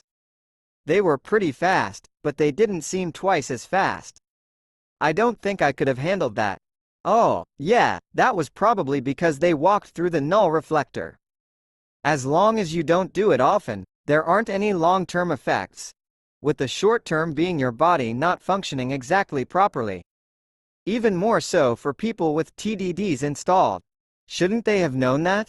It would have been better to have just tried again later. They probably knew, but you don't accelerate the time of a person and then accept failure. They're basically suicide soldiers anyway. Twice isn't too bad. They can be sent on a number of missions over a few years, but after that the body has trouble keeping up. Plus, to make it work on an individual, you can't turn it off. That causes all sorts of problems. It's not something you do just to make your soldiers better than the enemy. Wow, that's pretty horrible. Anna nodded. However, because of the requirements involved in making such alterations to people, it is likely they are connected to the organization I've been working against. The one that made you, Susan. Does that mean that all this is my fault? Anna shook her head. We've already been over this. The fault is not yours. At most, the fault could lie with me, but I didn't choose to have them clone me and work on other illicit experiments. It could also be my fault, Gilbert spoke. Though I don't remember any groups still angry at me, I've had many enemies in the past. Regardless, the two of you are involved in this situation, and you'll need to be able to defend yourself. Richard's performance is good enough to deal with many people strictly in melee combat, but most people won't give you that luxury. Even if you carry a handful of null reflectors, being able to kill people at a distance is a useful skill. Anna continued his thought, which is why I will be teaching you the basics. It probably won't be fun, but I'd really like the two of you to remain alive, so you'll have to bear with it. Richard had found he had come to enjoy training with Jot and the other Zeveronians. Though it was hard work, it was fulfilling. He could feel his growth, though it had slowed down from when he first started. Richard also liked to think he was good at it. At the very least he'd approximately held his own against a trained soldier. And although the soldier wasn't in the best shape, with the time distortion he should have been about what could normally be expected. On the other side, though, Richard found he enjoyed training with his mother for ranged combat significantly less. They started with learning how various common guns worked, and Richard found that interesting enough, though he would have preferred less information being crammed in his head at once. Simulated combat was less fun. Susan and he had to face off against their mother in a mock battlefield. Richard had no idea that such a place even existed so close to campus, but apparently it did. Though they were given weapons of their own and even worked together, it didn't really make a difference. They found themselves getting shot from angles they couldn't have anticipated, and before they could turn to fire back she was gone. That was assuming they could fire back, of course. Though the ammo used was non-lethal, and not even designed to incapacitate them, it still hurt. They also wore suits that froze up when it detected a lethal amount of damage. Richard found his entire ribcage was bruised front and back at the end of each day. Though Richard was in good shape, training with Jot he only carried himself. Running around with a gun was a different story, and though they weren't that heavy at first, it felt like they became heavier as each session dragged on. When he mentioned the feeling to Susan, she agreed it was easy to think they were getting heavier as they got more tired. Richard then saw his mother with a smile on her face and a glint in her eyes that made him worried about what might happen in the future. The training was varied, though it always consisted of a lot of running from cover to cover fighting for survival. Richard didn't do that much running and training with Jot, or at least not so much frenzied sprinting. One of the variations in training was being shot by laser fire. In that case, the suit heated up at the points that had been shot, up to highly uncomfortable but not actually burning. And then of course it stopped their movements when they were dead. Actually, Richard felt that he could probably still move just a little bit, but there wasn't any point. Sometimes, he and Susan faced off against each other. At first, Richard had the advantage of his better fitness and reflexes, but that started to taper off. In fact, she became better than him in some ways, because she spent the time he trained with Jot doing extra training with Anna. Sometimes, they were set up against soldiers with various levels of training, sometimes with equal teams and sometimes not. Even so, if Anna was involved, Richard didn't think it mattered how many soldiers they had on their side. He didn't see her move from point to point, but he was certain she was faster than even the soldiers who had been enhanced with personal time distortion. All of the training was exhausting, especially because Richard still had to attend normal classes. Of Space and Bachelor's Degrees Chapter 76. LXXVI.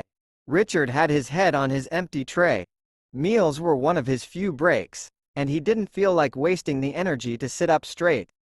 Elena tilted her head and looked at him. Is it really that bad? Susan was the one who answered, without even lifting her head from her own tray a few seats over. That wasn't a particularly articulate response, but it got the point across. Anna herself was actually eating nearby.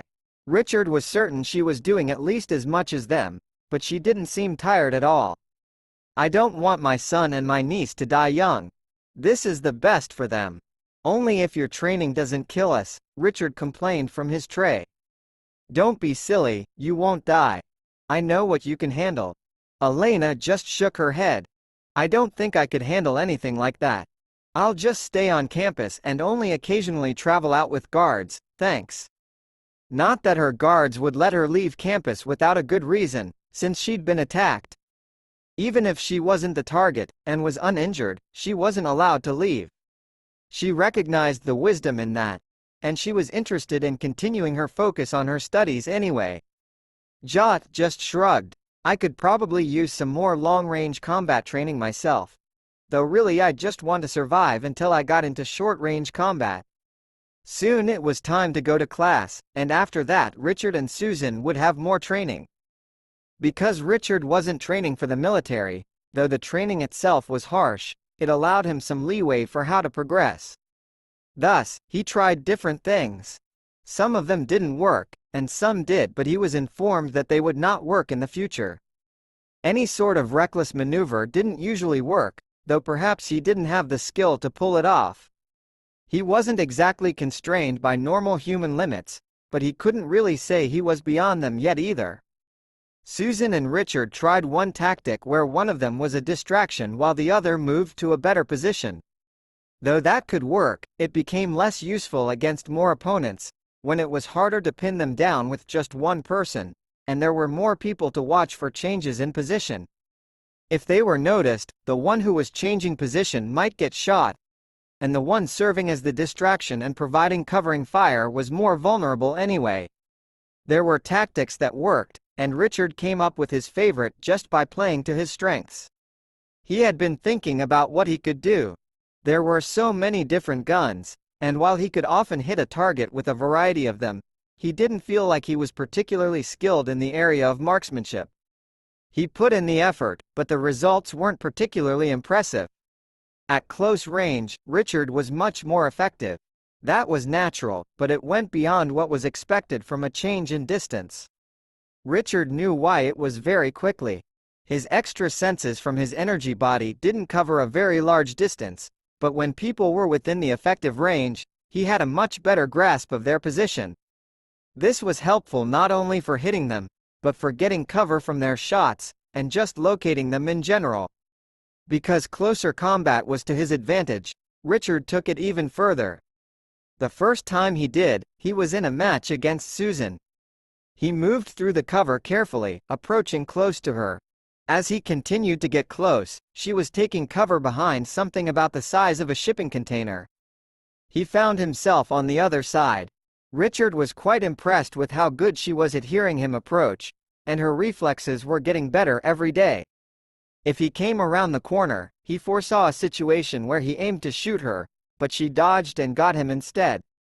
Even if he just leaned his torso or an arm around, she was accurate enough that he didn't feel like he had good odds, at least not as good as he wanted. While getting shot in the training gear wasn't even close to the worst pain Richard had experienced, that doesn't mean he wanted to invite more. Even so, he still rounded the corner, but at a speed that was much faster than she could get an accurate shot on him. He wasn't any better off in that category, but that didn't matter. She moved, a predictable action if not direction, and shot at Richard, or at least in his general direction. He managed to stay well out of her firing arc in the second or so it took him to reach her, and then he grabbed and disarmed her of her weapon. After that incident, Richard would have expected her to complain that it wasn't fair. It really wasn't. However, she didn't complain. Richard realized that, though she had been a timid girl when they first met, that didn't mean she didn't have courage or drive. She had just been completely unsure of how to react to a normal world. After having been thrust into combat training, she never once complained that it was unfair, even when it clearly was. They often went up against teams much bigger than theirs, if they even had a team. Just as often, though slightly decreasing as time went on, they lost such altercations miserably. Even worse was when they went up against Anna, because then they always lost miserably. That wasn't fair, but she didn't complain. So, when Susan became more adept at keeping Richard further away where she was more comfortable, he couldn't complain about that either. During Richard's training with his mother, she was an opponent, teacher, and occasionally something like a commander. The first one was mostly a lesson in despair. The second one was just fine, and the third one he appreciated greatly, because when she called out commands or relayed information about enemy positions, she was quite clear. In the end, though, Richard spent a lot of time training with his mother, but none with his father. That was strange, because he had come to understand that his father was quite capable in combat as well. When he asked his mother about it, the answer was simple. Training with him would provide no benefit for any foreseeable combat situation. Maybe at a later time, but you wouldn't learn anything with him as an opponent. Meanwhile, I am much more knowledgeable about weaponry and tactics, in both practical and theoretical terms. I see. I'd still like to go against him at least once, I think. That can be arranged, Gilbert smiled. Though it would be best to do so when you're fresh, and not exhausted like right now. I'm not sure if I'll ever not be exhausted again. Also, when did you get here? When did I get here? Well, maybe I was always here, watching. Or maybe, I came just now. He pulled out bags from behind his back. Actually, I just got here now, with dinner. Eat up. Richard did so, while he wondered what to expect from a match of sorts with his father. He didn't really know, except him appearing from nowhere rather unexpectedly. Except, if he was anticipating it, would it really be unexpected? Of Space and Bachelor's Degrees Chapter 77. LXXVII. Richard's training suit locked up. He had just experienced the shortest session since they had started. As Richard's body tilted over and hit the floor, the timer hit 10 seconds. The first 9 or so of those had been getting to cover and scoping out possible danger points. Richard turned to look at Susan, lying next to him, with a quizzical look. She just shook her head. I don't know what happened either. That was completely unfair. I didn't even hear anything. Not even gunshots. She paused. Felt something though. Richard nodded. He felt something too, but that was as far as it went. After thinking about the match with his father, if it could even be called that, Richard almost felt that his suit just locked up on its own, instead of doing so after being hit. He knew that wasn't the case, and after looking at the information the suit collected he saw something interesting.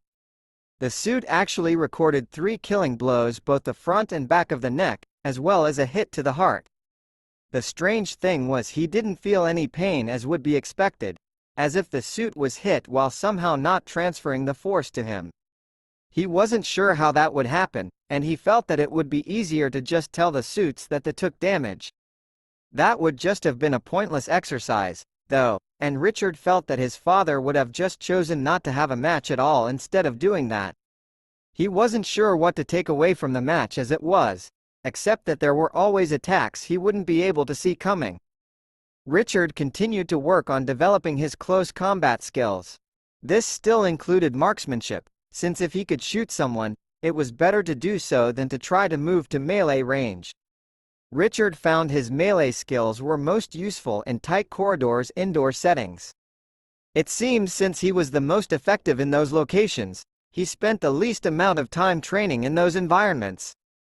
On the contrary, Susan wasn't as good in those places, so she spent more of her time training in building-type environments. Both of them still got practice in many different environments, both alone and as a pair, or on a team with others. Richard looked around the current arena. He tried not to compare it to any previous layouts he had seen, because it would probably be different. He'd made the mistake of assuming it was the same and missed some slight differences that had led to enemies being able to flank him. He also tried not to think about how expensive it must be to change things around so often.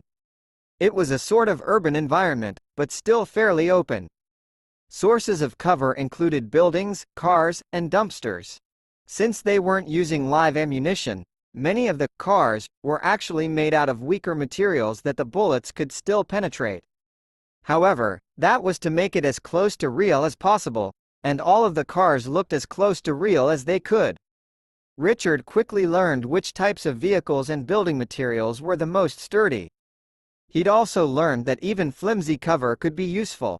Sometimes, it turned a killing shot into just an injury, and if it prevented sight properly, you could just avoid being where the shooting was occurring.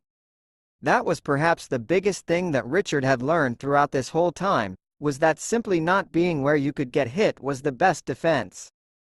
Included in the options was not giving the enemy a chance to shoot, but that wasn't always possible. "Any targets?" Richard asked over the comms. "None yet," came the reply. Richard and Susan had become significantly more concise in their communications. If they did it right, that made it both more clear and less distracting. The moment they were talking, they could be attacked, or someone could hear them even if they were trying to be quiet. There were also cases where they had been put in situations where their comms were compromised, and the enemy could hear them, so they tried not to rely on comms too much. Though he hadn't seen anything yet, it only took a few more moments of searching before Richard spotted an enemy. The only reason he had not yet been discovered was that Richard hadn't been in the right place. One spotted, 4 o'clock. A big one. This particular soldier was tall and quite solid looking. That said, everyone looked solid in armor, even the relatively lighter stuff that Richard and Susan's suits were designed to look like. "I don't recognize the type of armor. Expect new weaponry as well. New equipment was almost always bad. Common types of armor were like that because they were relatively good and relatively cheap. This particular type hadn't come up in any lessons, which meant that it was probably annoying in some way, unless it was just to throw them off." Richard heard a shot, and saw the figure run to better cover. It was unfortunate Susan had missed, since that would likely be the best opportunity. Now, he knew somewhat where she was. Richard would have followed up with some shots of his own, but he didn't really have the angle. "Careful, he's advancing toward your position." "Roger that." The soldier moved quickly, running from cover to cover. Fortunately, he would have to take a longer path to Susan's position to avoid crossing an open street, which afforded her some time to change positions. Except, he didn't. He simply sprinted across the open street. Richard was so confused that he almost forgot to shoot. However, he still managed, firing a short burst into the soldier's side, and then another for good measure. That should have taken down anybody. Except instead of going down, the soldier started sprinting faster, into the building with Susan. Richard was confused. He knew he'd hit, and even if part of the burst missed, it should have taken the soldier down.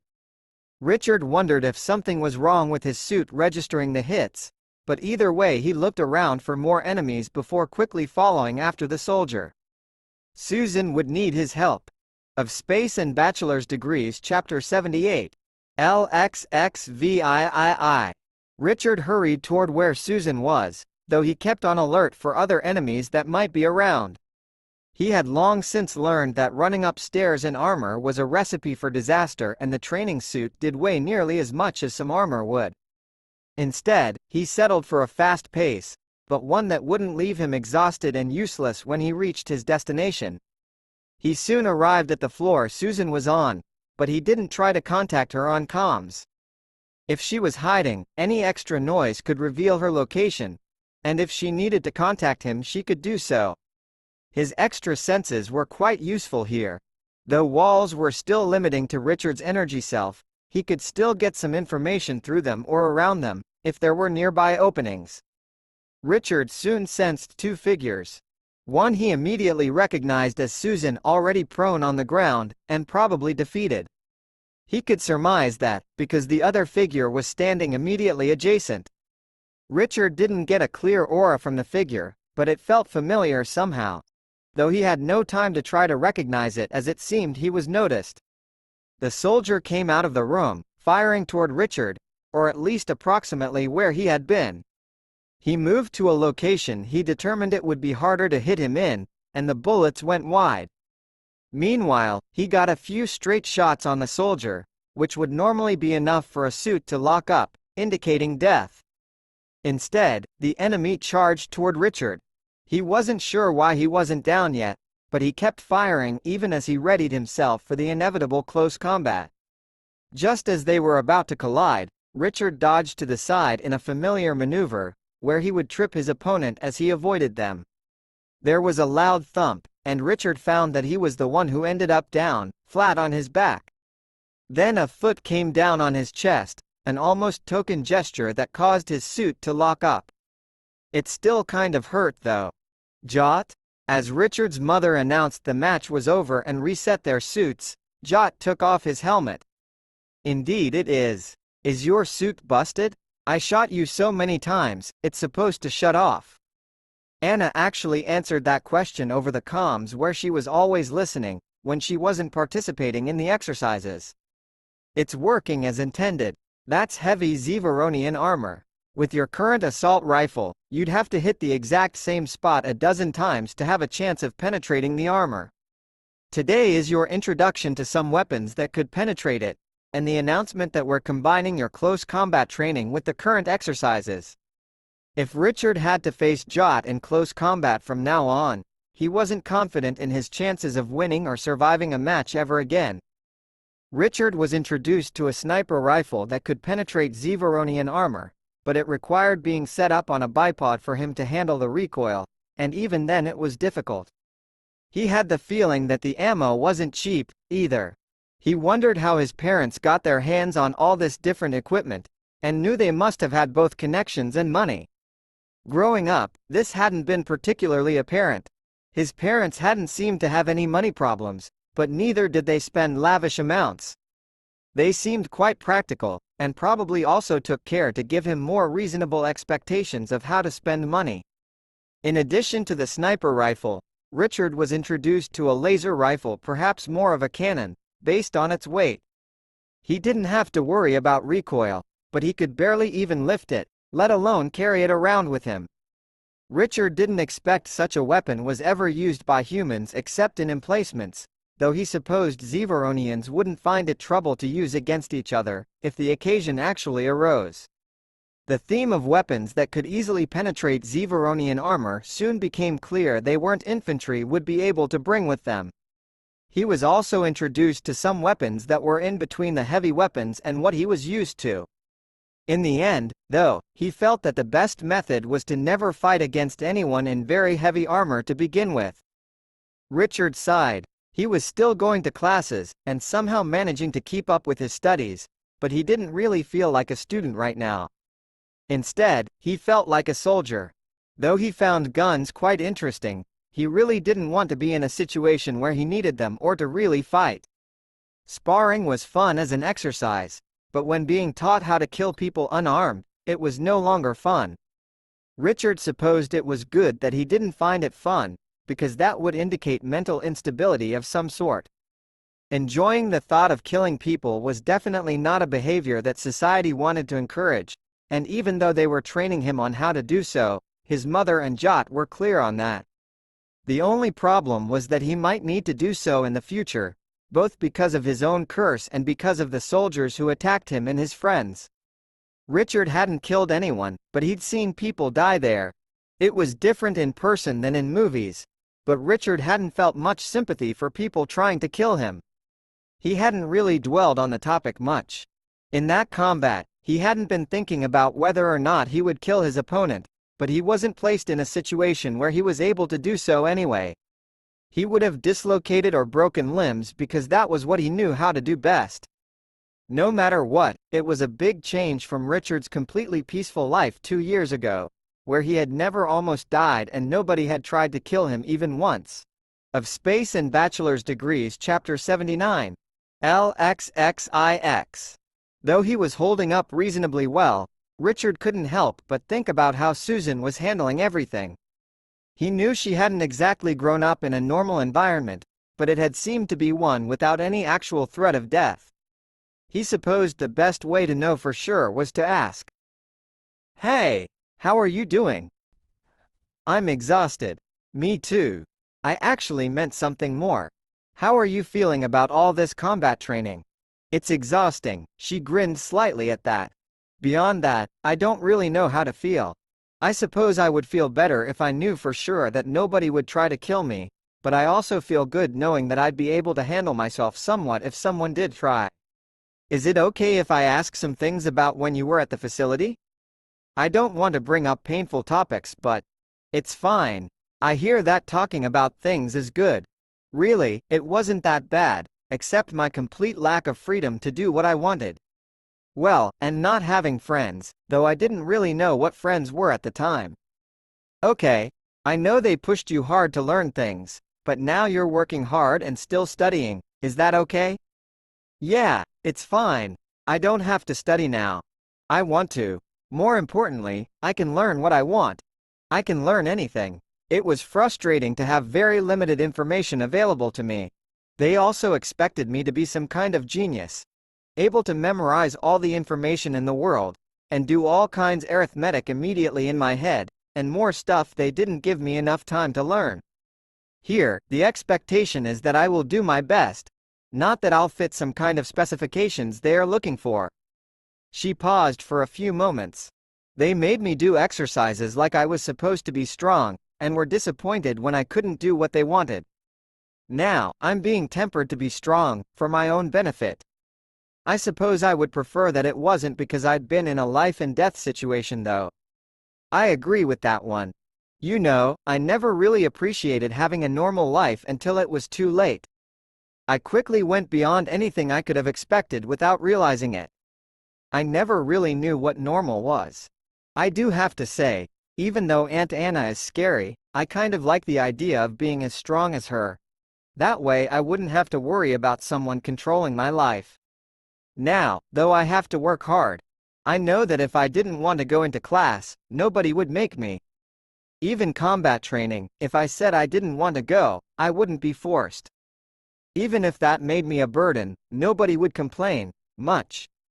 Richard looked over the records of the training exercises he had done. It listed all the casualties from each match. If he won, that would include all of the enemies. However, sometimes it included either Richard or Susan, or both. It also had casualties on their side even if Susan and he had survived, when they were teamed up with other soldiers. After all, they weren't always outnumbered or given unfair situations. Richard almost wanted to complain when they were given unfair situations, but he realized that if someone was trying to kill them they would try their best for it to not be fair. In such situations, he lost more often than he won. In training, that was fine, but in real life, he would be dead. Sure, he faced off against trained soldiers, but he had come to realize that no matter how much training you had, you died if you got shot. Good armor made it so that you would perhaps not die, and great armor would keep you from dying, against normal weapons, and a limited number of shots. However, all of this was at the level of people Richard thought of as normal. Even though he himself wasn't particularly normal, he felt he fit in around the level of a normal soldier on anything like even footing. He could theoretically kill his opponent, and he could theoretically get killed by his opponent. With guns that could happen in an instant, or it could be a long, drawn-out firefight. Even though Richard felt confident in his body's ability to recover from most injuries, that required that he not be instantly killed. Enough damage to any major organs or blood loss could still kill him, probably. That wasn't something he was going to test, nor was he going to test whether he could regrow a limb or a finger, even if he thought he might be able to. Richard thought about the level he placed above normal. This included people like Jot and Hiroshi. Jot was very strong in terms of muscle, and quick. If he wore Zevaronian armor, he could easily fight against most opponents with guns with just his body. Of course, that would require him to actually get such armor, instead of a training suit that simulated the effects against training weapons. Hiroshi was fast, and while he could imagine him dodging bullets, he had no idea if that was actually possible. On the other hand, he could react fast enough to throw down a null reflector field, so if he had those available, that could work. Except, if those outside didn't have to worry about how long they took, they could just wait for the field to run out of energy. Still, he seemed to be on a tier above normal. Beyond that were Richard's parents. His mother had broken into the facility that had Susan, and destroyed it, while apparently leaving unscathed. It made Richard feel better that she wore battle armor of some sort, but Susan couldn't confirm whether she had actually been hit at all. In matches against her, she moved quickly, and though Richard and Susan had managed to get shots that hit her occasionally, they hadn't been able to take her down. Richard supposed she could have been cheating, but he didn't think so. She had great instincts for when to dodge, moved quickly, and aimed accurately. Richard could only take solace in the fact that, in real combat, she would be on his side. He just hoped there was no one equivalent to her on the enemy's side.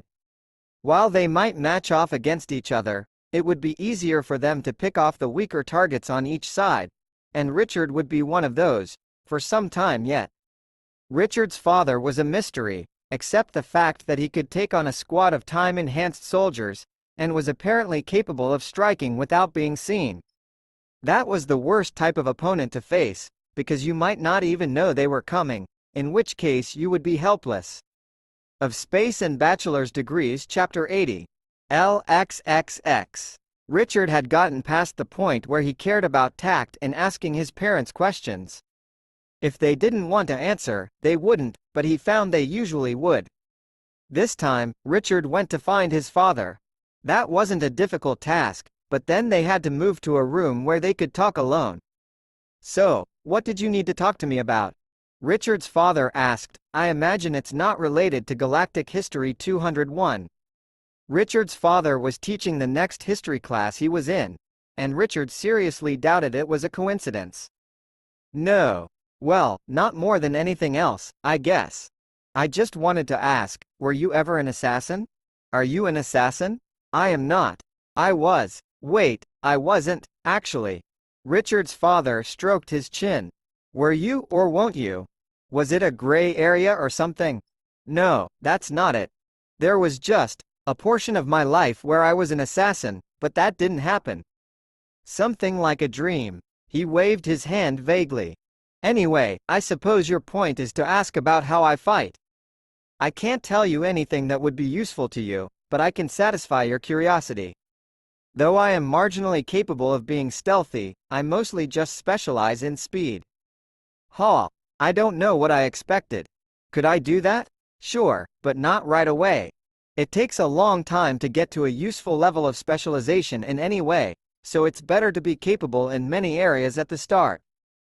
"I think you're doing an excellent job of that." The tone of the training sessions changed somewhat, after Anna declared that Richard and Susan had reached an adequate enough level to protect themselves. That didn't mean they were done, but rather that the focus of training shifted. Richard found himself in the training area, walking along with a laser pistol at his waist. Though this one was not real, he had a license to carry what it actually represented. Richard realized that, at least for the near future, he would be carrying a gun with him everywhere he went. He didn't like the thought of that, since it meant he might need it. He didn't even know who might try to kill him, which he supposed was somewhat the point of the current exercise. Richard walked among various people, yet there was no firefight, nor hiding behind cover. Instead, it was like walking along a normal street. That didn't mean a firefight couldn't happen at any moment, but most likely it wouldn't. Through various iterations of this exercise, Richard realized that there were actually no enemies most of the time. After all, it just simulated a walk down the street. His job here was to recognize enemies and protect himself from them. He had learned about various ways that people hid weapons, and how to find them. or at least determine how likely it was that someone had a weapon. Smaller weapons were harder to detect, and while they couldn't penetrate his normal armor, he wasn't likely to walk down the street in combat armor. Even if he had some kind of vest under his clothes, his head would be exposed. Even such small weapons could be lethal if fired at the head. For the purpose of the simulation, he still had armor on his head to prevent damage to his eyes from the mild lasers or low-power slugs from projectile weapons. Richard had spotted several potential enemies. 2 had weapons, though one was merely equipped with a knife. They didn't seem to be related to each other. One Noglican might have a weapon concealed under their large coat. Then there was one more that had looked at Richard several times, though he didn't seem to have any weapons. Still, if Richard could learn to fight unarmed, others could as well, as he'd learned in previous sessions. Richard soon noticed he was being followed. It was the Noglican, and he wasn't subtle at all. He was walking straight toward Richard, though from an angle kind of behind Richard. It wasn't easy to see with peripheral vision without turning his head far enough to be obviously looking behind. Not that Richard had to, since he could feel his aura. Though tracking everyone that way would make Richard exhausted, once he had noticed a few suspicious targets, it wasn't too hard to keep an eye on them. As the Noglican approached to within a single step, Richard couldn't help but tense up slightly. Then, the Noglican's hand came up with something, and at the same time Richard spun around. "Have you heard about the Noglican paused slightly as he saw Richard spin around suddenly, then stretched out the flyer in his hand. "Have you heard about the plan to shut down the fusion plant? They plan to replace it with new technology that is mostly untested and with an unknown environmental impact." He nudged the flyer toward Richard, indicating that Richard should take it. "Here's everything you need to know. Please read it, for the sake of the city." Richard cautiously took it. He was ready to act in case something else happened, but nobody else had paid any real attention when he had been stopped, and the Noglican didn't seem to have any tricks up their short sleeves. The flyer itself seemed fine. Richard idly wondered if there were any poisons that would kill humans but not Noglicans. He felt that they would probably not mix well with paper if they existed, and it felt fine to his senses, with only the slightest hint of radiation from being held by the Noglican. After that particular exercise, Richard's mother Anna went over it with him. "You almost attacked that Noglican, didn't you?" "Yeah, almost. That coat actually blocked my senses, so I couldn't be sure what was under there." "You didn't though," which was the correct response. "We have to work on training your instincts to be correct. Because we don't want to have you cause any trouble, but we also want you to be safe. Most trouble with the people we expect won't happen with people around, but we can't say for sure." "Do you know who was behind the actual attack?" "Not completely, but we're almost certain. We'll talk about it when the last bit of information comes in. Before that, though, don't you have classes to get to?" Of Space and Bachelor's Degrees Chapter 81. LXXXI. Getting a license to carry a weapon involved a lot of paperwork, among other things.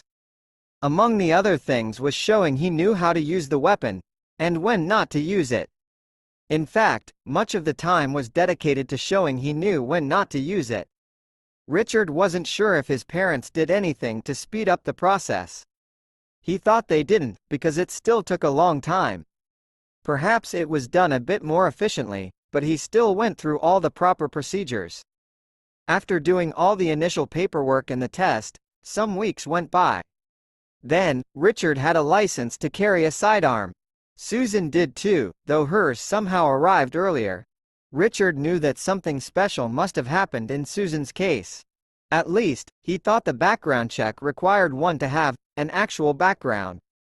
In her case, she had appeared out of seemingly nowhere a year prior. That wasn't the sort of thing that looked good in a background check. Carrying a weapon with him at all times was strange. It had a safety switch, so he supposed it wasn't any more dangerous to him than carrying a sheathed sword or a knife, but it felt that way. On the other hand, nobody carried around swords either. Hiroshi seemed to have a number of weapons on him, somewhere, but besides him and Jessica, Richard didn't know anybody that carried weapons all the time. He supposed his father and mother might, but they didn't look like they did. On the other hand, maybe many people carried weapons all the time and just didn't look like it. Richard didn't easily get paranoid, but he couldn't help but use his training to look over everyone, even those who seemed familiar. After he thought about it, he supposed that was the whole point. He wouldn't take the presence of those around him for granted. Richard hadn't even known that Elena carried a gun until they were attacked.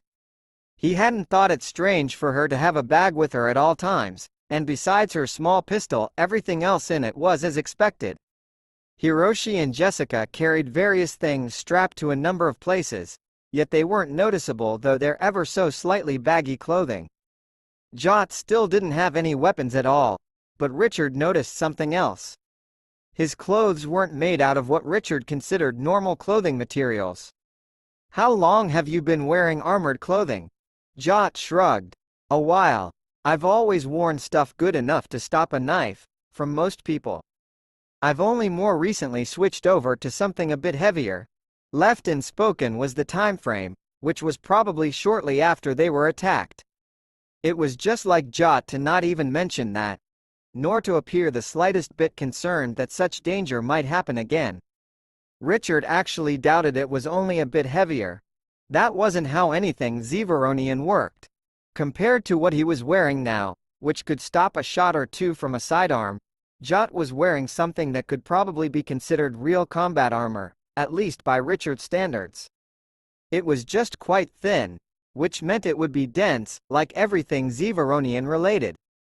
Richard could only imagine how heavy the actual zonian combat armor had been, instead of something like this on the level of thick clothing. Even that would be impossible for Richard to wear comfortably. It would be hard to move his limbs, and he would get very tired after some time of wearing it. Still, he had gotten used to what he currently had, so perhaps he would eventually be able to adapt to something more. It was time for another Smith family meeting. Richard found that they were very similar to when he was growing up, but instead of deciding the schedule of vacation activities, they were now mostly about life-threatening situations, or the potential for them, since there hadn't been any for a while. Richard and Susan hadn't remained entirely on campus for the last 6 or so months, but mostly. When they went out, both of Richard's parents were with them, though nothing happened. That was good, but Richard didn't want to bring his parents with him everywhere he went for the rest of his life, or even for the next few years. Richard's mother Anna started off with the core reason they were there. "We've pretty conclusively determined who the attackers were." She paused for a few moments. "Those particular squads were indeed from the organization that cloned Susan. It is unclear whether they knew of her presence here, or of Richard's relation to myself. Either is possible, and Gilbert being attacked puts more weight on the latter. Internally, the organization goes by the name the Brotherhood of All Knowledge." Gilbert interjected, "They probably thought it was a bit less on the nose than we do in ethical research. Better as a name, too. Anyway, externally, they try not to be known at all, or part of what they do is known under the guise of various small research companies. Well, many formerly existing companies anyway. I've destroyed a number of their facilities. Legal action was taken against some. That leaves only a few that we know of. Hopefully, they don't know we know about those parts." She projected a screen with a few open files that seemed to be dossiers of some of those groups. "They must have a headquarters, or a few of them, where they compile the various results of their research. However, it is not easy to find. They don't transmit data between facilities, as a general rule. Otherwise, it would be easy to track them, and this problem would already be solved. As for what forces they have, we're not sure. At the various facilities I infiltrated, the quality and number varied wildly. They might not have any more to speak of, or they might have several more squads like the one that attacked you earlier this year. Whether they send anyone at all would depend on the projected value of the information they can get from capture, or death. They might have already chosen to avoid going after you because of the costs, or they might just be looking for another good opportunity. Because of how that event played out, it's also possible others who have grudges with me or Gilbert might have found out about you. Though Meropa has recently tightened up security some, it is best to remain cautious. Gilbert took over as she finished. With all of that being said, as long as you are careful, you should be fine around the city. We'd ask that you bring along Hiroshi or Jessica, or even Anna or myself, if you can tolerate us. Gilbert turned to Richard. Jot is an excellent choice as well. Beyond that, we will also be slightly relaxing the training, since keeping up this pace for much longer could affect your growth. He smiled. So, have either of you thought about places you might like to go on vacation after the school year is over? It might be fun to get out and see some other planets. Of Space and Bachelor's Degrees Chapter 82. LXXXII. Richard had been much busier this year than the previous, with so much training on top of schoolwork. However, he'd still almost died twice, and been hospitalized one of those times. That was pretty comparable, and there were still a few months left to go. That meant he might still end up in more trouble. Staying on campus wouldn't help much, as many of the incidents had happened there. But everyone entering the grounds was being more thoroughly vetted. That didn't mean that nobody would attack Richard, and it didn't mean no accidents would happen, but it was slightly safer than nearby city. Richard didn't want to cower in one place forever, and had no plans to restrict his activities. It was all a matter of risk calculation. Even normal people could get in an accident or get attacked by a mugger and killed. Mountain climbing and skydiving were more dangerous, especially depending on the planet. There were a number of physical activities that increased chances of injury or death, but people still did them. They determined that the risks were acceptable, consciously or not. Likewise, Richard would have to determine what risks were acceptable for himself. He didn't plan to do anything particularly risky, but instead just wanted to live a normal life. If he wanted to go out to a restaurant, he didn't want fear from stopping him. He wouldn't let it. He could have food delivered, but that would just be giving in, and it wasn't the same as going in person. As it turned out, he wasn't interested in going to a restaurant. There was a new movie out that he was interested in seeing. Well, it was a few weeks old, but he was now free to go. Everyone went, including Elena and Richard's parents. Richard had considered going with just his friends, but this way he didn't have to pay out of his spending money. He also had to admit he still felt a little bit unsafe. Elena also brought 2 bodyguards with her, though Richard doubted they would be necessary if something actually happened. There were several people who were undoubtedly more qualified than them. Richard had become much more capable in that regard lately, and though he might be able to take them unarmed or beat them in a firefight, they were probably still better at being bodyguards than himself. Either way, having more people wouldn't hurt, and having them along was the only way Elena would be allowed to go. Richard actually found it a sign of a good friendship that she was actually willing to go, even with what had happened the last time. Their entire entourage took up about half of a row of seats.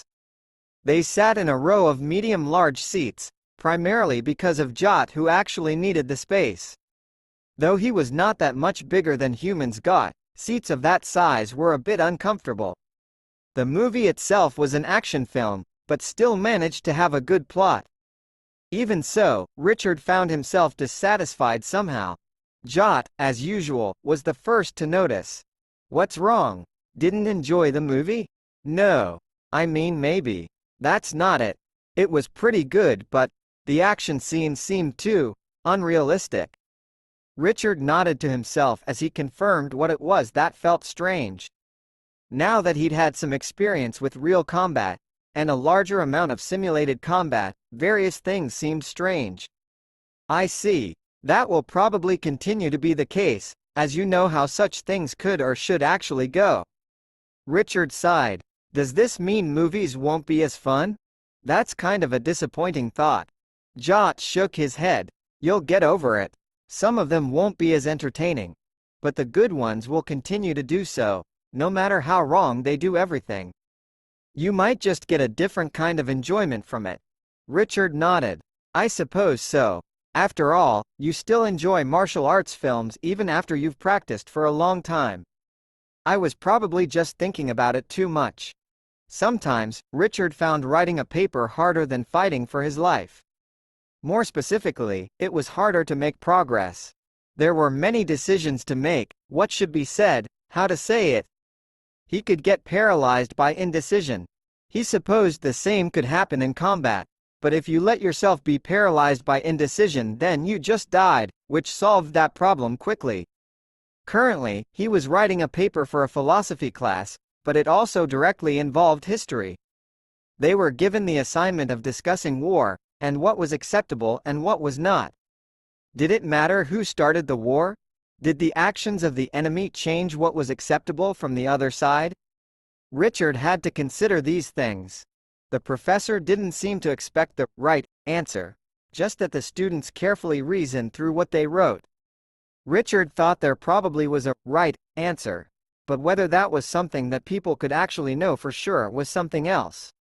He knew for sure that it couldn't be completely stated in a handful of pages, and maybe not even in a handful of books or libraries. He supposed that was a good thing to mention. This led him to think about the modern day. Though there weren't many wars, that was only by name. Over the galaxy, there were more than a few conflicts that involved fighting, and many of those could be counted as wars even if there were no official declarations. Likewise, civil wars still happened because people couldn't figure out a way to resolve things peacefully, or didn't think things would end up in their favor. There were still wars, but when thinking of wars, he couldn't help but think about the biggest one. Although it had happened a long time ago, the war with the demoniacs was one of the biggest events in galactic history. It was one of the largest scale wars that had ever happened, spanning thousands of systems in 100 years, and it had ended with the only complete extinction of a spacefaring race on record. He knew some details about the war, but not many, and certainly not why that choice was made. Still, he knew someone who did. Maybe his father could provide some insights. Of Space and Bachelor's Degrees, Chapter 83. LXXXIII. War was a tricky subject at best. Nobody wanted to think about it, and certainly not a galactic scale. That was why they needed to think about it, because it was necessary to discuss those topics. Killing people to solve your disputes with them wasn't the best way to solve your problems, except in the case of them trying to kill you. Even then, it would have been better to avoid people wanting to kill you at all. Still, Richard had experienced that people wanted to hurt or kill others sometimes for little or no reason, with no chance to talk things out. There had only been one real life-threatening situation he had gotten himself into that he thought his choices could have avoided.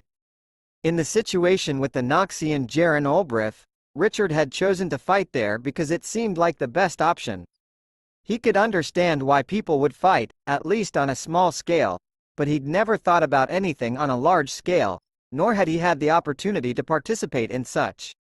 The largest scale conflict he had been involved with was the attack by the soldiers working for the Brotherhood of All Knowledge, apparently. Well, that and sports and physical education classes, but he didn't really count that. Regardless, he knew that people fought for survival, resources, and power, though there was really some overlap among those things, or the list could go more in depth. Richard found his father, not a difficult task, and sat down with him. I was working on some philosophy homework, on the topic of war, and questions related to it. I came to you to ask for a historical perspective on wars, but also your personal opinion. Well, if you want my personal opinion, that's easy to summarize. It's basically always a bad idea to get into a war. Even if it's the least intolerable of the options, it's still bad. There's more to it, of course, but that's the main point. Historically, well, you've listened to what I taught in class. I know, because I graded your papers. Of course, we haven't covered anywhere close to everything, since that would take almost the entire length of actual galactic history to just briefly touch on all the important events. He took a sip of his drink.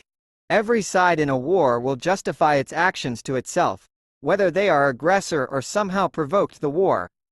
Rarely is a side purely innocent, but sometimes they just happen to have resources that others want that they seem unable to protect. In these cases, those attempting to take the resources might justify themselves by thinking they can make better use of the resources, or that someone else would have just taken them first.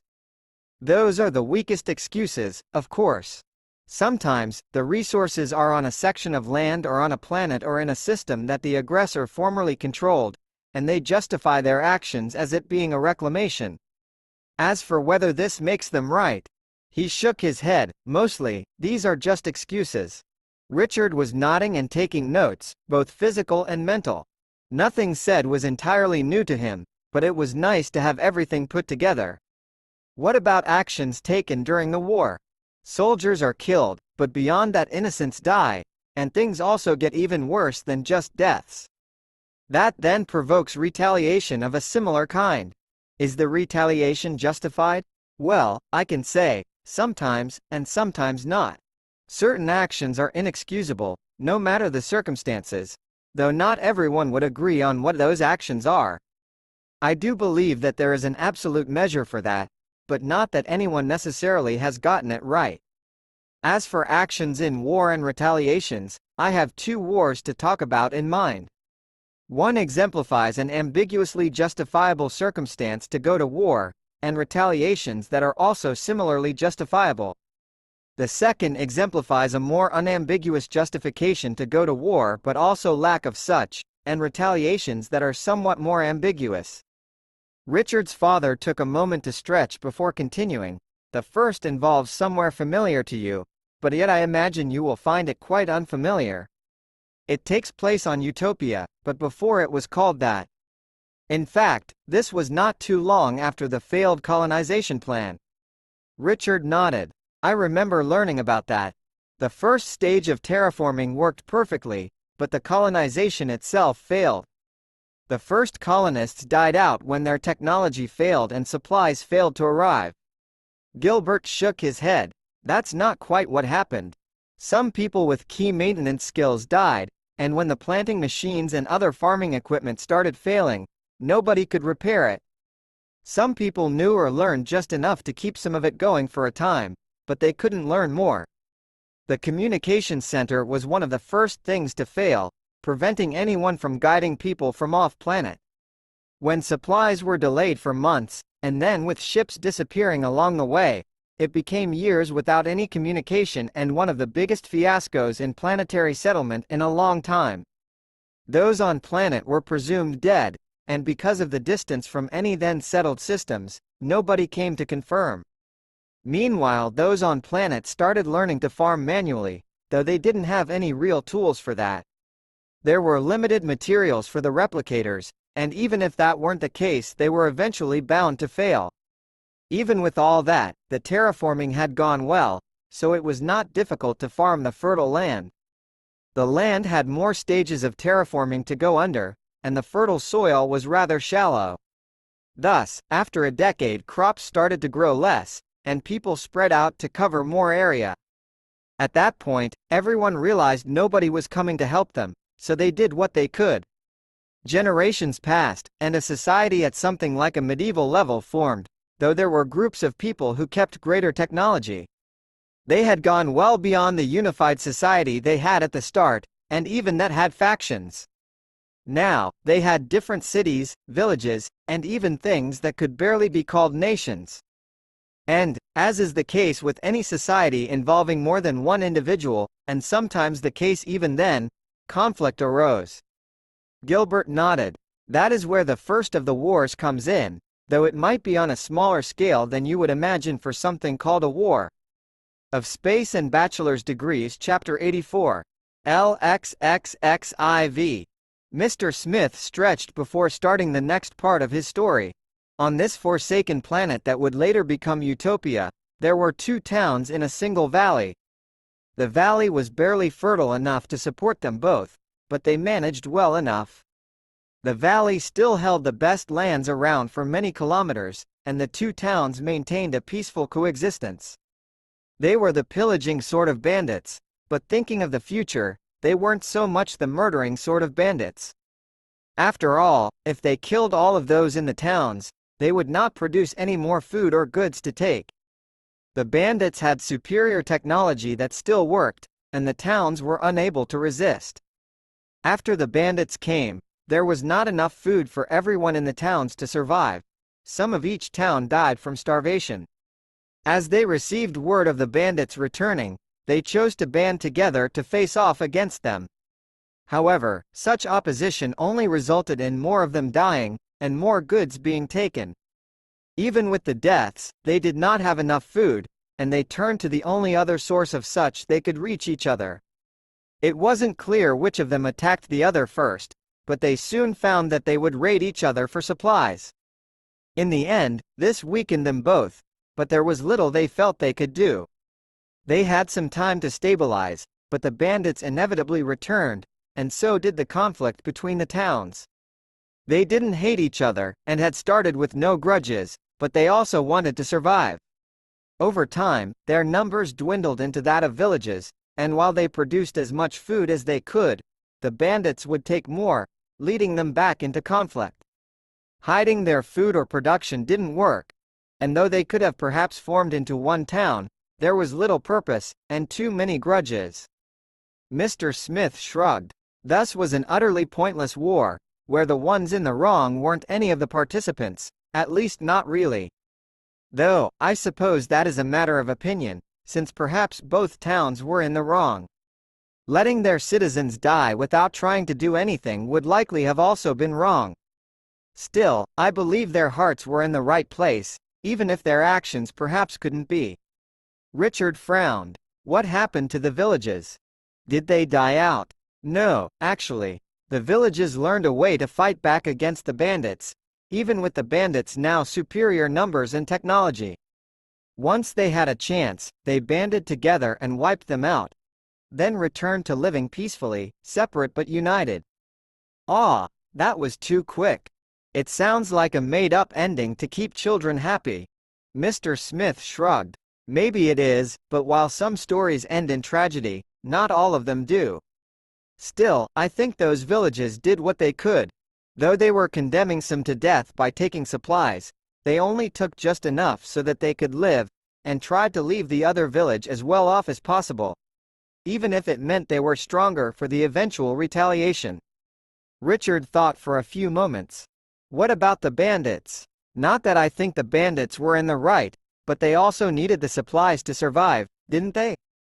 Yet they villagers still killed them, when given the chance. True. Perhaps the towns were not so moral after all. On the other hand, the bandits obviously had the ability to travel to different locations. They couldn't survive solely off of a part of the labor of two towns after all. They should have had the opportunity to settle down and make their living peacefully. Yeah, that seems like the better option. Perhaps they felt what they did was right for them. Not that I think rightness truly relies on individual sensibilities, but people don't tend to act in a way they think is wrong, and they will have justifications for almost anything they do. Not that such justifications always hold up under any sort of examination. Still though, the bandits made clear their intentions to the villages, but wars are not always so clear. Mr. Smith's face took on a serious look. I recall you asked about the war with the demoniacs in particular. We wiped them out completely, we in this case being all of the spacefaring races at the time that had come in contact with each other, and were not them.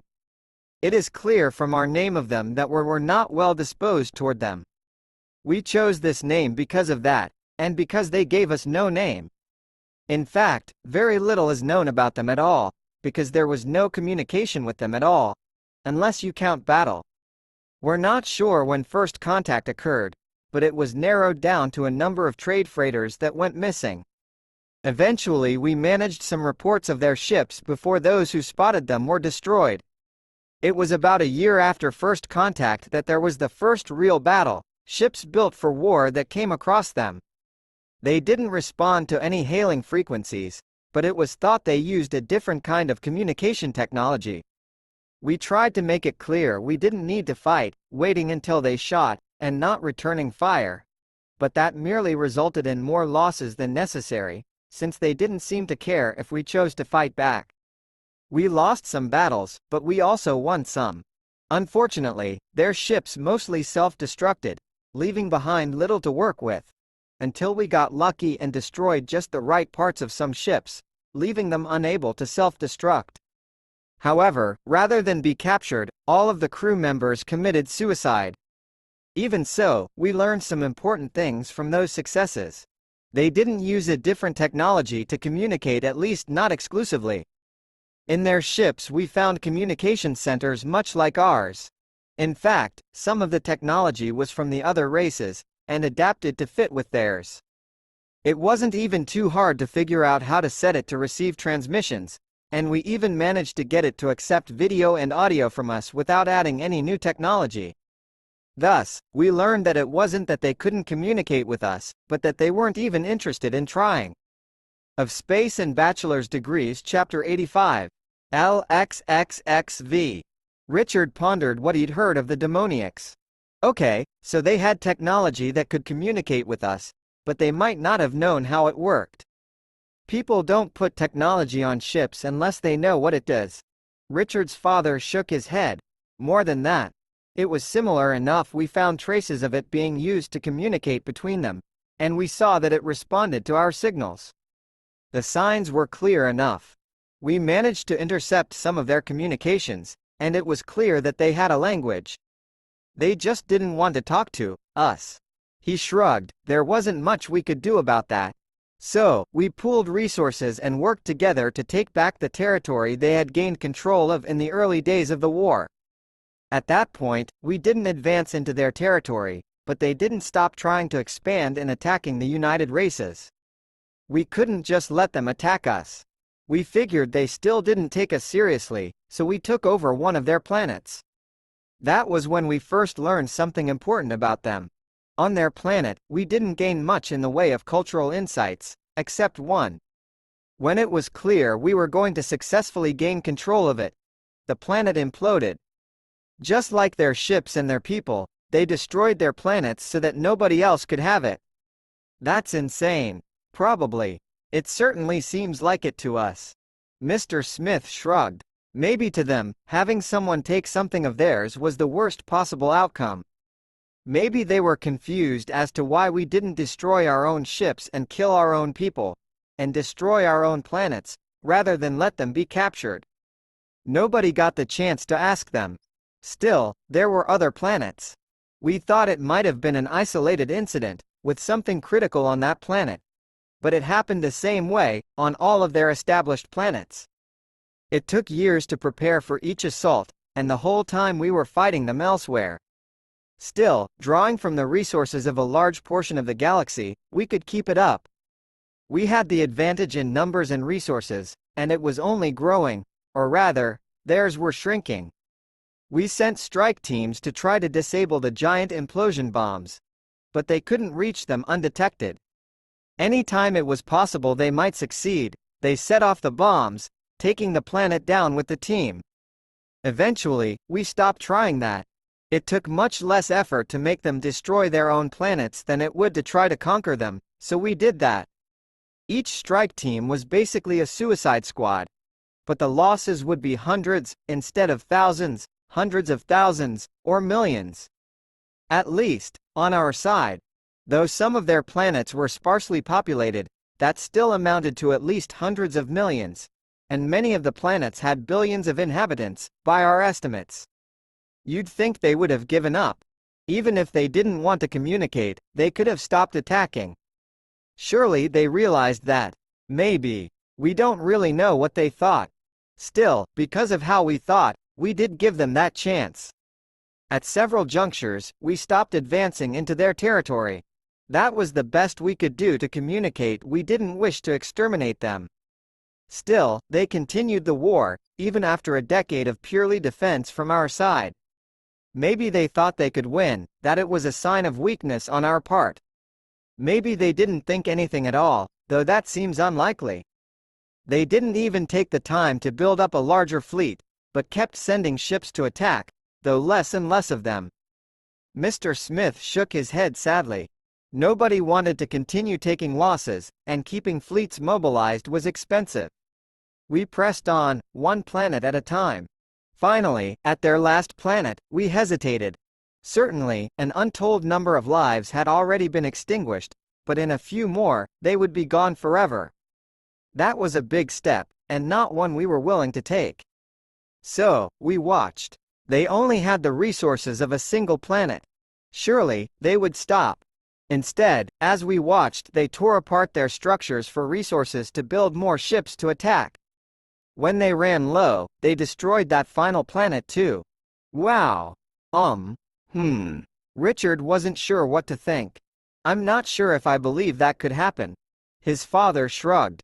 I'm not completely sure I believe it, but I know all the information, from reliable sources. Perhaps that's why all the information is classified, because the truth might seem like a cover-up excuse. Richard now had plenty to think about, and more than just for some philosophy homework. It had likely been obvious that they would destroy their last planet when pressured to that point. Should the demoniacs have been allowed to keep a few planets, with the rest of the races suffering constant attacks? Or was wiping them out the right option? Of course, taking into consideration that they killed themselves was relevant, but it was a known consequence. It might have resolved part of the responsibility, but Richard didn't know if it accounted for all of it or not. In the short term, more lives were lost, but in the long term that couldn't necessarily be said. Of course, the death of an entire species couldn't be recovered from. They killed themselves, right? But there were still bodies on some of the ships. That's right. From them, we learned about their anatomy, but that was all.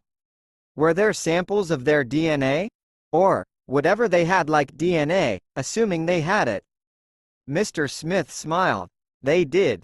Presumably it's kept secure and preserved, somewhere. Richard nodded to himself. Maybe they could be cloned. Maybe it had already been tried. That wasn't the kind of thing people would talk about openly. People probably wouldn't appreciate the cloning of a species that just wanted war. But then again, maybe there was more to them. Surely, someone must have tried to find out. Of Space and Bachelor's Degrees, Chapter 86. LXXXVI. As the year came to an end, not once did Richard experience a situation that was a threat to his life. This didn't mean his curse had come to an end, but rather he had raised his standards for what could threaten his life. There were even a few situations with people that Richard was able to dissolve with words, which was new to him. Normally such situations occurred like a spark in a dry field. With the Ulf, things had escalated instantly. The Zevaronian master had hidden his intentions to injure or kill Richard until the last moment. The soldiers from the Brotherhood of All Knowledge had never been interested in negotiation in the first place. However, in the last few months Richard had encountered a few individuals who were in supremely bad moods, or otherwise in a state where they weren't interested or capable of controlling their reactions. However, Richard recognized them as possible dangers from a distance. One such incident involved a man clearly in a bad mood. Richard ought to have known what species he was, given his major, but the particular word slipped his mind.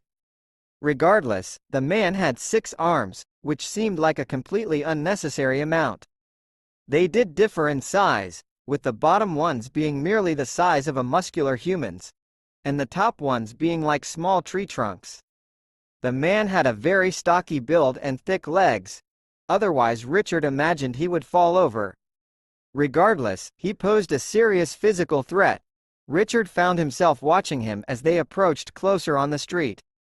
Perhaps it would result in nothing, but as the man approached closer Richard had seen his bad mood. As he took in all the information he could, the man noticed him staring. Ironically, that was what caused him to approach Richard in anger. "What you staring at, huh?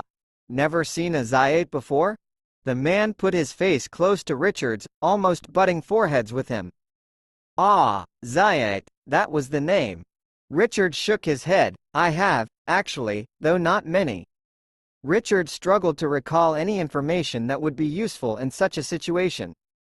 6 arms, he had already seen that already. They weren't noted as a particularly aggressive culture, despite their build. "Yeah, well, plant your eyes elsewhere. Go on, get." The man waved his hand dismissively, but Richard felt like this might be the kind of situation where he would find an excuse to prevent Richard from leaving. On the other hand, maybe he would just get annoyed at someone else, with less positive results. Richard kept looking and thinking as he smiled in a pacifying manner. I didn't mean to offend. I'll be going now. The man gave a great HMMPH and turned to walk away. Then, there was a sound. Richard recognized it, and turned to grab the man's arm. The man turned back to face him, glaring strongly. What? You got some business with me now? Richard reached into his pocket, and pulled something out, holding it up.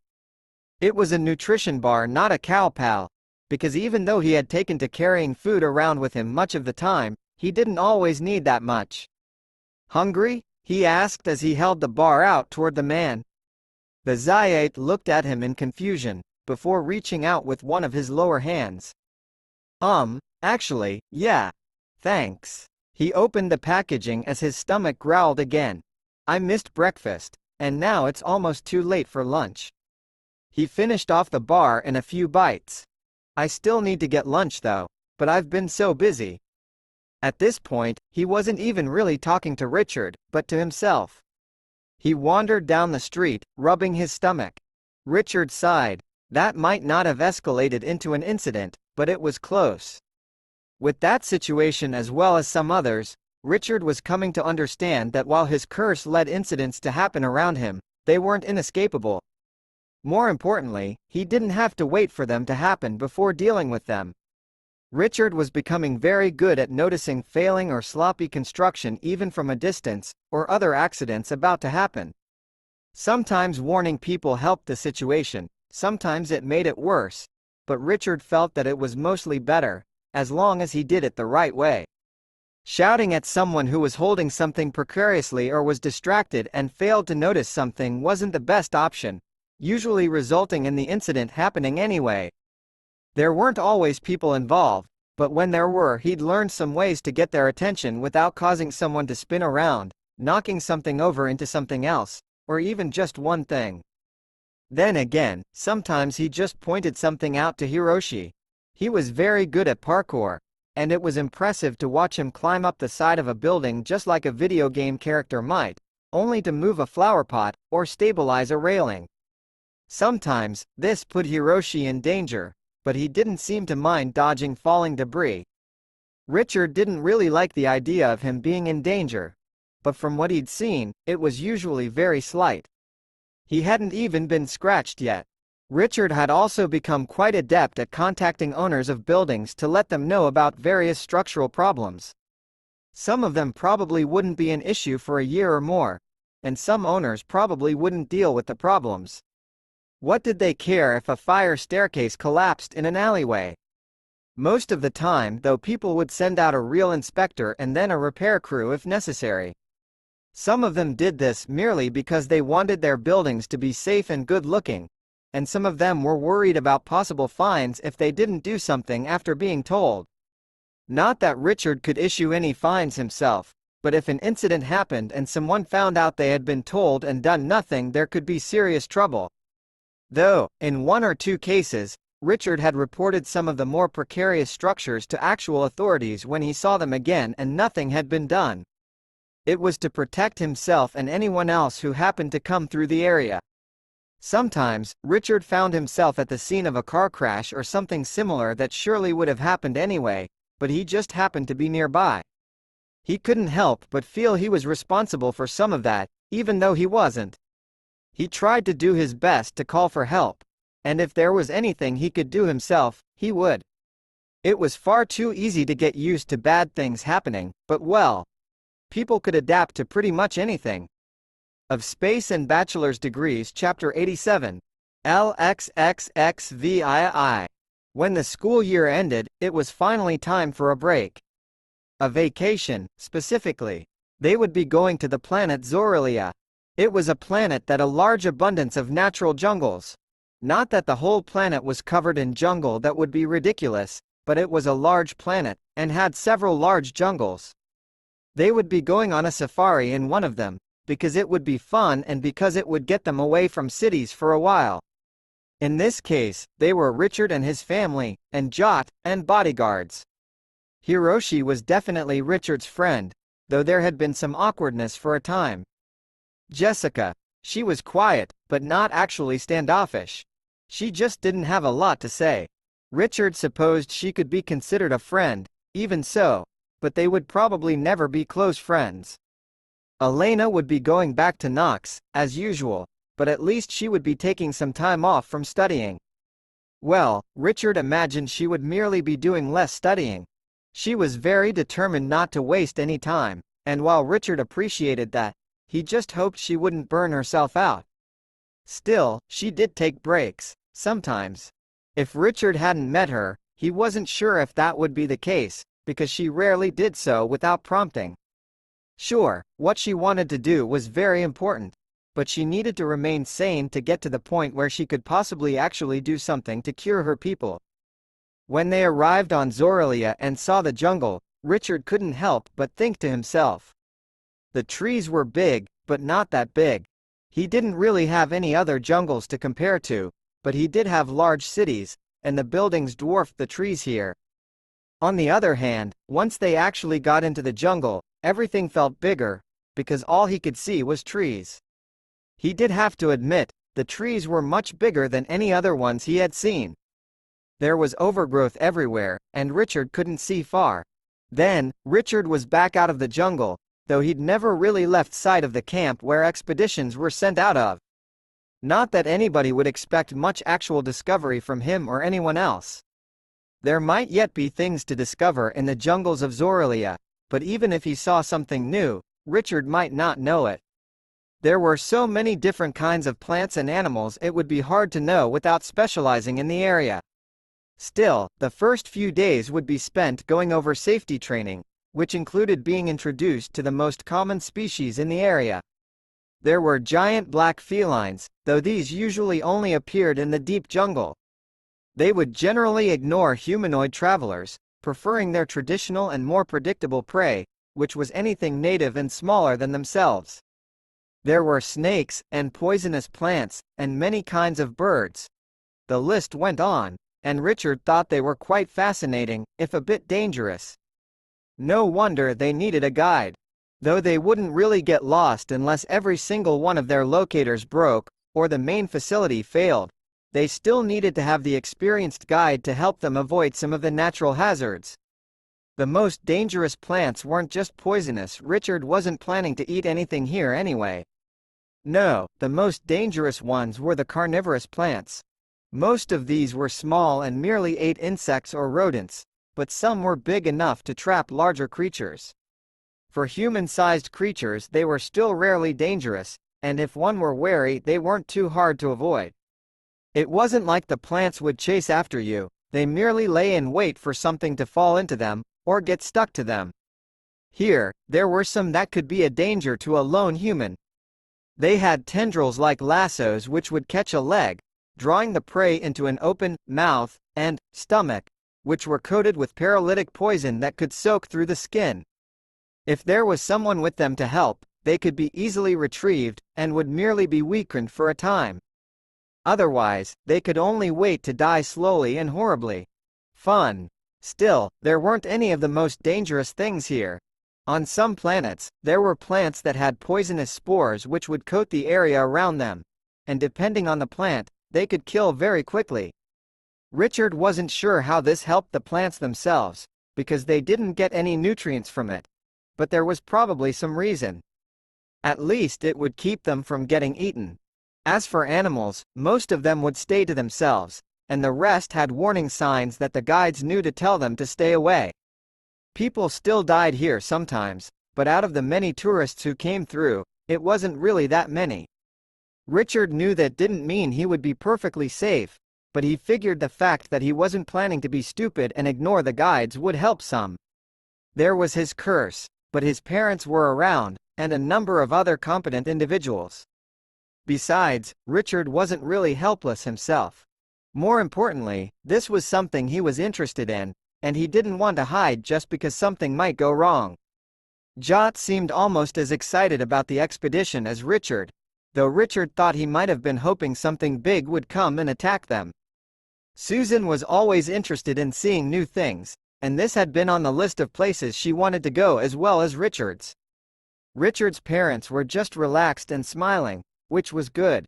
They didn't seem particularly excited, but then again, they'd probably done something like this before. Hiroshi merely complained about the humidity, and Jessica actually said something to agree with that complaint. Still, everyone was now trained as much as they could be in a few days, geared up, and ready to go. Hopefully, it would be fun, but otherwise not too eventful. Of Space and Bachelor's Degrees Chapter 88. LXXXVIII. Richard found he very much liked studying various forms of life. Perhaps that was related to his energy body, and his ability to modify himself. But it was hard to know for sure. If he had somehow been born with the same base DNA as he'd had most of his life, maybe he would feel the same way. Maybe it was his upbringing, but it didn't matter. He liked studying plants, animals, and people. The forest here was so full of life. He couldn't move without stepping on some new form of life he'd never seen, sometimes literally. It was different from reading about it in books. Words and pictures didn't really do things justice. Even three-dimensional video with surround sound audio only worked so far. He couldn't touch or smell things there, sometimes for good reason. There were already a number of things Richard knew he shouldn't touch. Frogs with deadly oils on their skin were among them, but they were brightly colored and easy to avoid. Some plants looked safe to touch, but had toxic powder on their leaves. Thus, Richard mostly avoided actually touching anything, but the point was that he could. There was another benefit he got from seeing things in person that even the most sophisticated systems couldn't replicate, even if they had tactile and olfactory components. This was how his energy body felt about them. It was a sense of their DNA, among other things. Richard tried to take everything in, but it was pretty overwhelming. Still, he did keep track of some traits. He probably didn't need toxic oils on his skin, and if he did, Knoxian DNA would probably be more compatible, so he ignored things like that. He also probably would never need to have 4 legs or 2 tails, but there were some monkeys that had such as well as 2 arms. The extras didn't seem to help much, but he didn't have that long to study them. Richard had remained mostly human, even though he had the ability to transform himself. This was more out of a sense of familiarity with being a human than a feeling of superiority. He was no longer afraid of trying to mix new traits, but he was aware of how much effort would be involved. If he was going to do so, he wanted to do it right, and to do that he needed to know what he really wanted. If he wanted to go on nature expeditions and study new life, well, he could already do that. Anything with actually new life would probably be on a planet with harsher environments, but there would be gear that could protect him there whether he was human or something else. In that regard, it didn't really matter what he was, as long as he kept to a humanoid shape and somewhat normal size. Richard chopped at the plants in front of him with a sword. Well, he supposed it was called a machete, and could also be considered a long knife, but it was as much a sword as anything he'd ever held. He was near the front of the group, and was currently helping to widen the path for the rest of those following behind. The initial part was done by the guide, but with more people it was easier to clear a bit of a wider path. Though the guide was taking them through familiar area, the rampant vitality of the forest meant that any path cut wouldn't remain for more than a week or so before once again being overgrown. Richard found that it was a fun but also exhausting job. Jot could probably have kept it up forever, since he didn't seem to feel the weight of the blade nor any resistance from the vines. Still, Richard liked to take a turn. Richard's parents seemed inexhaustible as well. His mother used the machete with quick and effortless flicks that cut down anything she wanted. His father didn't use a machete. Instead, he had a long, thin object that looked almost like a piece of straw? Not a straw like the drinking implement, but like a dried stalk of grain. However, it was sharp like a blade, and it sometimes carried the sheen of metal, so perhaps it was some sort of exotic dagger. He could ask, but it was somewhat more fun to speculate. Several days passed without incident. Richard was always on the lookout for trouble, though if he didn't have 2 minds to keep track of things he knew he wouldn't have been able to keep that up. Even if there were some kind of accident or animal attack, any consequences were preventable. Others were keeping a lookout too, so Richard felt rather safe. Even so, trouble still found them. Richard first noticed something was going on when Hiroshi drifted away from the group. He exchanged some kind of a glance with Jessica just before that, but Richard wasn't sure what it meant. Perhaps he had to go to the bathroom, but when his mother went off into the jungle as well, he knew something was going on. He could tell everyone around him was tensed, though they were trying not to show it. Susan didn't even have any special senses, and she seemed to be half a step ahead. Richard wanted to say something, but he thought if he did he might give something away, so he looked around for cover. Finding cover was easy. Trivial, really. There were trees and shrubs and vines everywhere. The only issue was finding the right cover. What direction did he need cover from? Richard wasn't sure, but he soon found himself nestling in a large, wrinkly tree that covered a bit more than just one side. He hadn't spotted any sort of enemy yet, which mostly just meant they weren't that close. Richard tried to control his breathing. They would have guns, and unlike all of his training, he probably wouldn't survive if he got shot in the head or the heart. Then, a gunshot rang out, and Richard saw where one of the enemies was. And he also saw him fall to the ground, hopefully dead. Then, shots rang out from all around, and everything devolved into chaos. Of Space and Bachelor's Degrees Chapter 89. LXXXIX. Richard didn't have spare time to think about how these people presumably from the Brotherhood of All Knowledge found them, but he did it anyway. Fortunately, that thought was brief, because they hadn't really put any effort to conceal where they were going. While he had kind of expected something like this would happen, he had still hoped it wouldn't. Now they were here, and the most important thing to do was to not get shot. Richard took a moment to try to focus on everything that was going on. His body wasn't calm enough to do so, with his heart racing, and the sounds of gunfire surrounding him. Even so, there was always the other part of him, and it didn't seem to panic for anything, or at least not the kinds of things he would expect. Susan didn't seem to be particularly better off than himself. She was crouched down low behind a tree, though the enemies didn't seem to be on just one side, so she wouldn't necessarily be completely behind it from all angles. Hiroshi and Anna were out of sight, having wandered off earlier. Jessica was still around, and from her flickering line of sight Richard found a few enemies. They were armored and camouflaged, but Richard felt they didn't seem to be humans, by the size and general silhouette. Jot seemed to have found another enemy, and was engaged in melee combat with him. The most surprising part to Richard was that it was an engagement, and not a slaughter. Jot was wielding a sword, a machete, but larger than everyone else's. Though Richard had rarely seen him train with weapons, he was clearly quite proficient, yet the enemy was managing to avoid his strikes. Then, a shot struck him in the back. Projectile weaponry was favorable in an ambush situation since it was more difficult to determine where the shot came from. However, because Richard had been watching Jot when he got hit, he had a decent idea of where the shot came from.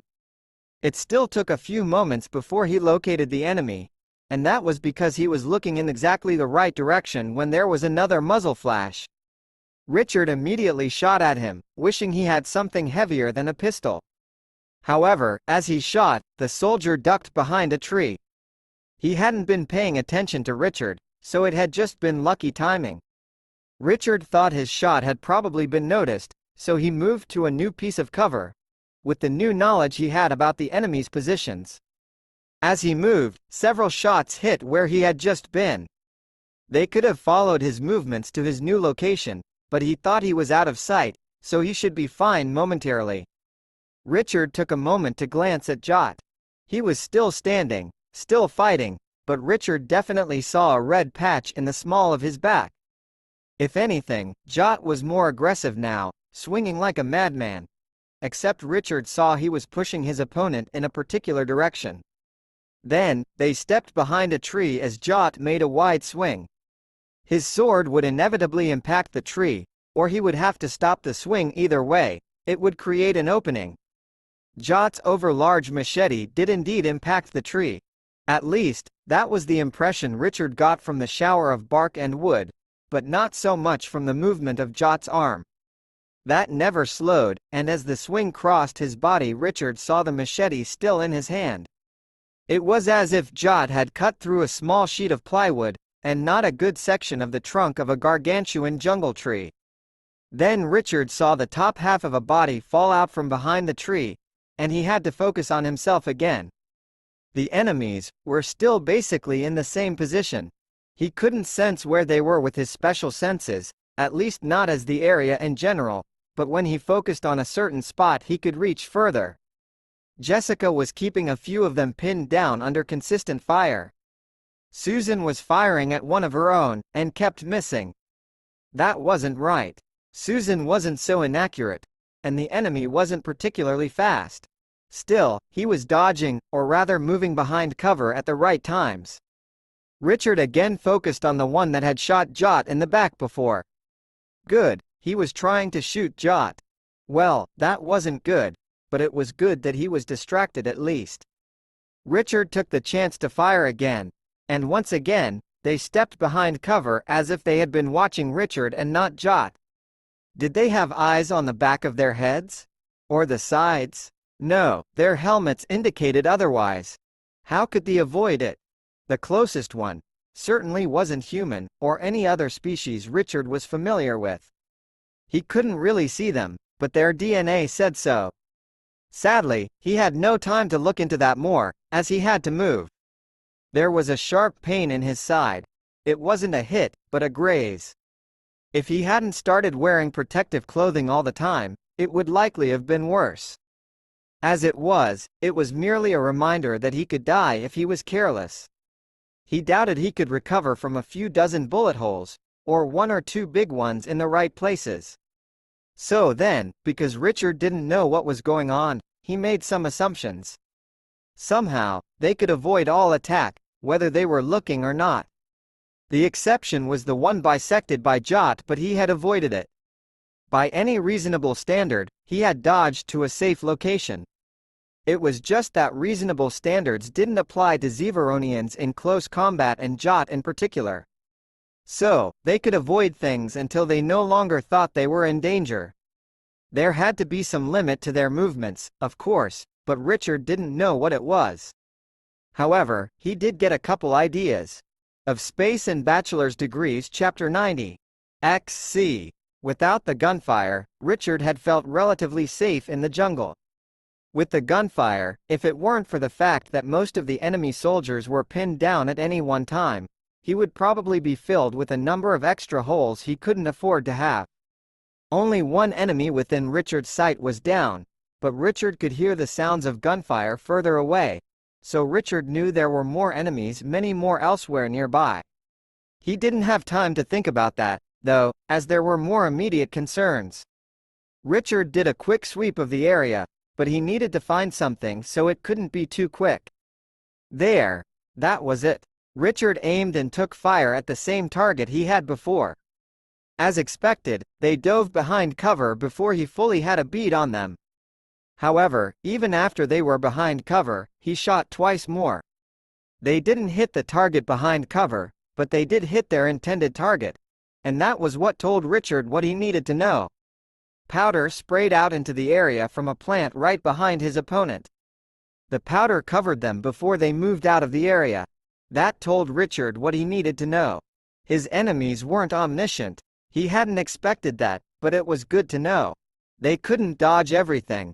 Either there was a limit on the number of things they could focus on, or they could only avoid things they knew about, somehow. Richard looked around, and saw that he had sparked a chain reaction, or at least been part of it. Near one soldier, a nest of hornets had been burst open. That was something they would probably have to deal with, but first the soldier had to. Fortunately for the soldier, his armor covered him from head to toe, which meant he was mostly safe from their stingers. But he was also distracted enough that he came out of cover. Susan shot him, and his armor wasn't enough to protect against a handful of good shots to the torso, in nearly exactly the same spot. One soldier clutched at his bleeding neck, presumably something caused by Jessica. Meanwhile, Jot grabbed another soldier from behind, and Richard heard the resounding sound of a neck snapping even through the other sounds. Richard even saw the guide shoot one of the soldiers, with a gun that must have been in the large pack he carried with him. All that happened in a moment, and Richard turned back to the opponent he had covered in toxic powder. He had fallen to the ground, but Richard didn't think he was dead yet. He shot a few times. It wasn't a good angle, but at least one of them struck true. Richard was going to let him sit there for a bit, hopefully poisoned or bled to death. He didn't want to walk up and find they were better off than they looked. After those furious few moments, there were less enemies to worry about. Still, as long as there was one, someone could die.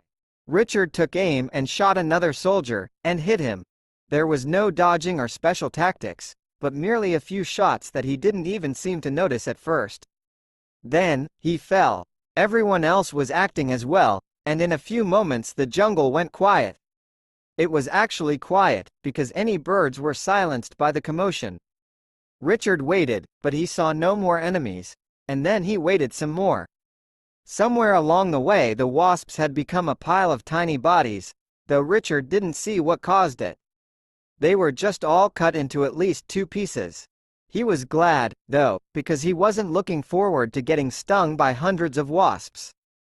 All clear. The sound of Gilbert's voice made Richard relax, and he breathed a sigh of relief as his father stepped out from behind a tree and came into sight. Richard looked around, finally taking in his surroundings. They were much the same as before, but there were some details that were different. The bodies, of course. Richard himself was bleeding in several places, at least one from a graze, and a few from splinters.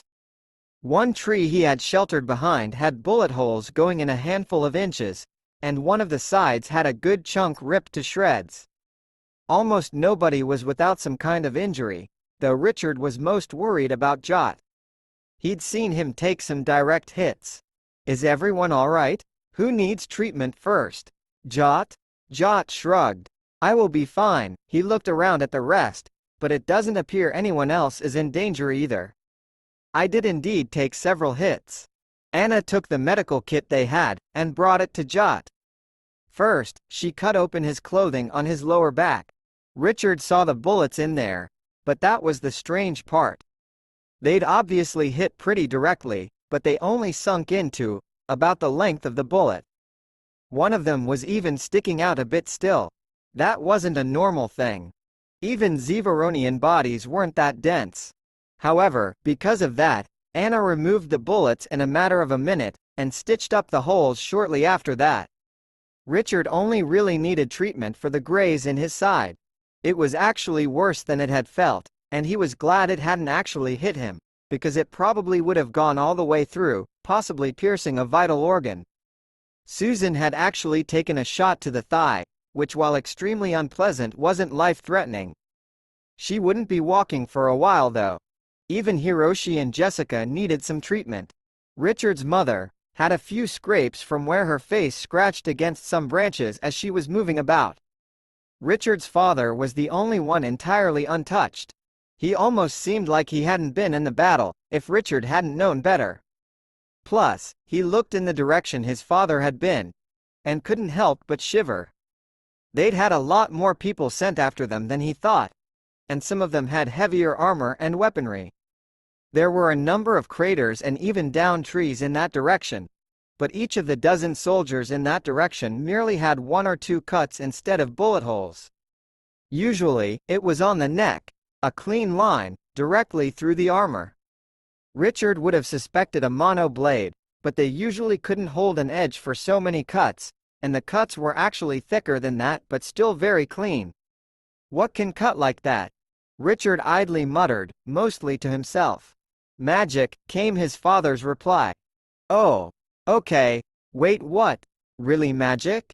It's like, half magic, half things moving very fast. He swept his eyes up and down over Richard, then patted him on the head. I'm glad you're safe. Then he sighed, I guess this means our trip is over. Susan can't walk, and it was about time to head back anyway. Too bad it had to end on a low note like this. Richard shrugged. Everyone's alive. Only later, when Richard thought about what had happened, Did he realize what his father meant? Of Space and Bachelor's Degrees, Chapter 91. XCI. Richard felt safe once he was on the ship. But then he didn't know why. Couldn't the ship get attacked too? Richard saw his parents didn't look worried, but then again they hadn't looked worried while they were actually under attack, so perhaps that didn't mean anything. So, he asked, "Is the ship safe?" His father nodded. "It is. At the very least, we can escape from any threats without taking damage." "That's good." Richard sighed. "Do you have to deal with this kind of stuff often?" "Not that often, unless you fail to put in the effort to stop such things. We've already been tracking them down, and this last effort speaks of desperation. They got careless, and left some traces back to a base. Maybe one of their last." "Really? I didn't notice."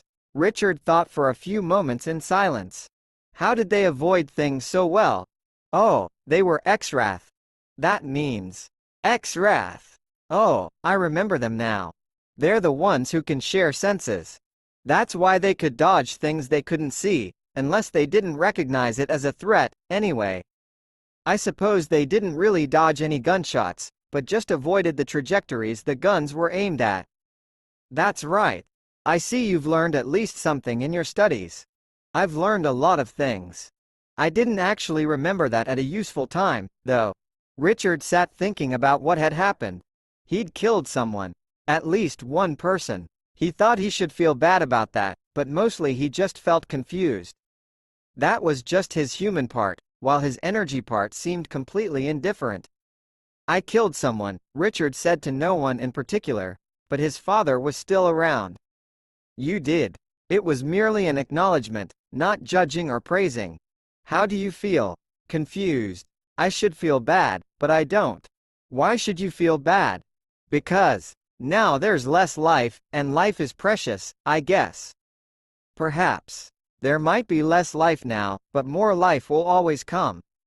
It might inherently have value, but even if that is the case, you have to weigh it against other things. For example, if you had not killed them, they would have killed you. You may not agree, but I place the value of your life much above theirs. Even if all sapient lives have equal value of themselves, they were different. They would have gone on to kill others if they lived, merely for the sake of money or power. This makes their actual value a net negative. I guess it could be thought of like that. That wasn't what had bothered Richard the most though. What if they didn't want to do it? What if they were good people being forced to? People who do evil, even under duress, are not good people. Perhaps they are less evil than they appear, but that does not mean you should be bothered by it. If it helps, they were definitely in control of their own faculties. Richard nodded. He felt better already, but that actually made him feel worse. Was it so easy for him to accept killing people? "Richard, I think I still need to be clear on something. There is nothing wrong with the morality you've learned up until now. Murder is still wrong, among other things. Murder is an unjustified killing of someone. This is justified, because it is self-defense, but not just that. Most people just never have to experience life or death battles, so what you hear every day doesn't cover this. On the other hand, I am glad you take killing seriously. Try not to become like an action movie hero who doesn't care about those he kills. You can care, should care. But you should not let it stop you from what needs to be done." "Yeah." Richard sighed again. "You make it sound like I'm going to have to do this again." "I am, aren't I?" "You don't have to. In a normal case, you could still avoid going any deeper. Even with your special case, your curse, you could avoid it by withdrawing from society. However, that will also prevent you from doing anything good with your life." Richard nodded. "I think I need to go take a nap." After a few weeks, Richard's feelings about killing had faded. In fact, he barely felt anything about out, which was really further than he wanted. On the other hand, he couldn't help it, and forcing himself to feel bad about it would be extremely counterproductive. He just resolved to make sure he still cared. He wasn't planning to withdraw from society. He doubted that would actually be better for anyone. It certainly wouldn't be better for himself, and he thought he could do good for others as well. To do that, well, he didn't need to continue to go to school, but it was his preferred option. His friends and family were around, and he was forming an idea of what he wanted to do with his life. He knew he couldn't make everything in the world better, even if he was qualified or could become qualified to deal with each individual thing. So, what could he do? He was rather good at shooting people, but that seemed like a career path that didn't really align with his goals, even with the caveat that it might be very short. Even working as a bodyguard didn't interest him, for a more morally upright version of that. What did interest him was biology. That was his major, and he decided to stick with it. He had a few ideas, but he wasn't sure what he could actually accomplish. Some of the ideas were quite grandiose, so he thought he'd start at the bottom and work his way up. First in line was raising some plants. This wasn't a project for a class, but something personal. It might not have any real results, but even that would tell him what he needed to know. Of Space and Bachelor's Degrees, Chapter 92. XCII.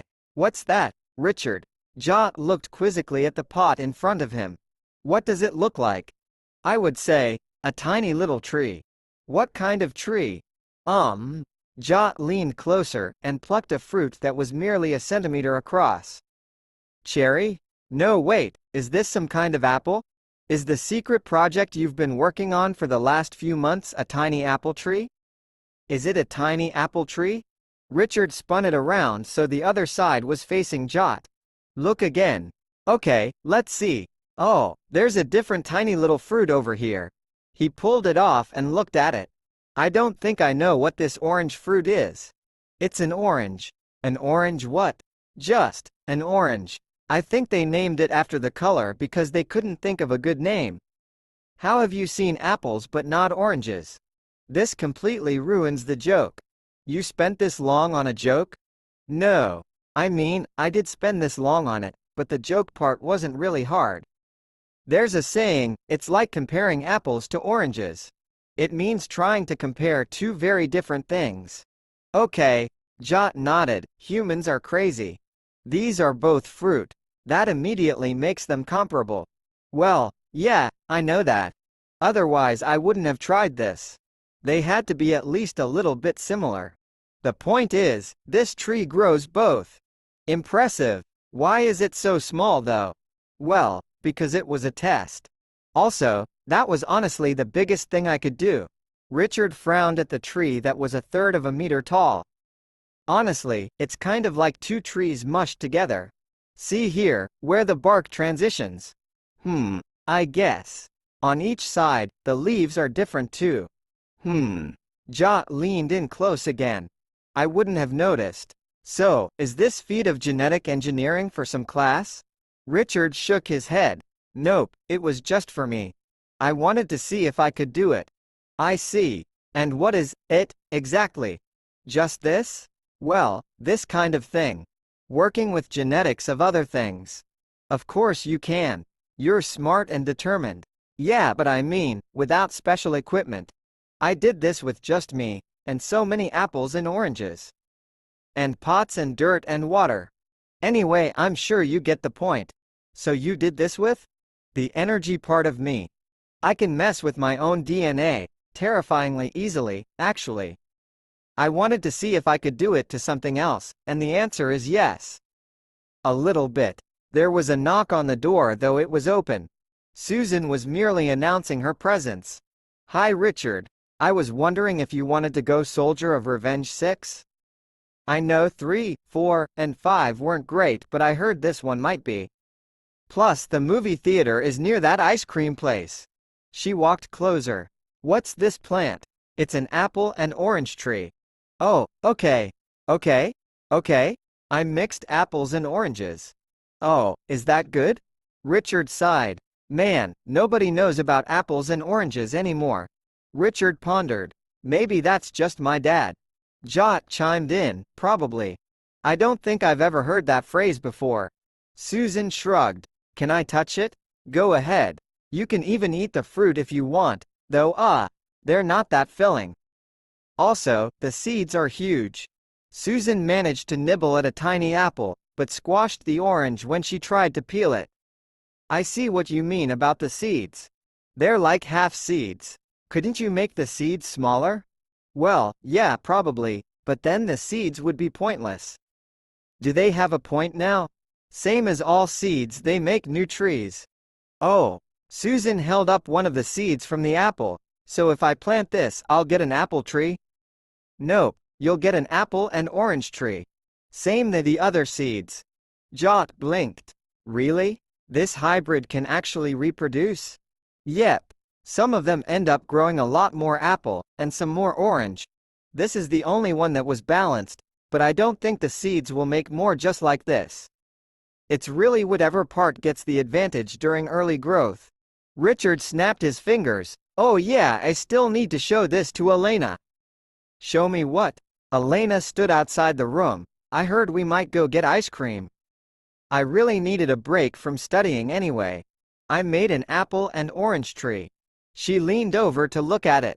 Cool. Is it grafted? Nope, they're normally incompatible. This one's a citrus, and this one isn't. So then how? She looked it over, carefully pulling branches and leaves to the side. She shook her head. Did you make it in a lab? Nope, just me. Well, and my second self, I guess. She nodded. Does that work? It does. The only problem is I can only work on small things. I didn't just grow this one small. If you take the seeds, none of them will grow to normal size. I had to work on the tree itself and not the seeds, so it couldn't be big. It also took a long time. Still, it proved I could, so maybe I'll be able to make something more useful in the future. Elena nodded. This is good. Are you going to show this anywhere? I don't plan to. I can't really tell people how I did it. Besides, at this level, it's just a curiosity. I do have some more ideas for the future though. Everything else will probably take a real lab though. And probably a lot more years of study. Elena shrugged. That's what we're here for, isn't it? Everything takes time and effort to get good at. Richard nodded. That certainly was the case. Though it didn't take too long to get competent at something, to be truly good or great took time. For what he wanted to accomplish, it might take decades, but that was fine. After all, pursuing something great with your life was probably one of the best ways to spend it. Of Space and Bachelor's Degrees, Chapter 93. XCIII. The next few years passed rapidly. Richard couldn't say they were without incident, but at least nobody tried to kill him. Richard's parents, along with those they had working for them, found the rest of the Brotherhood of All Knowledge. That was one danger he didn't have to worry about anymore. There were still other, lesser dangers. Richard had to be very careful in labs, because accidents were more likely to occur with him around to him, specifically. However, that was what gloves and goggles were for. With care, he could avoid most problems, but there was still occasionally a beaker that cracked under too much heat that he could do nothing about. He had to know the dangers of what he was working with better than most, which wasn't bad for his studies. Thus it was that he found himself with a completed degree. He now knew everything about biology, except of course those things covered in some of the classes he hadn't taken, and those things in graduate-level courses. There were also things not in any classes at all, or that hadn't been discovered. That is to say, Richard had a good, foundational understanding of the basics of biology and its different areas. That was what a handful of study would get, in most cases. He didn't intend to stop there. In fact, for what he wanted to do, he couldn't. He might be able to work as an assistant in a research laboratory, but he didn't want that, and he wouldn't even be qualified as an assistant in some labs. That wasn't where he wanted to stop though. There was nothing wrong with being an assistant, especially if one devoted themselves to other things outside of the workplace, but Richard had grander ideas in mind. He was going to be a genetic engineer, an occupation he liked the idea of very much, and found himself oddly well suited for. As for whether or not his abilities to manipulate DNA would be useful in the context of actual laboratories, it didn't really matter. If it helped, that was great. If not, Richard would manage the way everyone else did. Of course, That would require an additional amount of schooling of at least the same time he already had. Elena was also going to become a genetic engineer. Her goal was and always had been finding a way to help the Knoxians. That hadn't changed in the slightest as the years passed. It wasn't going to be easy. One more person working on the problem might not be enough to find a solution, but then again it might. Jot's goal was to become a grandmaster in Zonian martial arts. This wasn't related to schooling, but even so he continued to study. He wasn't going into martial arts to earn money or be famous. If he had stable income, he wouldn't have to worry about how to take care of himself. It was a practical approach to the problem, and though he felt that he could likely win tournaments or other things to support himself, that wasn't the life he wanted. Susan wasn't sure exactly how to go about what she wanted to do, but she had a plan. She wanted to help people like her. That didn't necessarily mean clones brought up in secret labs, but it could. Perhaps that could even include finding and shutting down such secret labs, but that was for some time in the future. For the current time, Susan was volunteering at homeless shelters and other places that helped those who were in a bad state get back on their feet. Beyond that, she made plans for the future. Hiroshi and Jessica were apparently already doing what they wanted. They weren't always around, but there was usually someone around keeping Richard and Susan safe just in case. They weren't incapable of protecting themselves, but having dedicated eyes and an ally was always useful. Richard's parents decided to go back to exploring. There were some systems that hadn't been catalogued, and perhaps there were races yet to be found. Unfortunately, this meant that they would be gone for a very long time. Traveling to new systems was more dangerous, because it wasn't always clear what obstacles existed. Thus, it took longer. Even so, crossing the galaxy could take years, depending on where they went, and then they could spend years studying a system or even just one planet. During that time, they wouldn't have much chance to communicate, with only very limited systems available. However, it wasn't a sudden idea. They still planned to remain near Richard for several more years while they solidified their plans. Still, Richard already found himself missing them before they left. Beyond his interests in genetic engineering, Richard had another plan. He wanted to repopulate his species, that of his birth parents. The strange energy beings he found was part of himself. That was perhaps not too hard to accomplish, because theoretically he would just have to have children. He knew they could inherit that part of him, but he wasn't sure exactly how it would work. Would it happen every time? Would there be issues with him being the only one? Presumably he had some kind of energy genetics. Would that make all descendants from that part of him a kind of clone? That wasn't a problem by itself, but if the genetics had any problems they could die out. Richard wasn't in any rush to test things. Unlike messing around with a tree, having children carried around with it greater responsibility. Of course, genetic engineering had responsibility behind it, and if his tree was dangerous he would certainly be responsible. But it was a different kind of responsibility. Richard wasn't ready for it yet, and besides, it wasn't something he could do alone. Was it? Richard actually wasn't sure about that. Perhaps he could take a part of him and add it to another creature.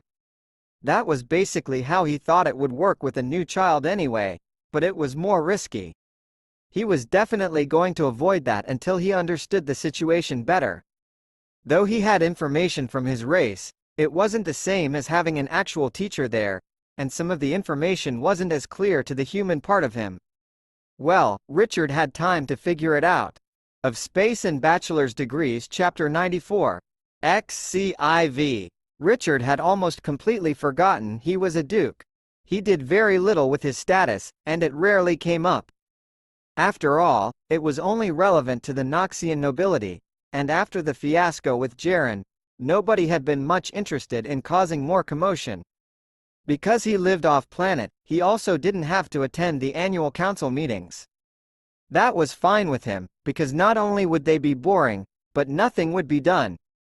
It was only later that he actually attended some council meetings, at behest of the king. There were several reasons for this. First, it was to get people used to the idea that he was actually a member of the nobility. His presence gained some disapproving frowns from some members of the traditionalist faction. But that would have likely also been true anyway, because he was definitely part of the king's faction. The second reason he attended was to provide support for a number of provisions that were being voted on. They were relatively minor, but having another vote helped secure them, or deny them in some cases. Richard didn't technically have to follow the votes of the king's faction, but he did. He was on good terms with them, which made him happy enough to support them on issues he had no particular opinions on. As for the rest, he agreed with the stance anyway. Richard learned Knoxian, and though it would take him more than just a few years of study, he had to be fluent. With translation technology, it wasn't really an issue anyway. Besides, Knoxians spoke Common, many of them even better than they spoke Knoxian. Even as he learned some of the more subtle cultural details, Richard didn't really fit in. Even if he covered his head, wore long sleeves, and gloves, it didn't matter if he did. He wasn't a Knoxian, so to him it wasn't important, though he did it anyway. To them, it was tradition, but also a necessity. Otherwise, the wrong move could have painful consequences for people who touched. Knoxians weren't nearly so likely to kill each other on accident, but in some cases it could possibly happen. The lab had a lot fewer beakers and test tube than Richard would have expected when he was younger. Not that there weren't any, but it wasn't a purely chemistry lab. Instead, the lab had a large number of petri dishes and a number of chambers. This was a lab, one studying Knoxian fertility. Richard and Elena were both working there as assistants, as a way to get practical experience in the field. It hadn't been hard to land the positions, with one of them being the princess and another a duke, but they were also qualified. Perhaps they hadn't needed 2 assistants, but the positions just happened to come open. Though he was here to learn, Richard also planned to contribute as much help as he could. While a small portion of duties was fetching things, their jobs as assistants were often setting up experiments, calibrating systems, and the like. These were still relevant duties, and being familiar with the equipment was good. They didn't contribute to the planning of experiments, but helping to run them was important experience. The experiments weren't physically exciting, there were never any explosions or anything like that. However, when there were good results, there were a number of smiles. Excitement was subdued, but still possible. Now, if they miraculously figured out a cure for the Knoxians' infertility, there would be more than a little cheering. That wasn't what experiments did, even if they were successful. At best, the results were ideas. In certain conditions, the cells replicated more, or a specific gene seemed promising. Over the years, the most successful things were tests to determine fertility. They'd gotten very accurate. However, they weren't just genetic tests. If they were, they would have already isolated the correct genes, and could have already started modifying those Knoxians who didn't fit. That would perhaps be an inelegant solution, and would cause problems with genetic diversity. But if it would stop them from dying out, they would certainly do it. The tests measured many things, including various types of elements and compounds in the blood. More thorough ones involved samples of various bodily fluids and tissue. Richard couldn't help but think of Jaren. Though there was a simple test performed in public, afterwards he was put through a battery of different tests by many different doctors. After all, they had to be sure of his infertility. The king was not so powerful or domineering that he could or would easily execute someone without good proof. Even so, even the simple tests were accurate enough. This lab was not the only one the Knoxians had studying infertility. Even though the political factions might have disagreed on many things, everyone understood that this was the most important issue. Thus, there were many labs, and even the ones primarily funded by particular opposing factions shared information, if only grudgingly and upon request. It might have been political bias that the king and Elena said this one was the best, but it was definitely top tier. Everything was well organized, and Richard could see how intelligent and hardworking everyone was. The labs did more than research with the goal of a complete cure or fix, they also helped people with lesser fertility problems. They had some solutions for marginal cases, those whose pregnancies wouldn't fully develop without help. This was part of what was keeping the Knoxian population from falling too rapidly. Knoxians still experienced the standard problems people had with fertility as well, though they had become experts at dealing with most of them. This was one of their small comforts. Though the experience was more valuable than study, Richard and Elena didn't slack off in the area of traditional studies either. They had less time to devote during their job as assistants, but that didn't mean they stopped entirely. Even if they could learn everything they needed to know as assistants, without study they would be lacking in some areas in the field. Richard knew that wouldn't do, because he still had his eyes on bigger things. Of Space and Bachelor's Degrees, Chapter 95. XCV. Richard found it odd that a master's degree didn't make him a master. On the other hand, a bachelor's degree didn't make him a bachelor, it was completely unrelated. Only a doctorate made you a doctor. As for the others, well, Richard had no idea where the terms came from. Perhaps one might be a bachelor or bachelorette while studying at the initial level, but perhaps not. At the early graduate level, one could indeed be considered a master of some kind, but it didn't seem like it fit into an overall progression. He wouldn't have to worry about that for too long, because soon enough he would have a doctorate and become a doctor. Except, of course, while he would be a doctor, he still wouldn't be a doctor. At the very least, he wouldn't be qualified as a medical doctor quite. A doctorate in genetic engineering was actually quite close to medical, but with a lot less emphasis on treating patients in a traditional sense. While genetic engineering sometimes led to treatment methods, those were never the first options taken into consideration. If diet or medicine or even surgery could handle it, those were better options in most cases.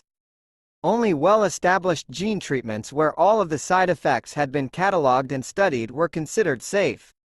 While drugs also had side effects, those could usually be ceased by ceasing to take them, but genetic alteration was usually propagated throughout the body, and was not easily undone. Sometimes, though, genetic treatment was exactly what was necessary. When something affected an entire species, it was more likely than not a genetic problem, though in rare cases diseases and viruses had spread to almost the entire population of certain species. As for the Knoxians, genetic engineering seemed like the only way to save them. Their population was still in decline, and the population numbers were already concerning. They weren't in danger of dying out within the next several generations unless their rate of decay worsened, which it was doing, merely offset by certain advances. Richard's thesis was based around plants. That wasn't where he intended to go in the future, but it was something he could safely study. Not that plants were always safe, but he could avoid working with poisonous ones. More important were the moral aspects. Richard felt more comfortable making a strange hybrid plant, and even if it ended up dying because it was poorly made. With animals, he would have to start with how individual cells might work with changes to their genetics. Insects would be a possibility. They were small and had low cognitive functions, but he couldn't think of anything good that would come from that without a specific purpose. Thus, he stuck to plants. He worked on hybrids, but also improving specific traits such as fruit output. He even had proper equipment to work with, which helped. He didn't particularly do anything that hadn't been done before. People had been genetically engineering the food supply by selective breeding since the beginning of agriculture, and actual genetic engineering wasn't new either. Still, Richard had a good feeling for what traits could work from other plants. There were always limits to what could be done. Given a certain amount of resources, a plant could only do so much. Some plants might fare better than others in environments low on water or with less nutrients in the soil, but they were still limited to a certain size. A plant that thrived in swamps wouldn't just be small and shriveled in a desert, it wouldn't live at all. And conversely, with too much water, most desert plants wouldn't survive, especially not in competition with others. Atmosphere was another factor in plant survival. Most of a plant's mass was obtained from the air, with the nutrients in the soil providing essentials in smaller quantity. On Zevran, there was higher than average gravity and a denser atmosphere. Thus, plants had to be stronger to support their own weight. Some trees had wider trunks, but most of the foliage ended up being lower to the ground so that it didn't have to support its own weight. The plants survived more by being tougher to chew, but in turn that meant animals who survived had to be able to eat tougher plants or animals who ate tougher plants. The Zevaronians themselves somehow avoided being short and squat, and their bodies could even function in environments with less dense atmospheres. They had sensitive noses because fewer particles transferred through the air in their native environment, or at least it helped. It wasn't actually easy to say why things or people had certain traits, only to point out how they were advantageous. There could have been other possibilities, but that was not how things were. Richard worked on many things, but his final product was merely interesting, if not generally useful. Richard produced a vine that only had air roots. It didn't rely on soil to absorb any nutrients or water. This meant that it could only survive with particular atmospheric compositions and a certain range of humidity. However, given such an environment, all it needed was a structure to grow on, with no need for soil of any kind. In the end, though it was an interesting plant, it was ultimately pointless. It was also very sensitive to changes in atmosphere and humidity, with another critical flaw. Though it could grow on a horizontal surface, when leaves or part of the vine died, they would smother the plant as they decayed into dirt. This was a very slow process, so it could be avoided with any amount of attention to the plant, but the only real benefit they had was that they generally wouldn't need attention. Still, if they grew up a wall or a trellis, the dead parts would eventually fall to the ground. In the end, the vine was only suited to laboratory environments and rare atmospheres. In the end, the result merely showed some technical skills and inventiveness. Of Space and Bachelor's Degrees, Chapter 96. XCVI. Normally, someone who had just become a doctor wouldn't run their own research lab, or even their own section of it. However, Elena, being a princess, had some advantages, and Richard's parents helped to pay for some of the equipment. That said, it was just a small section of the lab as a whole. They could have worked in some other section for those more experienced. There would have been nothing bad about that. However, Elena had her own ideas, and Richard wanted to help with that. As of now, they were just getting used to the environment. Elena looked over the equipment. So how much did this stuff cost? Richard shook his head. I don't know. Rather, I didn't ask. It's at least, well, it's expensive, more than the stuff I asked for. He shrugged. I'm not going to turn it down, and my parents have money. They wouldn't have bought it if they didn't think we would make good use of it. Still, this is better than some of the stuff in the main lab. Richard shrugged again. If anyone complains about favoritism, remind them that this equipment didn't come from Knoxian pockets. You just found a big sponsor. Which is basically true. Where did your parents get the money? Savings, probably, from whatever my parents did as jobs back when they have jobs. I don't count my dad's recent stint as a teacher. Elena nodded. So, why are you here instead of out fulfilling your dreams? What do you mean? Richard tilted his head inquisitively. I figured I'd spend a handful of years here, then when you've finished saving your people I can go do something else. I have time. Elena raised an eyebrow. You think this can be solved in a handful of years? Are you joking? Am I? Richard frowned. Do you think it can't? I know it's been a problem for generations, but you are a very intelligent woman. Plus, I'm here. Now, I'm not saying we're the most brilliant minds to grace this galaxy, this planet, or possibly even this lab. But we have some special advantages. Maybe I'm overestimating us, but even if it takes longer, it will be worth it. Besides, nothing else I do would be more important than this, and I'm not without personal investment in Knoxian affairs. I can't say I expected this, but I'm glad you're here. Richard grinned. Sure, you are now, but in a few years you'll have seen enough of my face to never want to see it again. I don't know about that. Can't you just get a new face?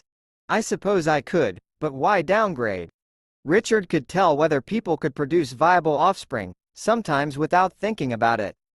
At first, it seemed like a pointless but interesting ability. However, after he thought about it more, it was strange. He knew where the information came from, but he wasn't sure how his energy part got it exactly. Even if he subconsciously scanned DNA, that would only work so much. After all, if DNA got passed on to a child, that meant it must have been viable at least in some cases. Perhaps they were recessive genes, only failing when paired with another of the same. However, there must have been more to it. After all, how could he really know? Without replicating the entire process, there was no way to be sure. It turned out that he could be wrong, but the more chances he got to exercise that ability, the more accurate it became. He could judge other things about people too, but they weren't as relevant to his current area of research. It was useful, but it would be even more so if he could determine what he was doing to know such things. It was mostly a subconscious process, but there had to be some effective criteria or it wouldn't work. The real question was how to be more conscious about it. If they could figure out exactly what was going on with the Knoxians, or even learn some new factors, it would be much easier to come up with a solution. That was easier said than done, so Richard had to settle for more conventional means of research for the time being, though he never stopped working on conscious control. That mostly involved collecting large amounts of data. DNA sequencing, hormone levels, diet, and anything they could think of, from fertile Knoxians and infertile alike. There was already much of this data, but more of it was better. Besides, Elena and Richard thought of a few new things to track. It would be nice to catalog every single piece of people, but that was extremely difficult. A particular sample of blood or tissue could only be tested for so many things, as many of the processes singled out only a few types of things. It would be nice to have a magical scanner that could produce a list of everything without harming patients, but sadly that wasn't possible. Richard actually frowned at that. Was it impossible to have a magical scanner? He hadn't considered that magic was real, though he also knew it wasn't nearly so convenient as magic that people wanted. Maybe there was something there that could help. At the very least, it wouldn't hurt to ask. Richard only knew one person who dealt with magic in the more pure sense of magic and not in the guise of ki. He didn't talk with his grandmother all that often, but he still got along well with her. At the very least, she would be able to provide a general answer to the idea of magic being able to help. He wasn't sure where she was at the moment, but it wasn't like he needed her to answer or show up in person in an urgent manner. He sent off a message. It would get to her, at some point, and he was sure she would respond. There was no immediate response, which was somewhat surprising since there weren't really many locations that didn't have access to the net. Perhaps she was in transit on a ship without TDD communication, or perhaps she was just being old-fashioned and didn't have her computer on at all times, waiting for messages. Regardless, Richard had sent the message, so now things were in her hands. He went back to doing what he could, which mostly involved petri dishes at the moment.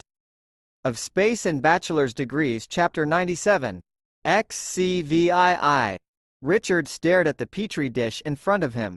Nothing visible was happening, but the cells inside were undergoing changes. He was changing them, in fact. Genetic engineering had methods to replace genes with others. Richard wasn't using one of those, though. The advantage of doing it himself, with his own abilities, is he didn't need a sample of other genes to introduce to the system.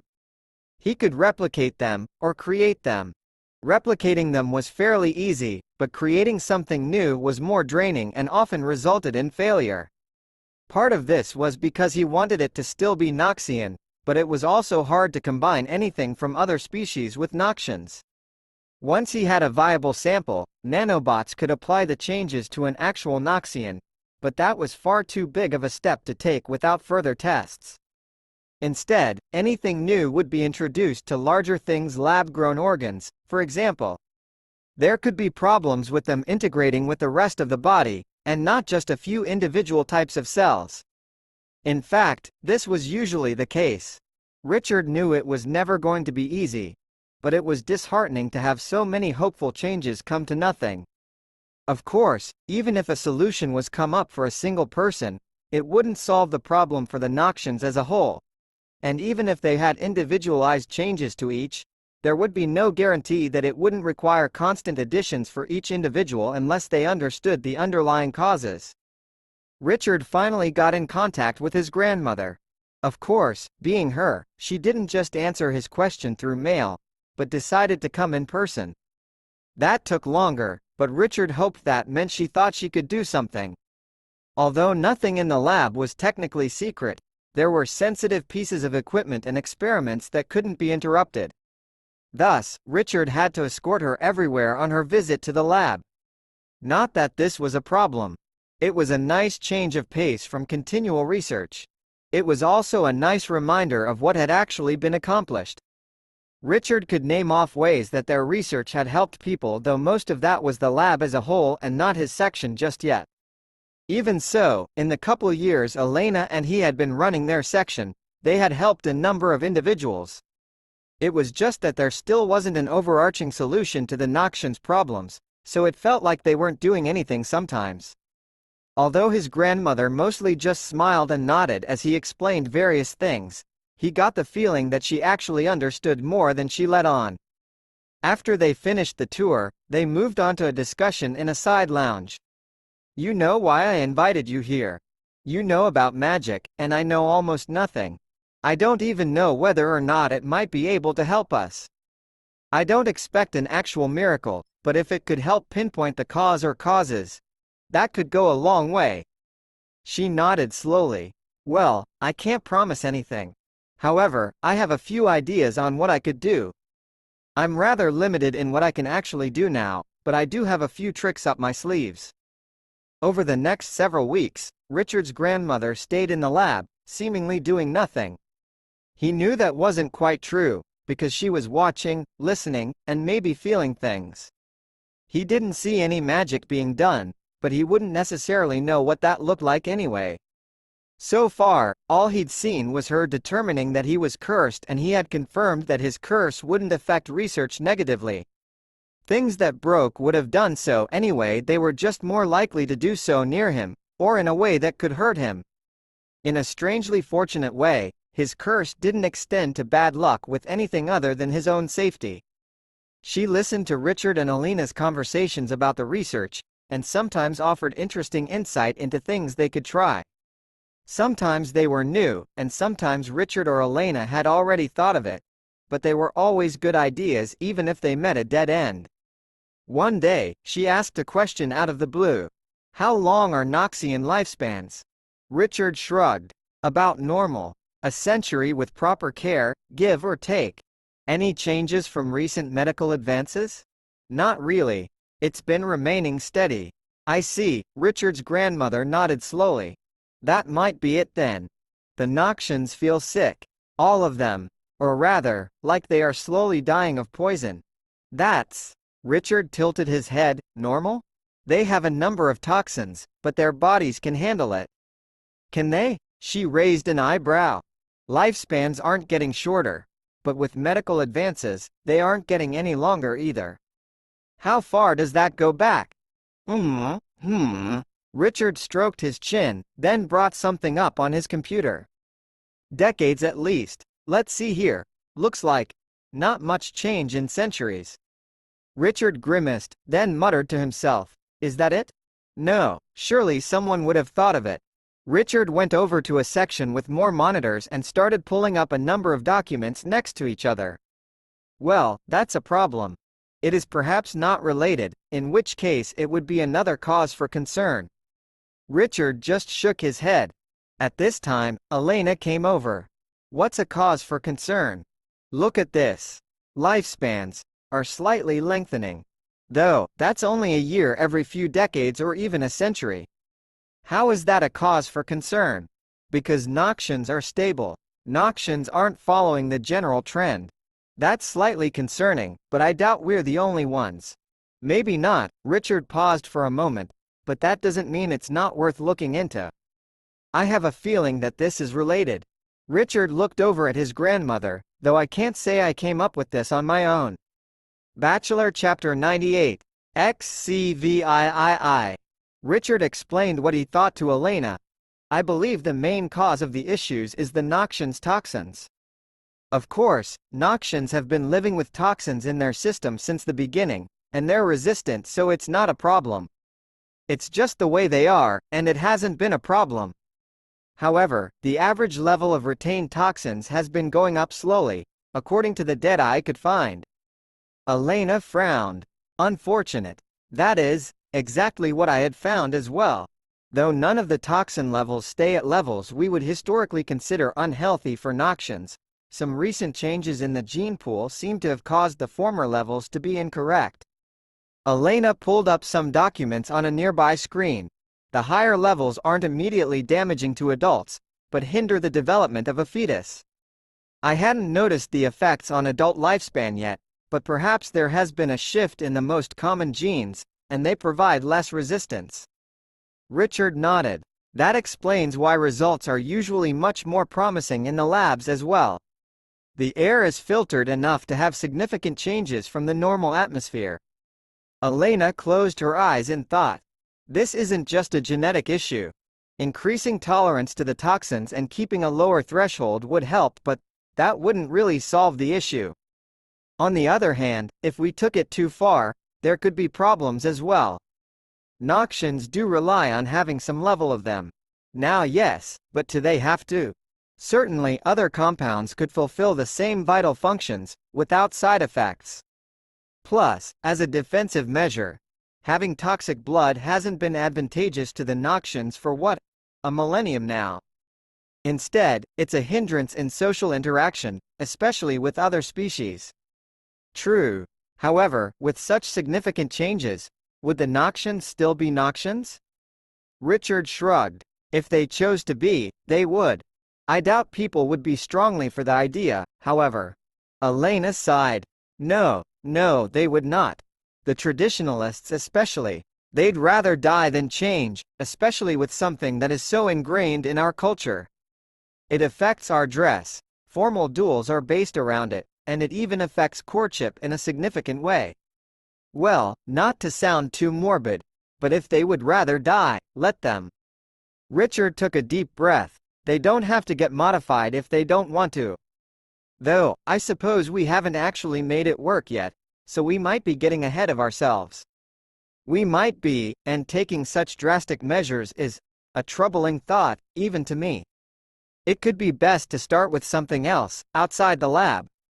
Say, air filters, changes to the soil for growing food. Those can't be changed too much without affecting the rest of the life on Knox, however. Richard blinked. That's a massive project, actually. Perhaps the entire planet might have to change, and not just the Noxians themselves. Elena stroked her chin. That's certainly a huge undertaking. It would need the backing of everyone we could get. First, though, we need to make sure we aren't mistaken in our thoughts. We should start with talking to some of the other researchers here who are most likely to be open-minded. That's not too hard at this lab, but well, you know how some of them are. Richard nodded. There were a few doctors at the same lab who treated Richard and Elena like children instead of fellow doctors. Most respected them as juniors, but several couldn't help but see them as a princess and whatever they thought Richard was. A strange tag-along, wannabe noble. Though he was officially nobility, that didn't mean everyone really felt that way, even some of those friendly to the royal faction. Richard almost wished he and Elena had been incorrect. Unfortunately, having an idea of where to go was better than not, even if it led to a monumental task like changing a planet. There were other options, of course. The Noxians could move off-planet, like the small portion that already had. However, that was more intimidating in a different way. It would be impossible to ask billions to leave their homes, and it was financially impossible. For those who already lived off-planet, modifications to reduce the levels of the common toxins would actually make their lives easier, because they wouldn't have to specially get food or supplements suited to Noxians. Of course, the culinary aspects of Noxian food would be another major change, because food was expected to be a certain way. Changing the planet, if it was even possible, would change the plants and animals, and their flavors would be different, even if nothing went wrong and everything survived relatively intact. Opinions were divided on whether anything so drastic needed to happen. Richard was pleased that, at least among most of his colleagues, such opinions were offered in a measured and rational manner. He even saw good points in some of them. If Noxians filtered out more of the toxins, their tolerance increased, or both, it could solve the problem.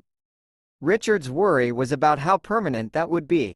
Those results could happen through genetic engineering or perhaps through pills, but neither was a perfect solution.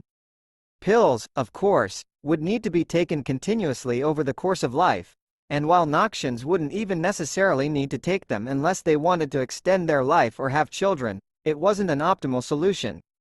It wouldn't stop the drift in genetics that had brought them to this point.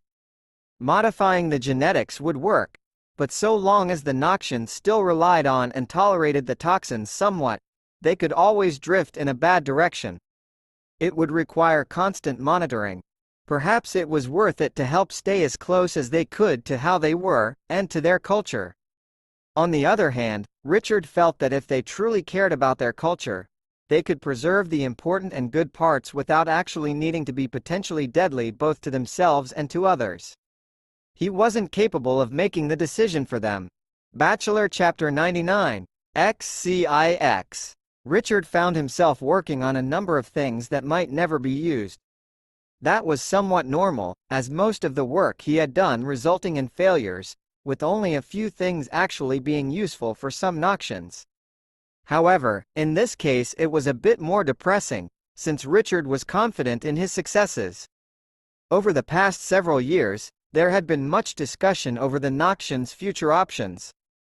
All of those who mattered agreed there must be some significant change, but most were still hesitant about how exactly to go about it. Richard maintained that his original idea was the best, if rather ambitious. He knew how immense of a project changing an entire planet was, but if the Noxians put serious effort into it, they could do it. Fortunately, they had done a good job of cataloging the various forms of life that lived on Knox. There was enough data to determine various categories of things that the life on the planet needed to live. This ranged from basic things like oxygen to more bizarre toxins. Of course, not all of the toxins were the same, or they would be almost completely useless in killing other species. Noxians themselves could handle most of them, though their sapience was what put them in control. If there had been some other life form that could handle absorbing and releasing most of the toxins, they would have been nearly guaranteed survival as a species, but not necessarily much more. Richard was working on finding compounds that could take the place of the toxins in the necessary functions of the various plants and animals. In a way, the toxins could also be called nutrients. Overabundance of different vitamins or minerals in other species could also be dangerous, but it wasn't quite the same. Regardless of what the compounds were called, they weren't as stable as others, and were more likely to build up to dangerous degrees. When certain compounds performed different tasks, it would require more engineering to distribute a change. Richard continued his work, even though it might not be used. He couldn't make the choice for them, but he could make it a viable option. Of course, Richard was not alone. Even with all of the overlap in required changes, it wasn't possible with the work of one man, or even a few. Some people believed that his plan was the best, and some still assisted on the research even if they didn't personally agree it was the best idea. Even the royal faction hadn't totally decided. Elena was in private agreement with Richard, but even her rather progressive family was hesitant about the proposed ideas. Richard couldn't blame them. It was a hefty decision, and even though Richard was working to make it possible, he wasn't sure exactly how he would have felt if he was responsible for making the decision instead of just enacting it. Even if everything went perfectly, it was a huge change. The chances of it not going perfectly were pretty much guaranteed. The ecosystems would change at different rates, and different individuals might react differently to the changes.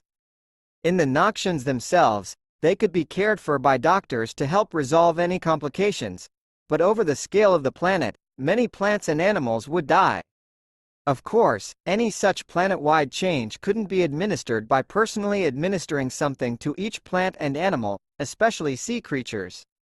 They would have to use nanobots, but they couldn't be guaranteed to perfectly reach everywhere.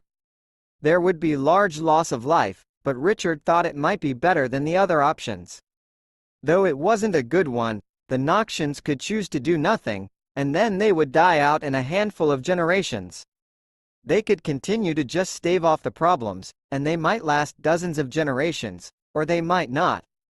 They could leave the planet and genetically alter just themselves, which would also be a massive undertaking, probably requiring generations as well. This sounded like the most attractive option for the planet Knox and its other inhabitants, but that wouldn't necessarily be the case. As with any planet inhabited by a sapient race for a long period of the time, they were now inextricably tied to how the ecosystem worked.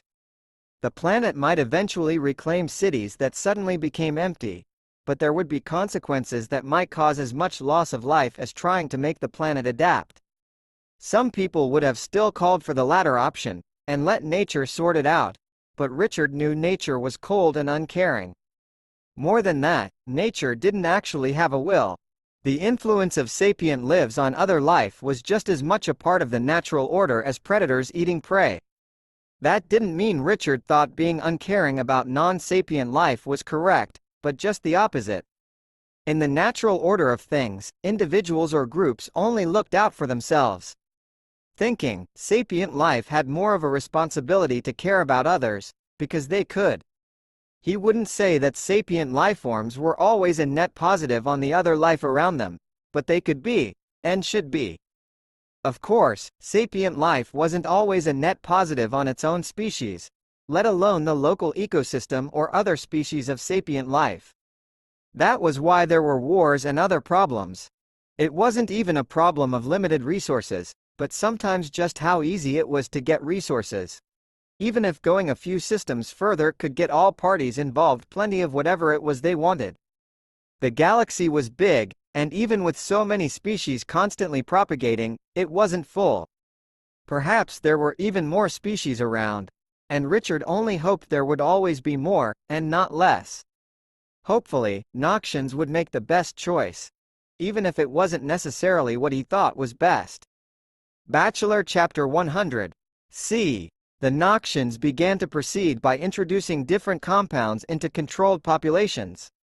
Specifically, they were modified so that the replacement molecules for the toxins could take over normal bodily function. Even so, they still had the ability to use what they were accustomed to. That was much more difficult than changing them completely, but also much safer. They could gradually adapt to their change in diet, atmosphere, and basically everything. A small section of the planet was cordoned off, including the atmosphere and the groundwater. Small compared to the size of the planet, anyway. It was there that the first changes to atmosphere and water were made, and a modified diet was introduced to the inhabitants. This included all of the native creatures, and a number of Noxians who volunteered almost 10,000. It was like a very large controlled trial, but there had already been smaller-scale tests on individuals and groups.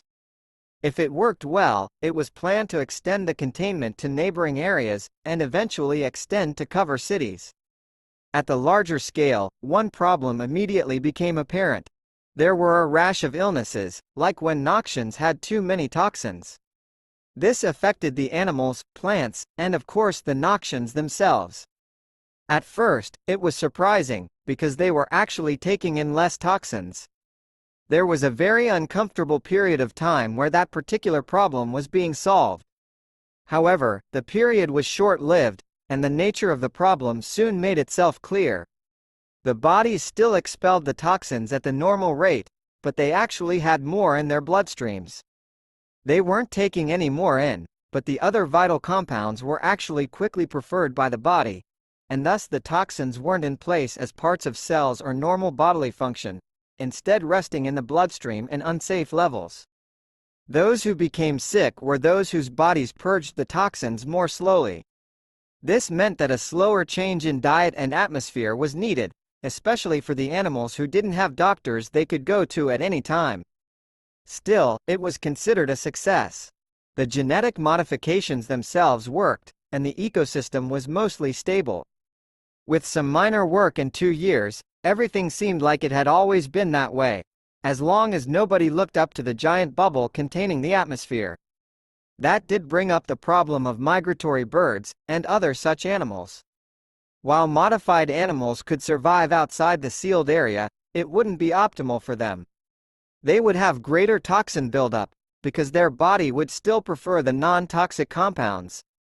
That was actually an example of the genetic engineering almost being too good. After the 2 years, the area was extended, though the neighboring areas were kept separate. That was so that the atmosphere and other factors could be separately controlled. Once all of the areas were stabilized, they would start to be combined. Richard almost wanted to stay and watch the whole process, but they no longer needed him. Well, perhaps they never needed him, but he also had nothing new to contribute. Elena and others basically had the right idea before he brought it up. All he really did was give them a kick in the pants. That said, Richard did think that some of his work on genetic modifications were top-notch. His work always had the smallest rate of rejection when introduced into the body. That was something he could be proud of. Not that he wasn't proud of his contributions toward the Knoxians in general. It had been almost a decade since Richard saw Jot. In person, anyway. They kept up through various means, but Jot was always traveling around to different planets. Thus, when Richard saw Jot again, the first thing he said was, "Whoa." Jot looked down at himself. "What? I don't believe I have changed significantly, and it's not like you haven't seen me." "Yeah, but I haven't seen a Zevaronian in person in a long time. It was surprising because you're just you. Without anything extra. No aura or anything. Is it not like that in video?" "Well, I guess, but I don't expect video to have auras. I expect people to, though. Too bad, I don't. I heard you've been doing good work on Knox. It is strange to hear about people terraforming their home planet to suit themselves. Normally, one would expect it to already be that way. Not everyone's happy about it. Some say it's destruction of a unique place. Bah! Jot spit to the side. There are countless toxic, unlivable planets. This one just happens to have living things. Now, though, it will have living things later, instead of just for a while. Those who don't want it to change can just live on the other parts and die, Knoxian or not." "Yeah, that's what I said. Though, not to most people's faces." Richard looked over Jot again. "You know, I kind of thought a third-tier master would look different." "Why would you think that? And who told you? It just seemed like you would. Also, it's not that hard to find a list. It's not exactly private information, and as the youngest in centuries you're pretty popular. Why didn't you tell me you were in a conflict with a mercenary organization? I heard you threw a tank through a Durecrete bunker." "That's not true. It was just a small branch, upset because I messed up one of their operations." "You were, well, on Knox. I didn't want to call you over to get into a dangerous scuffle, and rather far anyway. Also, it wasn't a tank, and it didn't go through the wall." "Really?" Richard raised his eyebrow, then pulled out his computer. In a few moments he had a picture. "What's this then?" The image showed the crushed front of a vehicle amid a pile of rubble, with just a hint of sunlight showing through the wall behind it. "That's an armored jeep, and as you can clearly see it is at most halfway through the wall." Jot paused. "I was not aware anyone took a picture of that." Richard shook his head. "Oh yeah, people were freaking out, and others were saying it was fake. Well, when I saw a picture of you in full battle armor from the same person, I knew it was true. Anyway, the point is that the wall was completely broken through, even if the Jeep didn't have the extra momentum to get its back end through. Plus, this type of Jeep is over 5 tons, and is pretty tank-like." Richard paused. "You didn't deny throwing it though." Jot nodded. "It would count as a throw, though I would probably also point out that the terrain formed a convenient ramp, allowing me to divert its momentum up and over me instead of allowing it to smash me into that wall. Still pretty impressive. Wait, hold on a second." Richard found another picture. "What about this? That is merely a car flipped onto another car. That requires much less force." And the rest of the vehicles in the lot? I did not want them chasing after me when I was done proving my point. What does it take to be classified as a grandmaster anyway? Much more than pure brute force. I'm still working on it. Bachelor Chapter 101, Epilogue. Epilogue. Richard wasn't sure where he would go next in life. He definitely wanted to continue in genetic engineering, but he wasn't sure where or how. Though it was exhilarating to have contributed to the Knoxians, he knew things wouldn't always go that smoothly. He could very easily have been in the earlier generations who had no success, and even if he found critical information he might never know it. As it was, there weren't any races who were in peril of dying out, at least not publicly. The Knoxians hadn't been, either. So, even if there were more who he could help, he wouldn't be able to find them, nor would they likely be open to help from a stranger. At least with the Knoxians, he had a connection. Richard wanted to do something helpful, whether that was for a few people or a whole planet. That wasn't much different from a number of other people, of course. Not everyone wanted to help others, but Richard was sure there were many good people who did. The only question was how he would go about it. He thought back to some of his first experiments involving plants. While those weren't necessarily useful, plants in general were, especially those that produced food. On large worlds, there wasn't really a problem of food production, but out on newly developing planets they had more problems. The soil compositions and atmosphere were different, which meant many staple foods wouldn't produce as much as expected. Thus, they would need custom genetic engineering, but depending on the scale of the effort, they might not have it or be able to afford it. Sometimes, that would be because of misplaced enthusiasm and poorly planned colonies, but sometimes the people had no other choice. People might need to flee their planet to get away from other groups, and they couldn't always just move to a populated world. Richard thought he would enjoy helping those who needed it while also solving genetic engineering problems. Of course, if he volunteered his work, he'd have to get money some other way. Richard would work out the details before he actually did anything. Such work would be fulfilling, but Richard didn't want work, even charity-type work, to be his only goal in life. Among other things, he wanted to continue his race.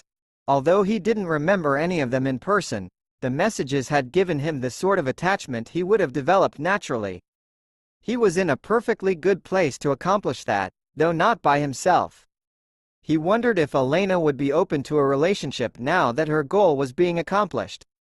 Of course, normally such a relationship would not be able to produce children, but for Richard that wasn't a problem. If Elena wasn't interested, he could find someone else, or attempt another method, but he wasn't particularly confident in that. Richard wasn't planning to rush into that anyway. Jot was doing well, and so were Hiroshi and Jessica. Susan was still making up for the life she missed as a child. She hadn't decided what she really wanted to do with her life, but some people never did. They made a choice, of course, but not an intentional one. Finally, Richard's parents were off exploring again.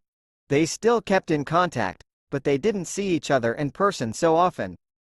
Well, Richard would be willing to be that when he actually had kids of his own, they would show up. One day, Richard would be sending children of his own off to school, and wondering how their lives would turn out. Hopefully, it would be eventful, but perhaps less dangerous than Richard's own.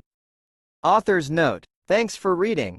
I wasn't sure exactly where this story would end up when I started it, but I like how it turned out. However, without the support of readers, it would have been hard to keep up the motivation to write it.